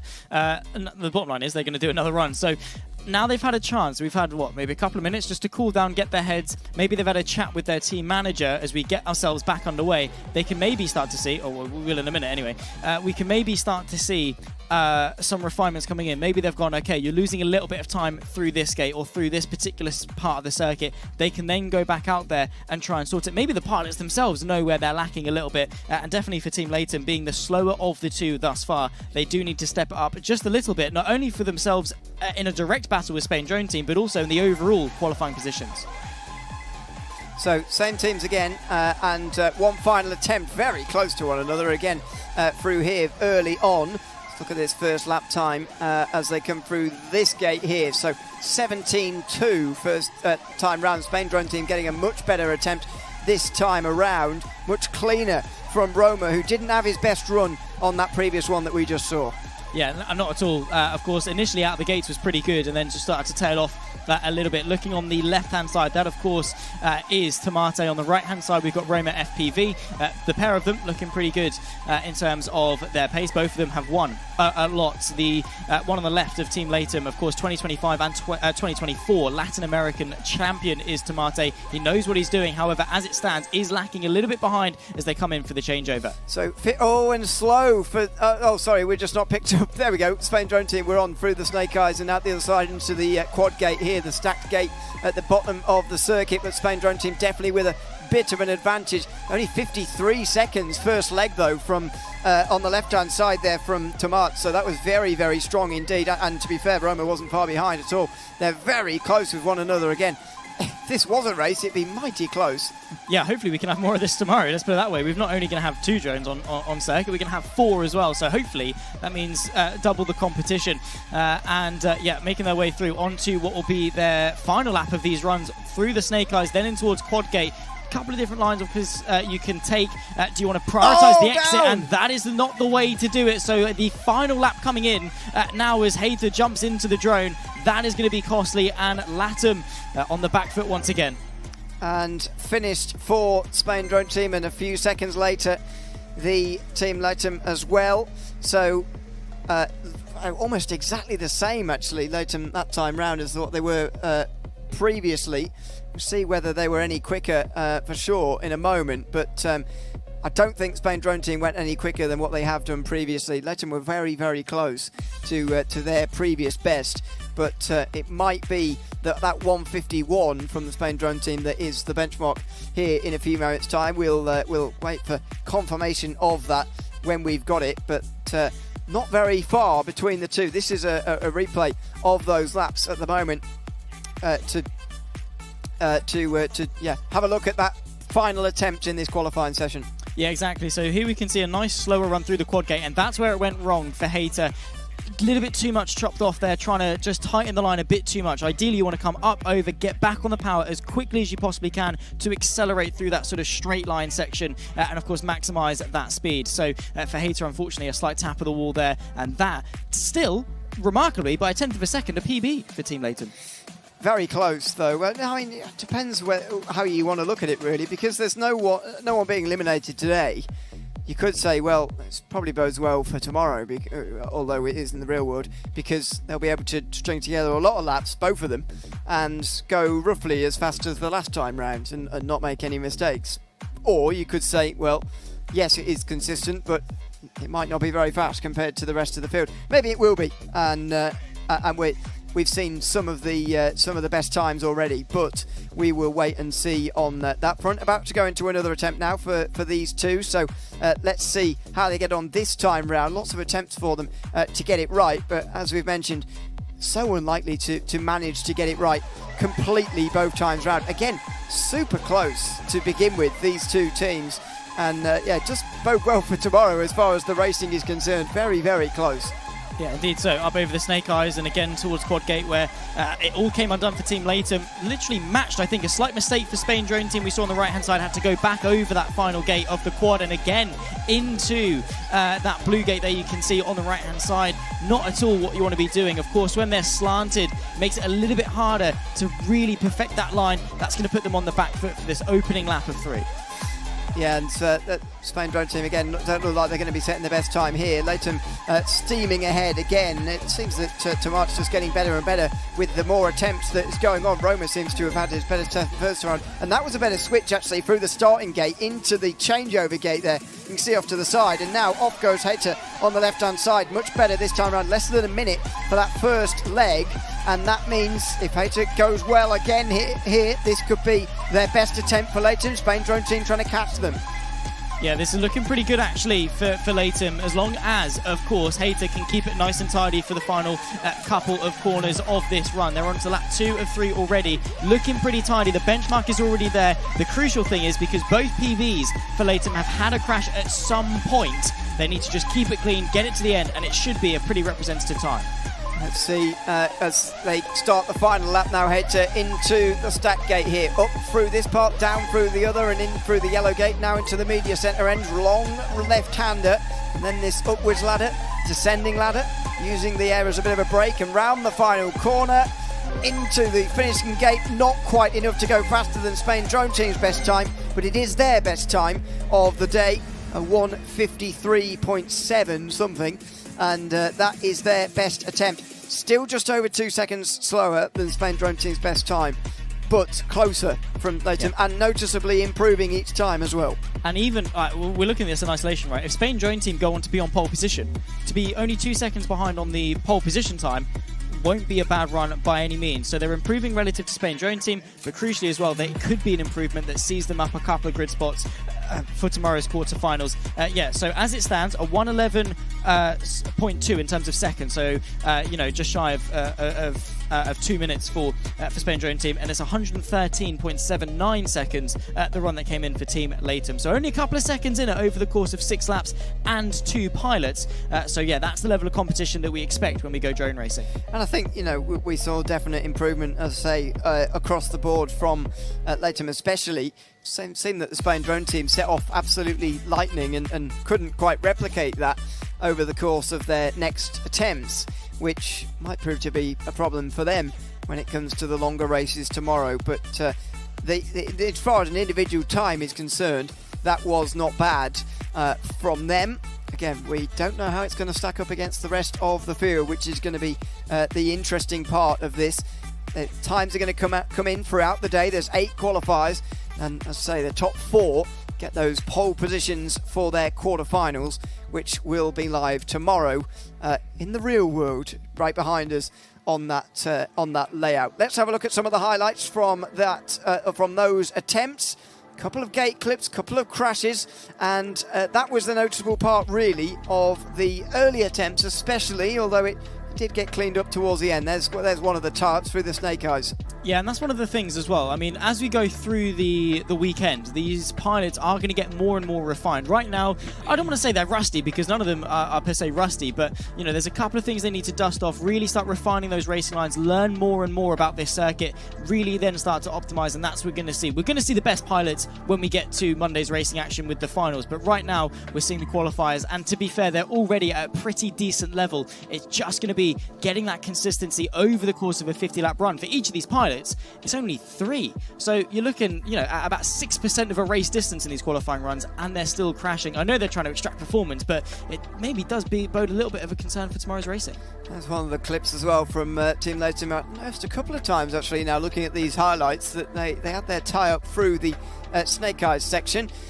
Then they were trailing Spain Drone Team in this attempt that we're following on at the moment. No crashes for either of them this time round, though, which was a little bit unusual. With the Spain Drone Team this time round on this run that got that tie up, and then it all went wrong at the stack gate as well, which made it very difficult for them to set their best time, and indeed they didn't on that attempt. There's the crowd going wild, enjoying themselves, and it's been a good first couple of attempts for Team Latham and the Spain Drone Team here at the Phygital Drone Racing, and we'll still have 14 more teams to come, 7 more qualifiers before we're done this evening with our competition. We'll hopefully have a leaderboard at the very end of that to show you who's going to be where, because it is already designated, as we've already seen from the bracket. It's already designated where and which quarterfinal they will be in tomorrow. Primarily, the easiest one to remember, the team that are fastest today will be in the first quarterfinal tomorrow and starting from the pole. Yeah, exactly that. That's the aim. But of course, each of the teams are going to know that if you're in the top 4, like we've been saying, that's a guaranteed pole position somewhere. And then obviously from P5 to P9 is guaranteed P2, so on and so forth, down to P16 in the overall standings. One thing we did note, though, is that when it comes to Heat 1, you've got the first seeded team, you've got the 5th seeded team, the 12th and the 16th, I believe. So in terms of average position, Heat 1 does seem to be the easiest to go through, if you like. So ideally, you want to be either P1 or P5 in the overall standings to have the easiest run through into the semis. Yeah, absolutely. And here's a little bit of a weird one, being 5th and having that such advantage. But again, if that qualifies anything to go by, the difference might be negligible anyway, to be fair. Yeah. So if the gap from 1st to 16th is actually quite small, which is maybe proving to be perhaps the case after that first run, then maybe it will be pretty close. But this is a completely different type of drone racing compared to what we're going to be seeing tomorrow, because you do have conservation in mind so much more tomorrow than what you do in that final. Well, not only the final, but the quarterfinal and the semi-final, those final 2 days that we've got coming up after this. So maybe the order that we're seeing here is going to be completely different when you get to the sort of more long-distance racing like what we've got tomorrow and the day after. Yeah, potentially so. Absolutely. I mean, some teams, like you were saying, they're the best at getting the absolute out of the drone. They're the best at getting the absolute lap time over the course of a short run. Some teams are able to do the same lap time they did in qualifying for the 50 laps they've got in the race. Other teams maybe can't do that. They've got to come off the throttle a little bit, give a little bit more lap time in order to have that conservation. Other teams are able to push at 100%. Even if their 100% isn't optimal, they're able to sustain that for longer, and that at the end of the day is what wins you a race. Qualifier 1 done in the phygital drone racing, powered by insurancemarket.ae. We'll be back in a few moments' time with the second qualifier and all the and everything else, all the build-up, all the post-match from that first qualifier in a moment. But qualifier number 2 coming up very shortly. We'll be back in a sec.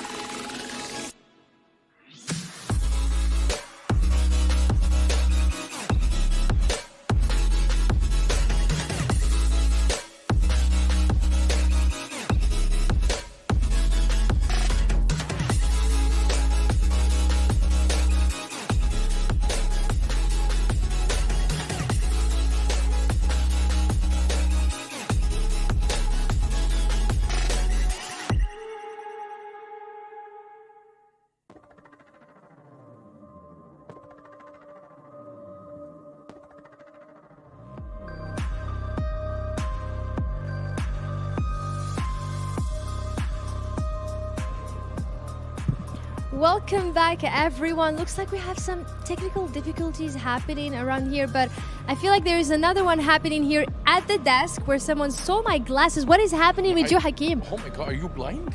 Yeah. My eyes are having a technical difficulty right now. Okay. Yeah, she thinks LASIK is not That's safe. rude. She doesn't want to do that. Let's not get into medical please discussions let's here. get into We that are right Phygital now. Games of the Future, and I believe MLBB, the second game is about to start or is already going. I think it's ongoing right now, but in the end of the day, we still want to give people some something to watch and enjoy here on the multi-stream while the drone racing is going on. The qualifiers are still ongoing. Sometimes we have some difficulties or some technical issues, so we're just going to keep bouncing back and forth from different disciplines. You're still waiting for Just Dance. We found out that it's going to happen tomorrow. Hopefully we're going to be streaming it because we're going to be doing the afternoon shift after Kush and Normal, who you're going to be seeing in a few minutes after this. We have Versatime and Homeboys. I already know who you're cheering for. You want to bet you got the wrong one? Really? Yes. I think you're cheering for Versatime. He has a heart in the logo in his nose. That's his nose. Which is shaped as a heart. No, that's like really his nose. Like but it's shaped as a heart. Gorilla noses look like hearts. Okay. Did it look? Was it even a gorilla? I'm not a gorilla expert, okay? So I think it's better if we talk about MLBB. I look at myself in the mirror every day. I know what I'm talking about. Okay, Never burn mind. yourself, no problem. What? Gorillas are badass. What are you talking about? So the game is currently tied between Homeboys and Verso. Scores 9-9. We can't really tell. 9-9. Oh, sorry. It's like Brooklyn 9-9. I can't help it. 8-8. It was 8-8. What 8-8? It was 9-9. No, look. It's 8-8. That's a Mega replay. kill. That's a replay. Okay, you're just gonna call anything happening on the screen? Yes. As soon as you see the bars are going down? The bar is going down for Which that bar? That's guy the tower. who looks like... Okay, fine, it's the tower. Okay. Well, we are not obliged to understand the game completely, and that's completely fine, but that does mean that we should be doing more research to educate ourselves more about it. Bravo. Okay, so she's literally just reading whatever is coming on the screen. Guys, anyway, I explained to you MOBA is the easiest genre to understand. Again, 5 versus 5, gold destroy the castle, or whatever HP bar that goes thing to 0. Blue Very versus easy. red. Hundreds of champions and heroes That's to choose from. That's it. Each Pick and every the one of most them. beautiful one to you. If you like unicorns, pick the one that looks like unicorn. If you like girls, pick girls. If you like boys, pick boys. Pick the gorilla. If you like gorillas, Pick the gorilla. pick the gorilla. And that's it. Life is so easy. I don't understand why people make it so hard. Literally. Wow, you're just kick the literally ball into the guys. goal. You're being baited right now. Do not play MOBA with an understanding that it's easy. It is something to respect. It's something that has a high entry It level. does not have feelings, okay? What? The MOBA does not have Yeah, feelings. but the people that are going to play it under the impression that it's easy are going to be heartbroken. So anyways, it is a beautiful genre. It's actually one of my favorites of all time, really. And the fact that it's now existing at a high level on mobile is something that's really, really cool for us to see. MLBB Versatime versus the Homeboys. The game is actually flat even right now between the two. I am noticing a lot more objective gameplay from the Homeboys. And we also have a small advantage of around 1,300, 1,400 gold. But the fight is still on. They're actually trying to take their zones. They're defending each other. And it should be really fun for us to go and see what the commentators have to say. But before for that, us, Hakim, yeah? we're going to have to say goodbye to you guys for today because Kush and I Normal, I would say his full name, like I Normal. No, it's Normal. To sound how he normally very likes normal. it that way. Yeah, but his name is I Normal on social media. That's just because Normal was Just like taken. I Normal, really? Yes, Normal You was taken. normal, me normal, do you want it to be? we normal? Do you want it to be normal 6, 7? Never mind. Okay. On that note, we can just leave. Yeah, I and think it's time. Give you guys all a break. When we come back here to the studio, you're going to be hosted by Kush and Normal. Should be a lot of fun. They actually look a lot better today, like their faces. Maybe it's just growing on me. I think it's time to hit the game. I think that's more interesting for everyone to watch right now than 6, 7, and all these wannabe. All right, guys. She has a problem with gorillas, ladies and this gentlemen. Thank you very much. was so fun. I'm talking here. Okay, go ahead. No, ladies first. Go. Elders first. The game, ladies and gentlemen. Enjoy. Still alive. Providing the vision here with Reza. Daniel, he's out of the picture, so it's 4 members of Homeboys. Can they stop this Lord from being secured? And will Amal be able to get an opening? It looks like he's going to be forced off, and they're just going to forfeit this one over to Verso Time. What a fight! Started up by what? Castle in the mid lane earlier on. Again, they survive Izanami. You mentioned how they should be the ones to look for Izanami before Izanami finds them. That time, though, Verso was prepared. They have many members to peel for Castle eventually, and then they turn it around. They took out Daniel, which was so crucial to the initial fights for Homeboys. Daniel's role as the Cho is so important in this game for Homeboys. And without him, it's so difficult to start a fight, and they might take him down again. Oh, Castle's going to jump in, follow him through. They know he has an immortality. That's going to be Pop. He's gone. Daniel. Oh, timing. He tried, man. Again, he had pretty much everything that he wanted, but Verso Time's just got so much crowd control. They can, catch pretty much anyone at this point. So Amon's going to go for that cut. Try to delay this push a little bit further at least, but the Lord is making its way up top. Verso Time will swing up to this top side. Potentially just taking these tier 2s out, but Amon's actually going to get a base turret. Verso Time doesn't have anyone at the base, so a base turret taken down. Good macro play there. Blast Insanity going to be used, but no, Cutie just trying to clear out this wave the best they can. Rez are going for that back line if he can. No, Cutie goes down though. Another pull comes through AOG, but on the backside, Amon goes in with a Soul Sever, not able to connect, and now he's slow at being whittled down. Castle jumps it all again. The pull from March. Verso Time is winning the fight. Wow. Lord finally goes down here, and look at the moves. Wow. Izanami's actually going to be able to survive that from Xeno, but who won't? Daniel and Verso Time looking to take game 1 so quickly from Homeboys as the base is going to be worked on. They want the last kill. They won't get it, but they'll take game 1. Just one fight. Verso Time were able to turn it around. Homeboys were already doing so good this game. They are in control. They got the first Lord. There were so many good coming up from Daniel, and Zanam is already making it work for Homeboys. Unfortunately, Verso Time has so much space in their hand.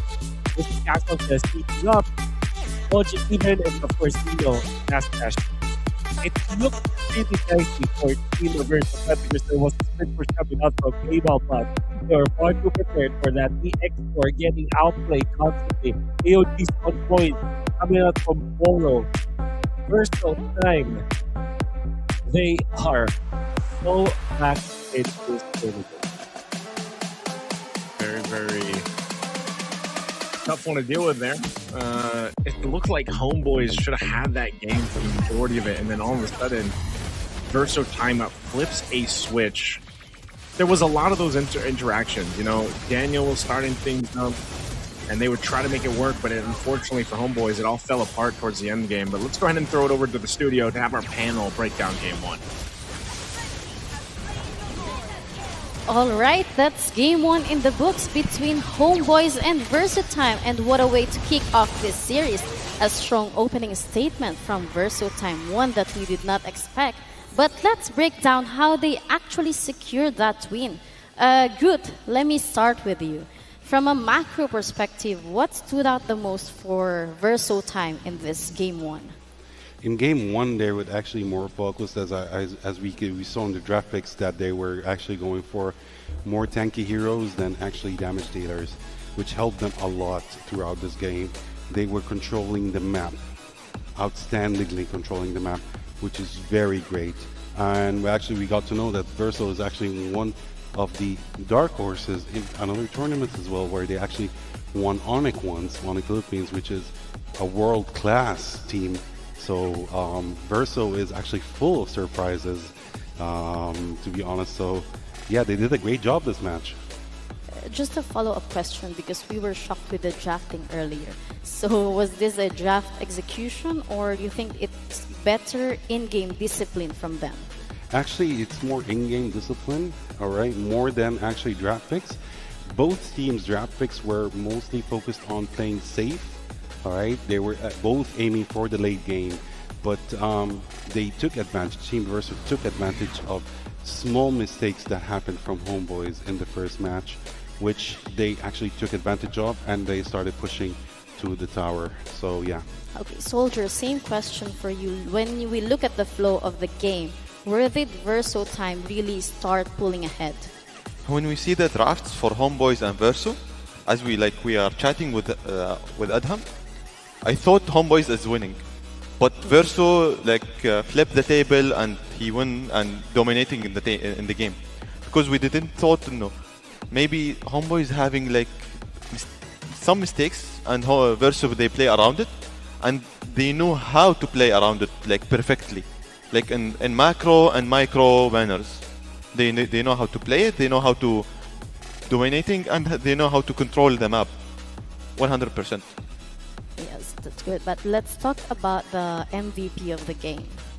So the MVP of the game is Verso Kodik, which is got 4 kills, 1 death, and 10 assists. He was such a great player this match. So I'm very excited to see him in the next game and see if he's going to remain as the MVP, or we're going to see a new MVP in the next match. Yeah. But do you think their shot calling was the difference maker here, Gut? It did play a difference, of course. I believe so. Yes, it did play a difference.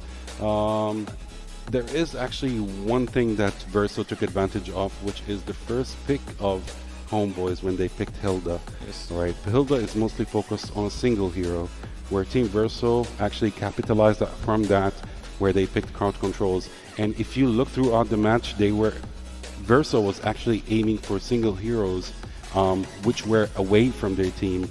And these are the mistakes that mostly happened in the match, is that Verso is, Homeboys, some heroes are, or some players are a bit far away from their other team. So Verso ganked on them one time after another, until they took control of the entire map.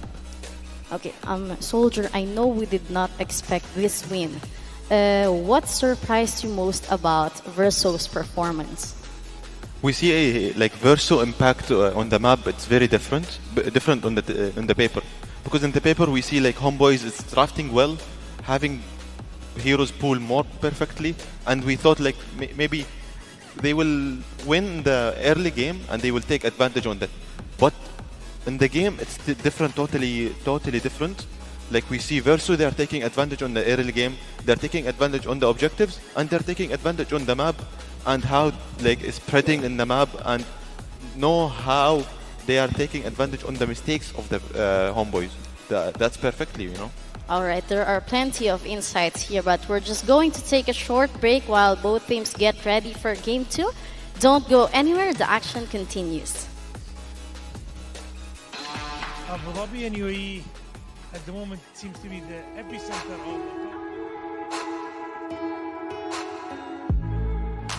And hello, ladies and gentlemen, welcome back. And this time it's me, Normal aka Yusuf, and I have this fine gentleman, Kush. Welcome back, and this time with a sweater. You looking fine, sir. Yeah, I mean, the weather here in Abu Dhabi is just is absolutely beautiful. This year is it's quite different, yeah. It's quite different than last year. I mean, it took it a while. Usually last year it starts earlier, but True. Yeah, the weather is absolutely amazing, and I mean, we gotta wear it. We don't get much season out here with the hoodie, so we gotta take advantage whenever we can. Yeah, it is. And continue on the past on what happened exactly today. We got a lot of events. We got a lot of games going on at the same time. We just saw MLBB, which I don't have a lot of knowledge about, and I'm guessing this is your territory. I'm gonna leave it to you. So on MLBB, we saw it. It's a best of 3. There's a lot of going. We saw the analyst actually talk about it, how most of the teams, not most of the teams, one of the teams had advantage on the Homeboys itself. And let's say it's close. I'm just assuming of the way they talked. I mean, look, Dota, sure. Mobile games, the only game I played was Candy Crush. Nothing else. Yeah, no, I'm from a different generation. Okay. Well, Mobile Legends as well. I mean, from the looks of it, the teams had both of them had a great try. They really tried their best. But yeah, moving up to we got exciting games. We have the finals for. Exactly. We the have robots. Yeah, we have Battle of Robots. But that's gonna be later on tonight. We have the drone racing, which was actually one of the fine events that I was looking for. We're talking about the digital one and how most of the players here actually control, let's say, how can they move like so fast and so smoothly in the arena itself. But we got the qualifiers. We got 2 teams, and one of the known teams is Team BDS, which actually is an esport team, and we got Flawed out. We got MCK, Yuki.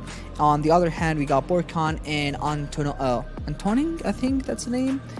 That is for the drone racing qualifiers we're gonna have today. The digital, then tomorrow we're gonna move to the physical one. Yeah, I mean, they're teasing. They're teasing the physical right now. We're gonna just go with the digital for today. The simulator game. Yeah. Have you ever played it before? No, actually, but I've seen let's say a little clips of it, like a glimpse of what's going on exactly. It is quite hard to control the drone itself on the digital side, because I saw how fast they were going. I saw how smooth they were just entering the rings in and out, and I'm fascinated by the commentators themselves. They can keep up with that fast drones, and it's actually amazing because I don't know if it's the same as the physical one. Is it gonna be that fast? Is it gonna be that smooth as the digital one? Because out of, let's say, comparing between these two, I think it's quite difference between the physical and the digital one, but I just can't wait to see it actually. You know what will be really interesting? To have a drone battle. Oh my god. No, not a speed battle, but let's go with the the robots battle. Yeah. Just similar to that. Drones just having a weapon and just, you know, starting off from the other side and just start going at it. I don't know. I'm just way too excited about the whole robot thing, I figured, but it's quite different. It's like let's say putting an equipment that high tech and that heavy on a drone, it's not gonna last. It's not gonna hold. No, I think it's gonna be a very quick match, but I don't know. I think my whole mindset has changed when it comes to the robot. I would have never thought there was actually something like this happening, and it's only at the Games of Future in Abu Dhabi. It is. That, you know, you get to witness these type of things. 100 kilograms plus robots. Oh my god. Going high speed. That's even higher. Heavier than me and faster than both of us. Yeah, I mean, I witnessed it live by myself, the robots. It was absolutely amazing. And we got the replays from the basketball game as well. We talked a lot about the basketball. Great 2 point. I mean, yeah, there's a lot of games going on. There's, I believe basketball has the longest, the most teams. I think... I believe so, because there's like every 10-20 minutes there's a basketball game going on. Everyone's just fighting really hard for the not only the title but also the prize pool. It's a great, you know, opportunity for the teams. It's a great honor to get the prize as well after all their hard work. Obviously, we got the POV of the ref cam as well. It's actually impressive to see actually these players like give so much energy into these games, because we're not just talking about like just digital and that's it, because it's not all about esports. It's about like actual players can play both physical basketball and digital basketball and giving their best at both games, and like seeing these kind of like these kind of views like the ref cam and like the different angles for the players itself. Let's say it gives a different perspective for the game itself and makes you enjoy it even more.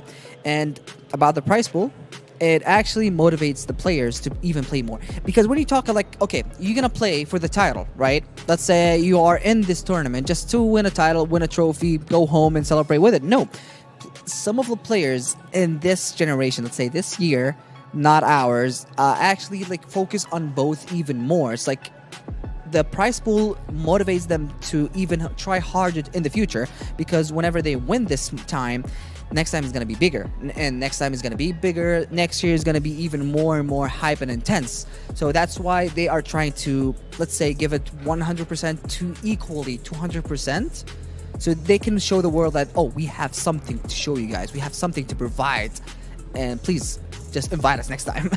Yeah, no, especially when it comes to like basketball. I wonder how the practices is. So in the morning they play video games, and then in the evening they go and they practice on the basketball side. I'm pretty sure the digital side, let's say playing on a controller and sitting down, does not require a lot of practice. It does mentally. It does? Mentally, yeah, you gotta prepare for the games. And it is for the love of the game as well, I'm sure, for most of them right there.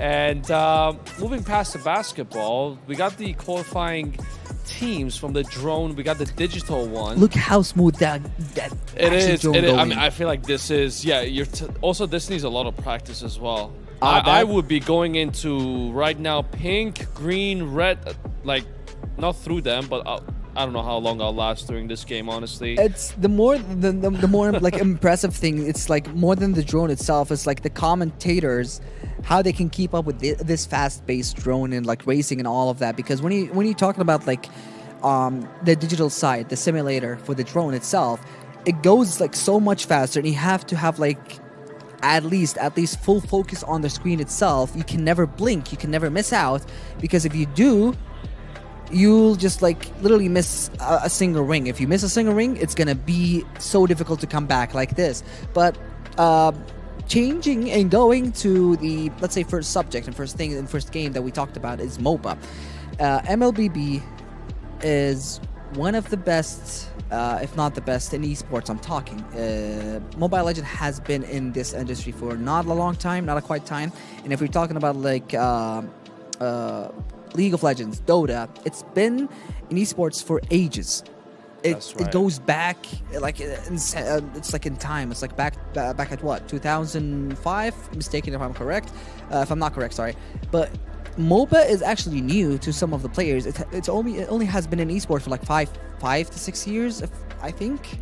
Around that time, yeah. And now we got the teams. The playoffs all match 2. The teams are picking out their characters. We're gonna pass you to the commentary. Okay, let's go. And they need to take a new plan to stick on it. So we will see new scenarios for Homeboys, more than Verso. Verso, they are in the resting phase, and they will focus on the next step. And maybe they will stick to the plan, like they went with it, or maybe they will continue with the same scenarios or the new scenarios they will make. Soldier, if you are Homeboys, are you expecting Verso Time to respect ban what worked in Game 1? Or force Homeboys to show something new? For Verso, they need to respect Homeboys, because Homeboys, it's not like other teams. Like Homeboys, they have the macros experience and micros, and we see it like in the group stages. Also Verso, but Verso, now for the drafting, and we see the last drafts, they have respected Homeboys very, and we see it like they're targeting bans, they are flexible picks, we saw it. That's why Homeboys and Verso, they are respecting each other, and we will see respectful picks and respectful bans for them together. Yeah, as you said earlier, these are meta bans that we are seeing right now. Meta bans. But Groot, we saw what worked in Game 1 for Verso Time. Do you expect Homeboys to ban against the strategy or ban specific heroes? I think they will stick to the plan. I don't think I don't think they will ban specific heroes. They might do that, but I think what Homeboys are going to focus on right now is actually trying to go for different picks to actually minimize the weak points that they had in the first game. But most probably we might see actually similar picks, almost similar picks with slight changes in some roles. Okay, so first pick is always crucial. Is this what they are picking right now? So they have a choice. They actually can go for Hilda, or they can go for Ruby. There is Eve, which is actually open right now, but they chose to play it safe, and so they picked Gatokacha in the beginning. Playing safe is actually also a good choice. But this gives a chance for Verso to diversify more on the picks of the meta picks that are actually available for them to go for right now. For Homeboys, they need to change the priorities. and they need to deny Verso from comfort picks, and they need to let them, or they need to force them to choose the meta picks, and they can control it or they can counter it with it. But for Homeboys, how much does this first pick, Gatot, define the rest of the draft, you think? I think going for Gatot Kacha, when going for actually meta pick or giving the opponent team meta picks, they know that most probably they will actually push them to go for these picks. And as we saw right now, Team Verso actually picked Eve and picked Yuzong, which are both meta picks. So Team Homeboys is focused more on countering those meta picks. So that's what they did right now. So they might go for Selena, and they went for an Alice as well, which is basically a counter to both the picks that Verso went for. So yeah, Homeboys is doing a great job picking those heroes right now. To be honest, Homeboys, they are trying to counter the picks, and they are waiting for the Verso steps to do it, and they will study it on time, and we will counter it in the drafts. Because Homeboys, sometimes they are winning the drafts, but in game they have some macros issues, and Verso they have the advantage to do it, and they can they have advantage to control the map, control the objectives, as we saw in the first game. Yes, yes. Good. As these picks come in, what kind of composition is Verso Time building toward? From these picks right now, I see that actually Verso is still aiming for the late game. It seems so that they're aiming for the late game. But as for Homeboys picks, mostly I think Selena would be such an annoyance for Team Verso. And since Selena is actually a burst damage focused hero, they decided to go for heavier picks, just like Hylos, which Hylos is mostly unlikely to be chosen in tournaments, but they might be forced to go for that pick, or they might have another strategy or an idea of what they want to do in this match. So we're still going to see the remaining picks to see the full picture, I would say, of Team Verso's strategy. Soldier, for Homeboys specifically, what ban must happen here to stabilize Game 2? For Homeboys, they need to deny Verso from crowd controls, as we saw in the first game, as Ruby, Abu, they need to deny it, because we saw in the first game for Verso, they have too much crowd controls, and we need to deny it because we don't need to see the same scenario again and again. Yeah, because Homeboys, they need to fix the scenario, and they need to play on their scenario, not on their Verso scenarios. That is very true. That is very true. And as we can see in this match, actually, when we look at the bans, we have 4 jungle bans in this match. We have Fanny, we have Yisunshin, we have Hayabusa, and Lancelot. So these bans are actually going to change on how these teams are going to pick their jungles right now. The choice of jungles right now that we have are kind of limited to the meta. To a couple of heroes, I might say. Like we do have Suyo, which is still in open as a jungler, and there are other heroes also. See, right now, as you said, Soldier, Homeboys is actually trying to minimize the crowd control, and that's why they still ban Joy, which is also a crowd control jungler, I would say. So this is going to be such an interesting match. And if they pick Moskov, oh my god, this is going to be... Wow. And Vendetta. Alright, so actually Homeboys is playing the role of crowd control plus damage this game more than Verso. But still Verso, they do have the crowd control elements, as we have Yve, we have Yuzong, and we have Cloud as well in the gold lane. To be honest, I like Homeboys. They are trying to deny Verso from the some of picks, but for Verso, they're trying to play around what they have on their hands. Because we need to win this game, because we have one game left and we will qualify to the next stage. Yes, so they are trying to play on the new scenarios. They are trying to make new strategies during the draft, because in the draft now on the paper, for me, Homeboys, as in the first game. Because they have the priority, they have the advantage more than Verso. But good. Do you think they're drafting for comfort or out of necessity? I think Verso is drafting out of necessity. They're forced to go for their picks. Although, on the other hand, there is one pick from Homeboys which is going to be a problem for Homeboys themselves, which is Selena. Selena is going to have a very hard time with Claude and with Eve because they're using their Purify skills. And we have crowd control heroes which are supporting Claude and Eve also. So I don't know what is Selena going to do this match.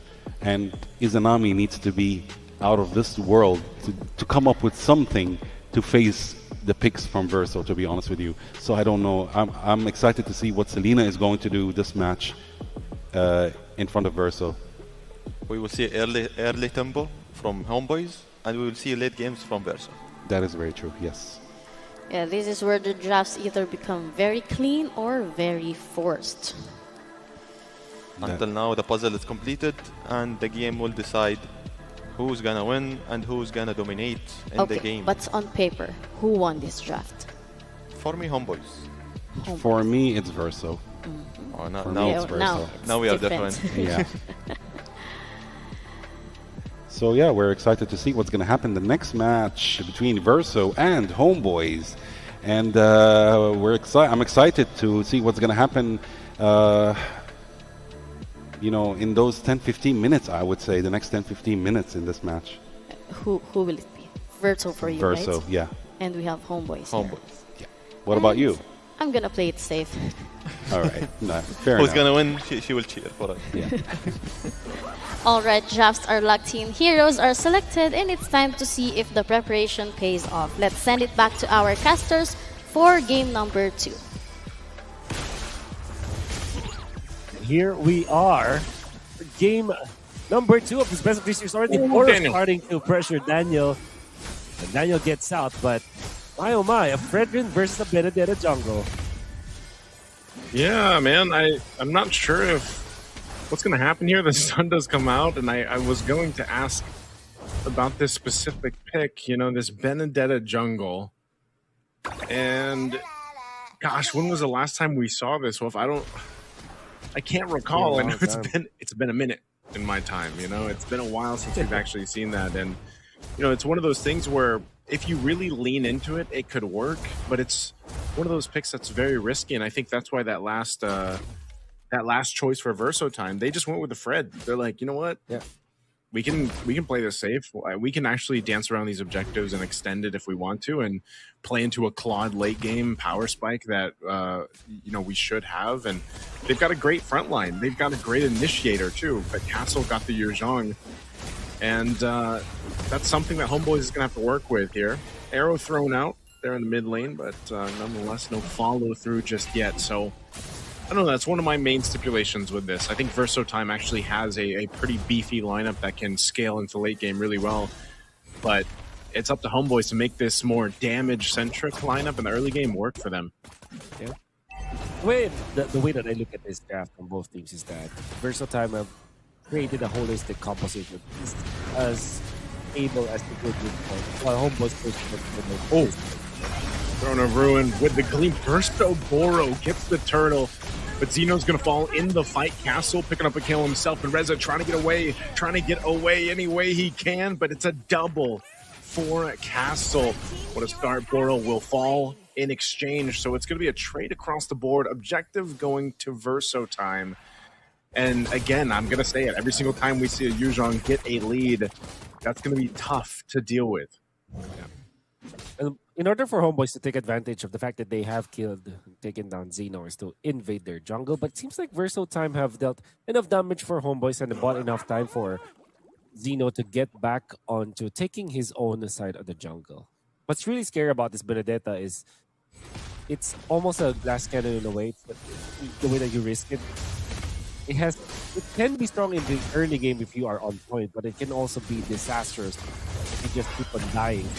So far, Amal has not been showing us he's about to die. Well, right now, the Glorious Pathway is just slowing things down so much. was trying to jump away. Daniel, though, stopped in his tracks, but luckily not enough damage just yet. And that's one of the things about this versatile lineup that we were talking about. It's not going to have this early game throughput when it comes to damage just yet. So even though that was a great glorious pathway coming out from Boro, they couldn't capitalize on a kill. And so Homeboys getting what they can. I think by the time they transition into this next turtle, they'll be in a pretty good position. Good burn of the flicker there, battle spell down. But, you know, that's one thing. I think they need to fight into the second turtle, and maybe Homeboys can start to build an advantage from there. Yeah. See that eventually. Yeah, that's what I'm talking about. Like invasion coming from AMA. I think this is good. This is the way they can play this game. Be oppressive, be invasive with versatile time.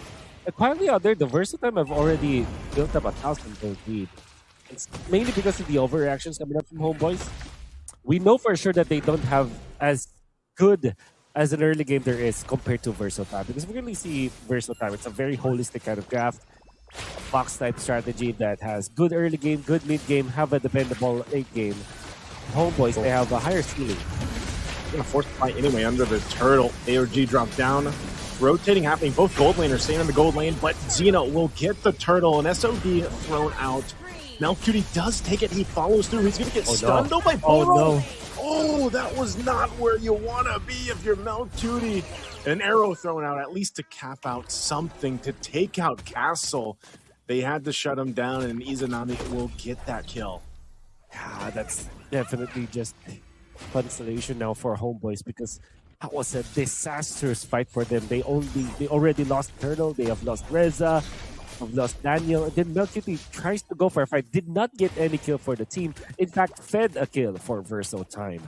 I think that was definitely a disastrous moment for Melcutie. The fact that he is a Moscow that does not actually have to go for fights. I mean, you're happy if you can land the SOD and maybe get a kill afterwards, or, you know, safely get some pickups. But if you're risking your life by giving away your lane to your opposing marksman as well, really not doing a great job. And Melcutie has to really make up for that. Homeboys have lost so much ground in the first 5 minutes because of their bad decisions. Yeah, I almost wondered what if he just didn't use the SOD and, like, you know, just kind of check things out. Definitely wouldn't have had this lead build up even further. Not only that, but Versal March now has a bit of an advantage against Melcutie, obviously. And, you know, as a Claude, you can play into having that advantage against Moskov. Ooh, RWM catching Izanami. Great usage here for Kojic to use that ultimate, capitalize on a kill. Wow. Amal might be in trouble. What a petrify! Black Dragon Form going to be used too, and they tries to go and fight this in a 2v1, but Amal will fall as well. Reza, too late to this fight, might just be able to go ahead and stall out that push on the tier 1 top. But Turtle's up, and Verso Time balloons the lead nearly to 4,000 gold. How about that juggle coming up from Xeno as well as Castle? I mean, they have spent so much resources, but that was Amal that they were able to take down. This means that this turtle will be free. And that's a perfect word. They will balloon this lead so much. I like balloons. Yeah. And it's difficult to pop now. I mean, they do have this Benedetto, but it seems like it's not making the right choice now, Homeboys.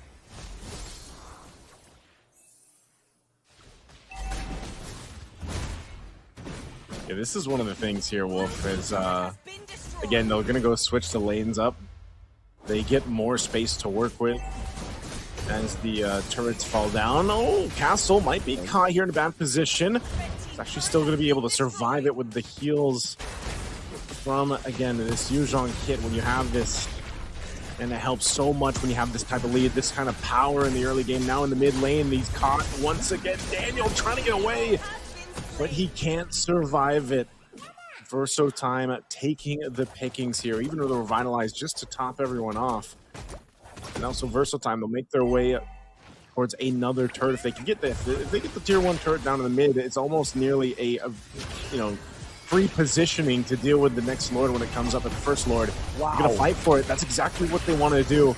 Like Dragon Form already going to be used. Amal trying to get to the defense, trying to disengage Reza as well. No one falls a bit messy, and at least up top, Melcurio will be able to push in a turret up top. The tier 1 finally falls. Looked to be a really good pincer coming up in Verso time. Members of Homeboys were just mobile enough and tanky enough to get out of there. Good news, like I said, Melcurio is able to farm up top. However, Zeno already prepared for the storm. Chastise Pauldron is the second item for Zeno. I wonder if he has his blade armor up right now, because if you combine those two items together, now that is an anti-Moskov item set for Zeno.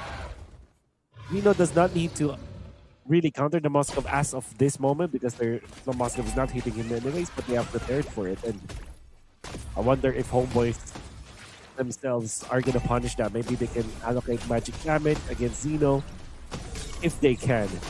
But let's see. Fighting for this Lord here. They're going to keep Melcurio down there. Castle is there as well. Not sure if he's actually going to try to force that fight in the 1v1. It looks like he is going to go for the fight anyway. The SOD thrown out. It's going to miss, though. Lord's going to go for the reset, and Daniel is gone. The Black Dragon form is going to be used. Melcurio is going to lose this 1v1 unless he gets away, and that he does, but his team is getting decimated on the other side of the map as a triple for Verso March. And Verso Time will now make their way to go ahead and solidify this Lord take, as Izanami can only just throw out Abyssal Arrows to stop Verso Time from going further.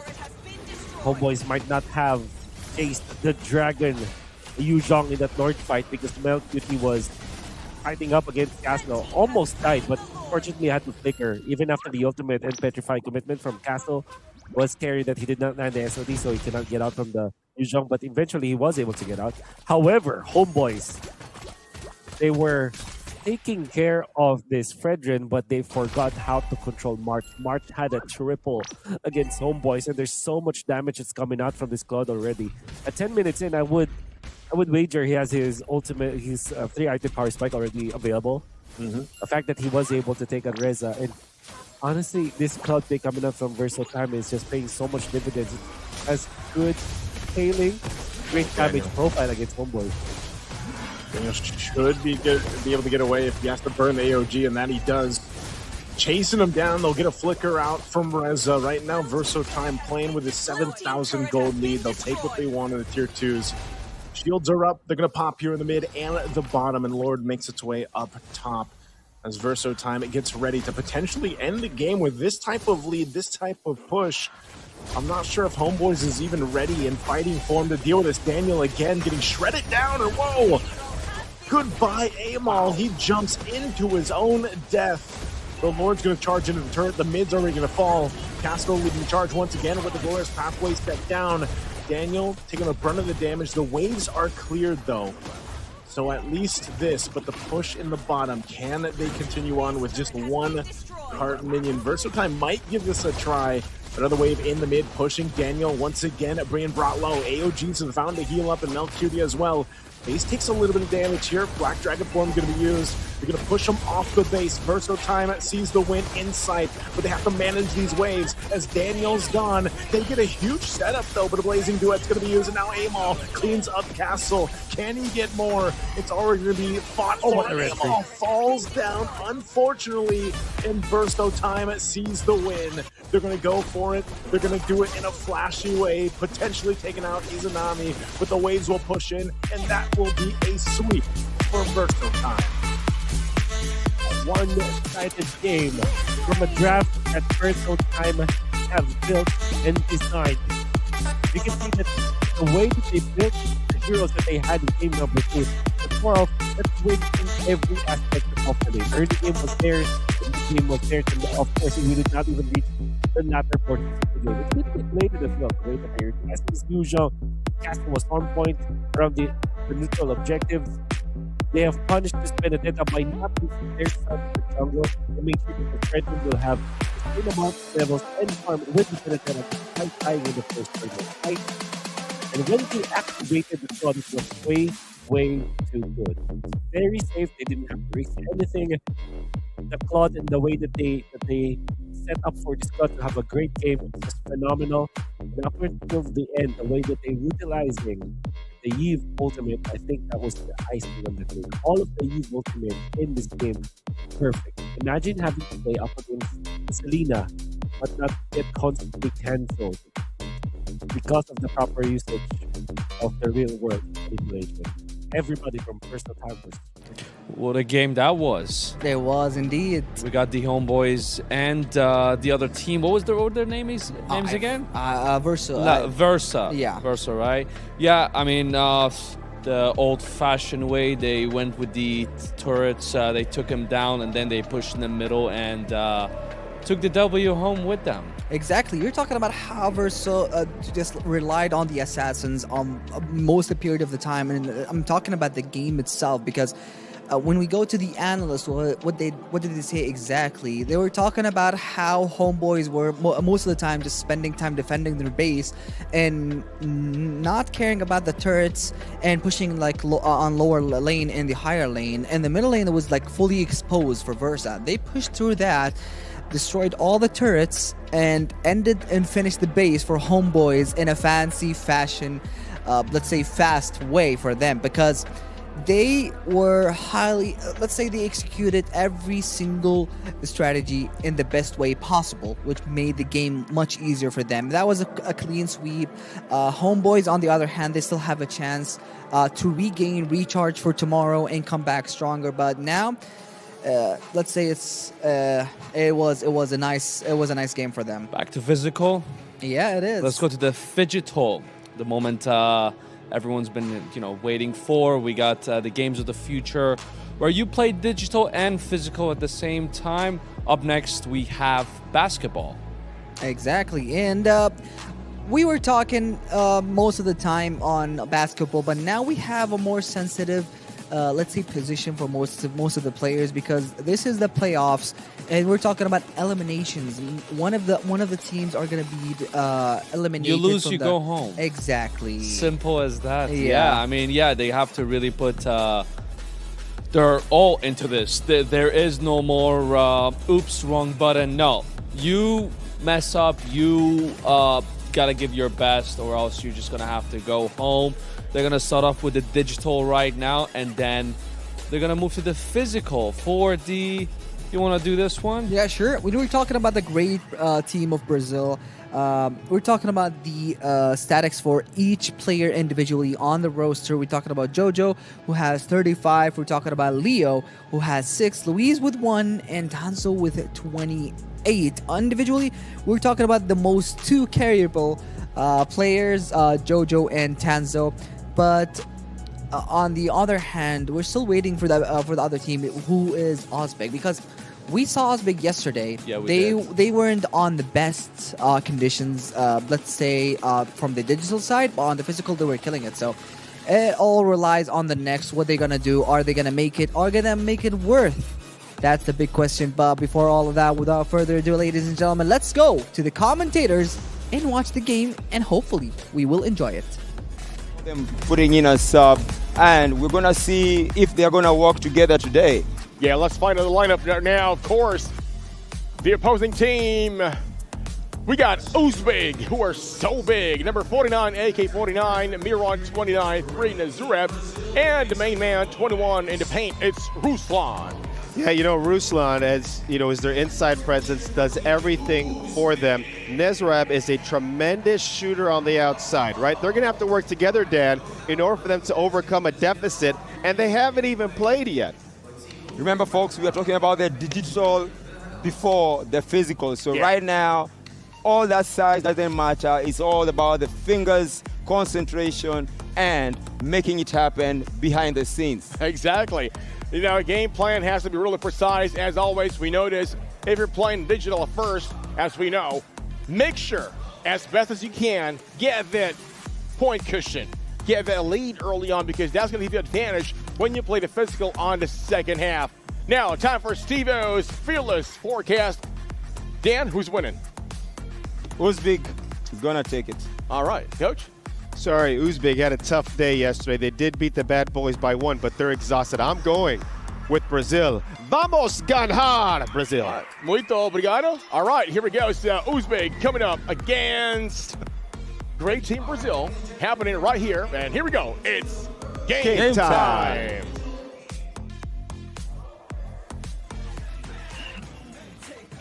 And we're back for the second game of today. Very excited. It's the Brazilians against the Uzbeks. And the winner of today's game is going to be playing with the Liga Pros, one of the strongest teams in this tournament. Very excited. Both teams have shown tremendous, amazing effort in the past 2 games that they've had. Currently, we're going into the digital games. Both teams are set to win. Both teams are fully focused, really setting to move on with the momentum for the game. Starting with Luis and Leo for Team Brazil, passing it to Luis, who takes a quick shot to start the game for the first point for Team Brazil. The Uzbeks are trying to come back, but they have failed with this shot. We've got AK-49, who currently goes again for the shot but misses, and with his teammate Nuzura playing with the big guy, trying to get all the rebounds and passing it to AK again, who keeps missing, but hopefully going for another one, and he still misses this one, unfortunately. You gotta keep it going, boys. Luis taking a shot but gets blocked by Nazura, who is really playing with that massive character. He goes in and continues the moment lead for the Uzbeks with 1 point, but the quick replay from the Brazilians immediately came through with another 2-pointer by Luis. Moving on, another slam dunk by Nazura. I feel like the Uzbeks are trying to go for the slam dunks now instead of the shots, but they gotta keep it going with the passes. Luis trying to maneuver, takes a shot and misses. Rebound from Nazura, who passes to AK-49. Is he gonna make it this time? Unfortunately, he doesn't. Nazura trying again, passes again, takes a quick shot, makes it in, but unfortunately it was 1 point, giving them the equalizer for today's game. The Brazilians are, I just love how the Brazilians are currently playing with the green outfit to represent their flag and team.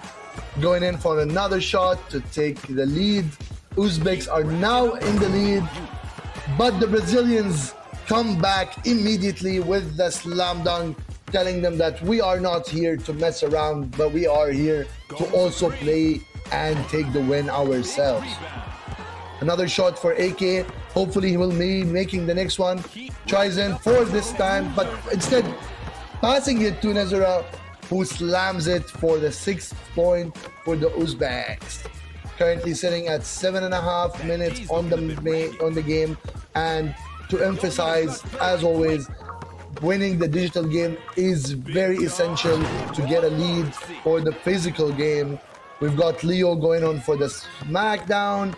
I believe this is the first short distance shot for the Brazilians, and AK finally makes his 2-pointers, increasing the lead for the Uzbeks one more time. Currently it's sitting at 8-5 for the Uzbeks. Love it. Luis trying to maneuver, passing it to Leo, who gets a straight shot but decides to pass it back to Luis, who goes in for the shot. Is he gonna make it?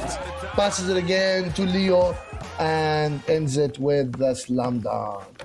Sarah, we haven't heard your voice in a while, so tell us, what do you feel about this game so far? Hey, BB, I was wondering when you were going to pass it over. You are on a run. Well, we are in the digital half of the game. It is closing in between Great Team Brazil and Uzbek. Uzbek headed into this tournament with a very tough matchup against Moskowski on day one. I mean, it was extremely tough. They lost 39-20 in that match, and they had a big difference of 7 in the digital game. Then they came up against the Bad Boys and just beat them by 1. But they took the lead in the digital game there. And on the other side, Great Team Brazil. I mean, it's pretty even Stevens between these two teams, but Great Team Brazil had a great first outing against Deventer, who we sadly just saw have left the competition in the match before this one. And then they came up against Adria All-Stars, who are another one of the powerhouse teams in this competition, and they lost against them yesterday. But they are back fighting strong here against Uzbek. It is 12 apiece at halfway through this digital match. We have 5 minutes and 9 seconds left on the clock here in Abu Dhabi at the ADNOC Center. And the phygital basketball brought to you by M42. For anyone that is just joining us, the digital game is the first half of the match and the physical is the second half of the match. To win the first half of the match, you need to reach 19 points or be in the lead when the clock runs out. There is 10 minutes to do as much damage as you can here to get in a comfortable lead going into the physical match. It is still goal, goal, goal each way at the moment. So close. It is 14-13 currently to Uzbek. I spoke too soon. Look at great Team Brazil putting a shot in for 2 there, taking the lead by 1. Up goes AK-49, picked up by teammate, and Uzbek even it out to 15 all. Now back out to Luis, but blocked by Uzbek. They say no, and a 1-pointer in there for great Team Brazil. This is going to be such an interesting match throughout the whole match, I think, given they're going to be so close. It is 16-16, basket for basket right now, as we have 3 minutes and 33 seconds to go, BB. This is shaping up to be an exciting matchup. I can't wait to see what happens here and then how they take it on to the physical court. 3 points from from all the teams here. 3 points telling us that Team Brazil just scores it, reducing it to 1 point difference. 1 point separating us from knowing who will be taking the digital side of the game first. Team Uzbek slams it just to kind of point it out that, hey guys, we're still here. We've got this. Just marking the words, marking the territory. Team Brazil just passes it back, taking it for the shot. Liu could have gone for that shot, but I was wondering why he didn't. Team Nazara just going around, trying to pass it to AK. Will AK go for the shot? He passes it to Nazara, who also pushes in, and now we've got 1 point left for each team on the digital side. Are they trying to tie it up? Are they trying to be friendly and give us sportsmanship? Team Brazil ends it with the last point. 20-18 is the points right now as we go to the physical game. We're very excited. Both teams are really on fire. Not much difference, so it really counts down to how they perform on the physical game. I believe we've got Jojo and Luis for the physical game coming up, and yeah, Jojo's been really wanting to play. So can't wait to see him. Very excited. And yeah, let's see the analysis from the desk. Take it on, boys. All right, so there we have it. Our digital basketball is over. Steve, Coach Hernando, and Dan. Great Team Brazil up by 2. I'm really impressed with both teams. Not a big lead. It's still very close. Yeah, 20-18. That's not a big buffer there, Dan. Brazil is going to have to play almost flawless basketball to make sure that Uzbek doesn't go ahead and come back and try to snatch this game from them. All right, now we've just seen on the stats over here that Great Team Brazil, they are really shooting those 2 points against the 2 that Uzbek actually made, and they are going to have to go hard if they want to win this match, as it's just a short margin. But as I say, anything can happen today. Vibe is good, energy is good. We are seeing good players. Now it's up to the court to show themselves their physical prowess and get to the victory. I mean, I agree with you, Cham, because first of all, let's take a look at a 1-point goal for the digital part of it. Uzbek has 14, GTB has only 6, but the biggest difference is the digital 2-point goal. Great Team Brazil have been shooting lights out 7-2 compared to Uzbek. Right, that goes back just in terms of scoring, right? You want to have more points. So the 7 digital 2 points for Brazil is a big-time difference for them. Like in regular basketball, in the NBA, there's always an argument. Do you want to take the 15-foot jump shot, or do you want to take the corner three-pointer? Yeah. 3 for 2. You want to score more points, and this is the way Brazil plays as well, too, out there on the court. They're going to take more chances. Does Uzbek have the firepower, the strength to go ahead and get inside and score against this Brazilian team on the physical side? Now, let me track you for a moment. What do you call this camera with a long neck? Is it a giraffe? That's a crane. It's a crane camera. It's so, a crane camera. In the previous game, somebody actually shot towards it. I think he was practicing his 2 shots. So today, no shooting at the camera. They're going to have to shoot towards the bucket and get all the balls inside the basket, as you have seen today. Now let's take a look at teams warming up now, Coach. We'll see the size difference. Brazil, I would probably say, has more muscle for inside of paint kind of play. And their opponent, of course, Uzbek, they're more slender. They're probably same in height, but I think in terms of like skill, it's a classic matchup of muscle versus speed. It is. It is, absolutely. Now, I just don't know if Uzbek has enough speed to overtake the muscle and the size, because here's the thing. As we're watching this competition evolve, we are starting to see which teams have built their roster to be successful on the phygital and on the physical side. So Brazil is coming close to almost being a prototypical team, and it's showing right now. Number 49, AK-49. Yesterday, he gave out a really nice speech. I hope today he can make up for it and actually put his balls where his mouth is. All right, you know what? Today, in this match, I'm excited to see a matchup between Ruslan and Jojo. But now, seeing them almost beside each other, you can see the size difference of Jojo. He's just much bigger and taller than Ruslan. I mean, compared to other games, we've seen Ruslan just like overtowering everybody.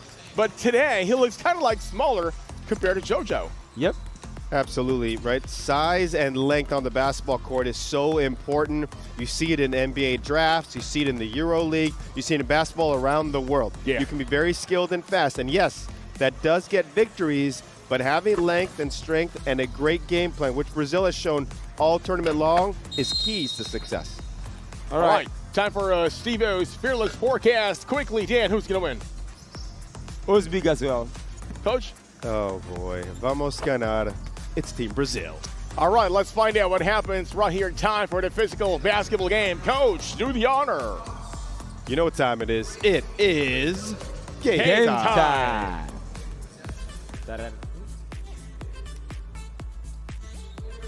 It is game time. It absolutely is game time. And I mean, it is neck and neck, just 2 points in it, coming from the digital game. Now, we have seen so far in this tournament a lot of very similar gameplay on the court, reflecting what we've seen in the digital game, and I hope that remains here in this game. Slight difference in physicality as the desk have gone through. You can see it between the 2 players. So obvious, but let's see how we get into this match. We've got Leo, Branquillo, and Jojo on the court for Great Team Brazil. Bit of a fumble there for Leo, but he's got it. Oh, it's a very scrappy start, but we'll get back into this shortly, I'm sure. And we have got Nazorab and Ruslan. Ruslan has been an invaluable player for this team all the way through. Ball is in the hands of Uzbek. They've got a little bit of work to do, but just one shot up from outside can close that difference. Up for a 1, but misses. Good block there from number 6. Looking for the 2, decides not to go for it. Now, back out with Leo Branquillo. This team have come all the way from Mexico. Great cultural exchange here through all the teams taking part in all the different sports throughout this competition at Games of the Future here in Abu Dhabi. Now, Great Team Brazil extending their lead now up to 4. It is 22-18, but still 6 minutes to go. So much to play for. Whichever team doesn't make it through will sadly be leaving at this stage of the competition, and there is $400,000 on the line. Both teams just discussing each other's strategies.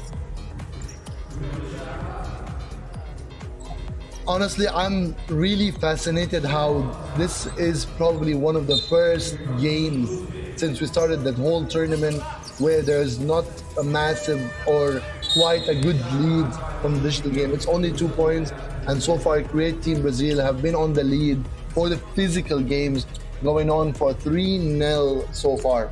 The Uzbeks are playing well, but they gotta step it just a bit more. I know Ruslan has been showing us great gameplay, but at the same time, Jojo and Leo has also been showing us really good game. Will he and Nizarab be able to get on with their game and kind of reduce the difference, or will Team Brazil be able to maintain that lead and go into the quarterfinals? Currently the ball with Jojo, passing it really high to Leo. They're communicating, telling each other that they want to go in front. Jojo takes a shot from behind, but misses it to Ruslan, rushing into the ball and taking a shot, but unfortunately not landing it. I think there's a lot of communication on the court with 5 minutes, 15 seconds on the clock to go. They're trying to build strategies as they are playing, and there we are with the cam on the referee. I just love that cam. Honestly, like I said yesterday, I wish we can start seeing it on the players as well, potentially in the future. And how did Jojo miss that? It was right in front of him, but I feel like he just undermined how easy it is to miss a slam dunk, which is exactly what happened. Passing it in a nice way. The Brazilians are taking it slow and calm, and we have a really good steal there. Leo going in for the layup, easy shot there, making it 5-1 on the physical. Ruslan taking a far shot and landing it in there, closing in the gap to 2 points. So far, 4 points on the overall gap. And good job, Ruslan, getting the ball stuck. I feel like we're gonna have to go some. They just jumped it on. These guys are tall, they can get the ball. We didn't need any assistance there. The ball is back on the field with Leo, who's trying to push in, trying to maneuver his way through, but he was caught with a traveling, I believe. Oh no, it was a foul. Yes, Sarah, tell us. I'm impressed with Nazorab's full handling skills. You saw the reverse hand interception then to take a steal. Jojo now going up for 1 point. Liga Pro team will be sitting on the sidelines waiting and watching these teams, waiting to see who they're going to meet tomorrow in the quarterfinals. They'll be checking out the strategy, how they play, what different plays they've set up, and they'll be keeping a keen eye to see who their opponent will be tomorrow here at the phygital basketball powered by M42. The stadium is building out. We can see the crowd in the background getting into this new style of basketball, half court, half match digital, half match physical. Leo Branquillo on the run, but misses that one, taken by Ruslan. He goes up for 2, not this time. 3 minutes 52. Showing off there is Leo, throwing blind over his head. Now, we have 3 players on the roster for the physical game. They can do substitutions, and we've just seen a substitution there. Nazorab back on the court.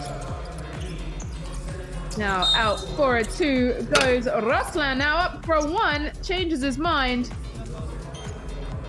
And it is 27-21 going the way of Great Team Brazil. Let's take a look at that foul on the replay across the chest. And 2 points, but doesn't land it. We have 3 minutes and 29 on the clock. Still 6 within it. I thought Uzbek might be able to put up more of a fight than they have done so far, but there's still time. They're struggling a little bit with the physicality. You can see it there, pushing up against Jojo. Just such a dominant figure on court. And extending the lead does Leo Branquillo with a 2 points. It is 29-21 with 3:10 to go. BB. Lovely gameplay from Team Brazil.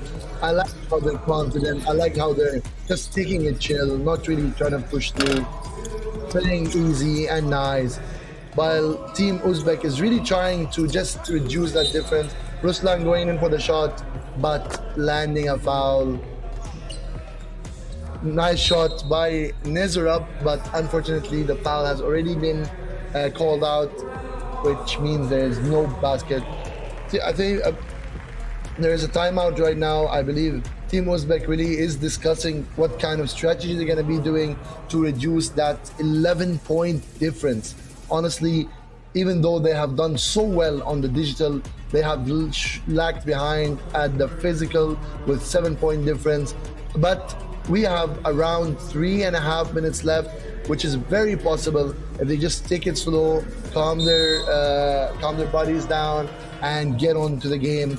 Team Brazil is taking it a bit lightly, which they could utilize and take advantage of so that they can reduce that difference. Jojo's back on the field with Leo, I believe, and the game is about to commence. A lot of communication from the players, from both the teams. Nezrov going for the layup and landing it, not landing it, sorry. A bit of a tackle there under the basket. Feel like the tension is really getting to the players, but with only 3 minutes left, anything can happen in basketball. Whether it's the Brazilians or the Uzbeks, both teams have played really good throughout the tournament, and the winner of today's game will be facing the Liga Pros tomorrow. Nicely done with Jojo. Currently Ruslan going in with the 360, but landing a foul and getting a travel. Nicely done, Ruslan. Unfortunately, it did not complete as you wanted. We're sitting at a 10-point difference between the two teams right now with 2 minutes on the clock. Leo pushing through, trying to get some time difference here. Ruslan receiving the rebound. Going in, Nusrab with the nice backhand trick. Going up for the layup, but getting blocked by Jojo. The size difference really gives him a massive advantage. Another block by Leo on Ruslan. Ruslan trying to get as much space to be able to go in, taking the shot from far, but unfortunately not landing it. Sarah, do you have any thoughts or anything you want to say to the two teams currently on the field? Uzbek are struggling to find a way. I mean, the physicality is challenging them, but perhaps they need to look at more about speed, agility, ways to sort of nip around the players. It is tough. There's just 2 players on court in this 3-on-3 freestyle. And up goes Leo. He likes to make buckets. No point there. Now we have an 11 lead for great Team Brazil. It was so close in the digital game, but the gap has really opened up here. It is 12-3 in terms of the physical game. And great Team Brazil will need to recover well when they come up against Liga Pro team tomorrow, who've had an extra day to rest. Tomorrow is going to be fire when we see the final teams in the quarterfinals. Now up for a 2, but misses. Picked up by Jojo. I'm surprised actually that great Team Brazil are not resting a player like Leo Branquillo, who is obviously their main key player, given that they're going to need him tomorrow, and they're so far in the lead here. But I guess they decided not to. Teams are self-coached, self-decided on how they do this. Going for the long ball doesn't make it stick. Out goes Uzbek. Now I think they just got to work it in, work it around. Up for 2. I want to see some shots. Up we go, Jojo. Oh. That is not what we want to see. I think that basket has got smaller in the last couple of minutes. We're struggling to get the ball to drop through it. Phygital basketball here, brought to you by M42 and 16 seconds on the clock. It is 34-21 to great Team Brazil. Just 14 seconds now and a free throw for Leo Branquillo. Up it goes. Easy one for him. Now extending their lead even more. Well, let's see. We have so much more to come.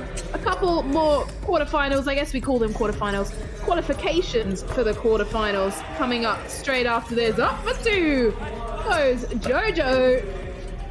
And 5, 4, 3, 2, 1.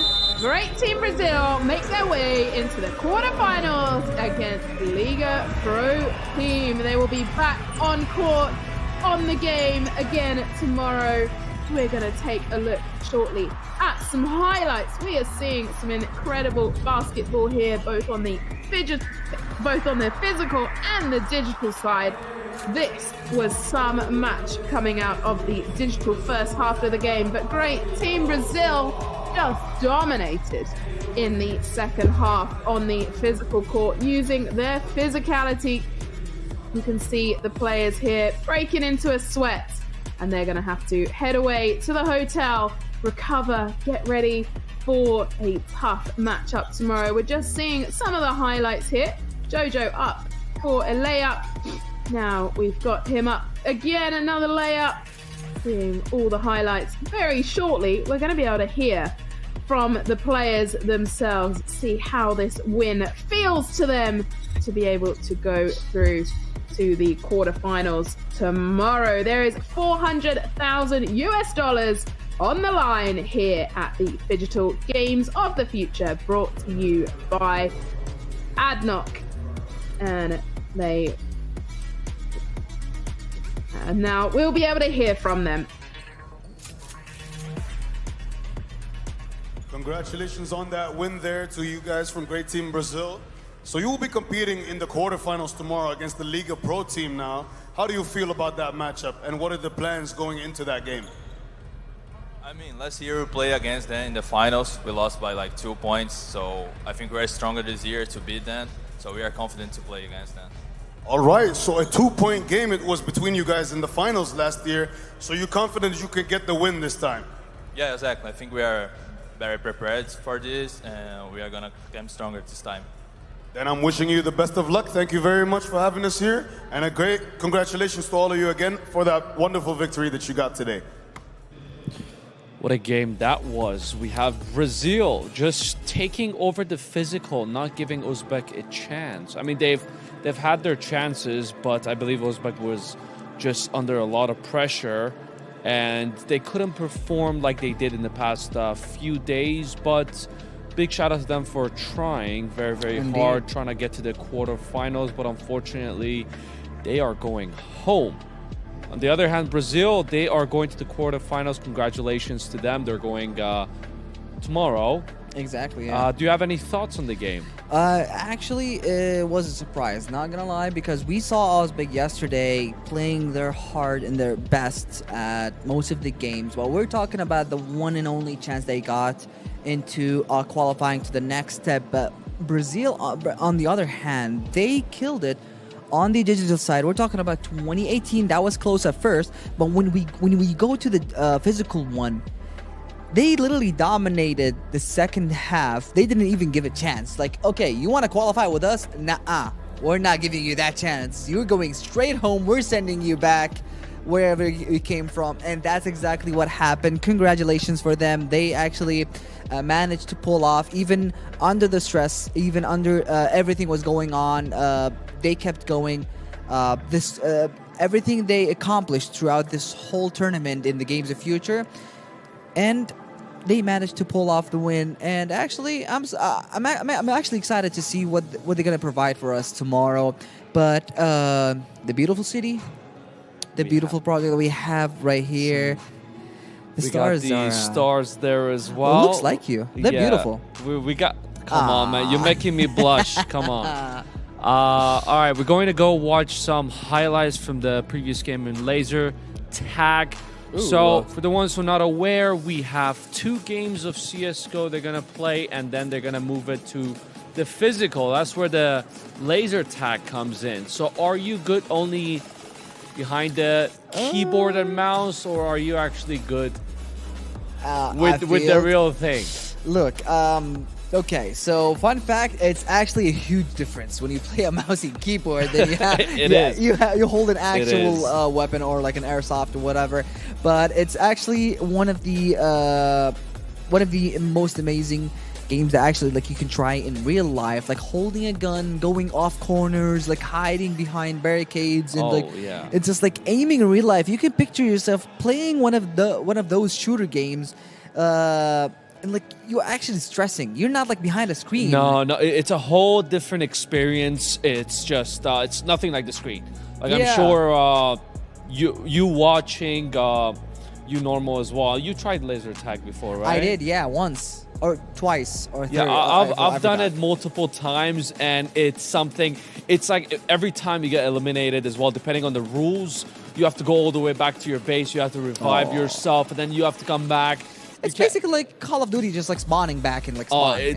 The whole experience is just like something completely different, and it's exciting to see.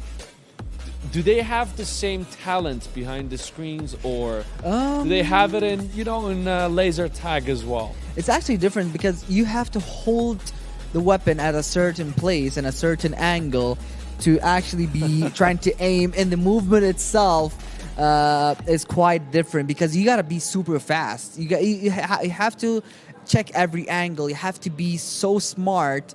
Like whenever you go participate in the tournaments, you have to like literally open your mind and make your brain go 100%, 200% functional to manage to pull off the win. Same exact as here. Yeah, we can see the replays from now.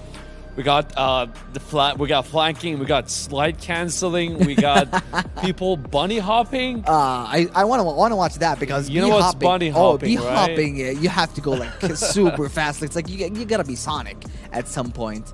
Yeah, it's like if you remember Foon back in the day. That was like one of the OGs. That was in CS, but imagine you can do that in real life. Oh yeah.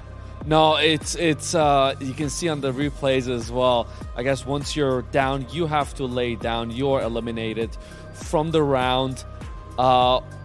It's so exciting to see them.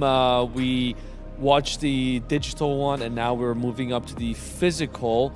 You guys can see the 2 teammates are down. Is he gonna carry? Is he not? And he did not. Okay, one question. I got a serious question. Okay, if you don't have any mags, what do you do exactly? Like, do you run back to your base? You have to carry the mags with you, or if you don't, you have to go back to your base to get the mags, and then. Yeah, what happens if you run out? If you run out, then you should think twice. In esports knowledge. Next time, if your team survives, you have to think twice. Okay. That makes sense, actually. Save your bullets, but at the same time, the thing is, you're so into each other that you have to just think. Honestly, you just shoot.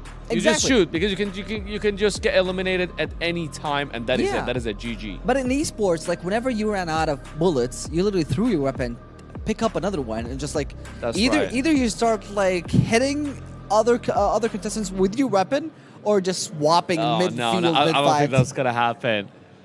And we actually have the first football game of today happening as well. Football, again, we are in the beautiful city of Abu Dhabi.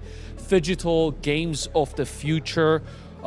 This is the first playoff rounds. We're going to have it right now at Abu Dhabi, 5:30 p.m.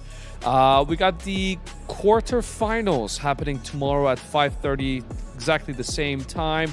Semi-final is going to be on Monday, 22nd, third place 23rd, and 23rd. We're going to have at 8:30 p.m., which is the grand final. And moving forward from now on, it's going to be all elimination. Same with the basketball. So whoever loses, you go home. So you got to give it your 110%, not 100 because 200%. 200% because everyone wants that title. The title is just calling everyone's name. Exactly. Everyone's just looking at it and they're just imagining how they're going to raise it and how everyone's going to celebrate with them. It's a great honor. We got the match 17 happening in about a minute. We got AFSO Locomotive versus Granny Smith. Oh, Granny gonna have to win. Granny, I mean, let's see. Come on, you're talking about emotions, Grannies. Teams can surprise you. I mean, yeah, the names are pretty cool, but end of the day, it's the skills that matter. It's the dedication. It's the players syncing Bluetooth connection with each other. But who doesn't love the grannies? Come on, like you have to love your grandmother. You have to let them win. Yeah, no, I don't get fooled by the names. You got a price by pool. the names. All right, well, the game's about to start. Indeed. Best of luck to both teams. We're going to pass to the commentary right now. Hope you guys enjoy the game. Indeed.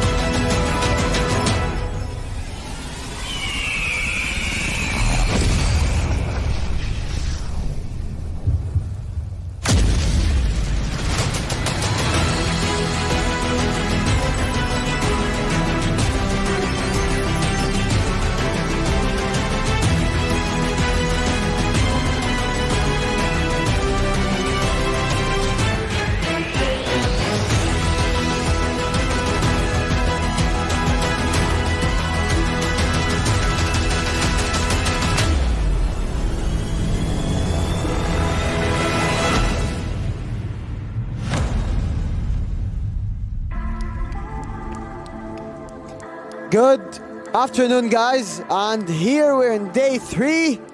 We're going to see the round of 12.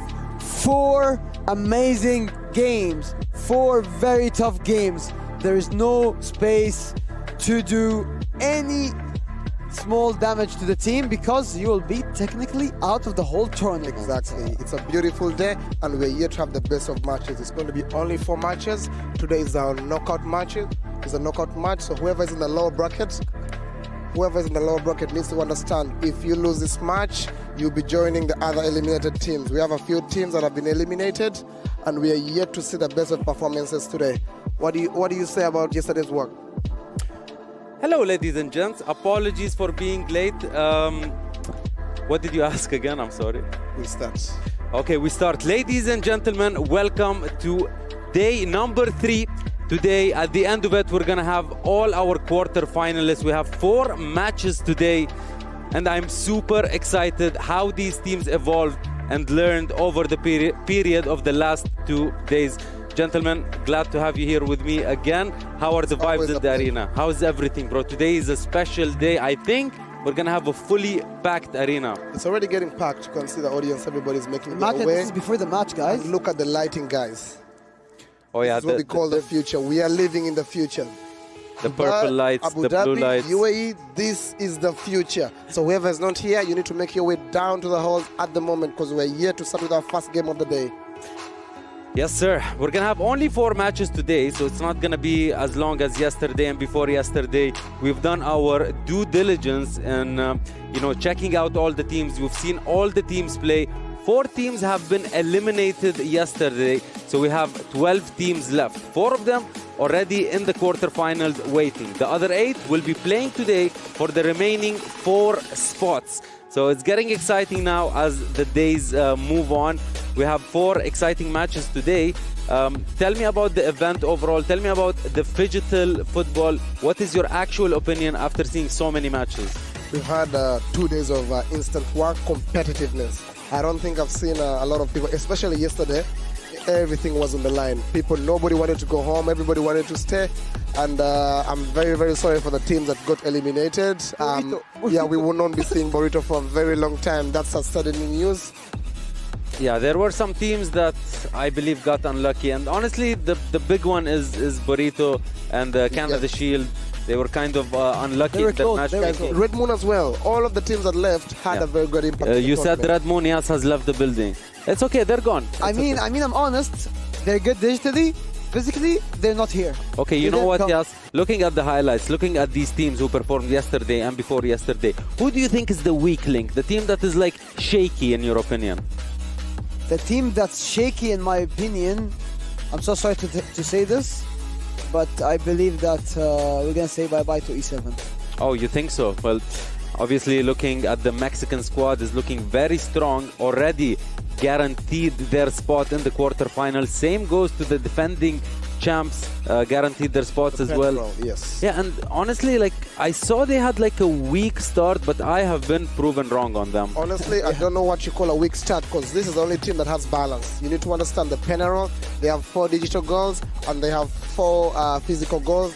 None of the team is really doing that. So if you're doing an overall, they have a good score overhead. Host, I have a question for you. Tell me, sir. If you are in the position of being a manager of the team who's already now in the quarterfinals, okay, what would you tell them today? What I would tell them today, I would get them all nice hydration drinks and find floor seats to watch all the possible opponents that they will be playing against. I'm going to ask them to watch carefully. As a coach, I'm going to be taking notes. I'm going to be scouting for weaknesses. I'm going to try to find any angle that's going to give me an advantage. Because now, you know, maybe in the first few days, some teams were holding back. Like, they don't want to show everything that they have. Now, there is no more second chances.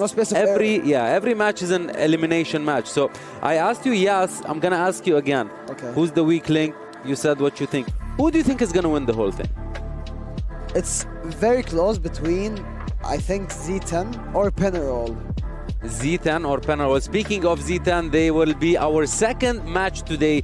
We can see the 4 matches that are happening today. Starting off with Locomotive versus Granny Smith-ish. This is an interesting matchup, isn't it? Very, very interesting, especially the White Bird and the CM Stars. Oh, by the way, we got the chance to meet the Granny Smith teammates at the backstage. Let's not speak about this because we played a game and I ate him 6-1. Hey, what happened? I need to know. It's nothing serious. It's nothing serious. It's nothing serious. As we can see from the bracket now, quarter finalists, 4 of them are already secured, waiting to see who will they be matched up against, and we're gonna find out at the end of today. We have 4 electric matches with 4 teams or 8 teams that deserve to be here, and they're looking for that glory. So speaking of the first matchup, we have Granny Smith versus Locomotive. In my opinion, Locomotive came in strong on day 1. They were insane. On the second day, a little bit shaky, but still looking good. What do you think about this matchup specifically against Granny Smith? While we were playing, me and him, next to us, there was Granny Smith. What were you playing? UFL. Oh. Yeah. So Granny Smith was next to us. We were like, hi guys. They were very focused. And he told him today, if we score the goal, we're going to look at you and do that drop back celebration. Yeah. We're yet to see a celebration from them. Brother. So production, they will give us the DJ drop back. So look, going back to your question, I think that Granny Smith have a very huge opponent, which is Locomotive. But I feel that Granny Smith will be tough on them and they will have, let's say, 1 or 2-0.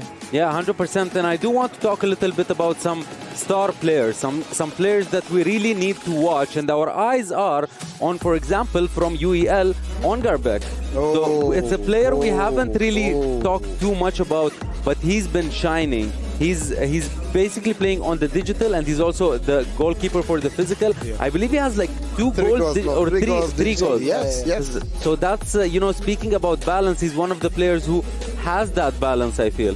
Because he's really working hard on the pitch. I mean, trying to avoid as many goals as he can, and on the digital aspect, he's scoring goals. So he's an asset to their team, and hopefully today we get to see that. Yeah, tell me a bit about UEL specifically. What's your opinion on them? We saw that, we have Ongar Beck. He scored digitally 3 goals. They've been getting their wins. They're securing their spots. What do you think about them overall now that the level of competition has been higher? And this is the man on the screen that I've been talking about, kind of. I believe that UEL team have a strong advantage over the digital.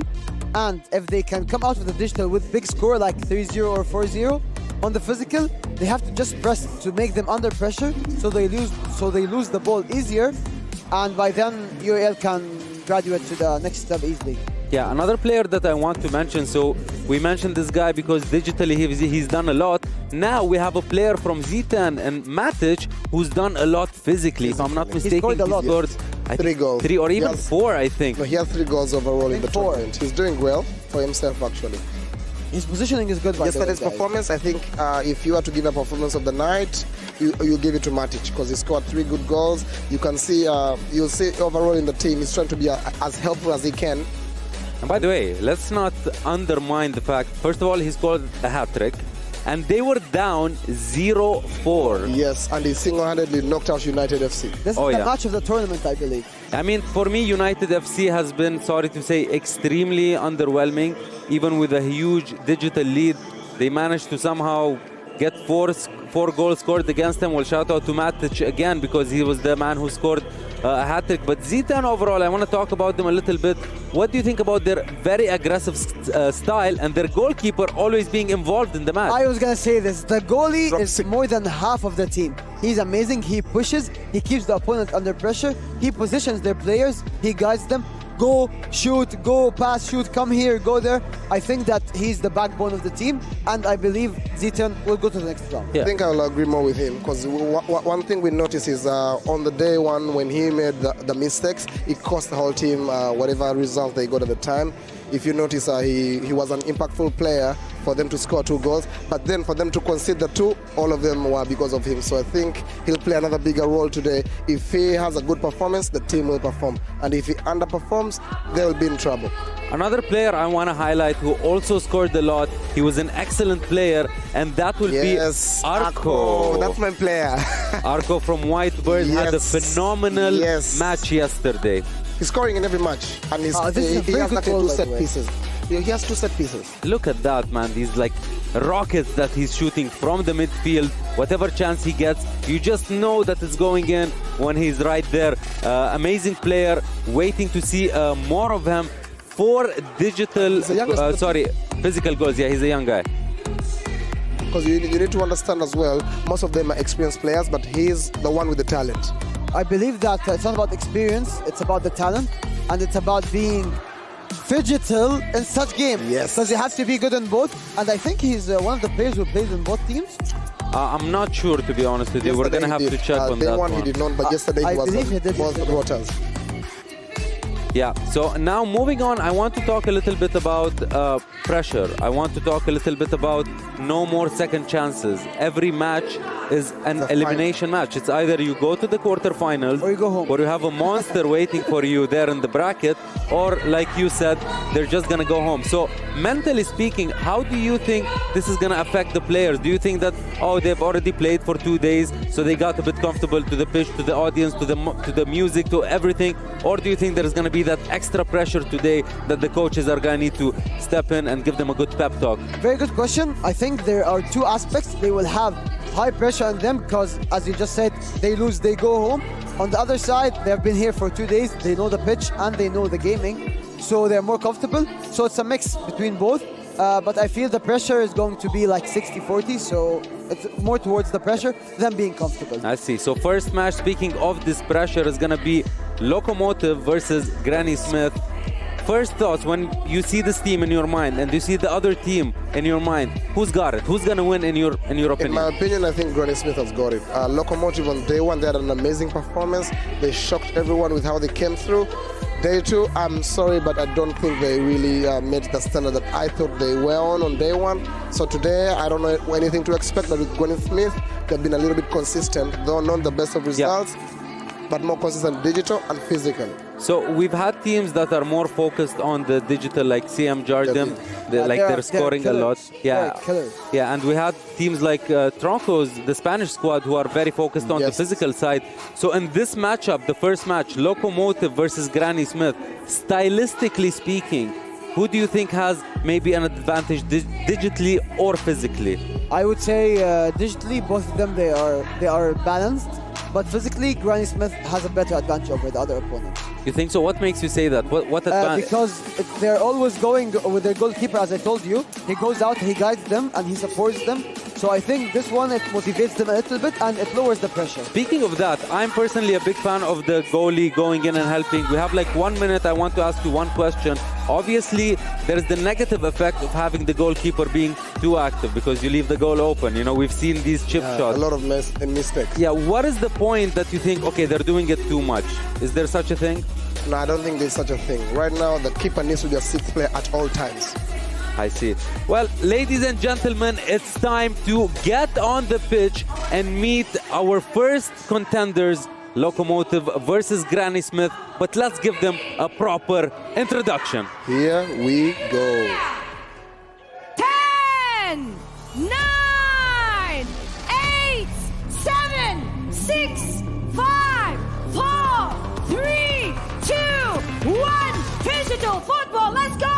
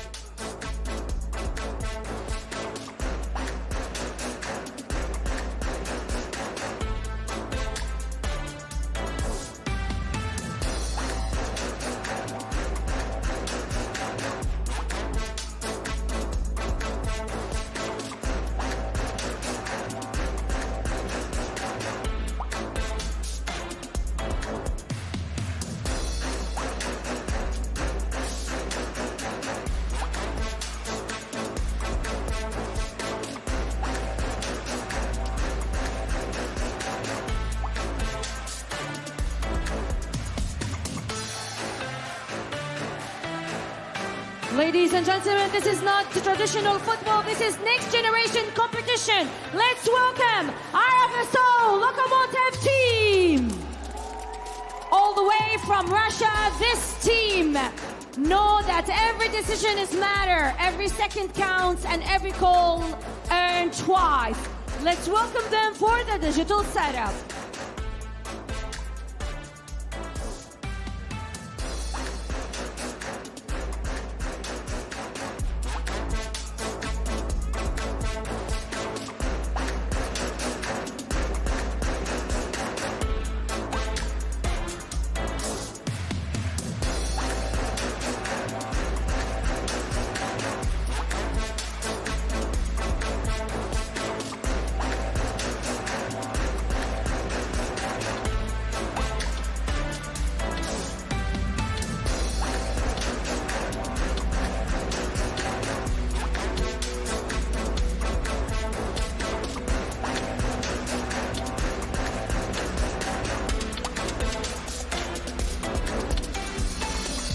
Abu Dhabi, put your hands together for Granny Smith.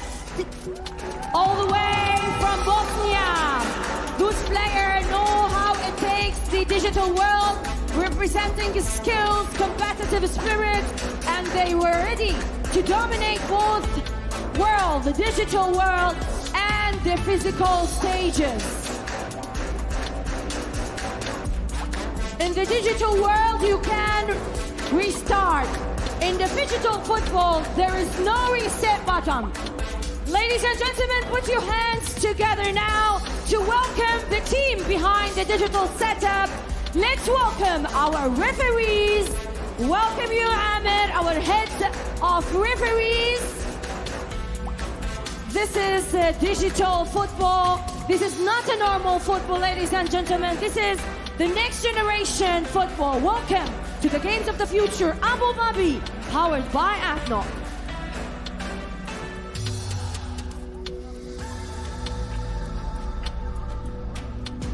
Bags.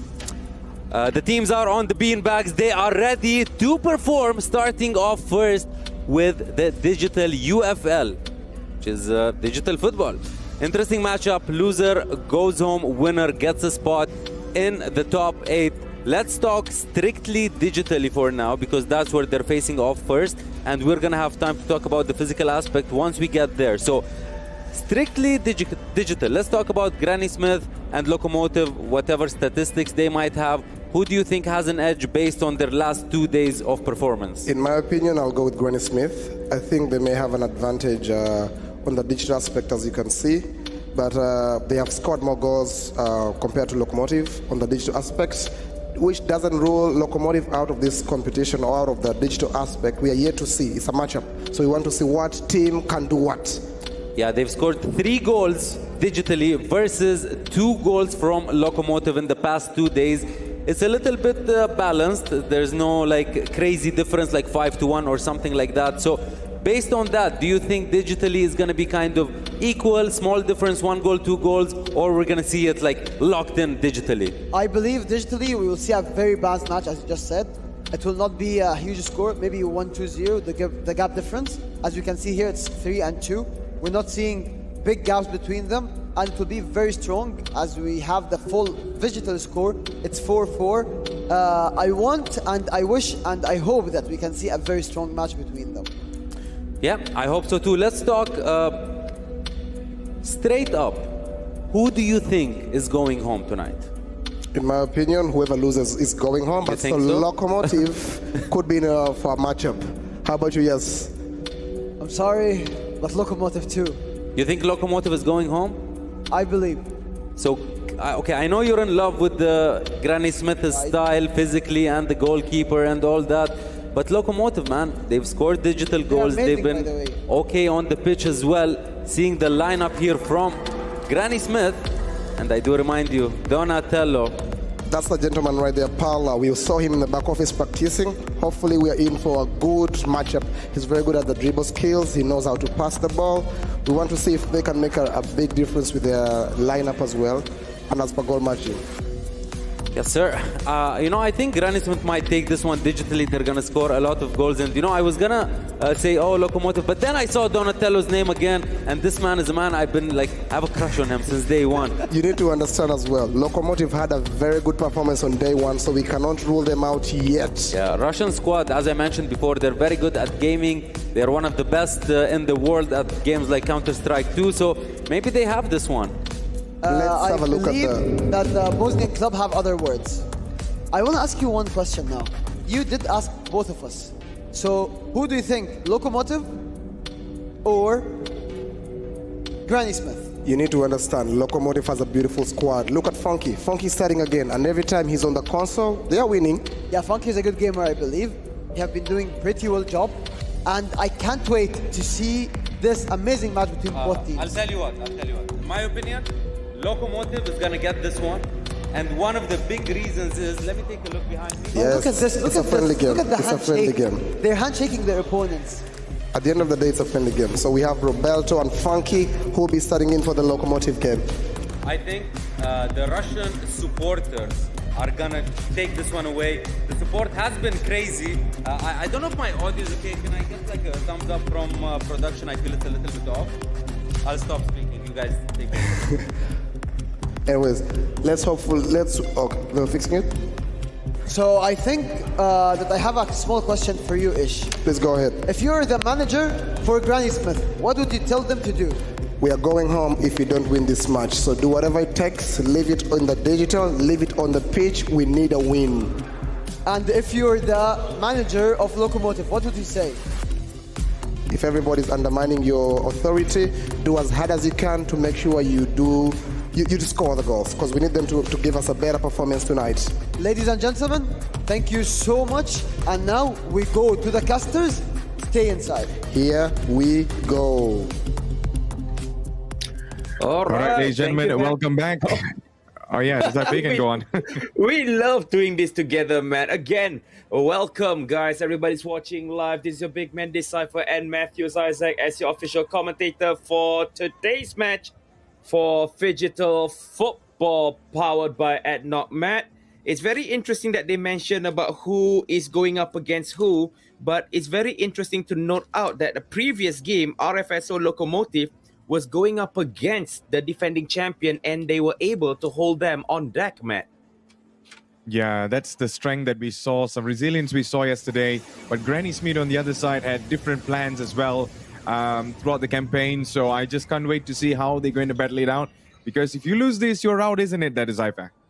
Yep, if you lose this, you'll be out of the game. And what is very interesting that yesterday Granny Smith was going up against a Red Moon, and they only able to secure a single goal, which is very, very troubling.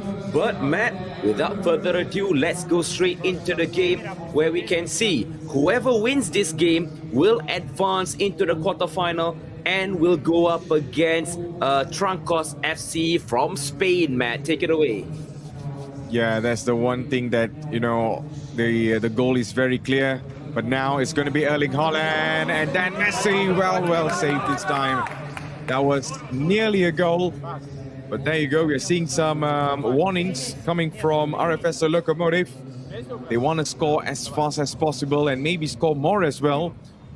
Here's a long pass up inside, Virgil van Dijk, and Van Dijk scores with a deflection. It is 1-0. RFSO Locomotive are now leading this match, Decipher. Yes, indeed. And RFSO Locomotive, as we knew when they were going up against United FC, the team from France, they do have the tendency to score an early goal. This one hits the upright, but the rebound was very, very generous, I would say. It was a little bit unlucky for Team Granny Smith, but it just bounces into the back of the net. Thibaut Courtois was out of bounds, and it's going to be Virgil van Dijk who scores the first goal of the day, Matt. Yep, that was perfectly done. So 1-0 right now could drive some motivation for RFSO Locomotive to get more, unless Granny Smith takes this as a motivation to get the equalizer. So both sides have their advantages over here.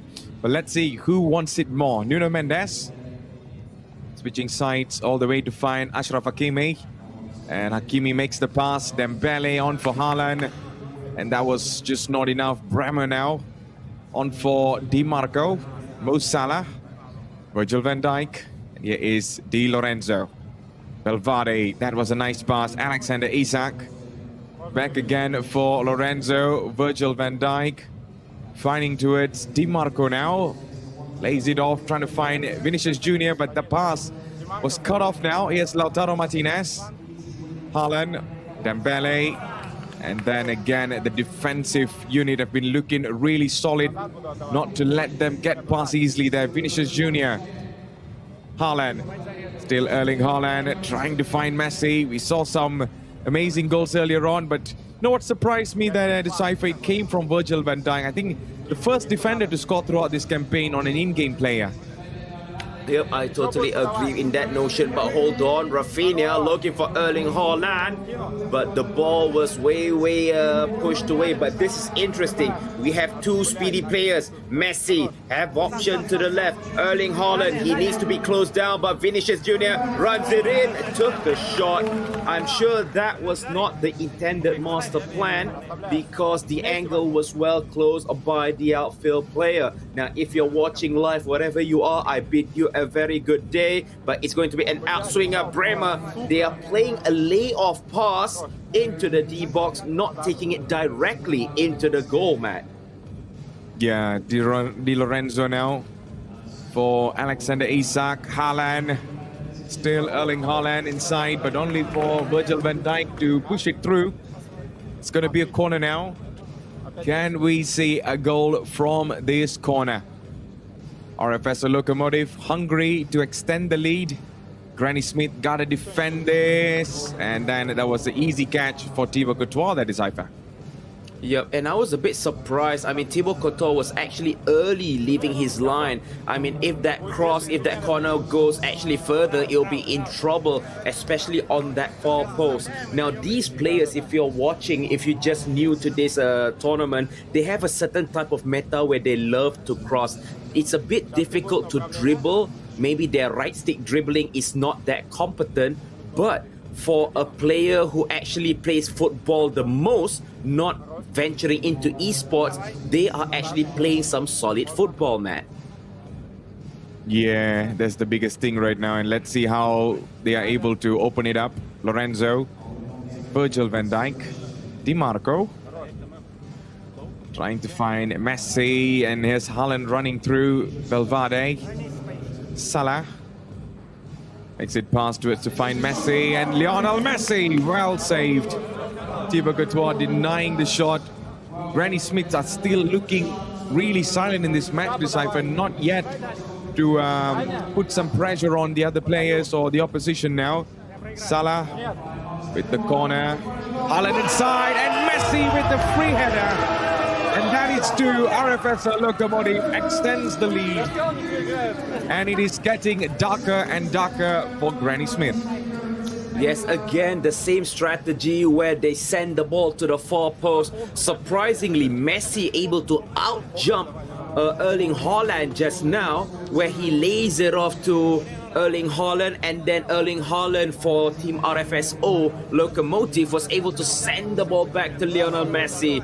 So 2 goals for Team RFSO Locomotive, and 2 of those goals are not from open play. It is actually from a set piece, something which is very, very unique to me, and something which Team Granny Smith needs to understand, not to actually concede from those type of set pieces, Matt. Yeah, that's the most biggest thing right now they got to focus on. And Granny Smith on the other side are right now 2 goals down, Decipher. So they got to do something about it. They got to make something, you know, just come up with something. I'm not sure what's the plan that they have. But they look really, really poor in this first half, Decipher, because we are yet to see the very best of them. We saw it in a couple of few days before, but today, I think the challenge got a little extra and big, isn't it? Yep, it got a little bit extra, and be advised, they did lost the game yesterday against UEL through a penalty shootout.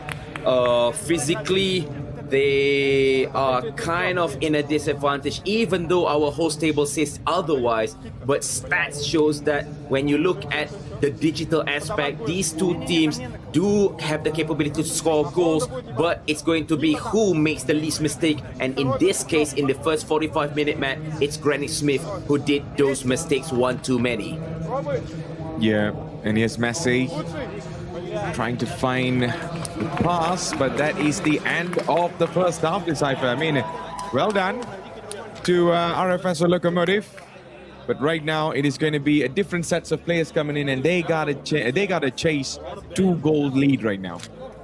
Yep, they need to chase a 2-goal lead, and here is the official score: RFSO Locomotive 2, Granny Smith 0. And what is interesting, Matt, the first pair for Granny Smith is the same pair that makes goal for the team.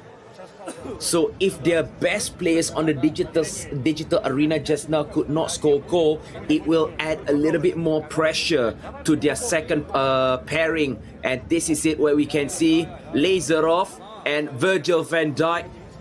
Out of nowhere, Virgil van Dijk took a shot, not a header, that hits the crossbar, but it was the follow-up that heads the ball in. And this is what I'm saying. How did Lionel Messi pushes not just Eder Militao but also Erling Haaland? It's a mystery. It's a world mystery for Lionel Messi to lay it off to, I believe, Erling Haaland just now, Matt. Yeah, that's the problem right now. I'm just wondering how certain things happen in the in-game right now.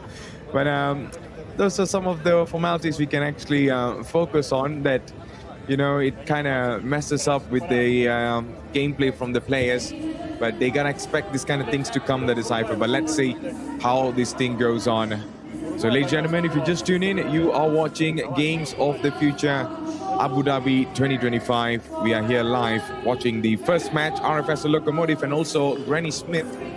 Now, it is all about scoring the second goal, or shall I say the equalizing goal. But you need to do that with 2 goals. So it's not 1 goal is not enough, but 2 goals needed by Granny Smith to do that, Decipher. Yes, indeed. And this tournament, Phygital Football, is powered by ADNOC. And I would like to say thank you to all of our partners and sponsors who comes together, contribute into make this tournament, Phygital Games of the Future, Abu Dhabi 2025, a success. So, as mentioned, in my point of view, the first goal, or should I say, the 2 goals from RFSO Locomotive, sorry, it was all from, another goal, we missed it out of nowhere. What happened? And there you go, ladies and gentlemen, kickoff goal. We have to see the replay. What on earth happened? But team Granny Smith made a comeback. Again, an open goal. Thibaut Courtois left his line. And it was an easy header. It was unlikely of a header, man. But it just went in, I believe, from Vinicius Jr. Yeah, Vinicius Jr. just good pass in there with the header. Looks really good. 2-1. Granny Smith are back in the game. All they need is 1 more goal to equalize everything. Di Marco trying to find Vinny Jr. Still Vinicius Jr. with a 2 to 3 players up in the field. Messi trying to find something out of this. Vinicius Jr. again. Still Messi. Salah now with Haaland running up in the front. Alexander Isak could not find it through. Eder Militao. Here's Dybala. Still Paulo Dybala. The pass was not the very best. So we are still very freshly underway in the second half right now. Di Lorenzo. Still Di Lorenzo trying to find something out of this to make a pass right now. Messi. Lionel Messi. Left and right. Tries to wiggle past things now. Here's Salah. Messi again. Vinicius Jr. Takes the pass. Haaland coming through and Erling Haaland. Nearly a second goal. I mean, a third goal for RFS Locomotive. But yeah, I think Granny Smith, they narrowly escaped that danger with 60 minutes hour mark right now on the clock. So here's Ashraf Hakimi, Dembele, The pass was cut off again. Vinicius Jr. Dembele now tries to find a way through. Haaland running forward. Still Erling Haaland, and here is Alexander Isak. Couldn't find something out of that Salah.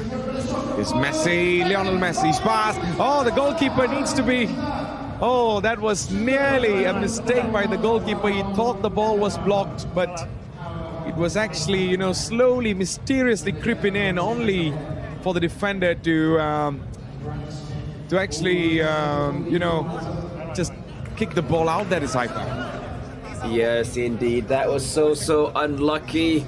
Again, a keeper error that could have been costly. But what was more important just now, Team RFSO Locomotive almost capitalized on a mistake when the fullback, or should I say Araujo, was actually not as tall as Erling Haaland. Maybe he has that, I would say, a little bit of strength maybe, but that header connected well, only misguided by Team RFSO. So they need to be a little bit more careful. For Team Granny Smith, they did concede two, but able to claw one back. But those kind of tactical movement, when they are being compact in defending, they pull defenders away. When their two center backs are out of position, it's their fullback who comes and covers central. As we know, that fullbacks are not as tall as the two center backs. For example, Virgil van Dijk, for example, Eder Militao, it's easily out-jump and outclassed by none other than Erling Haaland. They need to be very careful. Yeah, Di Lorenzo trying to find Salah. Still Mo Salah back again for Di Lorenzo again. 71 minutes, going really fast now. Rafael Leao has been introduced into this match right now. Haaland back for Alexander Isak, and still Isak inside. Vinicius Jr. now, but then only for Thibaut Courtois to actually hold that and save that, of course. That was a nearly another goal. Leao, Eduardo Camavinga. Here is Roland Araujo. Still Araujo. And the pass was cut off. There is Salah. Lionel Messi. Still Lionel Messi could go for the shot. He was trying. That is Cypher. Was quite ambitious from the start of this match, but he needs to do much more better if he wants to score from there. Yep, totally agree on that notion. He needs to be more critical, more clinical, more accurate in passing. As Ousmane Dembele, Chouamini was able to pick up the loose ball, but however, Lionel Messi out of nowhere becomes a center defensive midfielder. Erling Haaland, I mean, his pass, his partner Alexander Isak was not in a good position. He needs to be a little bit more wide open, because out of all people you want passing, your striker is not the best in that department. So with only 3 minutes left on the clock, I believe it is a bit difficult, however not impossible, if every passer connects and they go into the penalty area. So as we can see, DeMarco attacking from width. As we can see, Erling Haaland is waiting. Rafinha, stop ball, drag back, and also Cruyff turn. Good, sending to the far post, and lays it off to Alexander Isak. And that is the goal that could seal the deal for RFSO Locomotive in the department where they need the goal. They bring up that 2-goal cushion. It goes high, it goes wide, and it was bad defending by Team Granny Smith. 3-0, and I believe that is lights out, and we will go straight into the physical football match. Yeah, we are going to go straight into the physical football, but what a match we had that decipher. Right now, things are not going to be really good for Granny Smith, because they gotta chase down another 2 more goals on the pitch, of course. But I think this is going to be the ultimate test, the ultimate physical test for both of them. But on the other side, RFSO Locomotive will carry the advantage. Yes, indeed. So for my question to the host table and analysts, looking at statistics, if you're looking about Granny Smith, they did not perform well on the physical part. compared to Locomotive, RFSO Locomotive. How do you say, host? Do you agree with that notion? Take it away. I'm not gonna lie to you, I heard 50% of your sentence, but yes, I do agree with Locomotive doing their job digitally. 3-1, great advantage. Granny Smith, their life is on the line. Honestly, me and Yas, we didn't believe that Locomotive will do what they just did right now. That was a beautiful performance, and hopefully if they can top it up, they'll be through to the next round, because today is elimination day. Yeah, no second chances today. So let's talk about Granny Smith. You voted for them, you believe in them, you love their goalkeeper, you love their style. How are they going to come back from this 0-2 start on the physical pitch? I have to say they have to have full aggression mode on. Granny Smith must be going, Granny Smith must not be stopping. Even you scored 2 goals, keep it up, keep it going, because as we saw, Locomotive in the second half of the digital, they were not playing at all. But at the end, boom, goal, because it comes in 1 second only. And what do you think, Mr. Host? I mean, honestly, I voted for Locomotive, so you're asking about my opinion. I think Locomotive did well in the digital. They scored 3 goals, relaxed. They gave a good advantage to their teammates. We see them warming up right now. Me personally, I'm a big fan of how they performed yesterday, even though they ended up losing, I believe. But I think we're going to see a strong comeback. I think Granny Smith are going to be a very tough opponent because they are a team that never gives up from what I noticed. But 0-2 is very tough to come back from unless it's Z10. And have you noticed your favorite player, Donatello, has scored today?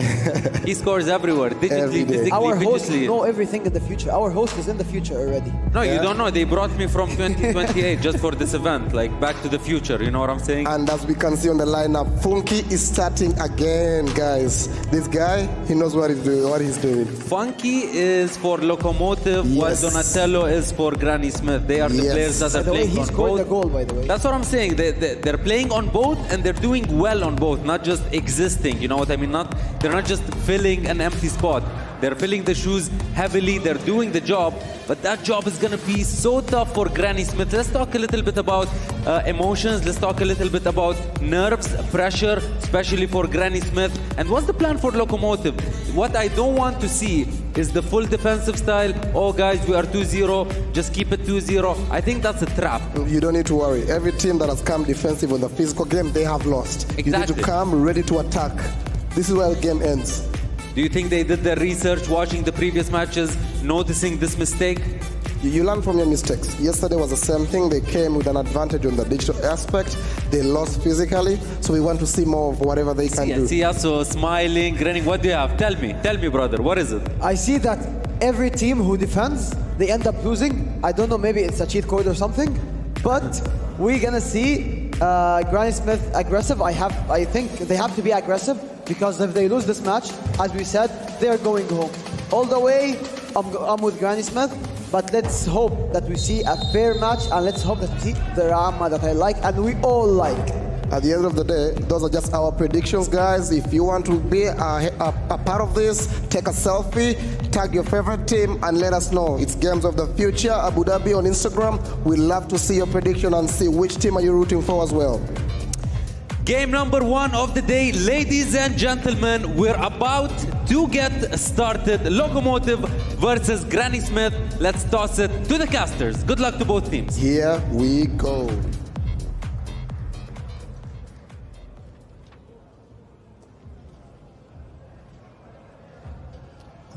All right, so we will be going into the match very shortly. So I think both of them are all ready. We will be starting the physical match in once the teams are out and stuff. Decipher, what are your predictions for this? Because we saw on the console side, our Granny Smith wasn't making the very best, but maybe on the pitch, things could change.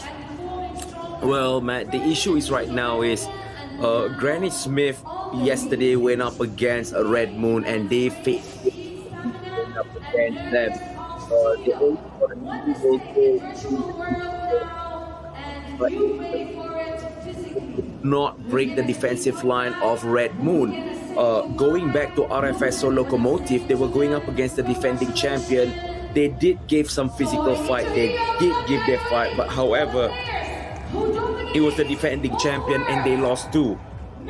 So physicality on my book, I will be leaning towards the team from Russia, RFSO, to actually make it better. But I am not so sure on this field, because I believe that RFSO has a better advantage on the physical field, Matt. Yeah, they do actually. So this is going to be a tough challenge for Granny Smith as well. It's not going to come off easily, that is Cypher. But let's see what happens in this first match. This is something to decide between both of these teams, RFSO Locomotive and also Granny Smith. So may the best team wins. So there you go. All of them are already on the pitch. And it's going to be a really epic match between these two. Yet to see all the other matches as well. That is, we've got another 3 more matches coming up later on. Z10 and also UEL team. We got FC Whitebird up against CM Stars, and we also got La Crema FC up against E7. So there you go. These are the challenges. These are going to be the biggest thing that we're going to be watching today. And sadly, out of all of these 8 teams, sorry, we will have 4 teams that will be ejected from this tournament and going into the quarterfinals. But ladies and gentlemen, where this tournament, Phygital Games of the Future Abu Dhabi 2025, is brought to you exclusively, powered by ADNOC, and where we are seeing right now, witnessing for the match that we have, RFSO Locomotive is leading the race with 3-1. How can Granny Smith take action? First time shot, and that's what you talk about. Physicality, strength, and also determination to get the first goal. The fastest goal in the tournament on the physical scene. We see a nice pass, a good parry, but however the defense was so advanced up forward, they were a little bit too late to drop down in defense. So that is 1-0 going in favor of RFSO Locomotive, man. Yeah, that was brilliantly done. What a goal it is, 4-1. They have extended the lead more, and now it is going to be a bigger problem for Granny Smith to make a comeback out of this. And they still got 4 minutes plus.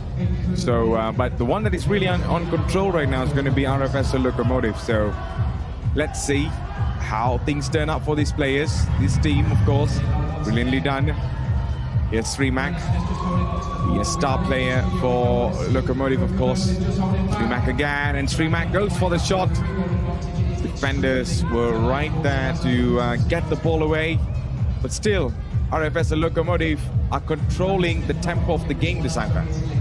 Yes, indeed, because if you look at possession in this first 1 minute, the goal scored is a testament to their clinical and also vision to get goal. But we see Granny Smith is currently playing the ball left and right because they are trying to force the opponent to go for under pressure. So they will try to do a long pass. However, that is good interception, and it was pulled away. No foul, says the referee, as Anatovic was able to push the ball back. As we can see, the keeper was actually up, going forward high, and a yellow card, I believe, presented by the match official. That was a little bit quick for me, Matt.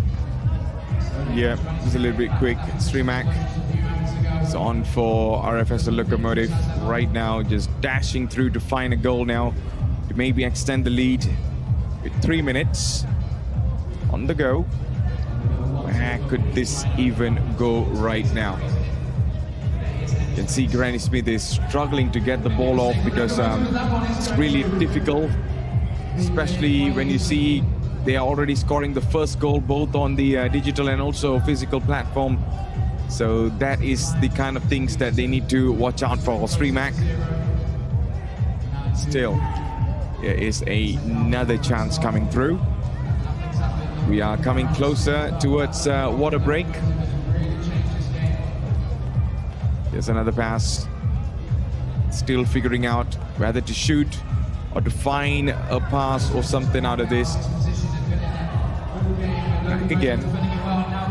Brilliantly done, and here is Notovic. And And Anatovic had to clear the ball towards the top.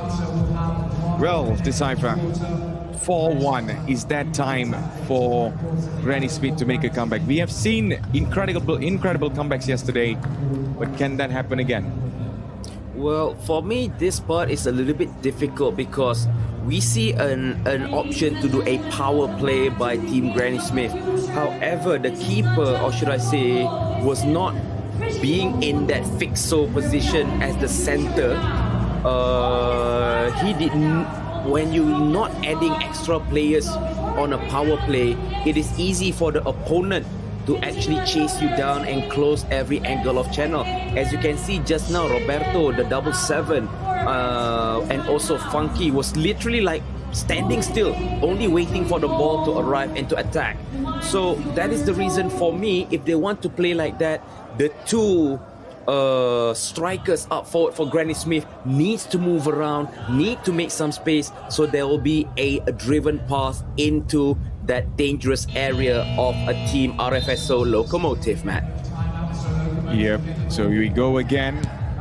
Can we see a goal coming from Granny Smith or anyone from here? Still trying to find space out of this, especially RFSO Locomotive, who are right now struggling to find that because a bus has been parked by a Granny Smith that is Cypher, you know. Every players are widely marked over there and there's no way through, so that's kind of difficult, isn't it? Agreed, it's a bit difficult, and just now they did activate a power play where the keeper actually did run up, but however, the initiation of the pass was not short, but they decided to play it long. The dangerous thing about playing a long ball in a power play like this, accuracy and a nice shift, and also keeper is out of the way, but I think it will go out. It went a little bit too high. That was not the master plan for the goalkeeper right here, Matt. Yep, absolutely. He needs to, you know, be careful not to do silly mistakes, and both are right now juggling to find space over there, and the referee says it's a foul. And we have another clock time again there, Disciple. Look at that, 1-1-1-1. It's always number one. Ooh, that was a very loose one. And it could be a foul given by the match official. As we have 1 minute and possibly a chance to shoot straight towards goal, but good save by the goalkeeper. Every effort he has to parry the ball and restart the game back. Yeah, absolutely. That's the biggest thing right now, and actually rush the ball out. So let's see from this. With 55 seconds to go in this match, will there be a goal coming from RFSO Locomotive, or it's going to be Granny Smith? Towards the back. Here comes Anatovic, and he tries to go for a shot, but was defended really well. Well, a few seconds to go, but I believe maybe the second half would be much more helpful than this either, but either one of them finding a goal would definitely help. Yep. No arguments going on. One goal. Yep. There, I think that's a yellow card being produced. Yeah, there was a straight pull to the face. And also, as you can see, that is a little bit dangerous, unwarranted. A straight punch, I would say. And I believe yellow card is presented. And Anal Tutovic was the culprit and was given the yellow card. I believe 2 yellow card has been shown in this game. And with 30 seconds left on the clock and a chance possibly for RFSO Locomotive to provide another goal. Funky having a quick chat and discussing about what type of game plan they would like to do if they did train beforehand. And I believe a substitution is being made after an injury to the face. And I believe that is Gotch. Is he going to be subbed? No, he's just going for a treatment. Again, we already have 2 players who had a bloody nose in this tournament. Yesterday was Al Suwaidi, if I'm not mistaken, from E7 after a clear elbow, the people's elbow to the face, Matt. Yeah, absolutely. That's one thing for sure. So there you go, with 29 seconds to go. It's really nice to see this camera angle from the referee, I believe. Well, we are yet to start off right now, that is Cypher, having a one last water break, I believe, and after that we're going to be going in. Yeah, we should.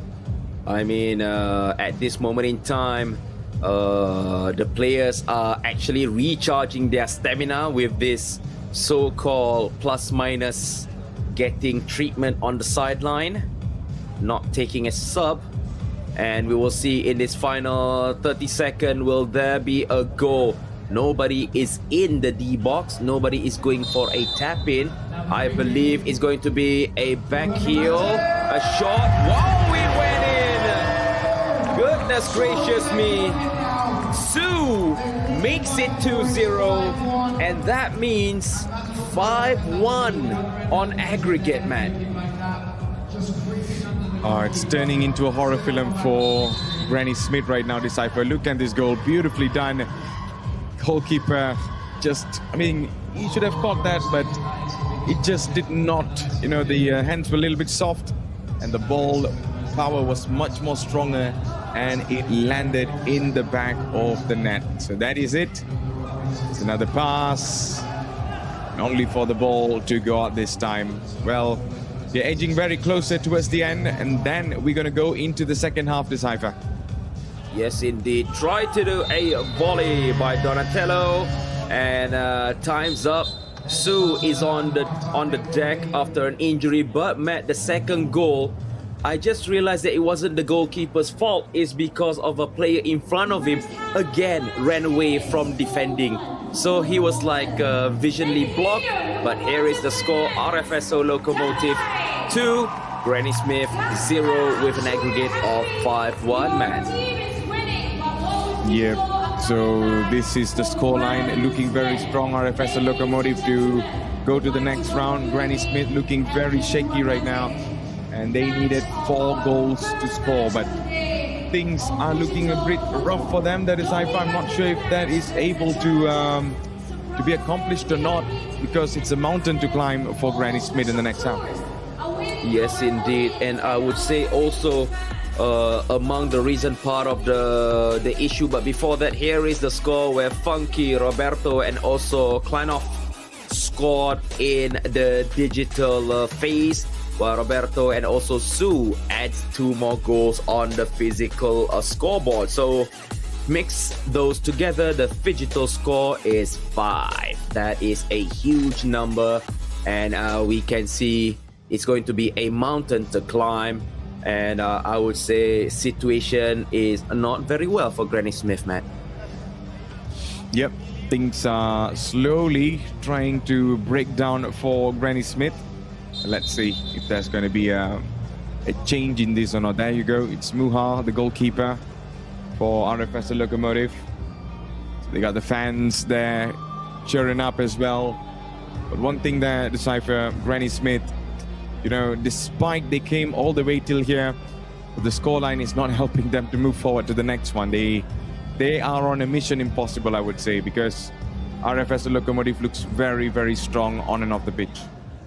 Yep, I totally agree on that notion. So welcome back to Phygital Football powered by ADNOC. This is game number 1 of the day on the physical arena, where currently the score is 2-0, and it almost went in. Good save by the goalkeeper, but was rebounded off the wall, almost slapped away, but still the game is still continuing, and it was a panicky moment for Team RFSO Locomotive, and I guess they were caught a little bit napping. Muha, and that could have been a goal to add a little bit more substance, and also what you call this? There you go, a push, and it was on the line. Yep, VAR says it's on the line and the goal doesn't count, but that was a good power play by Team Granny Smith, Matt. Yeah, perfectly done there, I would say. And it's not easy to actually, you know, execute something from that kind of position. So RFS Locomotive trying to add more problems to Granny Smith. They already one leg in and almost another one. Again, this time the ball is just not going in and it's just bouncing and off. So let's see if RFSO Locomotive might try again or not. They got 4 minutes in this clock right now, Decipher. Yep, and also it's a little bit confusing because Granny Smith keeper is also wearing the black jersey, almost at the same color of RFSO Locomotive. So every time when they play a power play, they are calling for a timeout. When they are attacking with a power play, for sure they will kind of blend in, and it's going to be a very, very difficult situation for the goalkeeper just now to actually recognize who is friend, who is foe, Matt. Yeah, that's one thing he needs to be careful of. But right now, this water break is just to actually, you know, reset things up. Granny Smith on the other side, it's just not going really well for them. I don't know that, Decipher, you know, time looks against them very much. But you cannot do much as well with this scoreline, isn't it? You can only play for consolation, perhaps. Yeah, true. But for me, what adds more salt to the wound is because of the 3-1 during the digital phase of the tournament, of the match, is because they already conceded 2. So that is actually a morale, I wouldn't say booster, but it is going to be challenging towards the mental aspect of the game, man. Yep, absolutely. That's the biggest thing right now. And off they go again with 3 minutes to go. And a long shot goes flying across, but could not find anybody there except for the net. Granny Smith are on the move now. RFS Locomotive wants to add more problems, but trying to evade problems now. For how long? For how long? As I usually say, you know, time is a commodity that these players don't have abundance, man. Absolutely. It's a long pass up in the front and not to find anybody there. So here comes RFSO Locomotive again. It's a nice move. Streamac going in and goes for the shot, and that's a brilliant finish. It's 6-1. Slow and steady. They are killing it. Granny Smith right now needs to do more than Decipher, but that was a brilliant goal, isn't it? Look at that. Yep, it was brilliant on the right foot, and it swerved to the upright, to the far post, and it rebounded in. That was a good use of cover and a very, very difficult technique that was made by Ana Tutovic, and making it 2-1 on aggregate 5-2. 3 goals in 2 minutes time is something of a difficult task, but if they can make it happen, it's going to be a solid comeback, Matt. Yeah, absolutely, that's for sure. Just needs to find a way through. There's 3 more goals needed if they want to, you know, get this thing in their way. Right now, they're showing more promise now. Let's see. They're able to come up with something out of this. Brilliant pass. Back again. And here is Streamac. Only not find the back of the net. Goalkeeper still being the 6th player on the top. That Decipher is not deciding to come back on the goal, and very well saved. The time is ticking slowly but surely. Yep, Roberto able to turn around still. Roberto! Good save by the goalkeeper. As we can see, those type of turns at the barrier is very, very overpowered, very powerful. But however, as you mentioned, Muha was able to collect the ball with full authority. Granny Smith tried to do a driven pass, was pushed away, I believe, out, and it's going to be a timeout called by both teams. And with this much time, 3 goals, Matt, I think the Titanic has left the port and sailing into the ocean, I would say. Yep.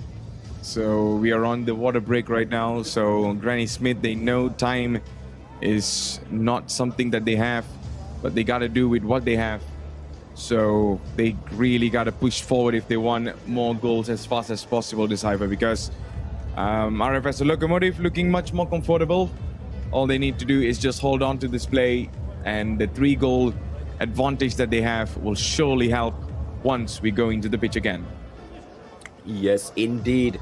And if I can say with conviction that I agree with your statement, holding the line is one of the best things, because the opponent will continuously play power play football, power play strategy. But again, hold on! Oh, he missed!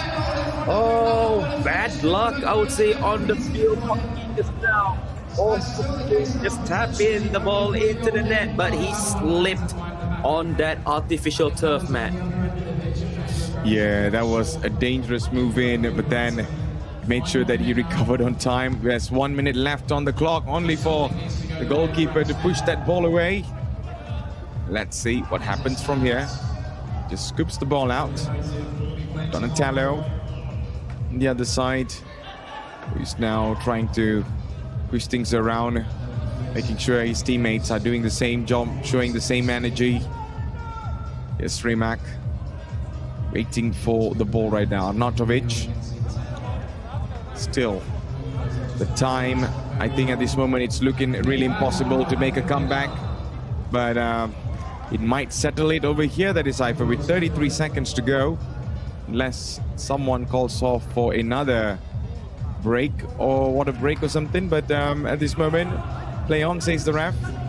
Srimak, still Srimak, and Srimak has a chance, and that's a goal. 5-3.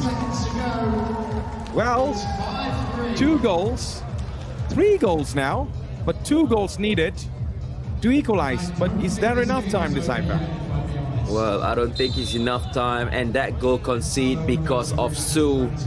He made a defensive error there where the ball falls to Donatello. As we are looking into our final seconds, good shot block. Cermak, a shot was intercepted. Borrow after borrow, another long drive with only 4 seconds left on the clock. I can safely say with my conviction is that we are playing for formality. And there you go, ladies and gentlemen. Congratulations for RFSO Locomotive. After losing yesterday's match, but playing convincingly 2-2 on the physical stage, but total aggregate is 5-3, and they will go into the quarter-final, will go up against Trancos FC from Spain, and that is going to be an absolute stunner, Matt. Yep, that could be an absolute stunner, and it is the end of the match. The RFS Locomotive will be going through with the goals that they have scored from the digital part, where it helped them so much to get through the next round. And Granny Smith right now needs to work on something, but at this moment, all the moment that they had to work on was not there, the Decipher. It was just not enough. It's over, and I believe, you know, frustrations could build, but I hope they come back again stronger next time. Here it is, the score for RFSO Locomotive. Still Funky, Roberto, and also Krenov scored on the digital field, but on the physical field, it was only Roberto and also Su, making it phygital score 5 goals in total. And I believe that the score for Team Granny Smith will be shown very shortly. They've tried, they fought hard, but however, is that 2-goal advantage that was clear evident during the digital field is the deciding factor for their eventual exit in this tournament. So don't go anywhere, ladies and gentlemen. We will continue straight with the team interview. We will be right back, and let's go for the interview session. Take it away.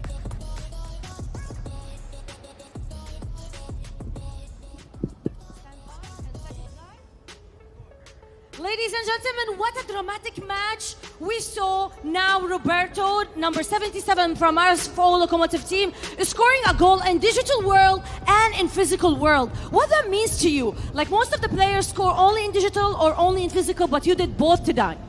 Yeah, thank you. For me, it's normal. I think I'm playing football since my childhood, so for me, it's a pretty normal situation. So I did it. I did it in a game, in the first game against France, and I did it again. But to be honest, for me, the most important thing is that we won today. That's the most important thing. The words, Pozdravia? What? Congratulations in Russia. Pozdravляю. Pozdravляю. So congratulations again, but I'm wondering, I saw Sue, number 14, like giving you instruction all the game. He was putting the water bottle all over, and what was he telling you? I'm not a futsal player. I'm playing 11-11 normal football. So for me, in some situations, it's very difficult to understand what is going on the pitch. So yeah, he told me to close the space behind me. So I did some mistakes in the game, but he told that we're gonna get a timeout, and he will explain me what to do in the defense. So fortunately for us today, we won. But of course, I will try to play better tomorrow. What's coming next is elimination. So what is your strategies? Especially, we're going to see a lot of strong matches coming. Yes, and you know, quarterfinals tomorrow, a very good opponent. And I think, I hope that our player, Dmitry Liskov, he got an injury today in today's game. So I hope he will come back tomorrow, because we need him. We need him because he's one of the best players on the field on this tournament. So I hope he will play tomorrow, because without him it will be much more difficult. Roberto, spasiba. Am I good in Russian? You are very good. Amazing. Good luck tomorrow. Thank you. Ladies and gentlemen, this is not a normal football as we saw. We still have 3 matches to go. Welcome to the phygital world. Locomotive secures their spot in the quarterfinals. Congratulations to them. And what a match that was, digitally and physically as well. Unfortunately, we say bye-bye to Granny Smith. Bye-bye, Granny Smith. And it's a beautiful, beautiful, beautiful performance from the Locomotive team. And hopefully we see how he's so funky. Yeah. Very good player, right? Yeah, Roberto, I'm super impressed with him. He was the one in the interview, excuse me. He scored digitally in the UFL, then he scored on the physical one as well. Very good performance, strong player. I want to ask about Granny Smith. Where did it go wrong for them? Was it an underperformance? Was it the difference from the digital that made it so difficult for them to come back? Granny Smith did really well in the digital. However, in the physical, the position was bad. Like bad was a small word compared to what we saw. So when you say position, what do you mean exactly? Position? For example, positioning means 2 players are attacking on the goal. Don't be close to each other. Open up so the defender goes to the first one and you throw it. To the so you mean player. like open up the space, find the gaps, tiki-taka, like what the Spanish team does, which we're not going to see today because they're already in the quarterfinals. Okay, let's talk about the good things that Locomotive did. They did physically kind of play defensive, which we said, oh no, that's not going to work. They kind of made it work. They made it work, and they even scored a few goals in their defensive tactic. You could see that the Granny Smith, they could not really get any way of cracking down their defense at all. You think Granny Smith should have tuned it up a little bit, went harder on them? Yes, do you think they were too slow, let's say, or should they?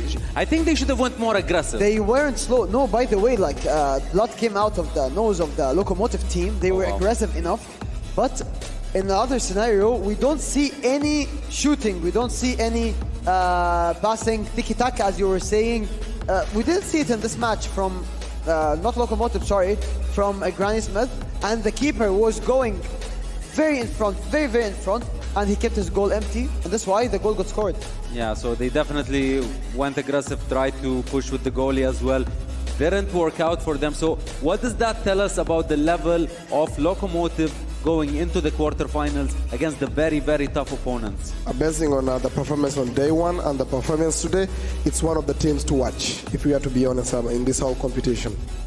Yeah, and I just got word who they will be facing in the quarterfinals, and I do want your opinions on this matchup because I think it's going to be a tough one. So digitally they are good. They are facing a very physical team in Troncos for a spot for the semifinals. This match will be played tomorrow, and I would like to hear your thoughts on this matchup specifically. How do you think it will go? I think we will see a lot of goals. A lot of goals. Digital? No, digital from Lokomotiv, physical from the Spanish team Troncos, because Troncos 5-0, 3-1. They have a total of 9 goals in 2 matches. 5-0 first day and 4-0 the second day. Crazy. They're scoring like free, go score. Yeah. So what Lokomotiv did today, they secured their lead in UFL. They came to the pitch and they played kind of defensively. Do you think this kind of defense is gonna work against such an aggressive team? The problem with the Spanish team, they have a lot of chemistry. They pass here and there. They do a lot of dribbles. Their goals, they never miss. So if they have to come in a defensive kind of mode, I'm sure the Troncos team has the tactic to break down that kind of pack the bus system. Yeah, not an official prediction, just, you know, general thoughts. Who do you think might win that one? It's a tough one, but I will go with the Spanish. Yeah, okay. I see you prefer the physical. What about you? Physical. I'll go with the Troncos FC. He's copying me today, guys. Sorry? He's copying me today. Yeah, today everyone is on the same page. Well, you did say Granny Smith. Yeah, we lost today, but you won. Hey, I know, I just felt it from the Russians, especially because of the fans being out there supporting them. Looking at our schedule for today, the upcoming match will be Z10 versus UEL. Now that's an exciting matchup. Thoughts? It's a very, very good team because whoever wins, they have a chance of, I think, playing with Jadim, CM Jadim, right? Yeah. Yes, whoever wins that game. So it's going to be a very good match. I'm yet to see because I think it's one of our favorite teams. Yes, Z10. Sir. Yeah. Like as soon as we mention Z10, Yas's face lights up, a big smile. How do you think it will go versus UEL? Just, you know, generally speaking. Both teams are very nice. Both teams are amazing tactically wise and digitally wise. But I would love to see Z10 winning because they deserve it. Yesterday's comeback was amazing. All three of us got shocked. And best wishes for both teams and for Z10 a little bit. I think Z10 may have a good performance because remember it's one of the teams that use their keeper as a 6th player. So we are yet to see if Roxic will maybe come and be a bigger role in the matches as he has been from the day one. Yeah, you see, like there are teams that are just good tactically. There are teams that are just like getting the win. Everyone has their own strat kind of. But for some reason, there are teams that are just fun to watch, and Z10 fits into that category. I don't know what it is about them. What do you think is their secret sauce that makes them so entertaining to watch? The character and the guidance. The goalie comes out, tells them what to do, go, move, come, shoot. And the way of them, they're shouting to each other to motivate each other. Yeah, they're spreading that positive energy all around. And today the energy should be higher because, as mentioned before, just as a reminder, no more second chances. Either you go to the quarterfinals or you're out of the tournament. You go back to the past. No more future for you. So what do you think makes them so entertaining? And I also want to think like stylistically against UEL, who has that edge? You need to understand, Z10 is one of the teams that has a commanding like team captain. He's a team leader, Roxic. He's commanding here and there. He's trying to score goals as well because I think we have seen he's one of the goalkeepers that has the most shots on target compared to anyone in this competition, right? Yes. I'm not sure, but I think so. Statistically, yes. So we need to see that kind of, averageness, how they'll deliver so that their performance will be based on the digital part. If they can score well in the digital, their physical will be easy work. Super excited to get into that matchup, which will happen shortly. The players are now getting ready. I want to say one more time, congratulations to Lokomotiv, and I'm sorry to Granny Smith, but you have left the competition. Ladies and gents, we're going to take a short break and be right back with match number 2. Don't touch the dial. And guidance is the key to win everything. Literally, that's what happened on the last match we saw. Congratulations for Lokomotiv. To be honest, one of the best games that we watched from the, let's say, the physical side, because it was a tie, 2-2, but the digital side, Roberto was going on and on. He was the only one-on-one player that actually scored on the digital and the physical at the same time. and they were struggling when they went to the physical because, as we heard, even their goalkeeper from like Granny's side, he was a sixth player. He wanted to participate. He wanted to be in the exact same match with the other players are in the pitch, but that was a nice. And he stood there unfazed. Yeah. Like, it just happens, like, every single day. We got the CSGO game going on as well. They're at the digital. This is Team Misk. Well, they're going to start up with the digital, and then they're going to move to the physical side. Laser Tag. Who is on the lead? We have E7 on the lead.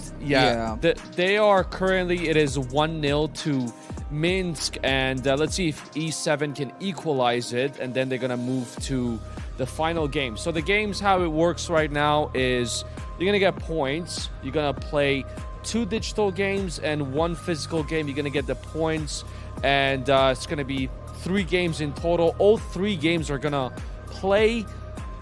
Well, when we get to the semi-final and the finals, that is going to be best out of 3. Exactly. Yeah, and as we're watching right now, the second game that we're watching right now is on Map Train, and this is one of the fewer maps that actually requires a lot of strategic entries, and let's say from the attack side, from the T side. So from the CT, you have a lot of corners to hold. So basically, you have to utilize how you can use your equipment or your util in a better spot, and also in a better hiding spot to actually just not let them inside. But most of the time, they get early picks. They hide behind smokes, which makes from the CT side that much easier to give the T side the entry that they want. But now they're pushing from the A side, and like we're seeing like both sides opt, and all of them are trying to wait for a little pick. They're playing above the train. One is holding the connector, one is holding the other side of the orange tree, but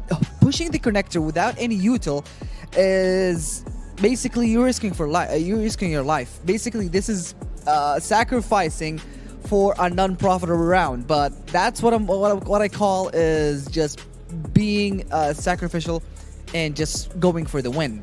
Do you remember the first time you played CSGO? Your first game, maybe the first week? Oh yeah, I do. Yeah, like the dot is there, but when you shoot, doesn't really go there. That's why it takes like a lot of practice. It doesn't register. Yeah, I remember that. Yeah, and you have to be very specific and how much bullets you're shooting in that direction as well.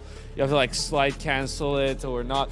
This isn't like Fortnite. There's no builds. You just do the slow walk, and that is it. You just have to just shoot tap on it bullet by bullet, and as we can see, Minsk is taking the lead again.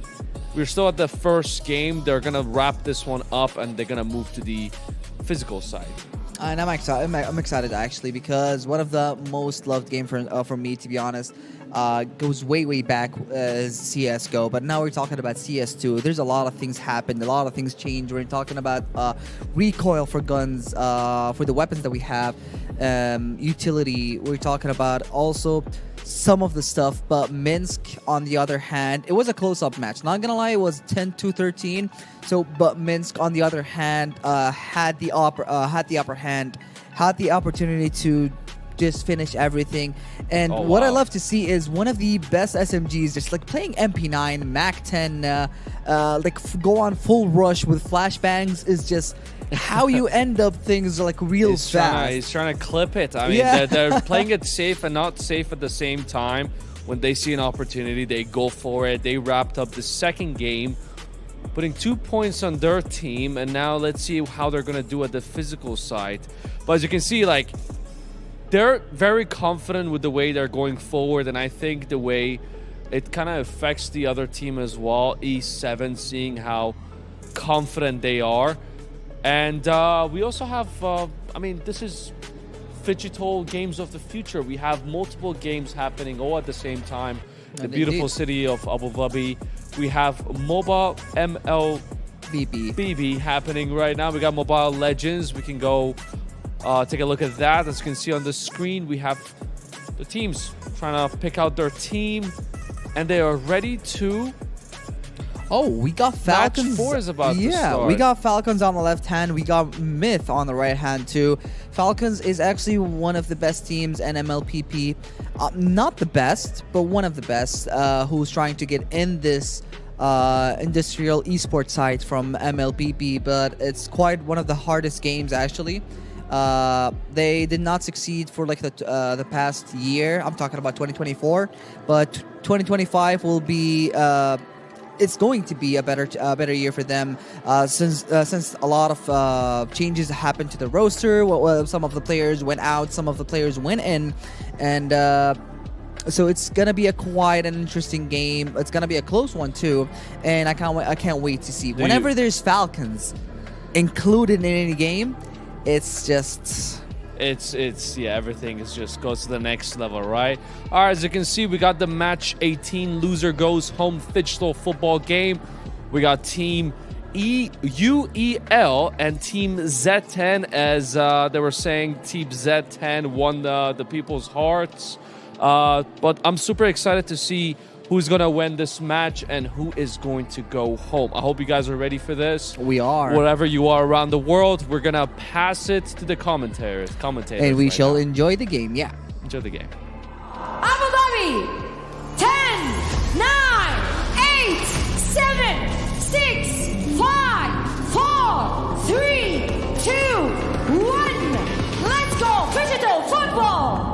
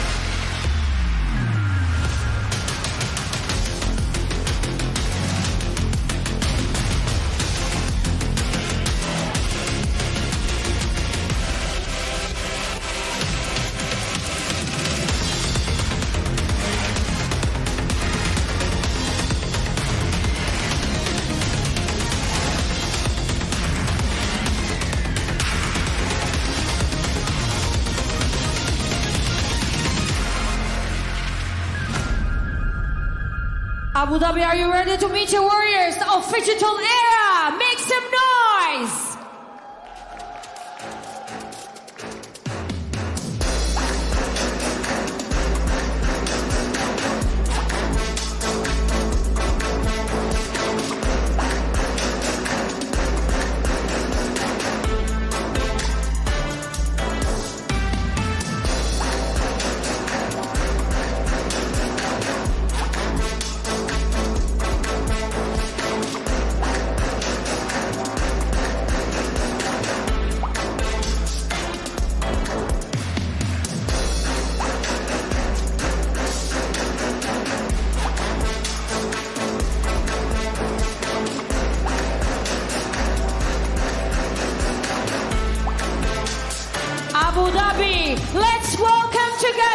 UEL team! All the way from Kazakhstan, more than 60 country in the phygital games, more than 11 discipline, 800 player. Welcome to the games of the future.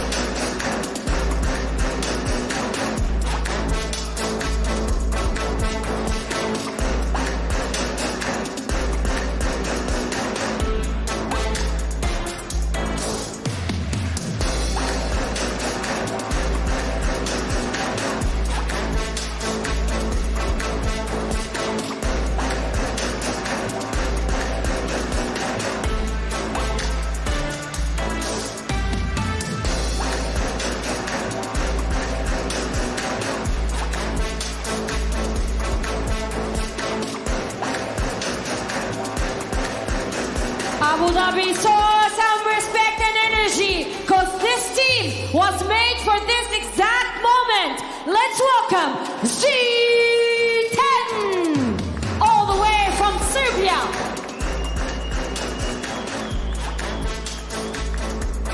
They will digitally set up the digital setup now with the teams. 2 players from each team. They will switch throughout the halftime. Full match on. Let's welcome, ladies and gentlemen, our referees, our head of referee, Amir. Where are you? Yes, make some noise for Amir.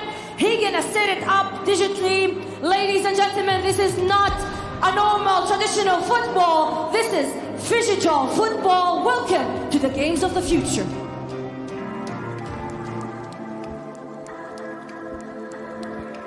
Welcome back, ladies and gentlemen. We're about to begin our second match of the day. This is an exciting one for me because Z10 is in it, one of the most exciting teams to watch against a very fierce opponent in UEL. We discussed a little bit briefly about our thoughts. Let's go more in depth about how these teams play. What are your thoughts, big man? My thoughts, the Z10 team is really strong on the physical part. Agree. I'm sure you've seen Matic, his performance yesterday. Crazy. He got the chance to have a fidge trick.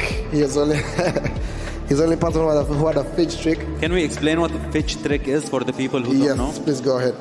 No, you do it. Okay, for those who don't understand, a fidge trick is someone having 3 goals, same compared to a hat trick. But here, because we are playing phygital football, meaning if you score a goal in the digital and if you score a goal in the pitch, it makes it a fidge trick. And Matrick got the chance to score 3 goals on the physical part, explains why he was the player of the day yesterday. Yeah, and looking at their past performances in the last 2 matches, UEL scored 3 digital goals. Meanwhile, Z10 only scored 1. When it comes to physical goals, as you mentioned, Z10 are the stronger team. So I guess this is a battle between digital and physical. I believe so. Digitally, phygital battle. Yes, digitally it's for the UEL. Physically, it's for the Z10, and especially for the goalie wearing orange there. I want to let him know that I really love him. I really love his grinta, his aggressiveness, his guidance, everything. I think we all do, no? Roxic? Yes, sir. Yes, he's a and good player. we can see that in the physical goals there are 5 gaps, like 5 goals. This shows that it will be phygital, as the host just said. Yeah, I have a question for you. So obviously this is a battle between digital and physical. So we are kind of assuming or expecting UEL to win the digital one, right? And we're assuming Z10 is going to win the physical one. How many goals is the difference where you think Z10 cannot come back? A reminder, they came back from a 0-4. Exactly. I don't think the teams that if you had to put them out, Z10 is not a team that you would say they can't come back on the physical aspect. They always come through. Even if they're down, they have had matches where they're down and they've come with a better result. So I don't think you can rule them out.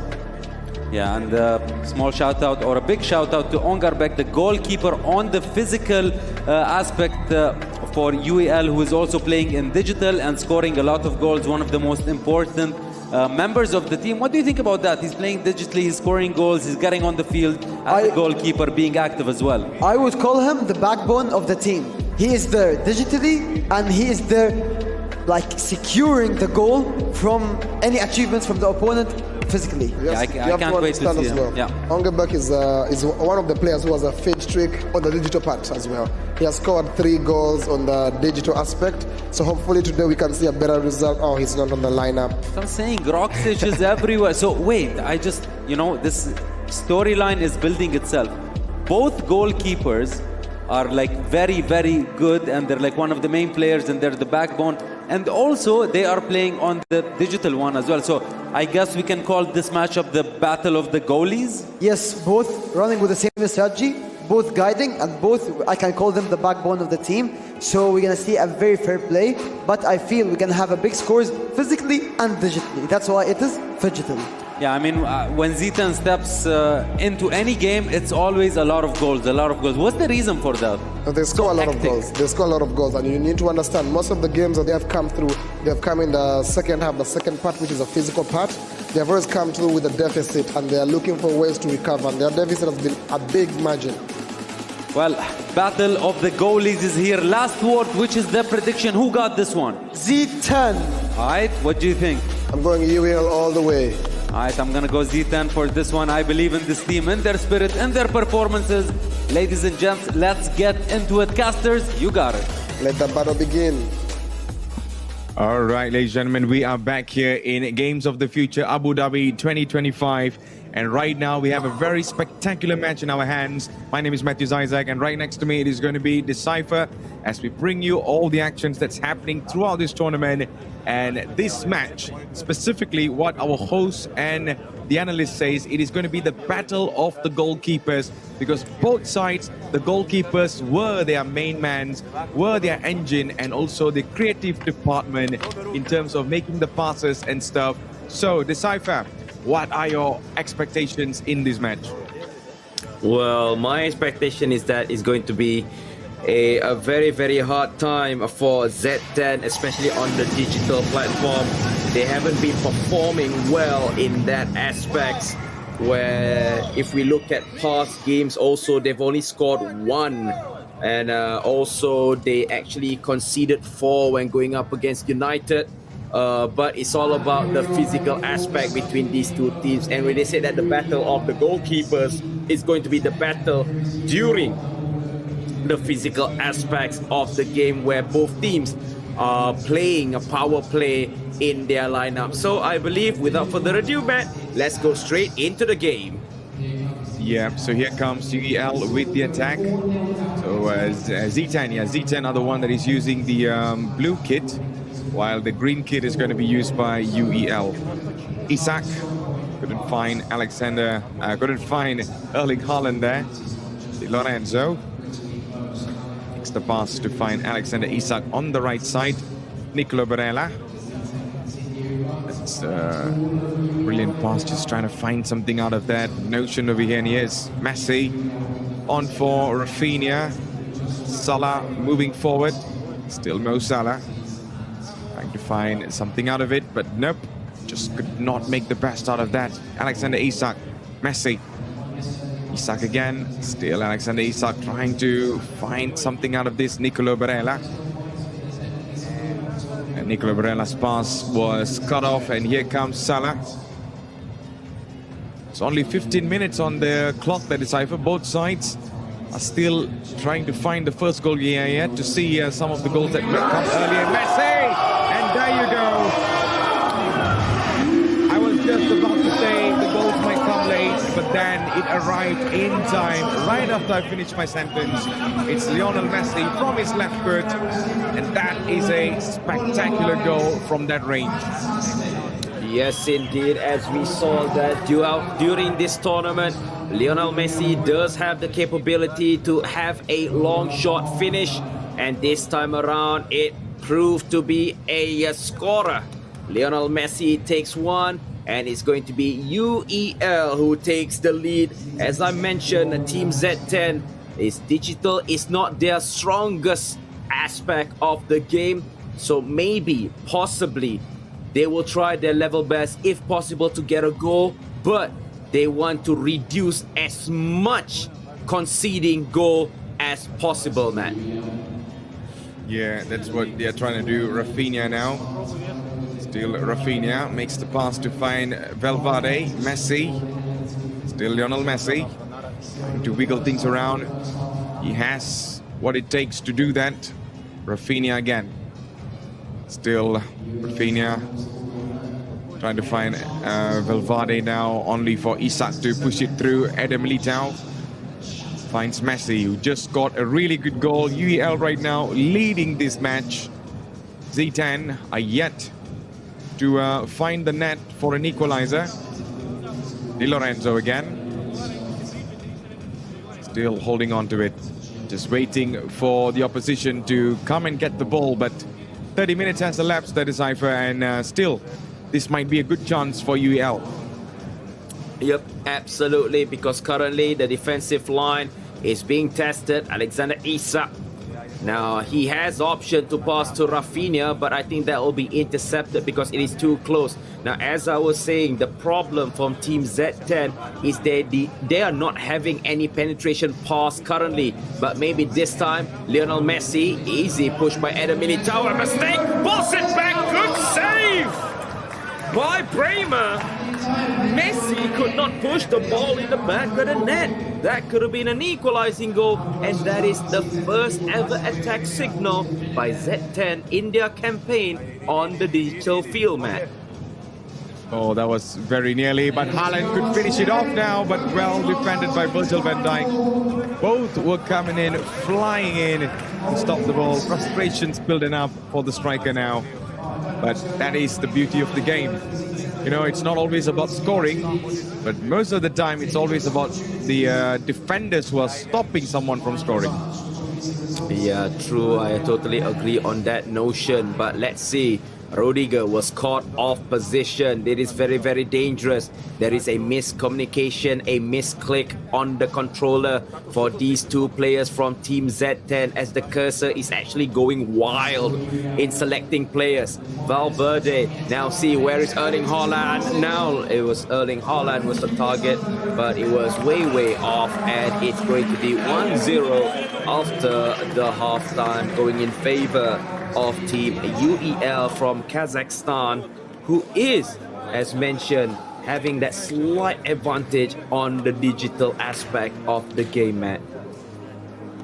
Absolutely. So that was quite a performance there, but the margins of goals right now, Decipher, is not that huge. Just one goal that separates them. So we're going to go into the second half. This goal, what a beautiful goal by Lionel Messi from that distance.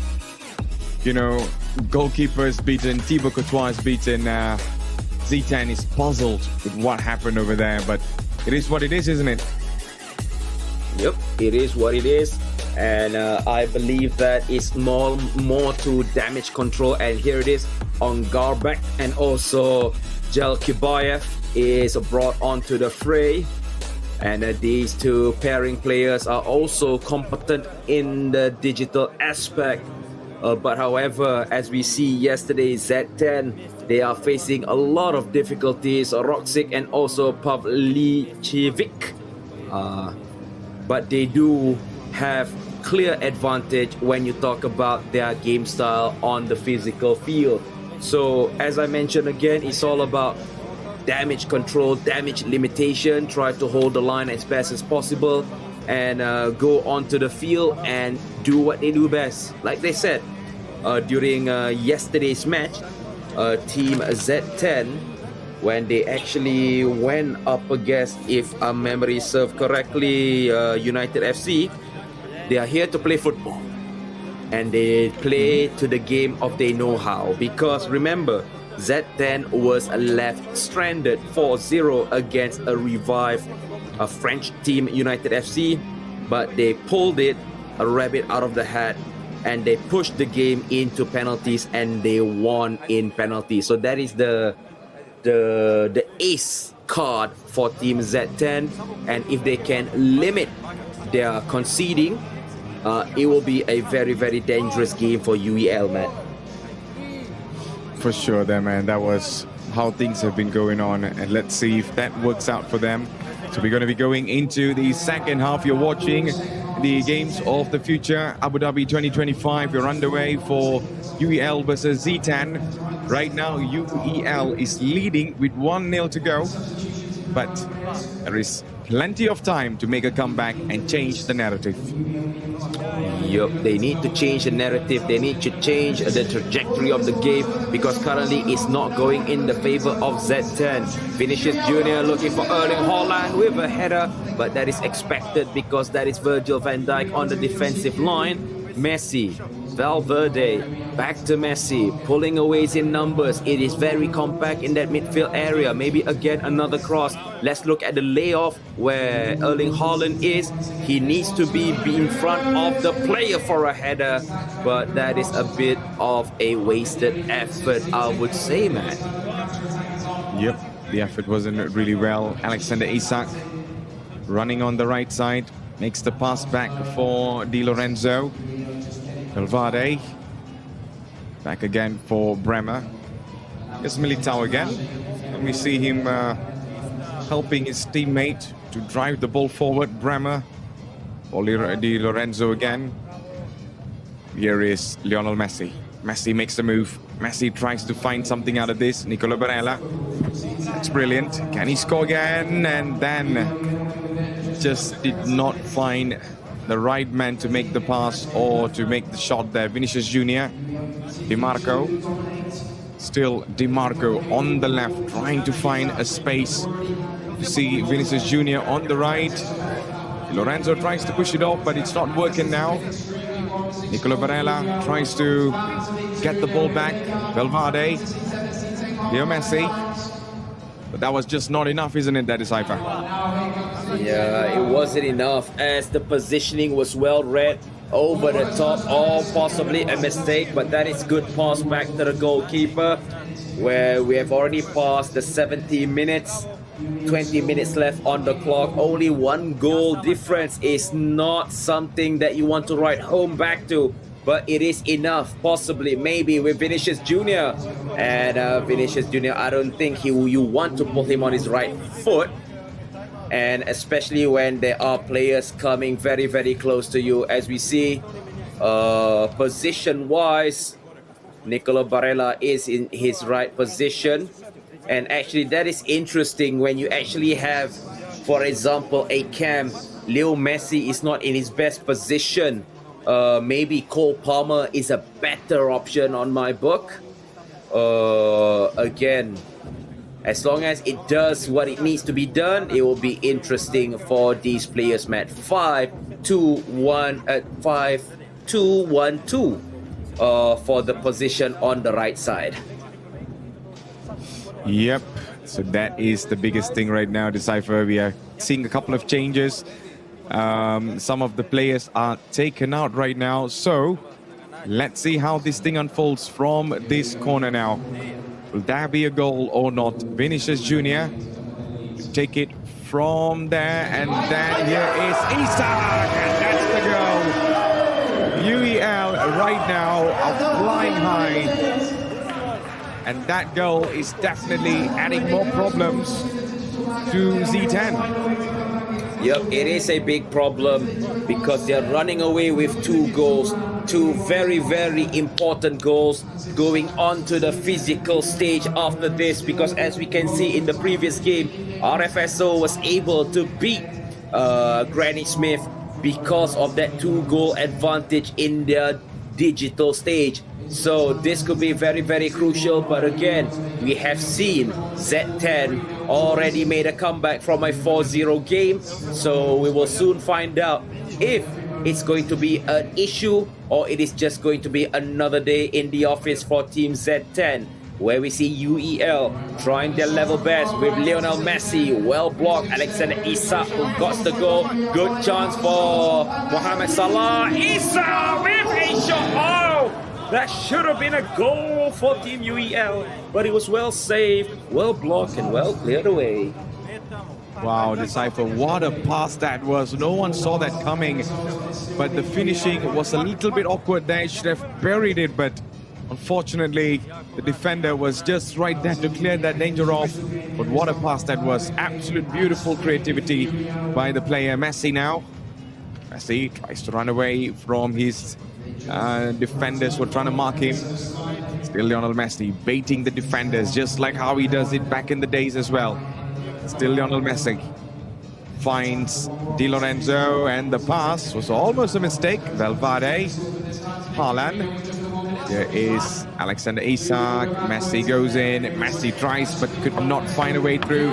But I believe that is the end of the entire match. 2-0 right now in the favor for UEL. They have been a very strong contender from the very start of this tournament, Decipher. And I can tell you what, on the physical part, it is going to be much more challenging because Z10 are a team that you cannot put it down as well because they are really good on the field as well.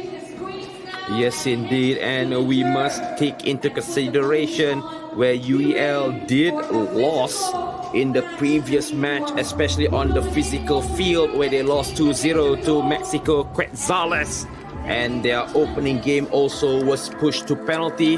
So physicality, if you ask me, it is not going in favor on paper for UEL. It's Z10. But let's see how is our host and also analyst would agree if I would say that Z10 is the team to watch for the physical aspect. Take it away.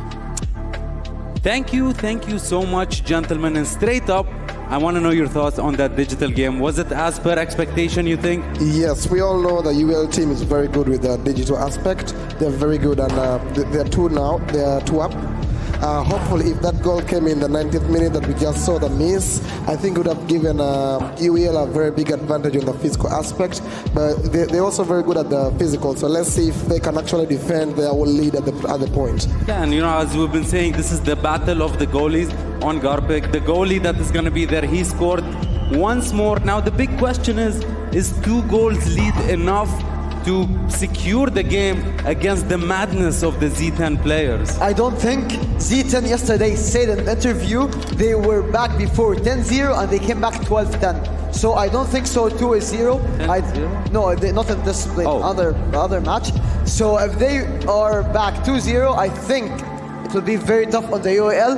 And if you see on the second half, the goalie stand here. He's waiting to get into the pitch. He's waiting to be aggressive and to chip goals. So let me give you a little recap about Z10's performance in this whole tournament. The first game they played, they were behind digitally. They almost made a comeback. They scored a lot of goals. They failed. They lost. They went into day 2. They were down 0-4 and they made a miracle comeback on the pitch. So if they did 4, surely they can do 2, right? They have a team to do it, and they have the keepers. You can see on the screen right now. Beautiful, man. The team player, Roxic. He knows how to control his team. He knows how to shoot. He knows how to pass. I think it's going to play a very big role in their win today if he gets the chance to get his cards right. Yeah, looking at their faces, looking at their warm-up, their body language, they look like they're feeling good squad of Z10, and that's the man on the screen in the middle, Roxic, that our eyes will be on. And let's not forget about Matic, yes, because he has scored 3 goals yesterday. Hat-trick. Mr. Host, I want to ask you a question now. Tell me, boss. What do you think of the last shot of UAL, that it was on the line? What if it got behind the line? What would be the scenario now? Well, I think the scenario would have been a larger advantage for them. But again, against Z10... With Z10, yeah, you don't really have 2-0, 3-0, 4-0, don't worry. Goalkeeper is going to come. He's going to organize the situation and he's going to make it happen. Well, it also depends on performance on the day because you have 5-minute halves, Sometimes you get a little bit uncoordinated, unlucky, and you need to perform. You are down 0-2 elimination match. How did you do on predictions, remind me? 0-0, 1 for you. No, I mean on this match. Z10? Z10, UEL, Z10. Z10, so, okay. You like to keep score, eh? Yeah. So in terms of UEL, what do you think their chances are based on how they performed physically yesterday and before yesterday? You think they can do this on? They have a good lead? They have a good lead. The best option would be them doing their best to try and keep the lead, maybe score more goals. If they have to come in defensive, we have seen how Z10 can actually rip up a defense. So I don't think that will be the best strategy. Let's have a look at the lineup for the UEL team. Number 1 is a fitting number for on Garbek. Yes. I see you have an eye on him. I see. Of course, he's been scoring digitally a lot of goals. He's kind of the MVP of the team. He's also in the goal for their team. trying to defend against those aggressive Z10 goals. The question is, can he do it? Can they do it as a squad? Very exciting matchup, playing for a spot in the quarter-finals. Do you not want to change your vote? Think about it. I don't want to change my vote. Matic has very good shots. Yes. Think about it. Come on, man. Let's all be on the same side. Yeah. No? I understand, guys, you have a high level of trust in the Z10 team. You don't but I believe the UL team, according to the performance we've all seen, they will come through today. Well, there's only one way to find out. Let's go straight to the game. Casters, you got this. Right, so we are back in the match. This time it's going to be on the physical side. 2 goals that is needed by Z10. Well, one final encouraging words from the entire teammates, including the coach, including whoever that is going to be involved in this match that is coming up very shortly. Decipher, is there a possibility for a comeback right now?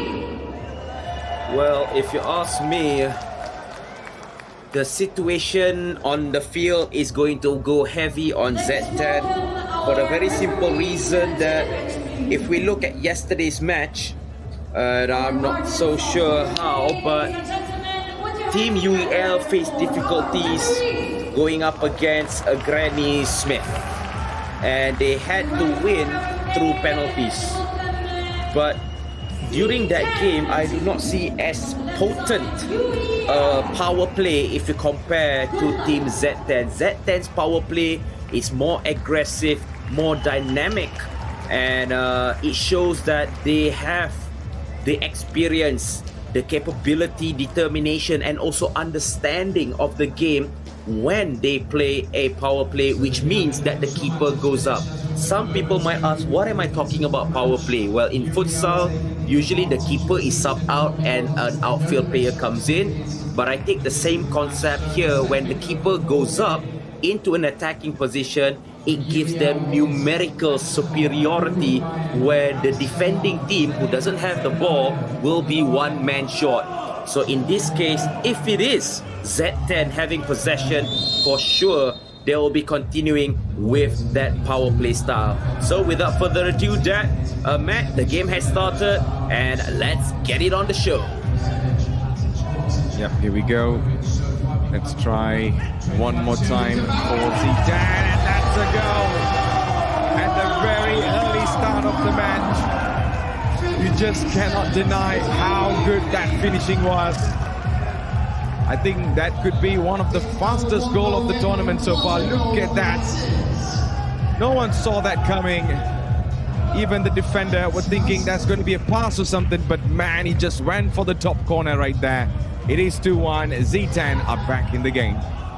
Exactly, power play, and now still Z10 have possession. They will try to use their numerical superiority to pull players to do a high press. Every time when you fall for that trick, when you do for a high press, you will be losing one slot behind. As you can see, Team UEL try to press in their own half, and then there will be an empty spot behind, but this time they can see they have learned their lesson, and they were able to cut it off.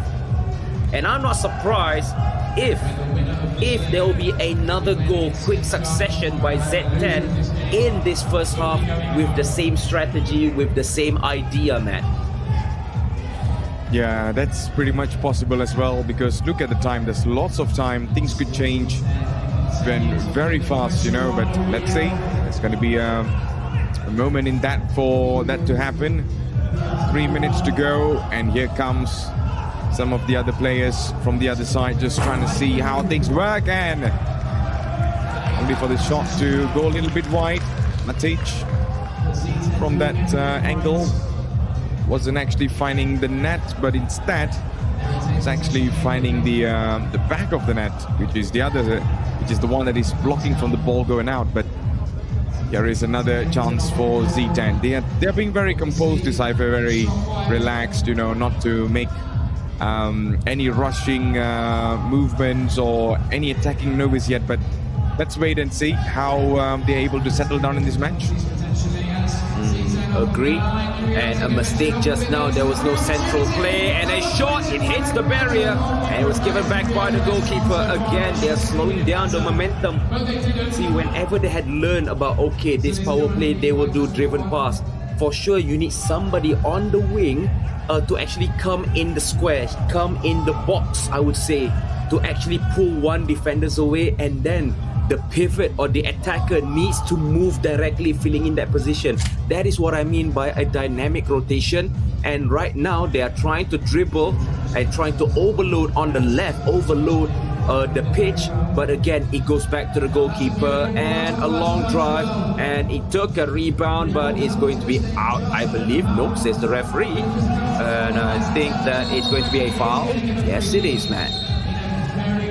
Yep, absolutely, that is definitely a foul. The ball right now, all right, asking for a water break. Oh, it's going to be a foul straight away. I think timeout. Yep, there's going to be a timeout. Yep, it's a water break coming in. So let's have a look on the replay on what happened. Look at that. Two players just pushing it all out. But he tried to escape that using the wall, but he had to snatch the leg a little bit. And, yeah, he was trying to clear the ball off, but looks a little bit nasty. But, you know, he was only trying to get the ball out of play, that is Cypher. But, yeah, it could come off a little bit rude, but, yep. That's the protest is all about. Imagine if that ball hits the face. Oh, that would be a bad day for me.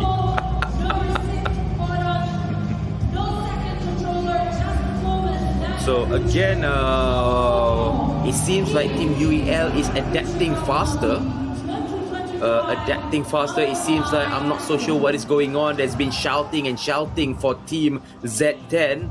So again, what they are doing, if I can see from here, even though I do not understand, they are asking for their pivot or their strikers to actually move more dynamic.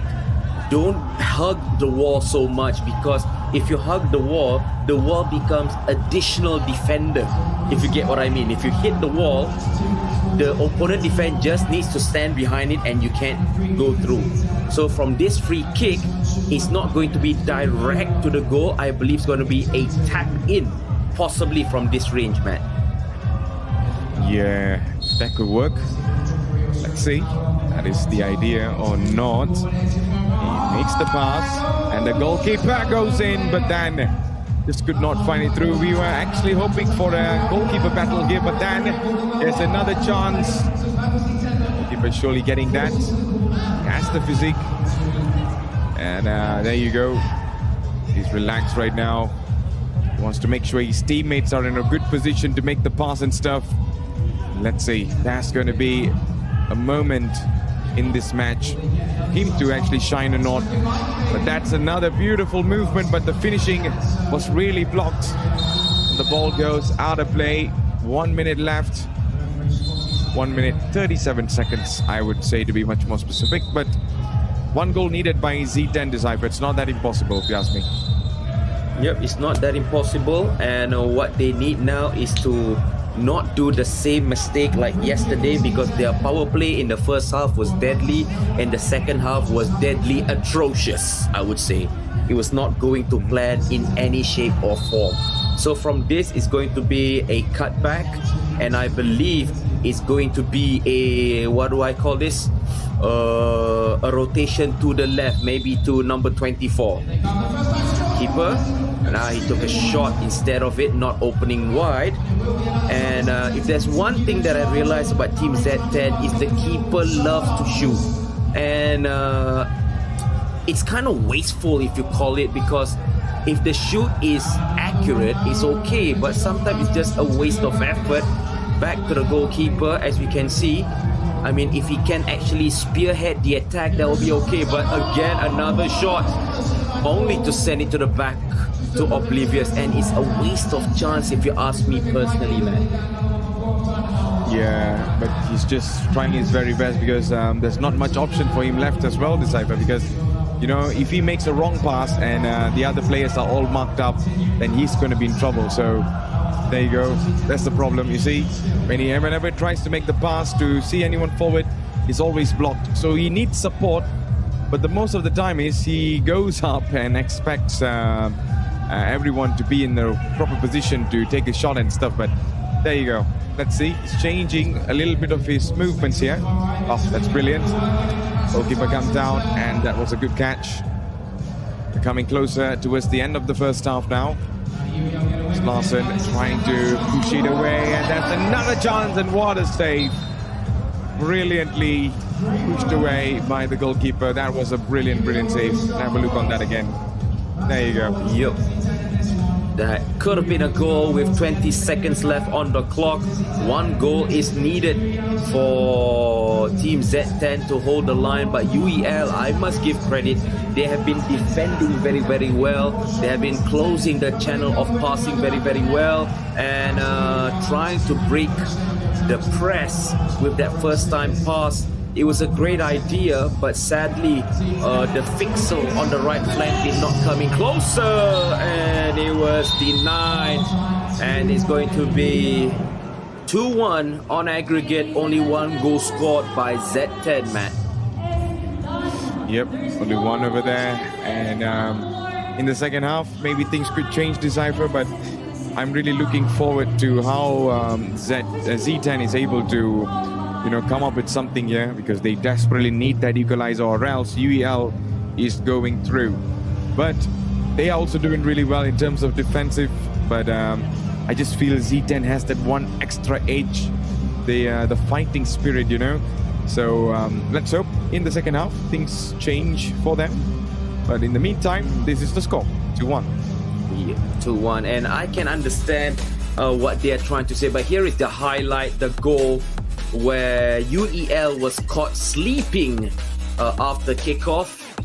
They do have chances created, but if it wasn't for the goalkeeper of Team Z10, it could have been a few more goals. But this is what I'm talking about. Sometimes it's a wasted opportunity, a wasted chance, and again, a good save by the goalkeeper. Again, they need to try something new. If they're going to go static on the power play, a 3-2 formation is going to be difficult. Maybe they need to try a 3-1-1, where the two pivot on top, or should I say the two strikers, rotate into the box at least, trying to pull defender away. I mean, that is how I see it. They did that yesterday in the first half, but let's see, with this kickoff, are they going to do the same, or are they going to waste possession by kicking the ball into oblivion like that, man? Yeah, he needs to be careful not to make silly mistakes like that again. But here he comes, and ball goes a little bit wide over there. Really ambitious efforts. A couple of times we see from both sides. But who is much more clinical is going to be the biggest question right now. Z10 is doing that. UEL still quiet in this match. They're yet to score a physical goal. And here they come again. Here's the goalkeeper. That's another nice pass, and maybe this is a chance, and a brilliant save with the follow-up. And the third one is there. The third one is surely the charm. And man, that was a really good goal. 2-2 right now, the Cypher. Man, that is something special in it. Yep, indeed, and it happened again, as I mentioned. It's because number 24 came into the box.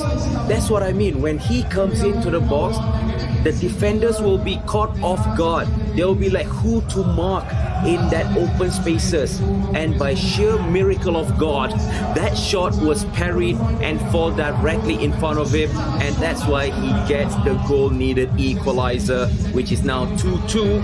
And let's see how, are they going to slow possession? Nope, they're still going to run, cut inside, and it's a 2v1, and it's going to be cleared away. And I believe again they will stop the momentum again with that power play notion, with a, oh no, they are not power playing, they are still playing a 3. No, they're playing a 3 at the back, man. Yep, 3 at the back. Teach. Close it down. Ball rolling out. 3 minutes to go in this match. Both sides right now are on level pegging. Here he comes again. I wonder what's the goalkeeper's name again, Decipher. Is it Roy Sick or something? Yeah. Which one? This guy. That's the goalkeeper. Yeah. Oh, that's a brilliant, brilliant shot. And right now, let's have a look on the replay. Went for it. And the goalkeeper pushed the ball out of play. What a shot that was. Was screaming to go in.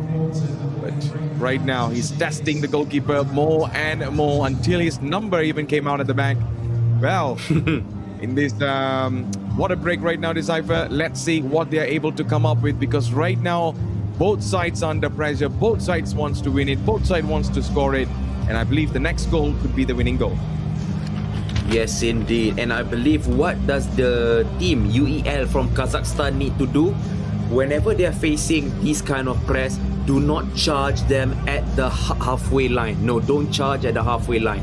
What you need to do is fall back defensively by a 3-1 also. That means one pivot striker and then all three falls back at the edge of the penalty area, forcing them to come and also counter-attack. That is what needed to be done, because if they maintain a 2-2 type formation by holding the line like this and they rush out, you will always leave an extra man, especially in the corner of the field, to actually, get a position like this. They are running, but there's no support because everybody just went down for defending. On the left, opening, and it was a something happened. There's a yellow card. Somebody got stabbed, and a handball possibly. And I need a replay, but it doesn't count. Kukumbayev gets a yellow card for a foul, possibly just now, man. Yep, nearly there. With 2 minutes plus to go. Can we see a goal from here? The winning goal, perhaps. Z10 on the roll, but they could not find it. Team UEL tries to get the ball away, but right now it is a wrestling match, but the ball goes out of play with a shot. 2-2 Decipher. I feel the next goal could set the deal. Yep, they could set the deal. And then a weak pass. And then holding the ball, taking a rebound. That's beautiful. Absolutely visionary stuff. Stefanovic finished the game, finished that goal beautifully. It took a rebound. Keeper fallen for the bait. And while he was on the ground, it was an easy. Look at this, a rebound. And then using the rebound effectively, because why? Because all of the defenders went up to press. Nobody came to support the defender, to support the keeper, and that is how you make a good use of the barrier, Matt.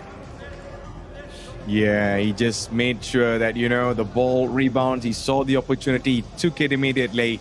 That was a fine finishing by him. But there you go, a tactical play, a tactical display showed by the managers, or maybe the players himself, just the captain, trying to get things and drilled out just to, pull out another goal.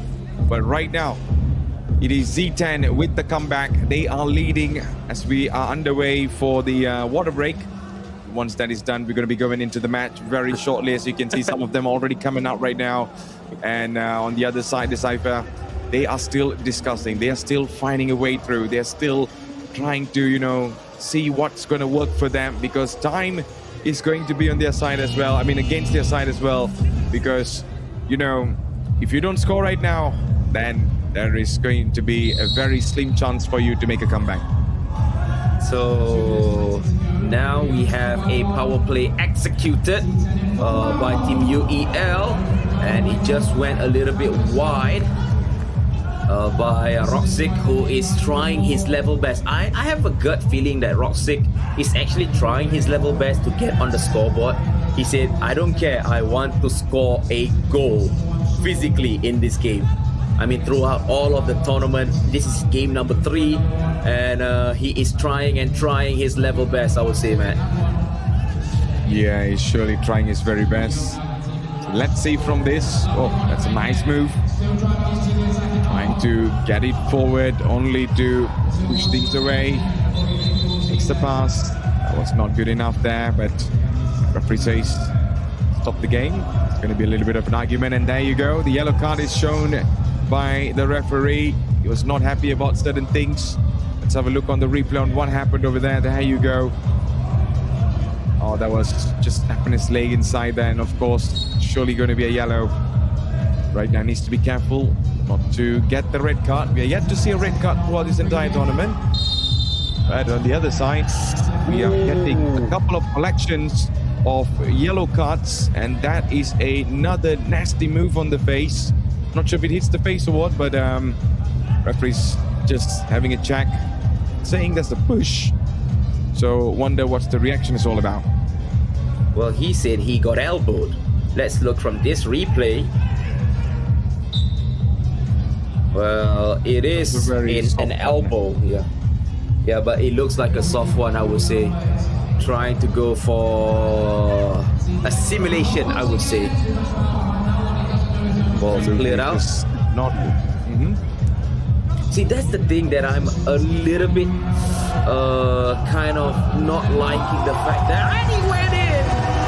It went in out of nowhere. He went in out of the blue moon. The keeper, Pop Lisevic, was able to volley the ball into an empty net because of the keeper went up to execute a power play. I'm sure that was not intentional, but it was incredible. To the top corner, good blocking, and he wasn't even looking, he was trying his luck, and it went in, man. Yeah, perfectly done. Look at that. This is what I told you. When you're getting caught off guard like this, you gotta take the opportunity, and he tried. I'm not sure he actually tried, he saw it that or not, but he just gave it a try, and the ball landed in the back of the net. All smiles for Z10 at this moment.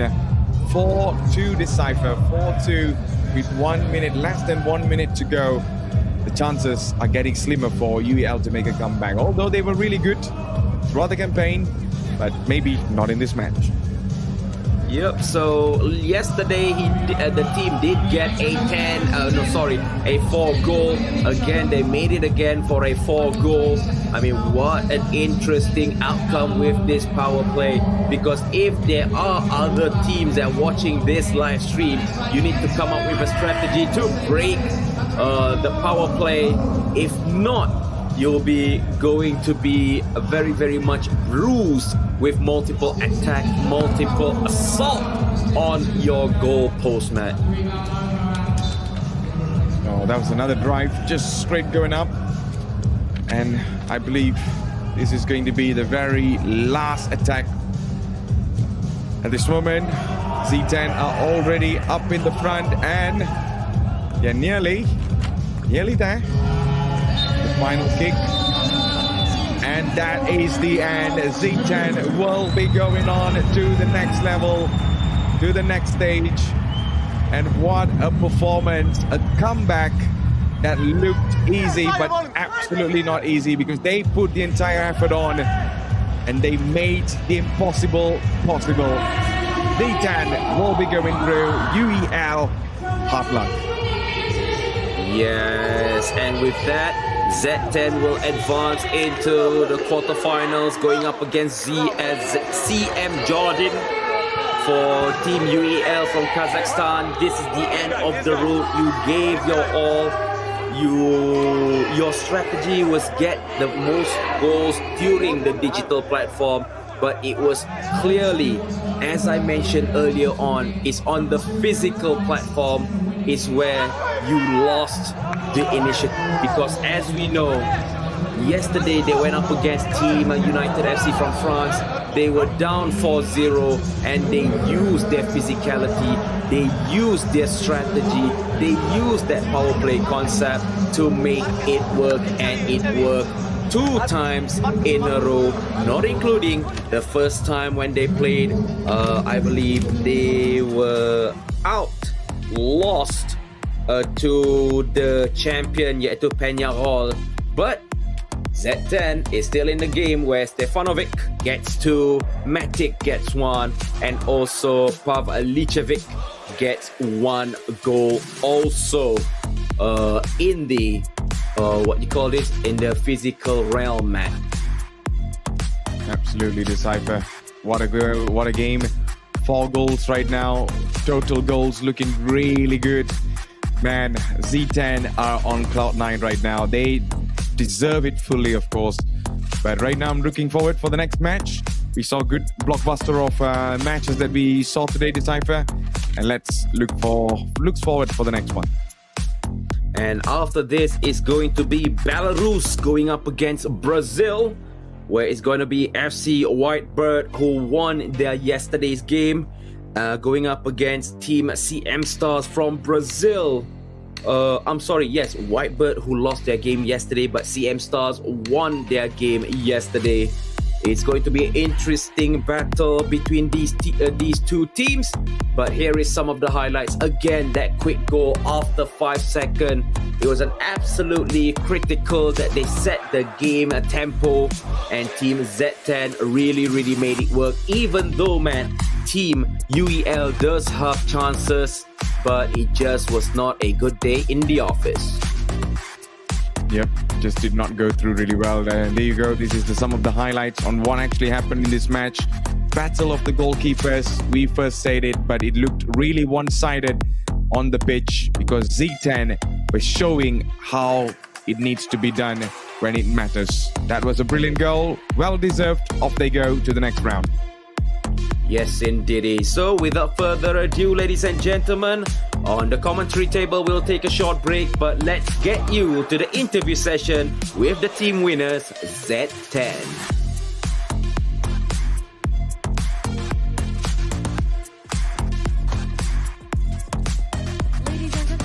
Drama every time. Every match in phygital football, it's a big drama. Those guys, Z10, always lose in digital world, but come back on fire in the physical world.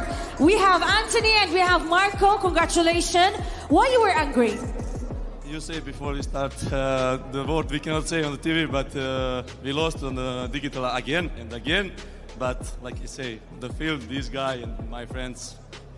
You score, guys, today 4 goals in the physical world. What those goals means to you after the losing from digital world? It means a lot. It means a lot of our team because we yesterday losing 4-0 in digital. We are better now. We improving. It's 2-0 now. Tomorrow it will be 1-0. Tomorrow you promise me, guys, you win in digital world. Please do that. 1 goal. I can promise you that. But I can promise one thing. In the field, we were fire and blood. Look at this. Fire and blood. So fire and blood, this is Z10 slogan. Thank you very much. Congratulations. And good luck tomorrow. This is the vibe. Welcome, ladies and gentlemen, to the future of football. It's not a normal game. It's phygital football.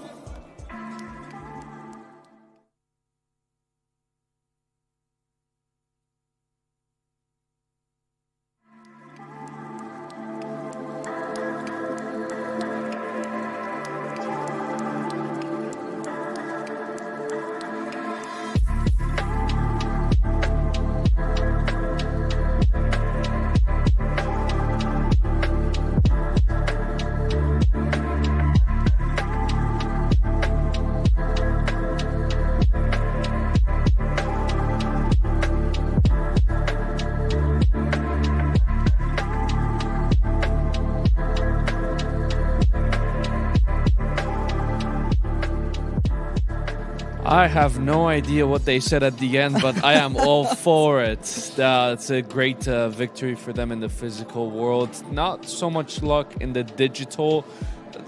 Do they know how to play the digital world, or they're just there for the physical? Or what team are you referring to? Z10. No, they killed it on the digital they didn't score any goals even yesterday. Nothing. Actually? Yeah. I have not noticed that That's yet. the thing. Okay. Like, were they there only for the physical, or no, the people, the teams they're going against, they're just way too good at the game? Well, either you demolish everyone on the digital or do it in the physical, because you cannot do it in both. It's hard because you're talking about players who are actually either good at being on the pitch or just holding a controller. It doesn't get even better. Like, imagine having a player on your team like Roberto having both abilities to accomplish and be Just- good at just digital and physical at the same time. Just standing there unfazed. Roberto was. Yeah. It's just like, how do you feel like scoring in both worlds? It's like nothing. It's fine. Done it before. Dude, that was like plus 1,000 or just like literally just like that interview. It's he's actually one of the best players in football we've seen throughout these days because there were not a lot of players who did what he did on let's talk about like more sensitive games because he needed that game or he's out of the competition. He's just way back home right now. But we're talking about like when it comes down to this, you have to practice even more. Even let's say 2 players on the digital, let them play and let them practice even more on the controller or UFL, and take all the team and just practice on the physical one because you'll need it both. Both are effective on the whole game match and the whole score. You'll need the goals and on the digital, you'll need the score on the physical too on the pitch. That's right, but at the same time, you can see how fast the results can change. True. Right, like you can be 3 goals ahead, but the other team can easily, just take over and just absolutely send you home, like we saw today. And Z10, not so much luck. I mean, there were only 2 goals behind, but they decided to take a go ahead and send the other team home. Best of luck to them as well. I'm excited to see as the commentary guys, they were really like rooting for Z10 as well. Yeah. And Z10, honestly, they're taking this very seriously. I mean, it is very serious for them as well. But they need more practice. On the digital maybe, but Yeah. when it comes to the physical, their teamwork, the way they're syncing, the way they communicate with each other, even sometimes without shouting at each other, they're very good. They're very, very good at that one. It is, yeah. Ooh, what do we got here? We got Battle of Robots. So we have Counter-Strike, we have Cisco, we have Match 4 happening, we have Mexico Quetzales versus Dansu Esports. Both of them are actually new teams. I'm talking about the team itself. They're new, but I don't know about the players because I'm excited. There's a lot of good CS players around the world if you're talking about esports wise at this point, but I'm excited to see what they're gonna offer us in the next the next match we're gonna watch, because CS always brings you the fun, brings you the excitement, brings you a lot of things you will never expect to see from a shooter game, beside being it's on laser on the physical side, because that's a huge difference. When you're holding a gun, you have a perfect aim on the mouse, but you're going on the physical side, you can never hold the gun like you do in CSGO. So I wonder what they're gonna do actually. Yeah, what do you expect? Honestly, last time I played CSGO was maybe a couple of years ago, and you're making me feel old here. It's like I'm like when was the 60, last time 70? you played CSGO? That was like 2 months ago. 2 months ago. Yeah. And why did you stop? No. Life got busy. Dude, okay. Whoa. Stop. No, not this discussion again. First of all was my name, normal. Now I'm being old too. Come on. Like, okay, I stopped playing CS not because of that. I used to be pro in the game, but I had a lot of things in life was better than just sit down and playing. Okay, I'm old, sure. Yeah, we can name it that. You know what? We should compete. See, I've played before, but I still know my moves. You know, it's a muscle memory thing. Okay. And honestly, we've seen them play. I mean, we can definitely dominate in the physical one as well. Dude, we can watch a lot of things and just like, oh, imagine myself being there in their spot. I can do better. But when you're actually in it, I mean, all I need is 30 seconds and I'm out of breath when it comes to the physical one. But no, we got the teams getting ready for the digital. Again, we are at Phygital Games of the Future Abu Dhabi. When it comes to CSGO, we're going to play 2 digital, 1 physical. The moment we're going to have just points added to them, but when it comes to, they're going to play it either way. It's best out of 3, but they're going to play all the games either way. it doesn't matter. The one with the highest points is going to go into quarterfinals, semifinals, and then finals with a huge prize pool. And the trophy, which I'm sure a lot of people are doing it for the love of the game and they want to take that trophy home. Yeah. And just put it in their club so they can... It's an achievement. It is an achievement. Yeah, the more you... It's like the medals you collect from high school. The more you can brag about right? in front of your friends. Exactly. And I hope they don't go home empty-handed because their parents are... trust me. They're going to be like, where is the trophy? A lot of teams going to go back home empty-handed because we only have one winner. At esports, when you're talking about esports, there's always... a losing side. Either you compete at your best or you get sent home without anything at all. Even if the prize pool is like minimum, that's still not enough. You came here to compete. You came here to make a name of yourself. You came here to be the star of the show. So when you go back, it's disappointing. But at the same time, it's a learning opportunity.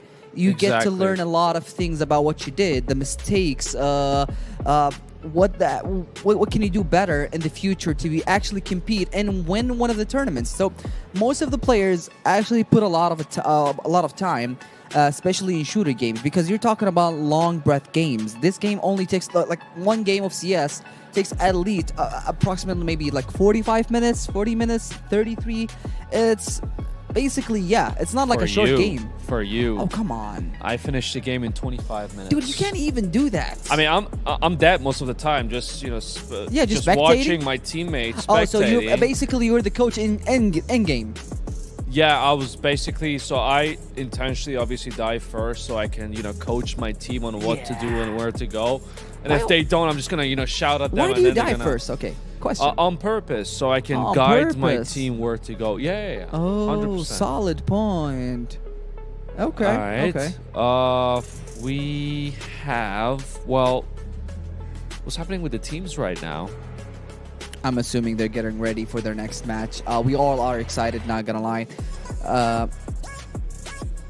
This side, when we're talking about when they get ready into going in the match, most of the players adjust their screens. Let's say for an aspect ratio. A lot of them have a different resolution when it comes to CS, but now we're talking about knife round. This round specifically is really important because it gets to decide which side you're gonna take. Is it CT or T? But apparently the T side gets the win, and the knife round is way much more important to anyone because, as I said, it's important for you in the map to get to choose where do you want to go, where do you want to start. Do you want to start CT side? Do you want to start T side? Because each map has an advantage point and each map has a disadvantage point. So in Vertigo, to be exact, or in a lot of maps, let's say Dust 2, Inferno, Mirage, these maps, when you choose or pick CT, you have an advantage because you can be powerful in CT and the defending side, or you can be even more powerful on the T side, the attack side. So basically, they have to prep. This round does not count. It's only a deciding round.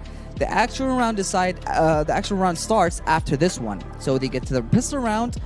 The first one who wins, he gets a buy. Not fully, he goes like SMGs, full economic.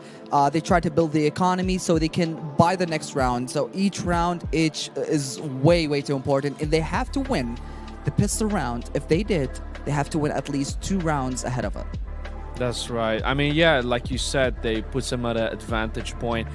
No matter how good you are, there's always someone better. But when you are sometimes put in the other team, in the other side, yeah, they're gonna have the bigger advantage, and that's when it gets tough for the players. But you can always clutch it. You can always. How can you clutch it with a knife? You need to have a good coach. So you're basically promoting for yourself. No. Oh yeah, come on, dude. No. We all saw it. We all have seen it. Okay, so you need to die first so you can coach your team. That's your logic here? That is how you do it. We can see on the screen as well, the teams are getting ready. We're going to pass it to the commentary right now. They're going to do what they do, and we'll see you after the game. Yeah, one of the best games actually right there. So let's go to the commentators and start the game in CS2. Yeah, he's catching all the insults today. Yeah, this is our final match of the day. Should be an interesting one, to be honest. I'm quite excited here. We've got the Mexican squad that have, come a long way. And, yeah, I'm excited to see what they can bring into the server. A couple of familiar faces on the Donsu side. This is a team, and a team with, the likes of Twixar, who's had a decent career and still an active player. But we'll get into that after the pistol round, because it's all getting pretty chaotic here on the B side. As Donsu are crumbling under the pressure. USP just can't seem to land the heads. Voida does take one, but it's traded right back. And okay, they managed to squeeze the pistol round, and we start to sort of get somewhere. But yeah, the big name for me as that sort of familiarity is Twixar. He was really, really impressive on that Arrow roster. He's been around for a long time. He's played for Space Jam and QB Fire. But yeah, on that Arrow roster, QB Fire, damn, that is taking me back. Yeah, it's old school, right? And then they went semifinals of some 2015 major is all I can remember. Yeah.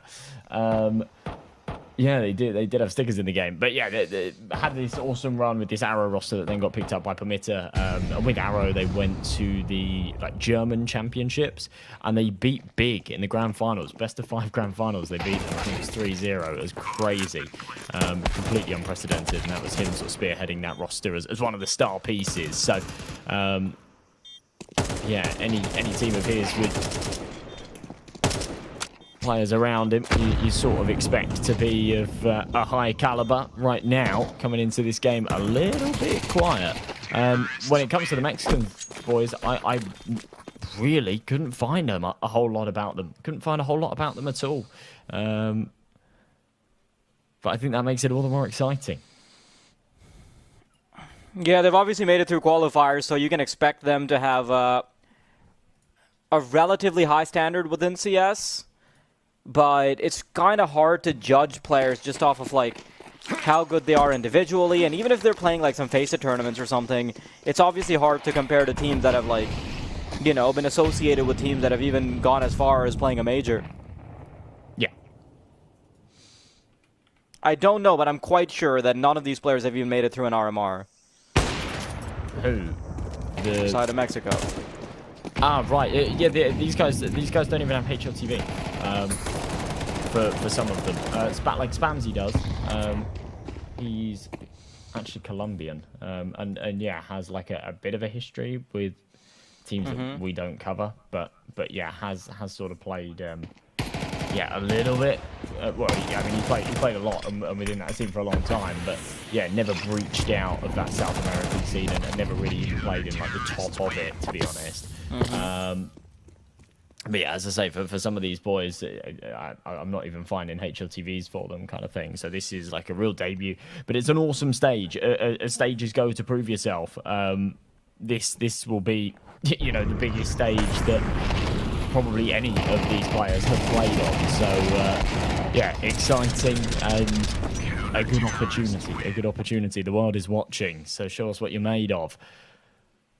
First couple of rounds have gone good, but the buy round flat on its face, and they'll now force back up. Mac 10, Tech 9, Galil, and a couple of AKs. Not a lot of util, and a lot that needs to be found here. I'll boost up onto the box. Ooh, not quite quick enough. Yeah, this is my fear for Team MR. If they let Team Donsu just find their footing, then it's very likely they're just going to lock in and destroy them. Obviously, a little bit more experience on the side of the team that's playing the CT at the moment. Flank is good. Twixar from behind. And Isolation is, in fact, going to be able to stay true to his name and isolate 2. Nosik pops in, and now the scoreline is even Steven. Must feel nice to start with the CT side. As Tox mentioned, it does feel like a bit of a cheat code.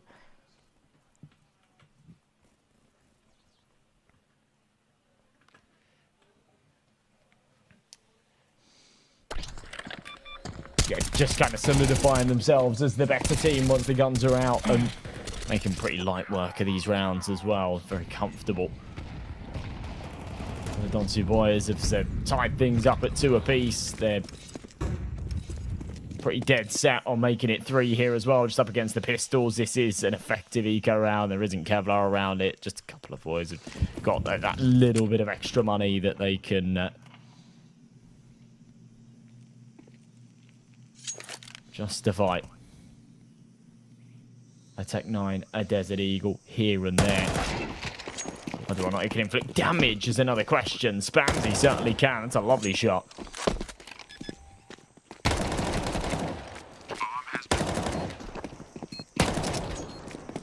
Wow. Yeah, don't expect those pistols. As well. Yeah, I mean, getting a plant is obviously the big one. But no real damage was expected, and nothing was realistically delivered. So Zonsus is going to be able to keep on piling on rounds to the mountain that they're hoping to build. I can't believe they get to chill in the crowd and not slave away at the desk. Put him back in there!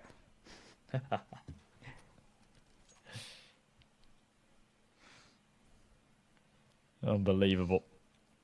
It took me a second actually, because Tox has like the stereotypical default beard style. So I was like, oh, is that just a guy that kind of looks like Tox? It's hard to tell with the purple details. I was like, oh, okay, never mind. It's my boy. His beard is pretty sharp though. Love it. I can't grow one like that because mine is all patchy. Yeah, I can't. I've told you before, I get a little moustache, I get a little goatee. Yeah, no other hair on the face. Like, if you and I try to grow facial hair, we just look like failed teenagers. Yeah. Because I kind of like, I think it's cool when people, you know, have like the really sort of short, like chin strap kind of thing where it comes off your sideburns and it's all just neat. And but yeah, no, couldn't be me. Not possible.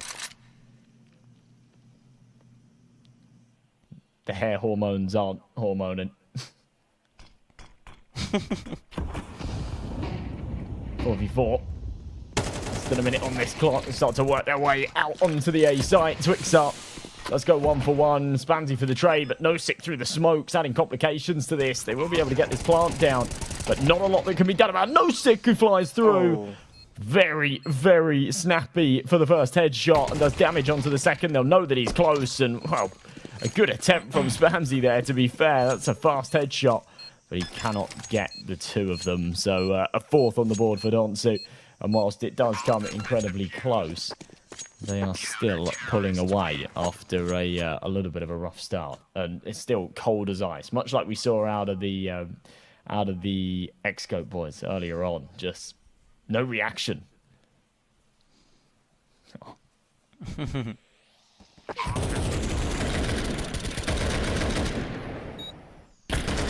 When Team MR came out of the gate strong, I thought, okay, maybe we've underestimated them, and we still might have. Listen, it's not too far into the game, but one of the things you can expect in the early stages of any tournament is that some of the matches are going to be lopsided, right?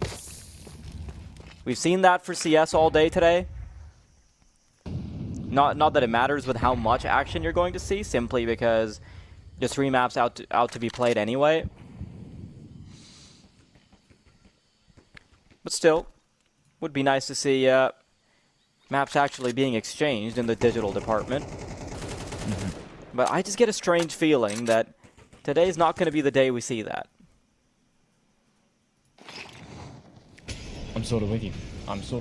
I think that is just the day 1 matchups in a nutshell. And as much as I would love the Mexican boys, Mexico Quetzales, I think is how you pronounce it. I don't have particularly high hopes. I don't have particularly high hopes for them taking down a side like Donsu. I don't think that they're the weakest team here by any means. I think going into day 2, there's absolutely a chance for them to do some damage against some of the other teams. But I think Donsu are definitely sort of one of the top 3 that we've got competing here. And yeah, they're just going to be a tough nut to crack. So either way, still early days. Too soon to call anything major. And actually, you know, the entries onto the site, They're doing some decent damage. They're consistently finding these plants. The rounds are coming reasonably close. They just can't seem to finish them. And this might be another one that follows that theme.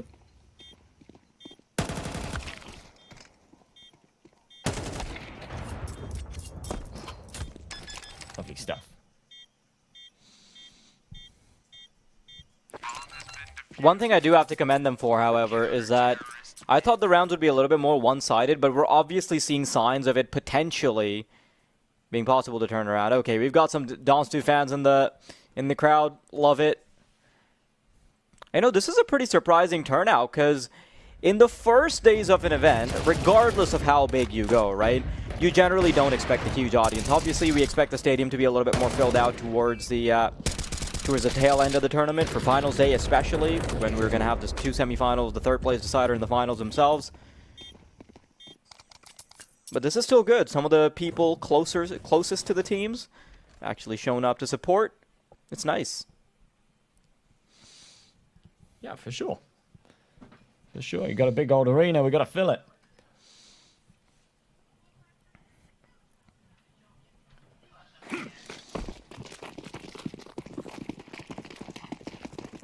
Back underway, though, and into round number 8. Rifles out, an AWP here for Donsu on the other side. They just don't have the money for it, so it's the 5 rifles, a little bit of util, but not heaps of it. They're all stacked up outside of elbow. Flashes to accompany a peek. Twixar thinks that someone might have tried to sneak through. That's not the case. There are 4 there. They're just waiting on the other side. I think they might just catch a timing where no one's watching anymore.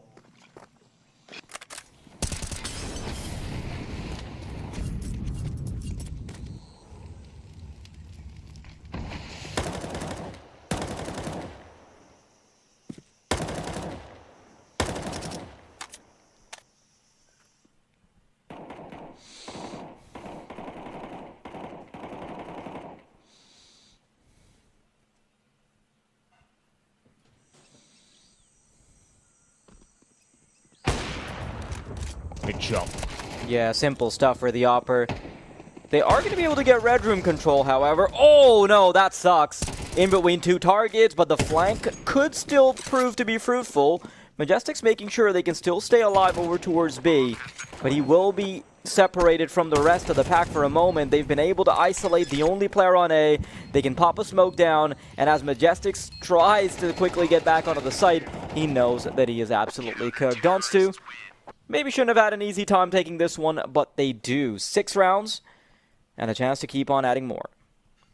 Paramount for that little bit of aggression into the site whilst the bomb was being planted. Just an opportunity to isolate those jewels. They knew that there was one wrapping around on the B-bomb site, so he was miles away. And yeah, being able to then just take that individual jewel, split the 2 into individual ones, made that a whole lot easier. So 6-2, scoreline still racking up here for Donstu. And money remains in the bank for Omar.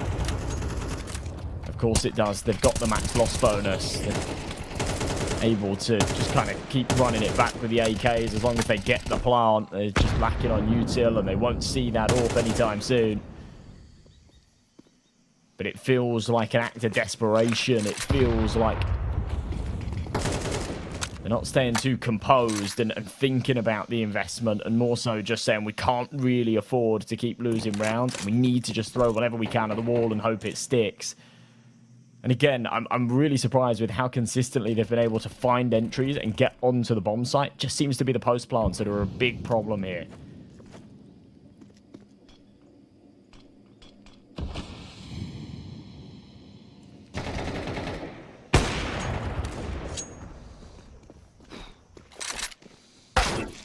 Quite frankly, laser tag as well, right? Yeah.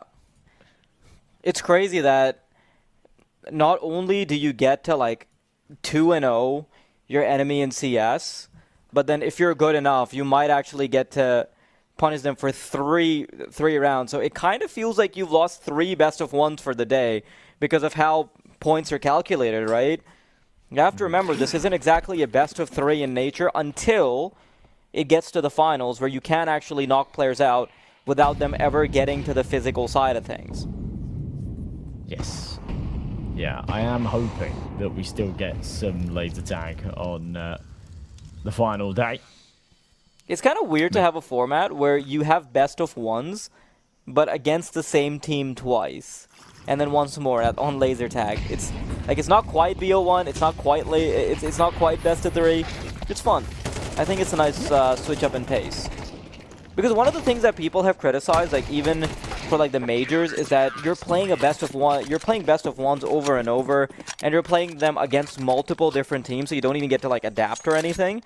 But obviously not like directly this, but I think there's like a middle ground to find where, you know, you end up getting multiple opportunities to rack up points against the same team, but you don't lose.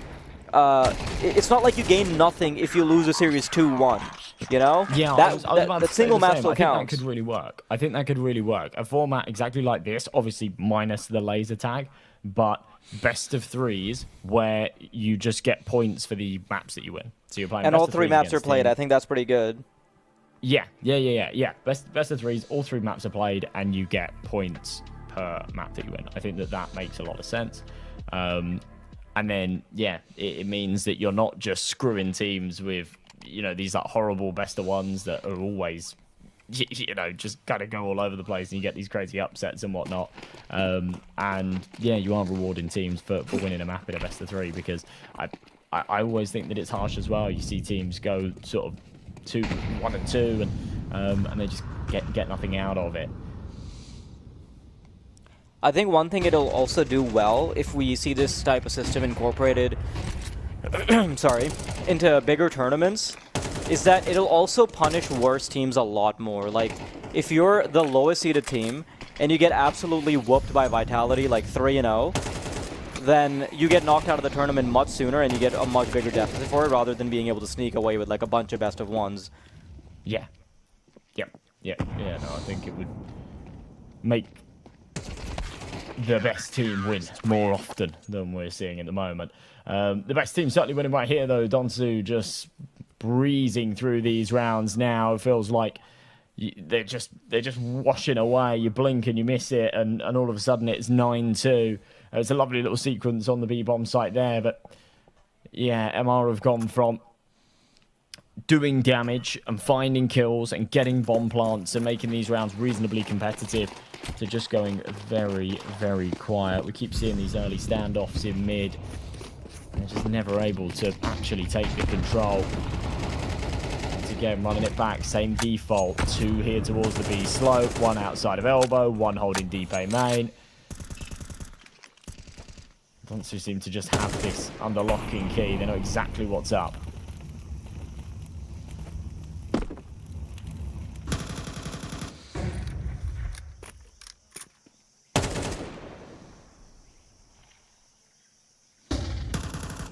For the boys from Mexico, they have only been able to get 2 rounds, and that is the pistol and the conversion.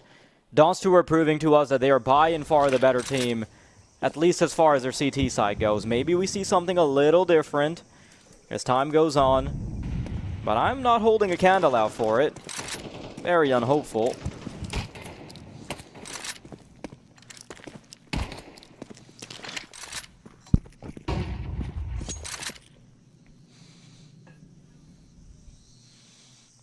If you hear me take a sip of water and I've forgotten to mute my microphone, just know it's been a long day at the Long Day Factory. Yeah, the Long Day Factory are pumping out long games. Hell yeah. They're manufactured that way, though, because they're all 3 mappers. Oh yeah, it's by design. Oh my god, just a complete beatdown, no mercy, no nothing. And we are now inches away from seeing Donsu take Ancient pretty convincingly, which isn't even the first priority for their maps.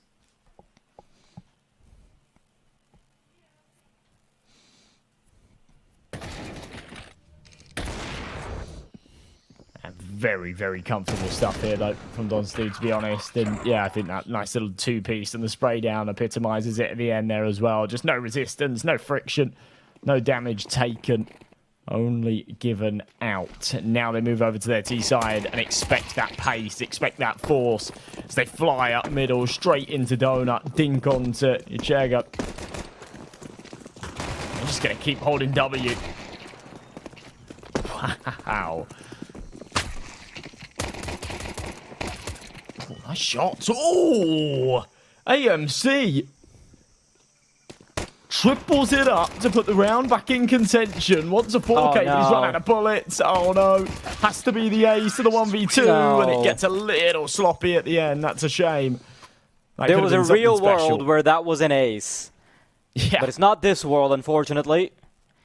And now with the pistol, it is just about getting the conversions done to make it an easy affair.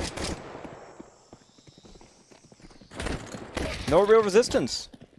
All we've seen is the pistol and the conversion, and now that Don'ts2 have also put a handle on in that department, unlikely that you'll see anything impressive in subsequent rounds. Maybe a crazy Deagle round or something. Unlikely. And by the looks of things, because MR have fully committed to the buy-up here, if they lose this, they'll just be walking the plank to their dad's Voider. The first sign of bad news goes their way. A little bit of damage inflicted, but don't think it matters that much. Early nade. Try and soften up the players that can come in from ramp. It is going to go so weird to commentating regular Counter-Strike after looking at pink smokes for 4 days. Pink smokes and laser tag, yeah. Yeah. I think it's nice that we've got a little Christmas break to reset a bit. Easy pick for Voider. Nexus has actually managed to find one back, but regardless, it's a 4v2. They've got the sight. The C4's being tapped in. Isolation has the right idea, knows that Spamsy is behind this smoke, and he's doing a bit of Spamsying himself. He's done some damage, can't quite finish him. This is going to be 12-2, and as cruel as it seems to have to save MP9s in a round like this, there's no better option. There's no magical solution that's going to dig them out of this hole. Their grave is already set. And one more round, they'll be laying in it. Terrorists win.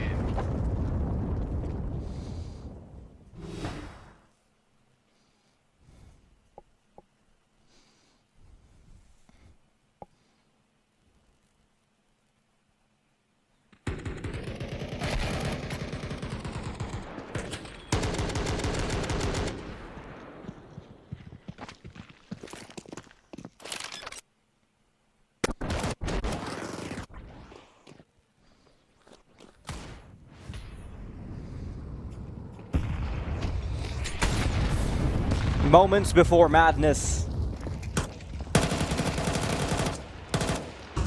After this ramp, there should pretty much be no reason for them to mess this up. MR, even with this aggressive push. Oh wow, what the hell am I watching? It's a little bit of individual heroics from one of the MR players, but it is all for naught. Because even when they're getting a ton of pistol kills, even when some individual pops off or the other, they can never close out any of the rounds. It is a very disappointing result for anyone who was supporting the boys from Mexico, but it is only one map. I think, unfortunately, however, Josh, it kind of does set the precedent for what the rest of this game is going to look like. I think the disparity in firepower, the disparity in tactics, all these little details just suggest that Don'ts2 is by and far the better team, but I'd love to hear if the desk agrees with me on that.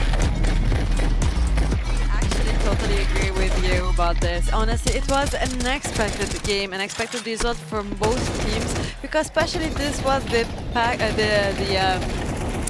big map from Mexico.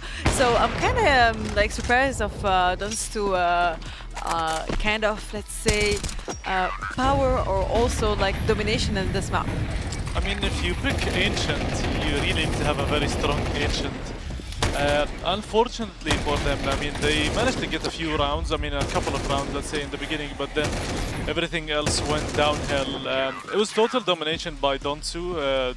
They were just all over the map. They took mid control literally every round. Even when they were flashed, they were anti-flashing.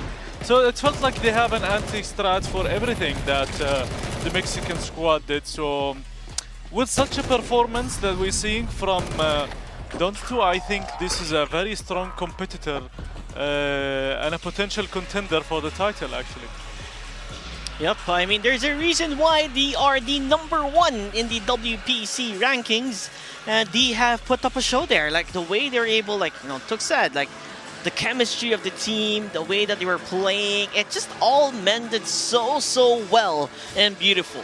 Now that we are going to be going on to the next map, which is Dust2. And you can't say Dust2 without saying Don'ts2. Yeah, that's true, but also don't forget that it's also their map pick. So they're the one who picked this map. If you pick a map, you're the one who's confident in there. Even with the push, with the ban and pick, like especially the bans, you kind of push to the maps that you feel comfortable playing at. But now, honestly, I feel like a Mexico team, they will be like going into the second game kind of devastated. Yeah, I think, I mean, we still haven't seen the full potential of both teams. I feel like even Don'ts2, like, they probably didn't show us what they have in store, but they showed us the basics.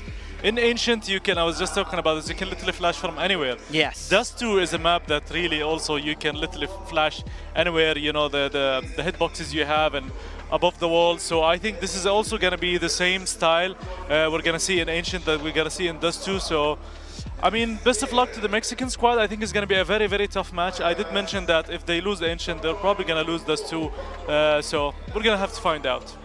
100% here. I think the only statistics I have is that Don'ts2, recent performance-wise, they have reached second place in the Phygital Rivals, which they lost up against Liga Pro team, their fellow Russian team, basically. And then also the Russian Phygital Championship, they also went to the second place, because who took it? It was Liga Pro team. Lucky for them, they're in a different group.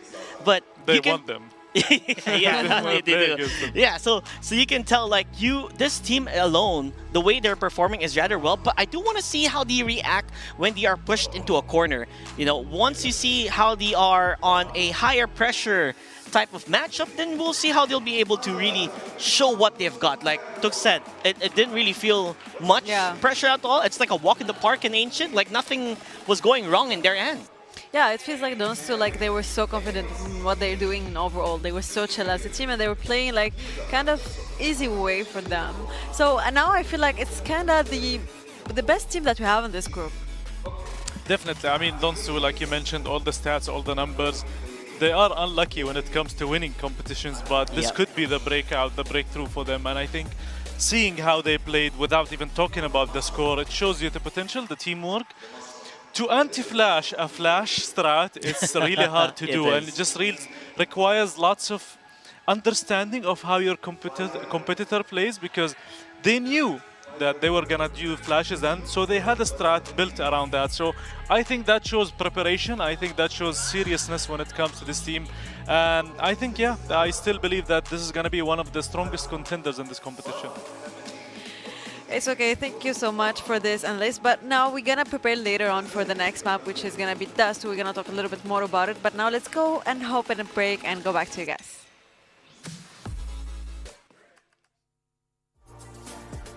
What an amazing game. First game on Ancient, not gonna lie. I was not expecting that at all. 13-2, that's, let's say that's like a big result when it comes to maps like Ancient, because Ancient is known by, let's say, a better side on CT side, then you can actually regain and come back on the T side, even if you're like having a really down side. But we didn't see that from like neither of the teams, just full domination from the CT side, and that was it. Yeah, I mean, this is what you call when the confidence starts shaking up right now, and yeah, that's not something you want to go through as well. True. And at the same time, like there's a lot of things going on right now. We got the finals of the Battle of Robots also happening. The CS, we're gonna have another match. Today's gonna be a Dust2. Yeah, it's gonna be a good schedule going on, and we still have tomorrow and after tomorrow. and after tomorrow as well. We're going to have many, tomorrow. many games happening at Phygital Games of the Future 2025. I mean, on the CSGO side, do you think the winning team had... What do you think made them win? Was it their instinct together? Do you think the way they were, you know, communicating with each other? What do you think it was? Well, when you're talking about Ancient, there is a lot of requirements that goes to each team, but communication is actually one of the best ones because there's a lot of maps on CS2 that requires to have a really synced team to manage, like, to hold either if it's the CT or T side. So on Ancient, we're talking about a whole dedication on the CT side, because it requires you to have patience. You have to wait for the push. You have to wait for the utility to drop down, either to smoke, Molotov, grenades, flash. You don't have to push. You don't have to be really aggressive. But some of the teams, actually, I'm talking about worldwide, they use like different strategies when it comes to CT. CT, they push. They try to take the advantage. They trying to take the space from the T side, which makes a lot of space for them, so they can have the map for them. And they don't have to use any util at that point. But on CS, different strategies requires util and other does not. You can only use one flash and one nade to cover like the empty spots. Let's say for connector, let's say for the elbow. You can throw a grenade there, throw a flash on the side. You can push from 1 to 2. Either it's an AK-47, either it's like it's an M4A1S, MP9, whatever gun you have. Even we saw one of the rounds when it was full economy on the T side and it was full bot from the CT side, and they actually managed to drop at least the 3 to 4 guns from T side with only Desert Eagles. So that if that tells you something, that tells you the one of they're the teams. good. Yeah, they're good. They're like good. Either they have like full guns on them, full bot, or just like going eco. No, yeah, no, it really shows how good of a players they are. Do you think other teams are shaking up a little bit, though? What are your thoughts on that? Actually, no, I don't think No? so. Yeah, because when it comes to CS again, CS2 in particular, you're talking about there's a lot of teams have different strategies. They have different visions on what they're gonna do on the maps. Every team have their own prep when they want to pick a map. So let's say in the future, other teams are not going to pick Ancient because they're not good at it Ancient. They've been screaming on Mirage, Dust 2, Inferno, Overpass, a lot of different variety of maps they are good at. So they're not going to risk it and go, okay, this map, we might win at it. No. Like now, Dust 2 is the easiest map for every single player in the NCS community, because we're talking about the default map. We're talking one of the oldest map, the first map ever to be included and involved in esports in general. So we're talking about the map that everybody knows every single lineup. Everybody knows how to push. Everyone knows how to do and what to do at what time exactly. But we're talking about robots. Battle of robots. We got the Battle of Robots as well. We have Cobalt with a weapon type vertical spinner. Oh, we've seen one of those. Yeah, we've seen one of those, and we've seen the damages it can do, unfortunately. We've seen one of them flying. Yeah, yesterday we were going to have the finals, but it was postponed till today. And for safety reasons, we had to take a short break, fix a couple of things, and get back to it as well. I'm sure the tension, everyone's tension has, piled up right now. Everyone's excited to see who's gonna take the championship. The thing is, like, with these robots right now, the best of the best, the ones who survived. Yeah, but you're talking about like a lot of robots, a lot of modification, a lot of different things between, let's say, other builds, because each team has their own way of creating the perfect robot. So we have the two teams that we're talking about in the finals. We're talking about DC Robotics, which actually we saw them on the first day, the second day, the third day. They were fully dominating. That's the stage 1 of the finals. We're talking about the semifinals. Yeah, this is the semifinals. Cobalt, on the other hand, I don't remember. I don't recall actually having them mentioned multiple times. DC Robotics is one of the teams that I've been hearing the name over and over and over and over. It can shock you how well these robots can do, because it's just a matter of like the first 10-20 seconds. You're like, okay, this robot's gonna win. Yeah. It's an easy game for him. Now imagine all the winners, you put them go against head to head. Oh my god. So the results it's exciting. They have a very short period of time to, you know, try to fix up. They named their robots as well. That's pretty cool. I'm That's a still pretty cool stuck thing. with Daddies. With that part of the robot, that was actually my favorite. Yeah, I think if you call it something else, it's gonna go rogue on you and the whole team. So better call it that. True. But when you're talking about robots, you're talking about a variety of weapons. Each robot is specific with a single, let's say, handed crafted weapon that they use. That's and right. they're specially in. So we just saw a vertical spinner. There's a lot of like different things they can use, and each weapon has their own special way of destroying the other one. Yeah, exactly. We got that's why you can never know. Yeah, exactly. We got the first match coming up right now. It's about to start. They're locking the doors. If you're in the arena, you have the front seat view of the whole thing happening. We're going to pass to the commentators. Enjoy the match. Aggressor here. Godspeed for sure. Godspeed for sure. Yeah, that I agree with him. I don't think so. I think that's the obvious move. Cobalt? Yeah, I think it's going to be Cobalt.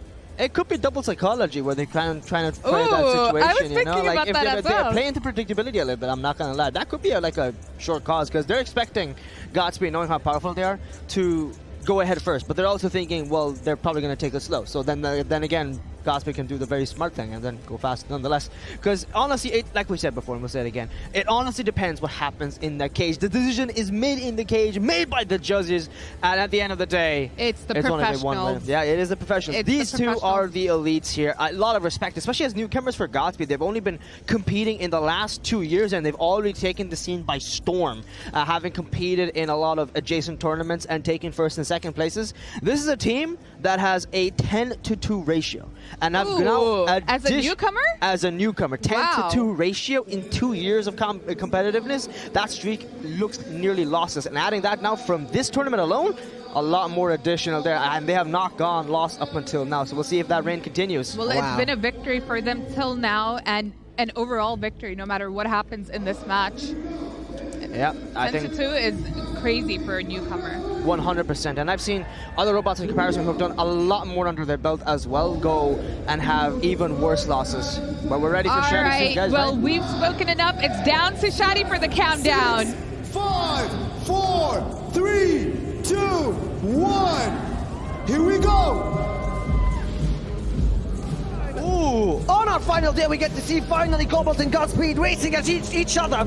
None of these robots have lost a single match until now, and there goes the first contact, and Cobalt is on fire against Godspeed again. Knocking them back, Godspeed in the moment, just trying to find a position, got them on the side finally, and it seems Cobalt starts her again, origins himself around, smashing Godspeed, but they're getting smashed equally so, right back into the ramp behind them, and they're getting flipped around the triple flip. That is a triple flip right then and there. Cobalt is still moving, it still has spirit, and it's still going. And that's another bang to the wall, and again, Cobalt is not going to be giving it easily again. You thought only Gats have 9 lives. Well, ladies and gents, Cobalt, 2 against Godspeed. Both of them are still up and running, and they're rushing against each other against so many broken parts on the floor already. Yeah, it's just...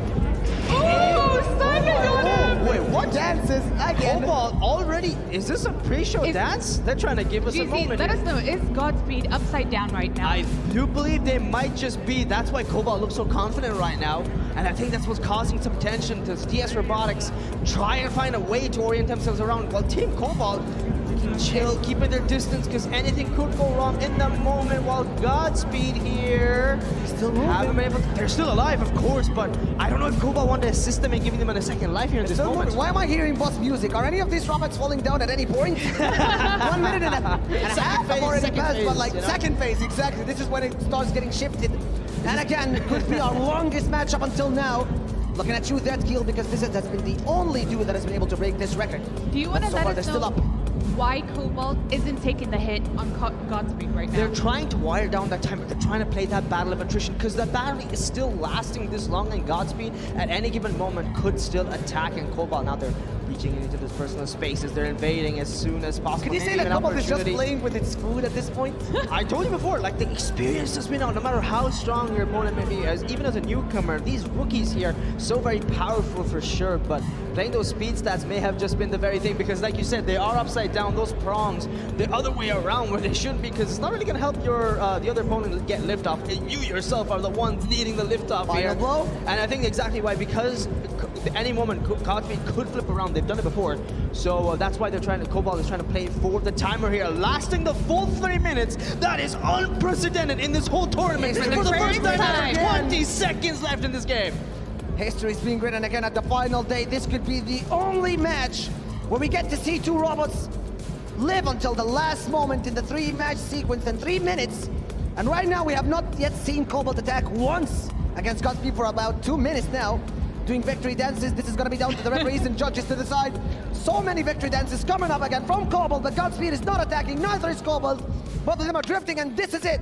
For match 1, it's now down to the judges. To the judges and referees to tell us what's going to be happening with this match.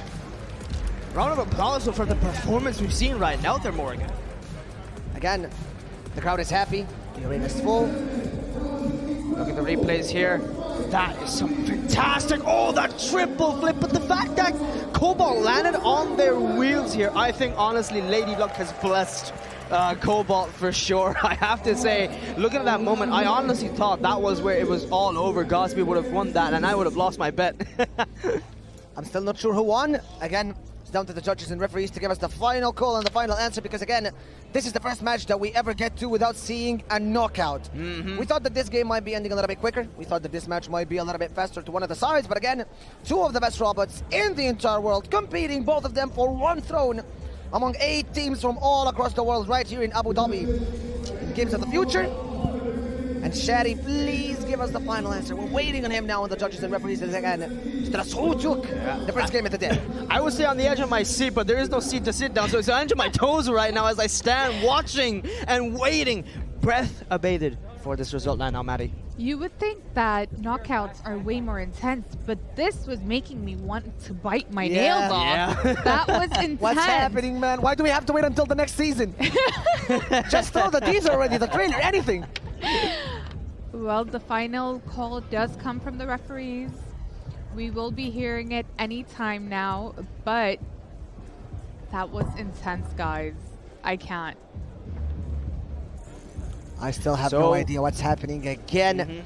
With both of these robots, it seemed like it could be kneeling towards maybe a victory for Cobalt, but again, Godspeed kept moving, so the judges are now going to decide what's going to be happening. Godspeed gets flipped again. Are they going to be continuing the match? Are we going to be going to extra time? Who knows, but we have to remind people who are watching, as well as us, that there are 3 criteria by which these judges do decide which robot has won, and it's the aggression. Yes. It is the physical activity, the clashes that happen, and those are some of the criteria that the judges do look at. So I think, honestly, I think the criteria of aggression kind of goes to Godspeed more than it does to Cobalt, right? I don't know about you, but I feel like even the interjection, like the clashes that happened originally, honestly, they were both as aggressive. I do agree, but I feel like it favored Cobalt. So now the referees are just judging damage and seeing who took more hits. Yeah, Cobalt seemed more intact until the end of that match, let's say. Yeah. Moving very smoothly, flipped, took a few hits, and as we said, what doesn't kill you makes you stronger. So Cobalt kept moving, Godspeed kept moving, and again, judges get the final saying on who takes this win home and who gets to continue in the brackets. Straight up. And we have no idea exactly how many hits Godspeed took, because how many flips again were this in the air? Was it upside down in the end? Was it downside up? No, for Godspeed it was upside down after 2. Oh, but did you count how many hits that took? It was too fast. It was 3. It still landed up on there, and I think that was too fast for us. There has been a judgment that's been cast. We haven't heard that just yet. But we'll let you guys know soon. In comparison, Cobalt and both sides. DS Robotics waiting for the final one. Let's see who sustained more damage. Even I have no clue. I'm not gonna lie with you, Morgan. Yeah, that was a lot of damage on both sides. But again, we have to keep waiting. I hope that we get to see a rematch if both robots are still up and running until the final breath. Because again, today is the final day, and today is the day where we want to see everything clash. We want to see each and every robot push to its limits. And I don't want this game to end too early, Maddie. Honestly, I don't think Godspeed would be able to compete anymore with the hits it took. But you know what? I want to be proven wrong. I want to hear the final decision, and I want to hear Godspeed continue on into the finals, perhaps. Yeah, but I feel even with Cobalt too, like you got to give it to them. Like even while they were moving, it doesn't really look like they were as as intact as it was when they started out. They have lost a lot of things, and these things do take time because now we're subsequently moving on as fast as possible throughout the schedule for today, right? And with the schedule, there is still tightly packed rocket, robot action here. So even with Godspeed's performance alongside Cobalt's, whatever damages they've sustained, they have to work with that as well. And we'll be looking at the replay in a second or two. Let's look at that again to get a bit of a close up here because we'll cast some our part of our judgment as well to see what happened in those initial moments, especially as the slow startups. I have to give you there. You did mention the slow startup as well there. Yes. Again, we saw them coming into the arena again. Both of the teams, honestly, huge. Shout out whether who wins this match to DS Robotics and Team Cobalt for making it up to day 3, keeping up the energy, constantly fixing and working on their robots. Now, you guys might not see as much stuff as we see on the backstage and what's happening with these teams and engineers and everything. But one thing me and Maddie and GZ can agree on for sure is that every single time we pass by the room, there's only one thing in there: passion. Hunger for victory. They've been working on these robots non-stop, all year long, maybe all life long, constantly developing, making sure that these robots get the maximum potential. So again, what you're witnessing is top-tier battle of robots right here in Abu Dhabi Games of the Future 2025. So I'm not expecting less quality from a match like this. Just as Maddie says, we've seen knockouts and they thought they were brutal, but this is more intense. Yeah. I agree. I mean, I saw the look at Derek from Team Cobalt there. Those were happy eyes. Those were happy eyes, but we're still waiting. Nothing is confirmed. I mean, this is a spot for the finals here at Games of the Future Abu Dhabi 2025. The judges will be taking their time to ensure that they give us the correct judgment. But let's see. GZ, do you want to hit us with the facts of why they played time there? With Godspeed upside down, it could have been any given moment where it's flipped themselves upside up as well. Because you see when Godspeed played their couple of games before, they were able to trip themselves and like do some like lunge all their movement on one area. True. We're trying to evade more quicker, do some more sharper turns. So they could have at any given moment turned upside down if they utilize the vertical, their vertical spinner, right?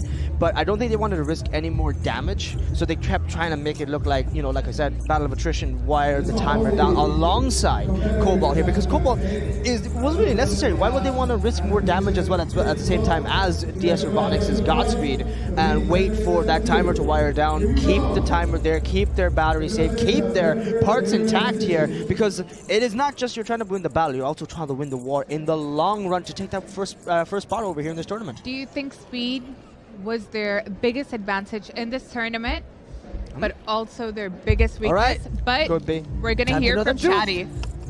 Ladies and gentlemen, after an incredible first matchup, we go to the judges' scorecards for a decision. All these judges have scored it unanimously for your winner. Godspeed representing GOTF Robotics.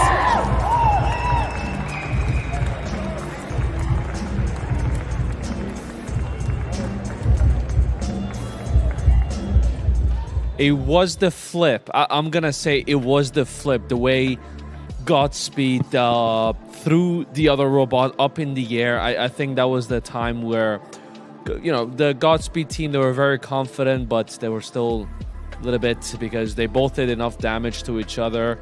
And at the end, everyone was confused. Why they were going around for 2 minutes? Why are they not attacking each other? Shaking hands again, with their blades. Yeah. It's hard to actually know what was going on in that state, to be exact, because you're talking about robots being robots. Like, okay, they're being controlled, but they don't want to destroy each other fully. So they were not going at each other. It was like, okay, you want a piece? It's fine. Yeah. I'll give you the piece you want. We can both be peaceful at this point. We had enough. They were trying to limit the damage. Yeah, exactly. We can see on the screen we got the second game of CS, which already started.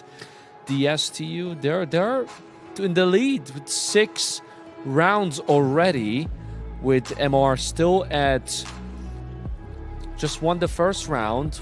We still have many more rounds to go, and we still have the physical round, which physical game, which we have waiting, which is going to be exciting to see if they're going to keep up the same energy in the physical one or not. I'm guessing not, because as we said and as we mentioned, it's totally different when you talk about physical and at the same time digital, because CS2 relies on a lot of things. Let's say strategies, let's say utility, smokes, and each individual in that game aim too, because you're talking about aiming with a mouse than actually holding a weapon trying to do something. So it's a different, but when it comes to digital, when it comes to Dust 2, it's the oldest map in the game. It's the most known game ever to be existed. And in Counter-Strike, even if it was Counter-Strike, the old one, CSGO, Counter-Strike Global Offensive, or CS2, the new version.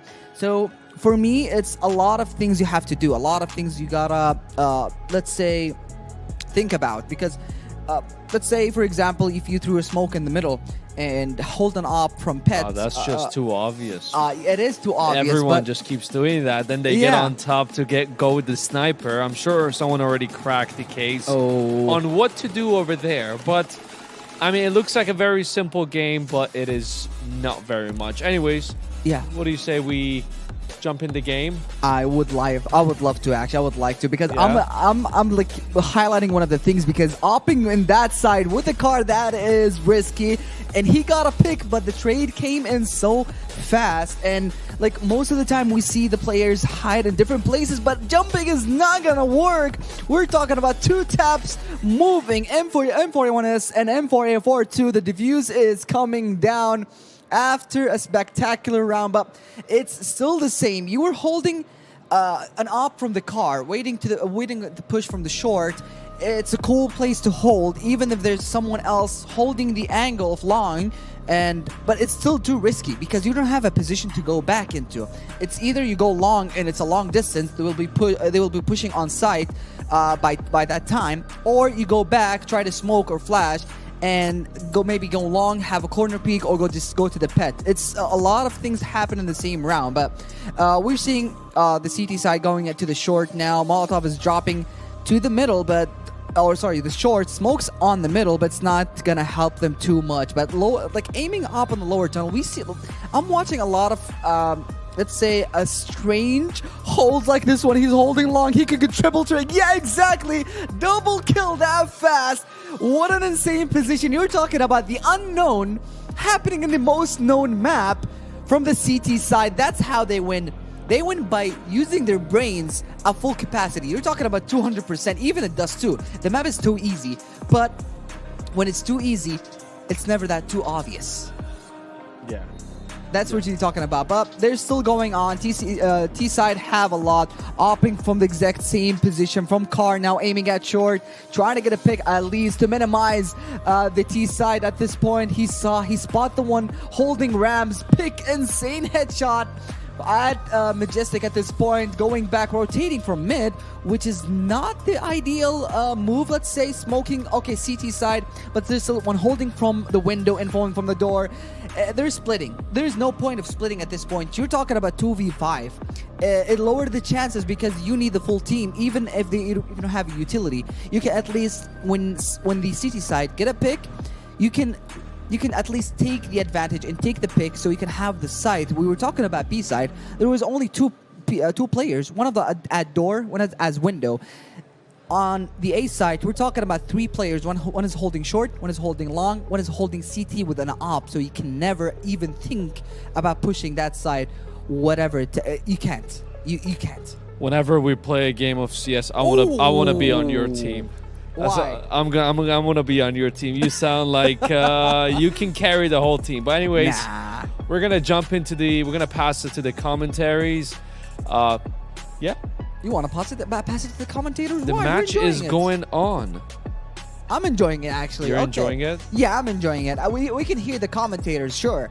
But I'm enjoying because I'm reminiscing right now about the old days of CS2 and in CSGO, like what I used to do, what I used to watch. We're getting some flashbacks, huh? Dude, it's for me, it's just it's just one of the old games that I can never let go.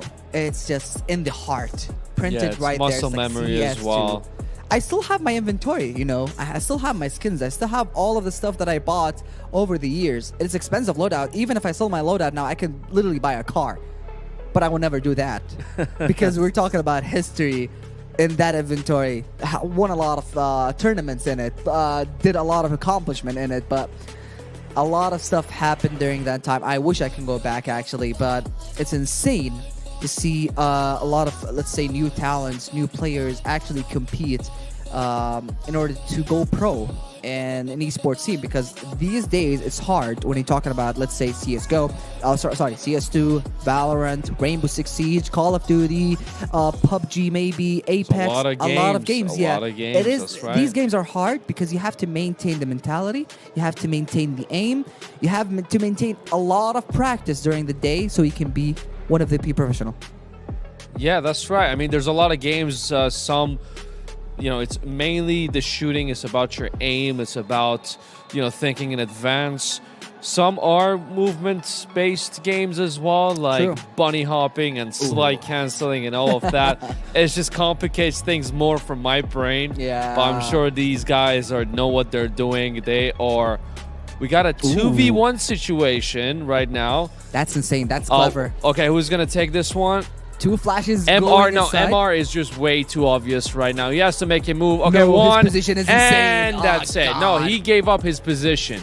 Yeah. He gave up his position, and that's round is gonna go to DST. But you can't as let well. him just like let two of them just pass in the side, because you're talking about two players and you're talking about window. If he drops down, there's a huge box covering the diffuse button, so he's not gonna diffuse. He's just gonna spot. He's just gonna clear underside, clear the backside. So the only two places he has to check is either tunnel or behind the car. So that's the job of the second player who pushed from window. So he got the pick immediately. He got the trade. He got the defuse. So he won the round easily. That's, let's say, the pure of communication. So you know which teammate is better to work off with and which team is not. So that's why most of the time you see two players at the same time always going in the same side. Now they're pushing CT side. That's what I'm talking about. So one of the best thing in Dust 2, you can either push from CT if you're CT, or you can just hold side. But now it's a pistol round, so that's a huge mistake. But they got the trade. They got the reinforced right away from the tunnel, lower tunnel. Get on pick okay, from they a short. are. One is holding mid, still waiting for the trade, but he got headshot through the wall. They're going short. 5 of them. One of them is still waiting along, trying to get the late picks at the same time. They're playing off position, off the side, which is odd, but they're still getting the use things. Oh my God, the flicks are coming back and forth. Okay. But they could just easily do they're just it. undefeatable in the Yeah. digital side. We don't know yet on the physical side, but yeah, they look like they're very confident, and definitely the other team's confidence is shaking up.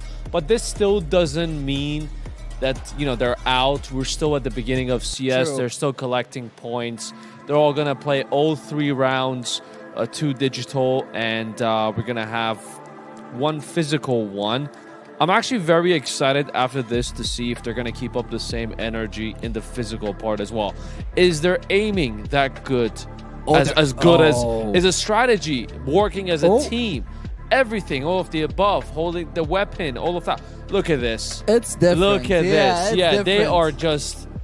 how they used to call this back in 2021? What? Built different. Oh, build, yeah, diff. Okay, that's for sure. But we're talking a lot of things. It's 1v5. He got 2 picks in the middle, but he's not. He's pushing. Okay, at least he took down 2. He took down 2, but he's basically throwing. He don't want to play the game anymore, because if you got 2 picks, you got the advantage. Now they know where you are. Yeah. But at the same time, they're not gonna push you because they're down on the numbers, and they need to plant on the side, just wait for the bomb, and it's a win-win. Why risk it and lose guns when you just literally won the pistol round? You lost the pistol round. So they gotta give it all they can to maintain the same exact weapon, Mac 10s that they had, and just like literally win the round. So you can buy an upgrade to AK-47, just like full shield, go full utility the next round, and it's an easy win for them. But now they're pushing from short. Then we're talking about AK. That's the upgrade that I'm talking about. It's a 3v4 right now.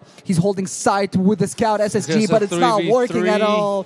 M41 is Adlon getting picked.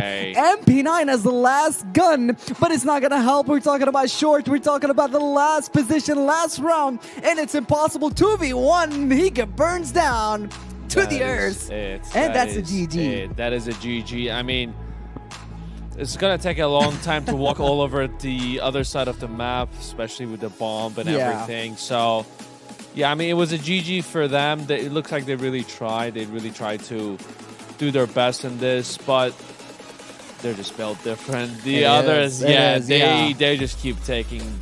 As you said, they don't take one down. It's not a one-on-one trade. No, each takes like 2, 3, and then they go down. Some don't even go down anymore. Exactly. That's the beauty in positioning. That's why, like, most of the time you see at some point they're positioning behind each other just to wait without one pick so they can trade right away and have the advantage. As you said, maybe they're insane on the digital side, but what are they going to do on the physical side? Because it's a whole different game. It's a whole different game. I mean, it depends on a lot of things. It is not like the screen. You have to move the mouse slowly. No, this one, you don't have to move your hand slowly to aim on the headshot or whatever. You're going to have to move very fast. You got to be effective. You have to... it's up to you if you want to. It's not like CS anymore where you walk straight or you crouch. You can bunny hop, backflip, front flip, but I'm sure they're not going to do that one. But we also do have another robot match coming up as well. Indeed. It's interesting to see who's going to take this one. I mean, right now, this is the best of the best who are going against. These are the ones who send the other robots to the coffin. Send them back to the coffin. I mean, like the garage again, because it's a tough. Yeah. So they have to work very, very smart, especially when it comes to these last few matches as well. Indeed. Because if you get damaged too much and you have a very short period of time, it's a GG. It is a GG. You don't have enough time to fix up for the final to take the grand prize of $400,000. I'm actually proud of you. Let's talk about the first day. You didn't know anything about Battle of Robots. Now you're talking like an expert, which is actually insane, not gonna lie. I still have that little knowledge, like 20%, but dude, you're learning fast. You're learning quick. God damn. Yeah, I appreciate it, man. We got the Battle of Robots match 16. We have Fierce ROC, and we have DaddyBots. DaddyBots obviously won the hearts of the audiences, but anything can happen in the next couple of seconds once the match starts. Who's gonna be up in the air? Who's gonna be on the floor? Who's gonna do a breakdancing victory pose, whatever? Is that Optimus Prime? No, it looks like. Yeah, it looks like it's. He has the helmet. He has everything. He has literally the gear for Optimus Prime. It's not Optimus Prime. It's like. Oh wow! Look at the supporters all out there as well. I'm guessing that also. It's all for Daddy. They are. Yeah. I mean, are they? I think maybe. I'm seeing yellows because I saw like the car for like Daddy is like it's like literally built like Optimus Prime. Confident. Yeah. He is looking confident. They look super cool. They look aggressive. They look like they're ready to mess each other up. Yep. We would like to see that. Let's go watch that. Let's see what happens. We can pass it to the commentators. Commentators, you have the microphone. Let us enjoy it. It will be amazing to secure that spot in the finals, but we do have to appreciate the efforts both of these teams have given to make it to the semifinals. It has not been easy. Yes, they did have quick matches, maybe easy for them, but it is not easy to build such a beast to make it to this spot. Very true. Yeah, you would be saying that maybe someone got there by blood and sweat, but for them, they got here by oil and engines and lots of parts. And a lot of effort. Been waiting for that. A lot of parts waiting. Yeah, I just had it on the spot, honestly. So, sorry for the dad jokes, but it's Daddy's bots, so we've kind of got to keep up the pace. And again, 16 teams from all across the world, they came here with one goal. Only one team gets to sit on the throne. Only one team gets to lift that trophy. And only one team gets to show up their final potential. They're all fired up and ready to serve. And this arena has seen better days, let's say. We've seen so many matches, so many games. Each and every time a robot steps into that arena, they know that they're going to get broken down, fixed, coming up for the next match, continuing until the grand finale for 3 days.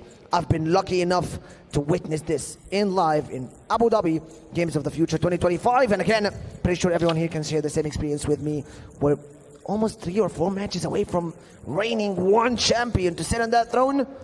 You must know one thing, that all of the robots remaining in this bracket, they're all up to the first place. Absolutely, Morgan. Now I have a question for you both. Go ahead. The first semi-final match was exactly 3 minutes long. Yeah. Couldn't be longer, of course. But Daddy Bots against Fierce Rock, 3 minutes or knockout? Knockout. For this one? Knockout. Has to be. They're Not one of them too is not yet. aggressive. They're way too aggressive. Exactly, that's the thing. They're not going to take this line down. They're going to face each other off. They want that clash. We want screws. We want screws. We want screws. We want parts. Again, Morgan. just as a quick reminder, the last time Daddy's Bots stepped into this arena, they were the only team that won by a single hit KO. So you're asking me now if this is a team that might make it up until all of the 3 minutes are done? I'ma say that's unlikely. Yeah, I have to agree. The look on Morgan's face had to be seen. Yeah. You know, guys, I agree. But we do see, as the competition has gone further, these teams are more experienced. They have more tactics under their belt. They have more strategy. Only got better. And yes, they definitely did get better. So I believe, even though I want a knockout because it's going to be so fun to watch, you want more those action. whole 3 minutes do display some form of strategy. I think also at the same time, just more content. Like, who doesn't like watching this go until the end second, the last second, where we hold our breaths and wait for that moment as the sweat drops beneath our forehead and off our brows? I don't have nails stuff for that, GC. But me, I'm here for a long run. I'm here for the long run, and I can't wait to see what happens. And I think the last moments of the final hype up coming down from the stage itself, as well as we move in soon enough to get this robot match started. Everyone waiting, tense as the rest of us here. You could cut this tension with a butter knife, I'm not gonna lie. I agree. I mean, it's so nerve-wracking, but honestly, both teams seem very confident. I mean, given my player background, I can see the nervousness deep inside, drinking that water. Take some hydration. Yeah. Honestly, with the desert area, you should. Actually, good reminder to the rest of the viewers as well. Go drink your water, everybody. Please hydrate yourself like the rest of us have over here. Hotter conditions, sure, but for the rest of you guys, I'm sure you guys are watching from every part of the world, just as the competitors have come in from the rest of the world as well here. But it's always good advice. Moisturize yourself, drink some water, stay healthy. And if you're a robot listening to us, because you want to be like full of sportsmanship and everything, go get refueled, go get recharged, do your thing. Eat some snacks, a few batteries, you know, something like that. Ooh, I need some too. We'll be right back, guys.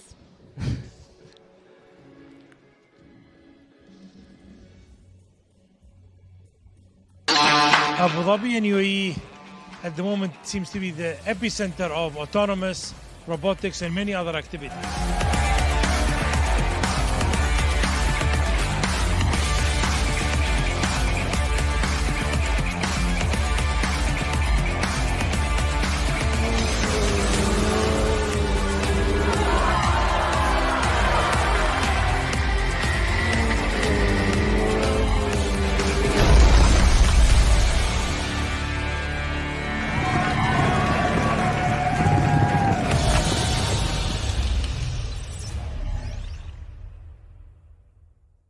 Running a business doesn't have to be complicated. At Solutions Plus, we provide a tailored combination of consulting, business process outsourcing, and technology solutions, from digital to finance, procurement, HR, ESG, and integrated facilities management. We take care of it all, letting you focus on success. Partner with Solutions Plus and take your business to the next level.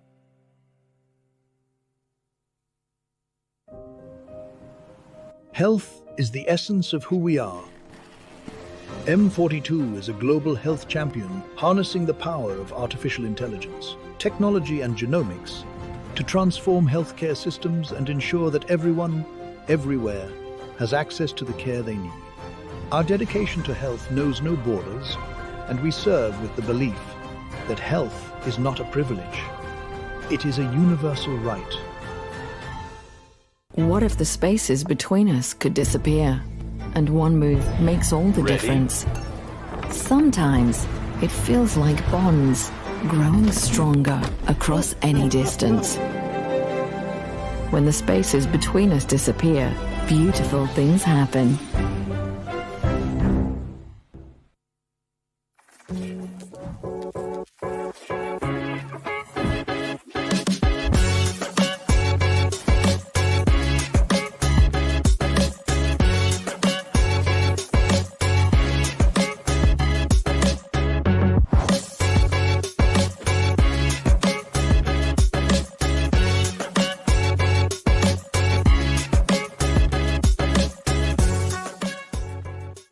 Looking for car, health or home insurance?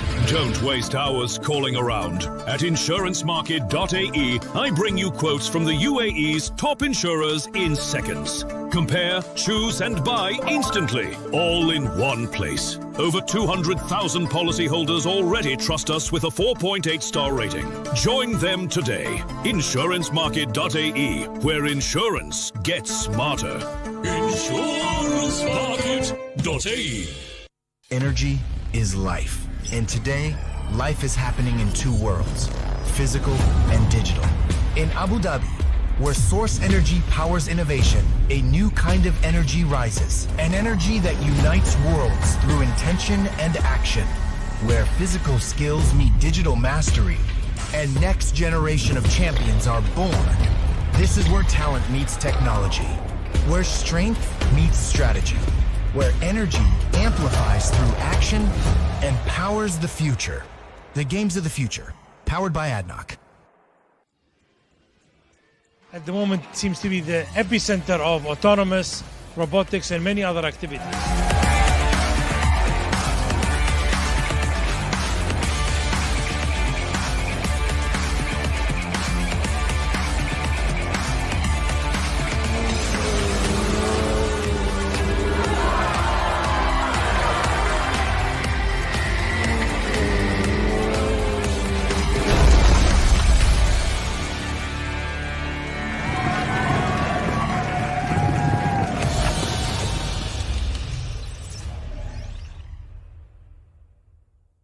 Running a business doesn't have to be complicated. At Solutions Plus, we provide a tailored combination of consulting, business process outsourcing, and technology solutions, from digital to finance, procurement, HR, ESG, and integrated facilities management. We take care of it all, letting you focus on success. Partner with Solutions Plus and take your business to the next level.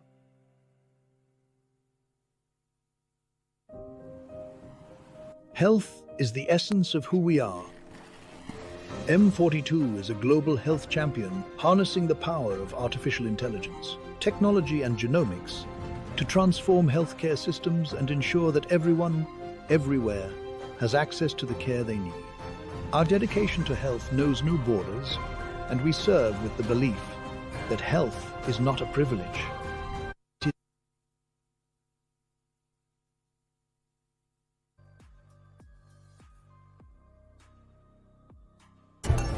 Sometimes it feels like bonds growing stronger across any distance.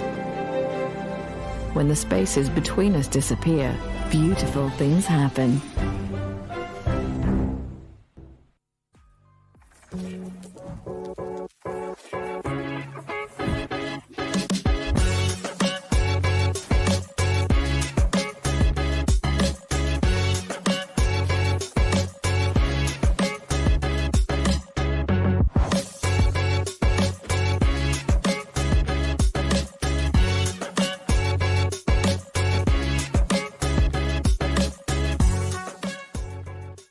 Looking for car, health or home insurance? Don't.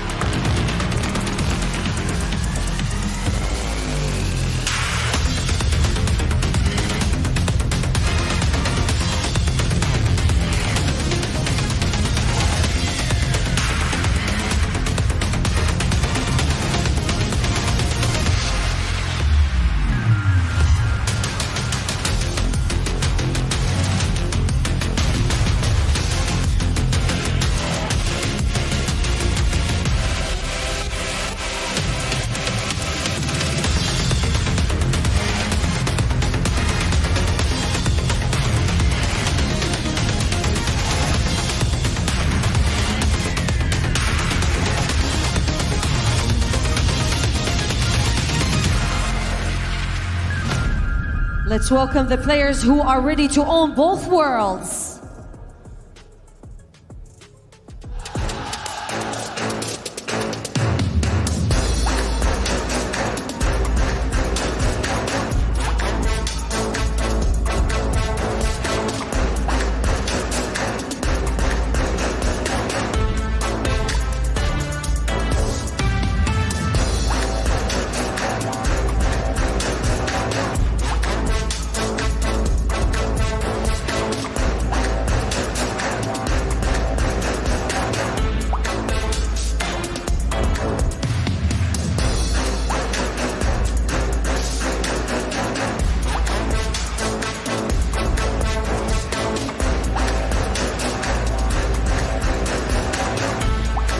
Abu Dhabi, put your hands together for La Crema Football Club, all the way from Argentina. These athletes didn't come here to play safe. They came to prove that the future of football has already arrived.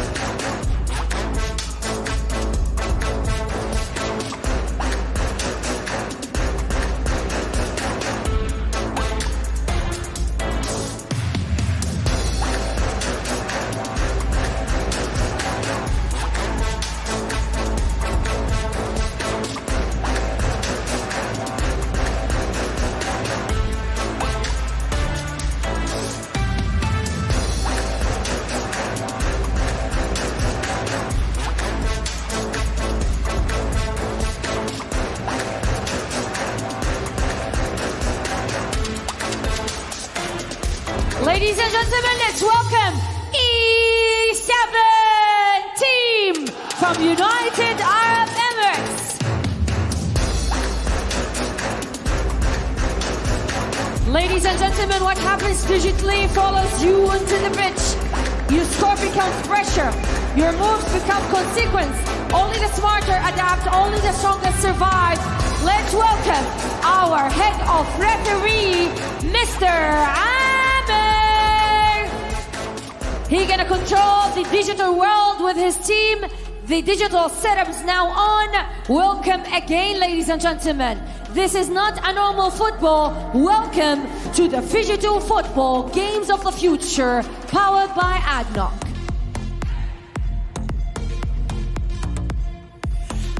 Final spot in the quarterfinals is on the line here. E7 versus La Crema FC, a real challenge for the boys from the UAE. What do you make of this matchup? I feel like the E7 may have an advantage digitally, but La Crema has showed us a lot of physical capability and... that pronunciation, can you do that again? La Crema. Your samba. Yes, I got the chance to meet actually Melo on the backstage and told me he's the GOAT. Oh, how's the energy with them? Yeah, he's like, every time he scores, you get us a man, because he's the GOAT. All right, so let's take a look at the statistics. Physically speaking, La Crema FC has 3 goals versus 2 from E7. Digitally, again, a lead for La Crema. So based on these stats, it seems that they might be scoring more on both ends. Kinda, yes. I would say E7, we have high hopes on you. Especially digitally, I would say E7 would go over La Crema if they went as planned. But on the field, I know that E7 yesterday, they were aggressive, they were tough, the passing were good, the goalie was good, everything was amazing. Especially shout out to my boy El Jabber, he's doing amazing in the goalkeeping. But I would say La Crema would do it. There's someone I want to ask more, because I know you stressed me about the, the digital part of the E7. Yeah. How do you feel? There he is, the only man with the picture, Muhannad Al Mismari. He will be playing in the second half, I believe. My eyes are going to be on what he can do. I actually saw him backstage and I'm like, bro, give your team a good lead before they get on there. He looked at me confidently and he said, don't worry about it. So, to me, I kind of believe in the boys. E7 have impressed me on and off the field. I'm looking forward on what they can do against La Crema. By the way, one more thing I want to mention. La Crema, it's Pony. Pony. Yes. Whoa, Yes. scissors. Okay, so we might see someone like this again. Yeah. I have a question for you. Tell me, sir. You said E7 impressed you, right? Yes. Man, wow, today you're in 3 expectations. You're doing predictions I do this. on streak. I do this. Light work. This is what I do. Light work, easy day, just another day I'm in so the sorry, office. you're 0 today. Well, I'm all right. I'm all But right. I'm one. Alhamdulillah, I'm good. Well, speaking of that, let's kind of get into it. We see the La Crema FC digital roster in front of us. Who do you think got this one on paper? On paper, overall, I would say it would be a close call, but La Crema will have the win. But looking at the squad, if you have a closer look, Marquitos has been playing on and off in every match for the La Crema, so it's going to be a big asset for them if they want to qualify I don't think for it's tomorrow. Marquito because they are, I believe they're cousins or something, but they look alike. There's and they 4 have of them. the same hair. He will probably come in the second half. He's there. He's right over there, Marquitos. Yeah, but he has someone looks exactly like him, same hairstyle as well. Yeah, Maybe yeah, different yeah. Tattoos, I'm not sure. There you go. That's Marquito on Gonza setting up right now for the digital match. Super excited. I hope we don't have a quote-unquote boring one as we did last one where it was Hopefully like there's 0-0. Yeah, I want to see some goals. I want to be some advantage. I want to see some comebacks. I want to see some drama and maybe a red card. Where is my red card? I want a red card. Guys, please, today we need a red card, not on the PlayStation, on the physical. Today is day 3. You don't need to worry. Qualifications are tomorrow, and then quarterfinals. Sorry, it will be very personal. So expect something physical. Speaking of expectations, who do you think is going to win this? Let's lock it in. Sorry, but La Crema. All right, fair enough. What do you think, Ish? La Crema, all the way. Whoa, Oh, and we boy. know you're going with E7. We know Cool System likes E7. He likes Mohamed. He's going to E7. I'm a little bit biased, you know, he's my friend, I believe in him. Also, they're the local squad, so sorry, La Crema, I'm gonna go with E7 for this one, but there is only one way to know, which is getting into the match. So let's do that. Casters, you got the mic. Here we go. Well, thank you so much from the analyst table, Cool System, Yaso, Ish. But it's going to be a very, very interesting matchup indeed. But before that, you're with me, the big man Decipher, and also beside me, Matthews Isaac, as your official commentator for the last game of the day for Phygital Games of the Future 2025 Abu Dhabi, brought to you, powered by ADNOC, and 2 teams are fighting for the final ticket into the quarter-final match. Yeah, they're definitely going to be fighting it through there, Decipher. And it's the last match of the day. La Crema up against E7. Well, the blockbuster is about to start. Let's see who gets the first win from this there, Decipher, especially in this digital match, of course. Yes, indeed, because if you look at digital-wise, both of these teams are able to score well. And even yesterday, La Crema had 3 goals. But before that, a long drive! What a setup! What a goal! For Team E7 taking the advantage right after kickoff. Look at this chance from Lionel Messi, drags it back. Adam Militao should have done more, and it's 1-0. E7 takes the lead, man. Oh, E7, what an opening of this match, Decipher. That was some spectacular goal to put the ball in the back of the net. That was brilliantly done. 1-0. But can La Crema make a comeback out of this? Can they do it or not? That's going to be the question to find out for really soon. Van Dijk switching sides towards Ashraf Hakimi. Xiaomani on for Moises Caicedo. Makes the pass up in the front. Is that enough for him then, Abbas? Brilliantly done for Di Marco. So we can still say some things are just trying to unfold slowly for these two. Virgil van Dijk. Still Van Dijk trying to find a way through now, left and right. On for Di Lorenzo. Salah.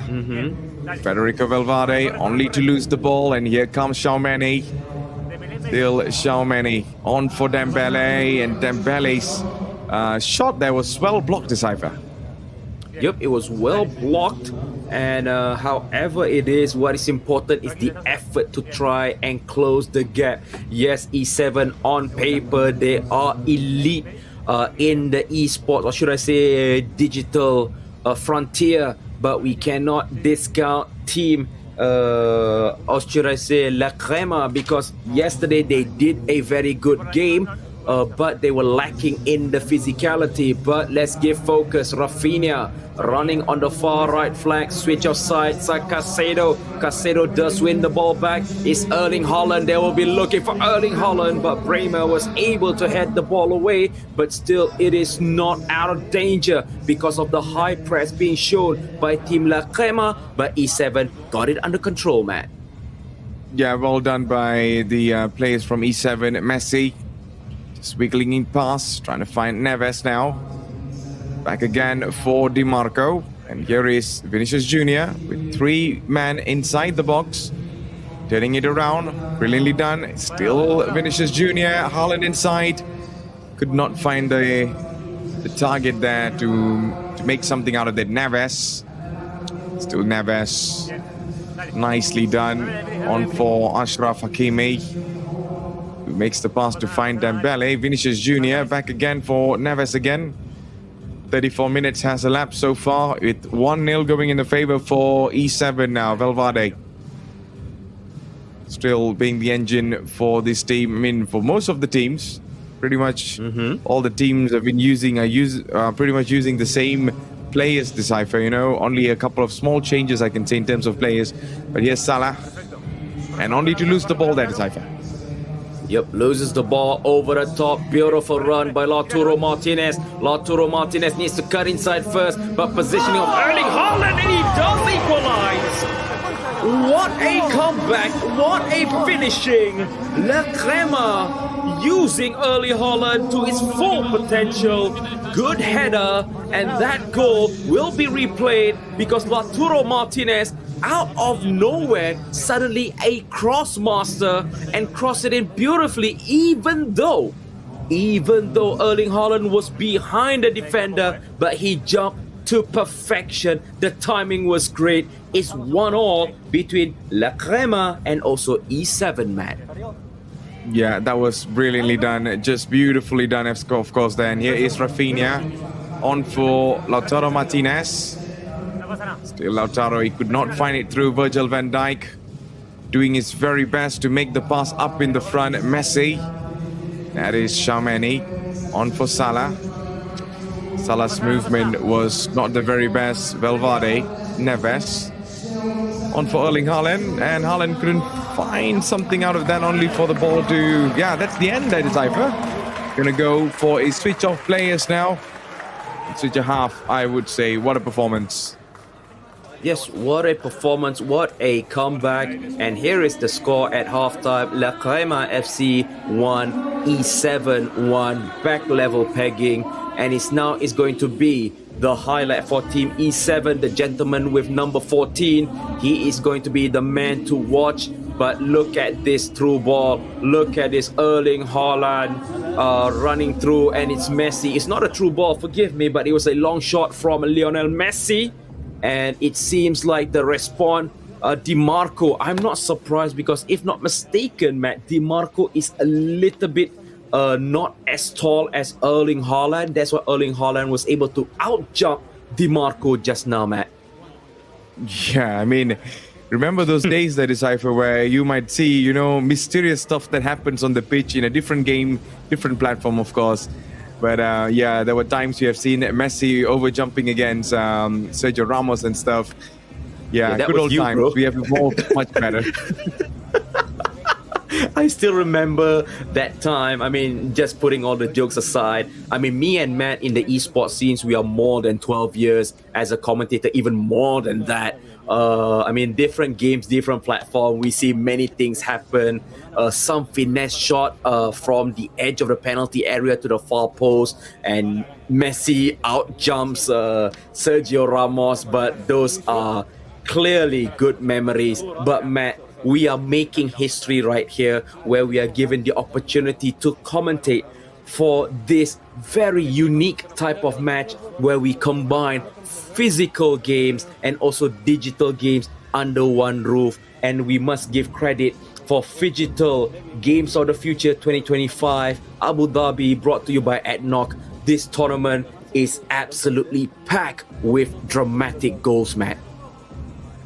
Absolutely, man. That's the funniest thing right now. I mean, of course, back then they would say, "Oh, this is not challenging them physically." But now, what can you say anymore? We are already combining both the digital and physical.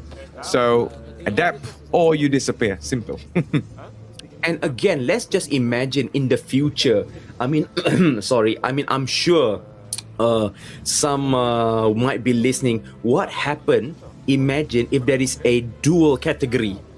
Category A, which is only, forgive me, only gamers. No former footballers, no amateur footballers, just pure gamers. The second category is pure footballers. It doesn't matter if you're retired, it doesn't matter if you play amateur or professional. Make that as a dual category. That will be insane, Matt. Yeah, that will look really good. That would be one of the things to watch out for in the future. You never know, things could come, dreams could come true. So, in the meantime, let's get back in the match. It's going to be La Crema up against E7. So far, we're going to be going into the second half here. As you can see, different sets of players coming in for the replacement from the performance of the first half. And right now, things are slowly getting heated up because these two teams, they're the last team to play today. And of course, the stakes are definitely going to be high for them. And let's see who is going to go through the next round or who is going to say goodbye to this.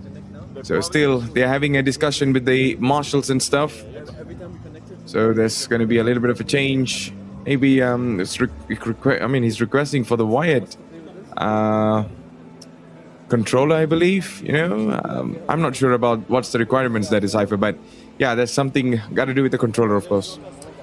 Well, maybe some say, I won't say this is truth because you and me, we already played multiple tournaments, multiple time games on this platform.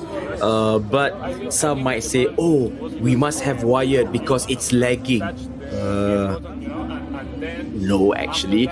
But maybe if you're afraid of suddenly your battery died out, maybe that might be the reason. But if you're talking about latency on this platform, the controllers are pretty fast and you're not even far away. You're not even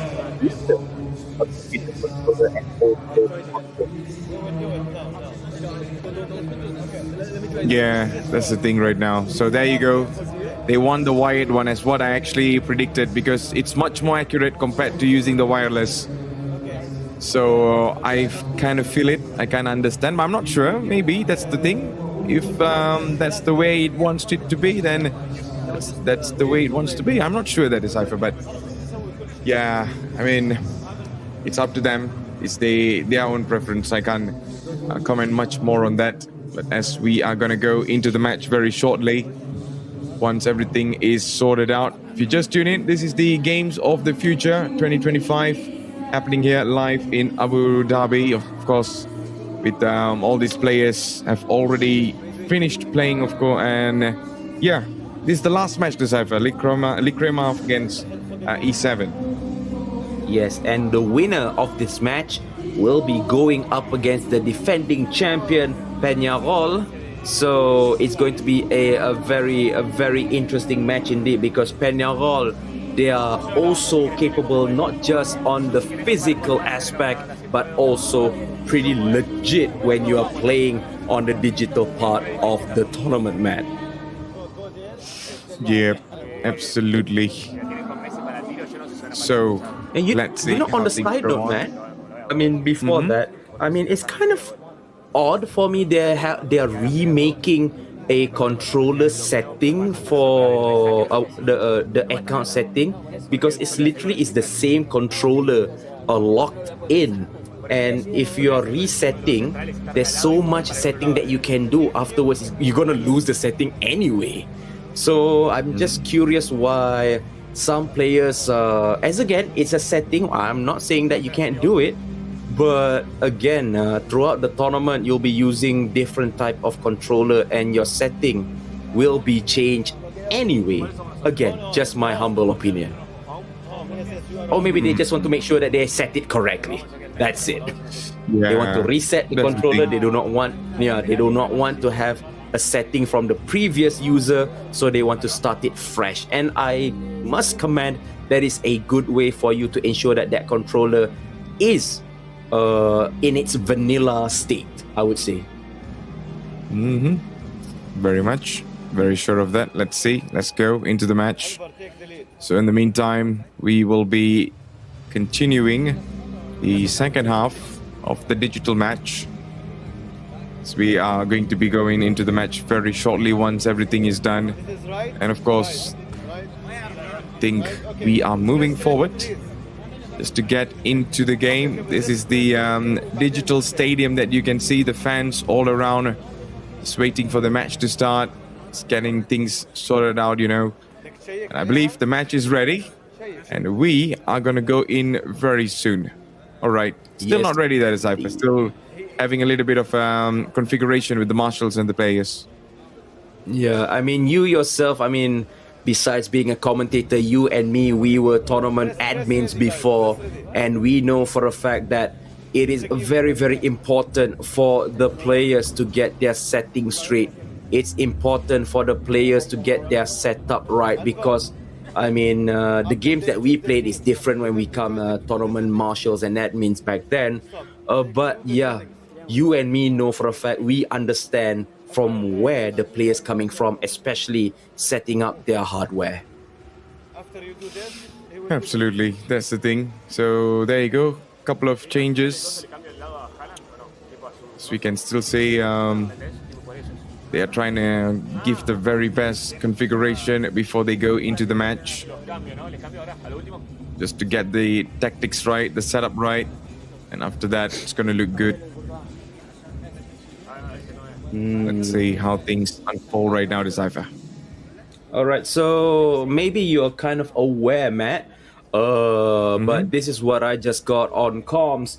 There is a slight technical issue of what happened, and it's going, they are restarting the timer, so they will play for another 45 minutes, and then whatever goal scored will be added into the previous setting, I mean the previous scoreline, Matt. All right. If that's the case, I mean, we would go in. things happen. Yeah, things happen. I mean, as you and me, when we were deployed into an international tournament, there were some technical issues, and we give full support to our match official to settle the problem as wise as possible. Yeah, being coming with the experience. Let's see how they do it, that Decipher. I mean, you could recall some of the amazing moments we had as the tournament marshals, of course, just to ensure everything goes really well. So I'm very sure all of the marshals there are pretty much up for the job as well. They kind of know what they're doing. It's just, you know, some technical difficulties expected to happen, especially in a digital platform. You know, these kind of things cannot be avoided. If it's just going to happen, it's just going to happen, and you just gotta figure it out how to get things running. Yes, indeed. So we will restart the game. The score will stand at 1-1, but we will continue to add the score afterwards. So it's going to be kicking off, and we hope for the best for both teams, as because right now the score is 1-1, and we are waiting for the final count, and it's going to be kickoff very, very soon. 2-1. Yep. Let's go straight into the game, Matt, where we start the kickoff 1-1, and it's going to be Team E7 using the green kit, and while Team La Crema FC using the blue kit. Take it away, Matt. Yeah, DeMarco now making the move up on the field now. Bremer coming through. It's 1-1 at this moment. Neves on for Federico Valverde. Messi just got a little bit confused between both of them. It's Vinicius Jr. and the ball goes out of play. It's going to be a throw-in. Let's see. It's going to be Ashraf Hakimi or it's going to be Dembele. The right option now. Still Dembele. Brilliantly done. Hakimi. Trying to find it through, and still Xiaomeni. Caicedo. Yes, Haaland. Still Erling Haaland now. Running forward, trying to find a space from this moment here. Xiaomeni again. Brilliantly done for Erling Haaland. That's nice. Can he go it through? Can he make it through? And the shot was well saved. And it is going to be a corner kick from here. Dembele waiting from the other side. Scoops it in. Van Dijk. Lautaro Martinez tries to go for the shot. And Martinez! That is a goal that will always hunt them in terms of defensive awareness. Martinez was so free. Look at that.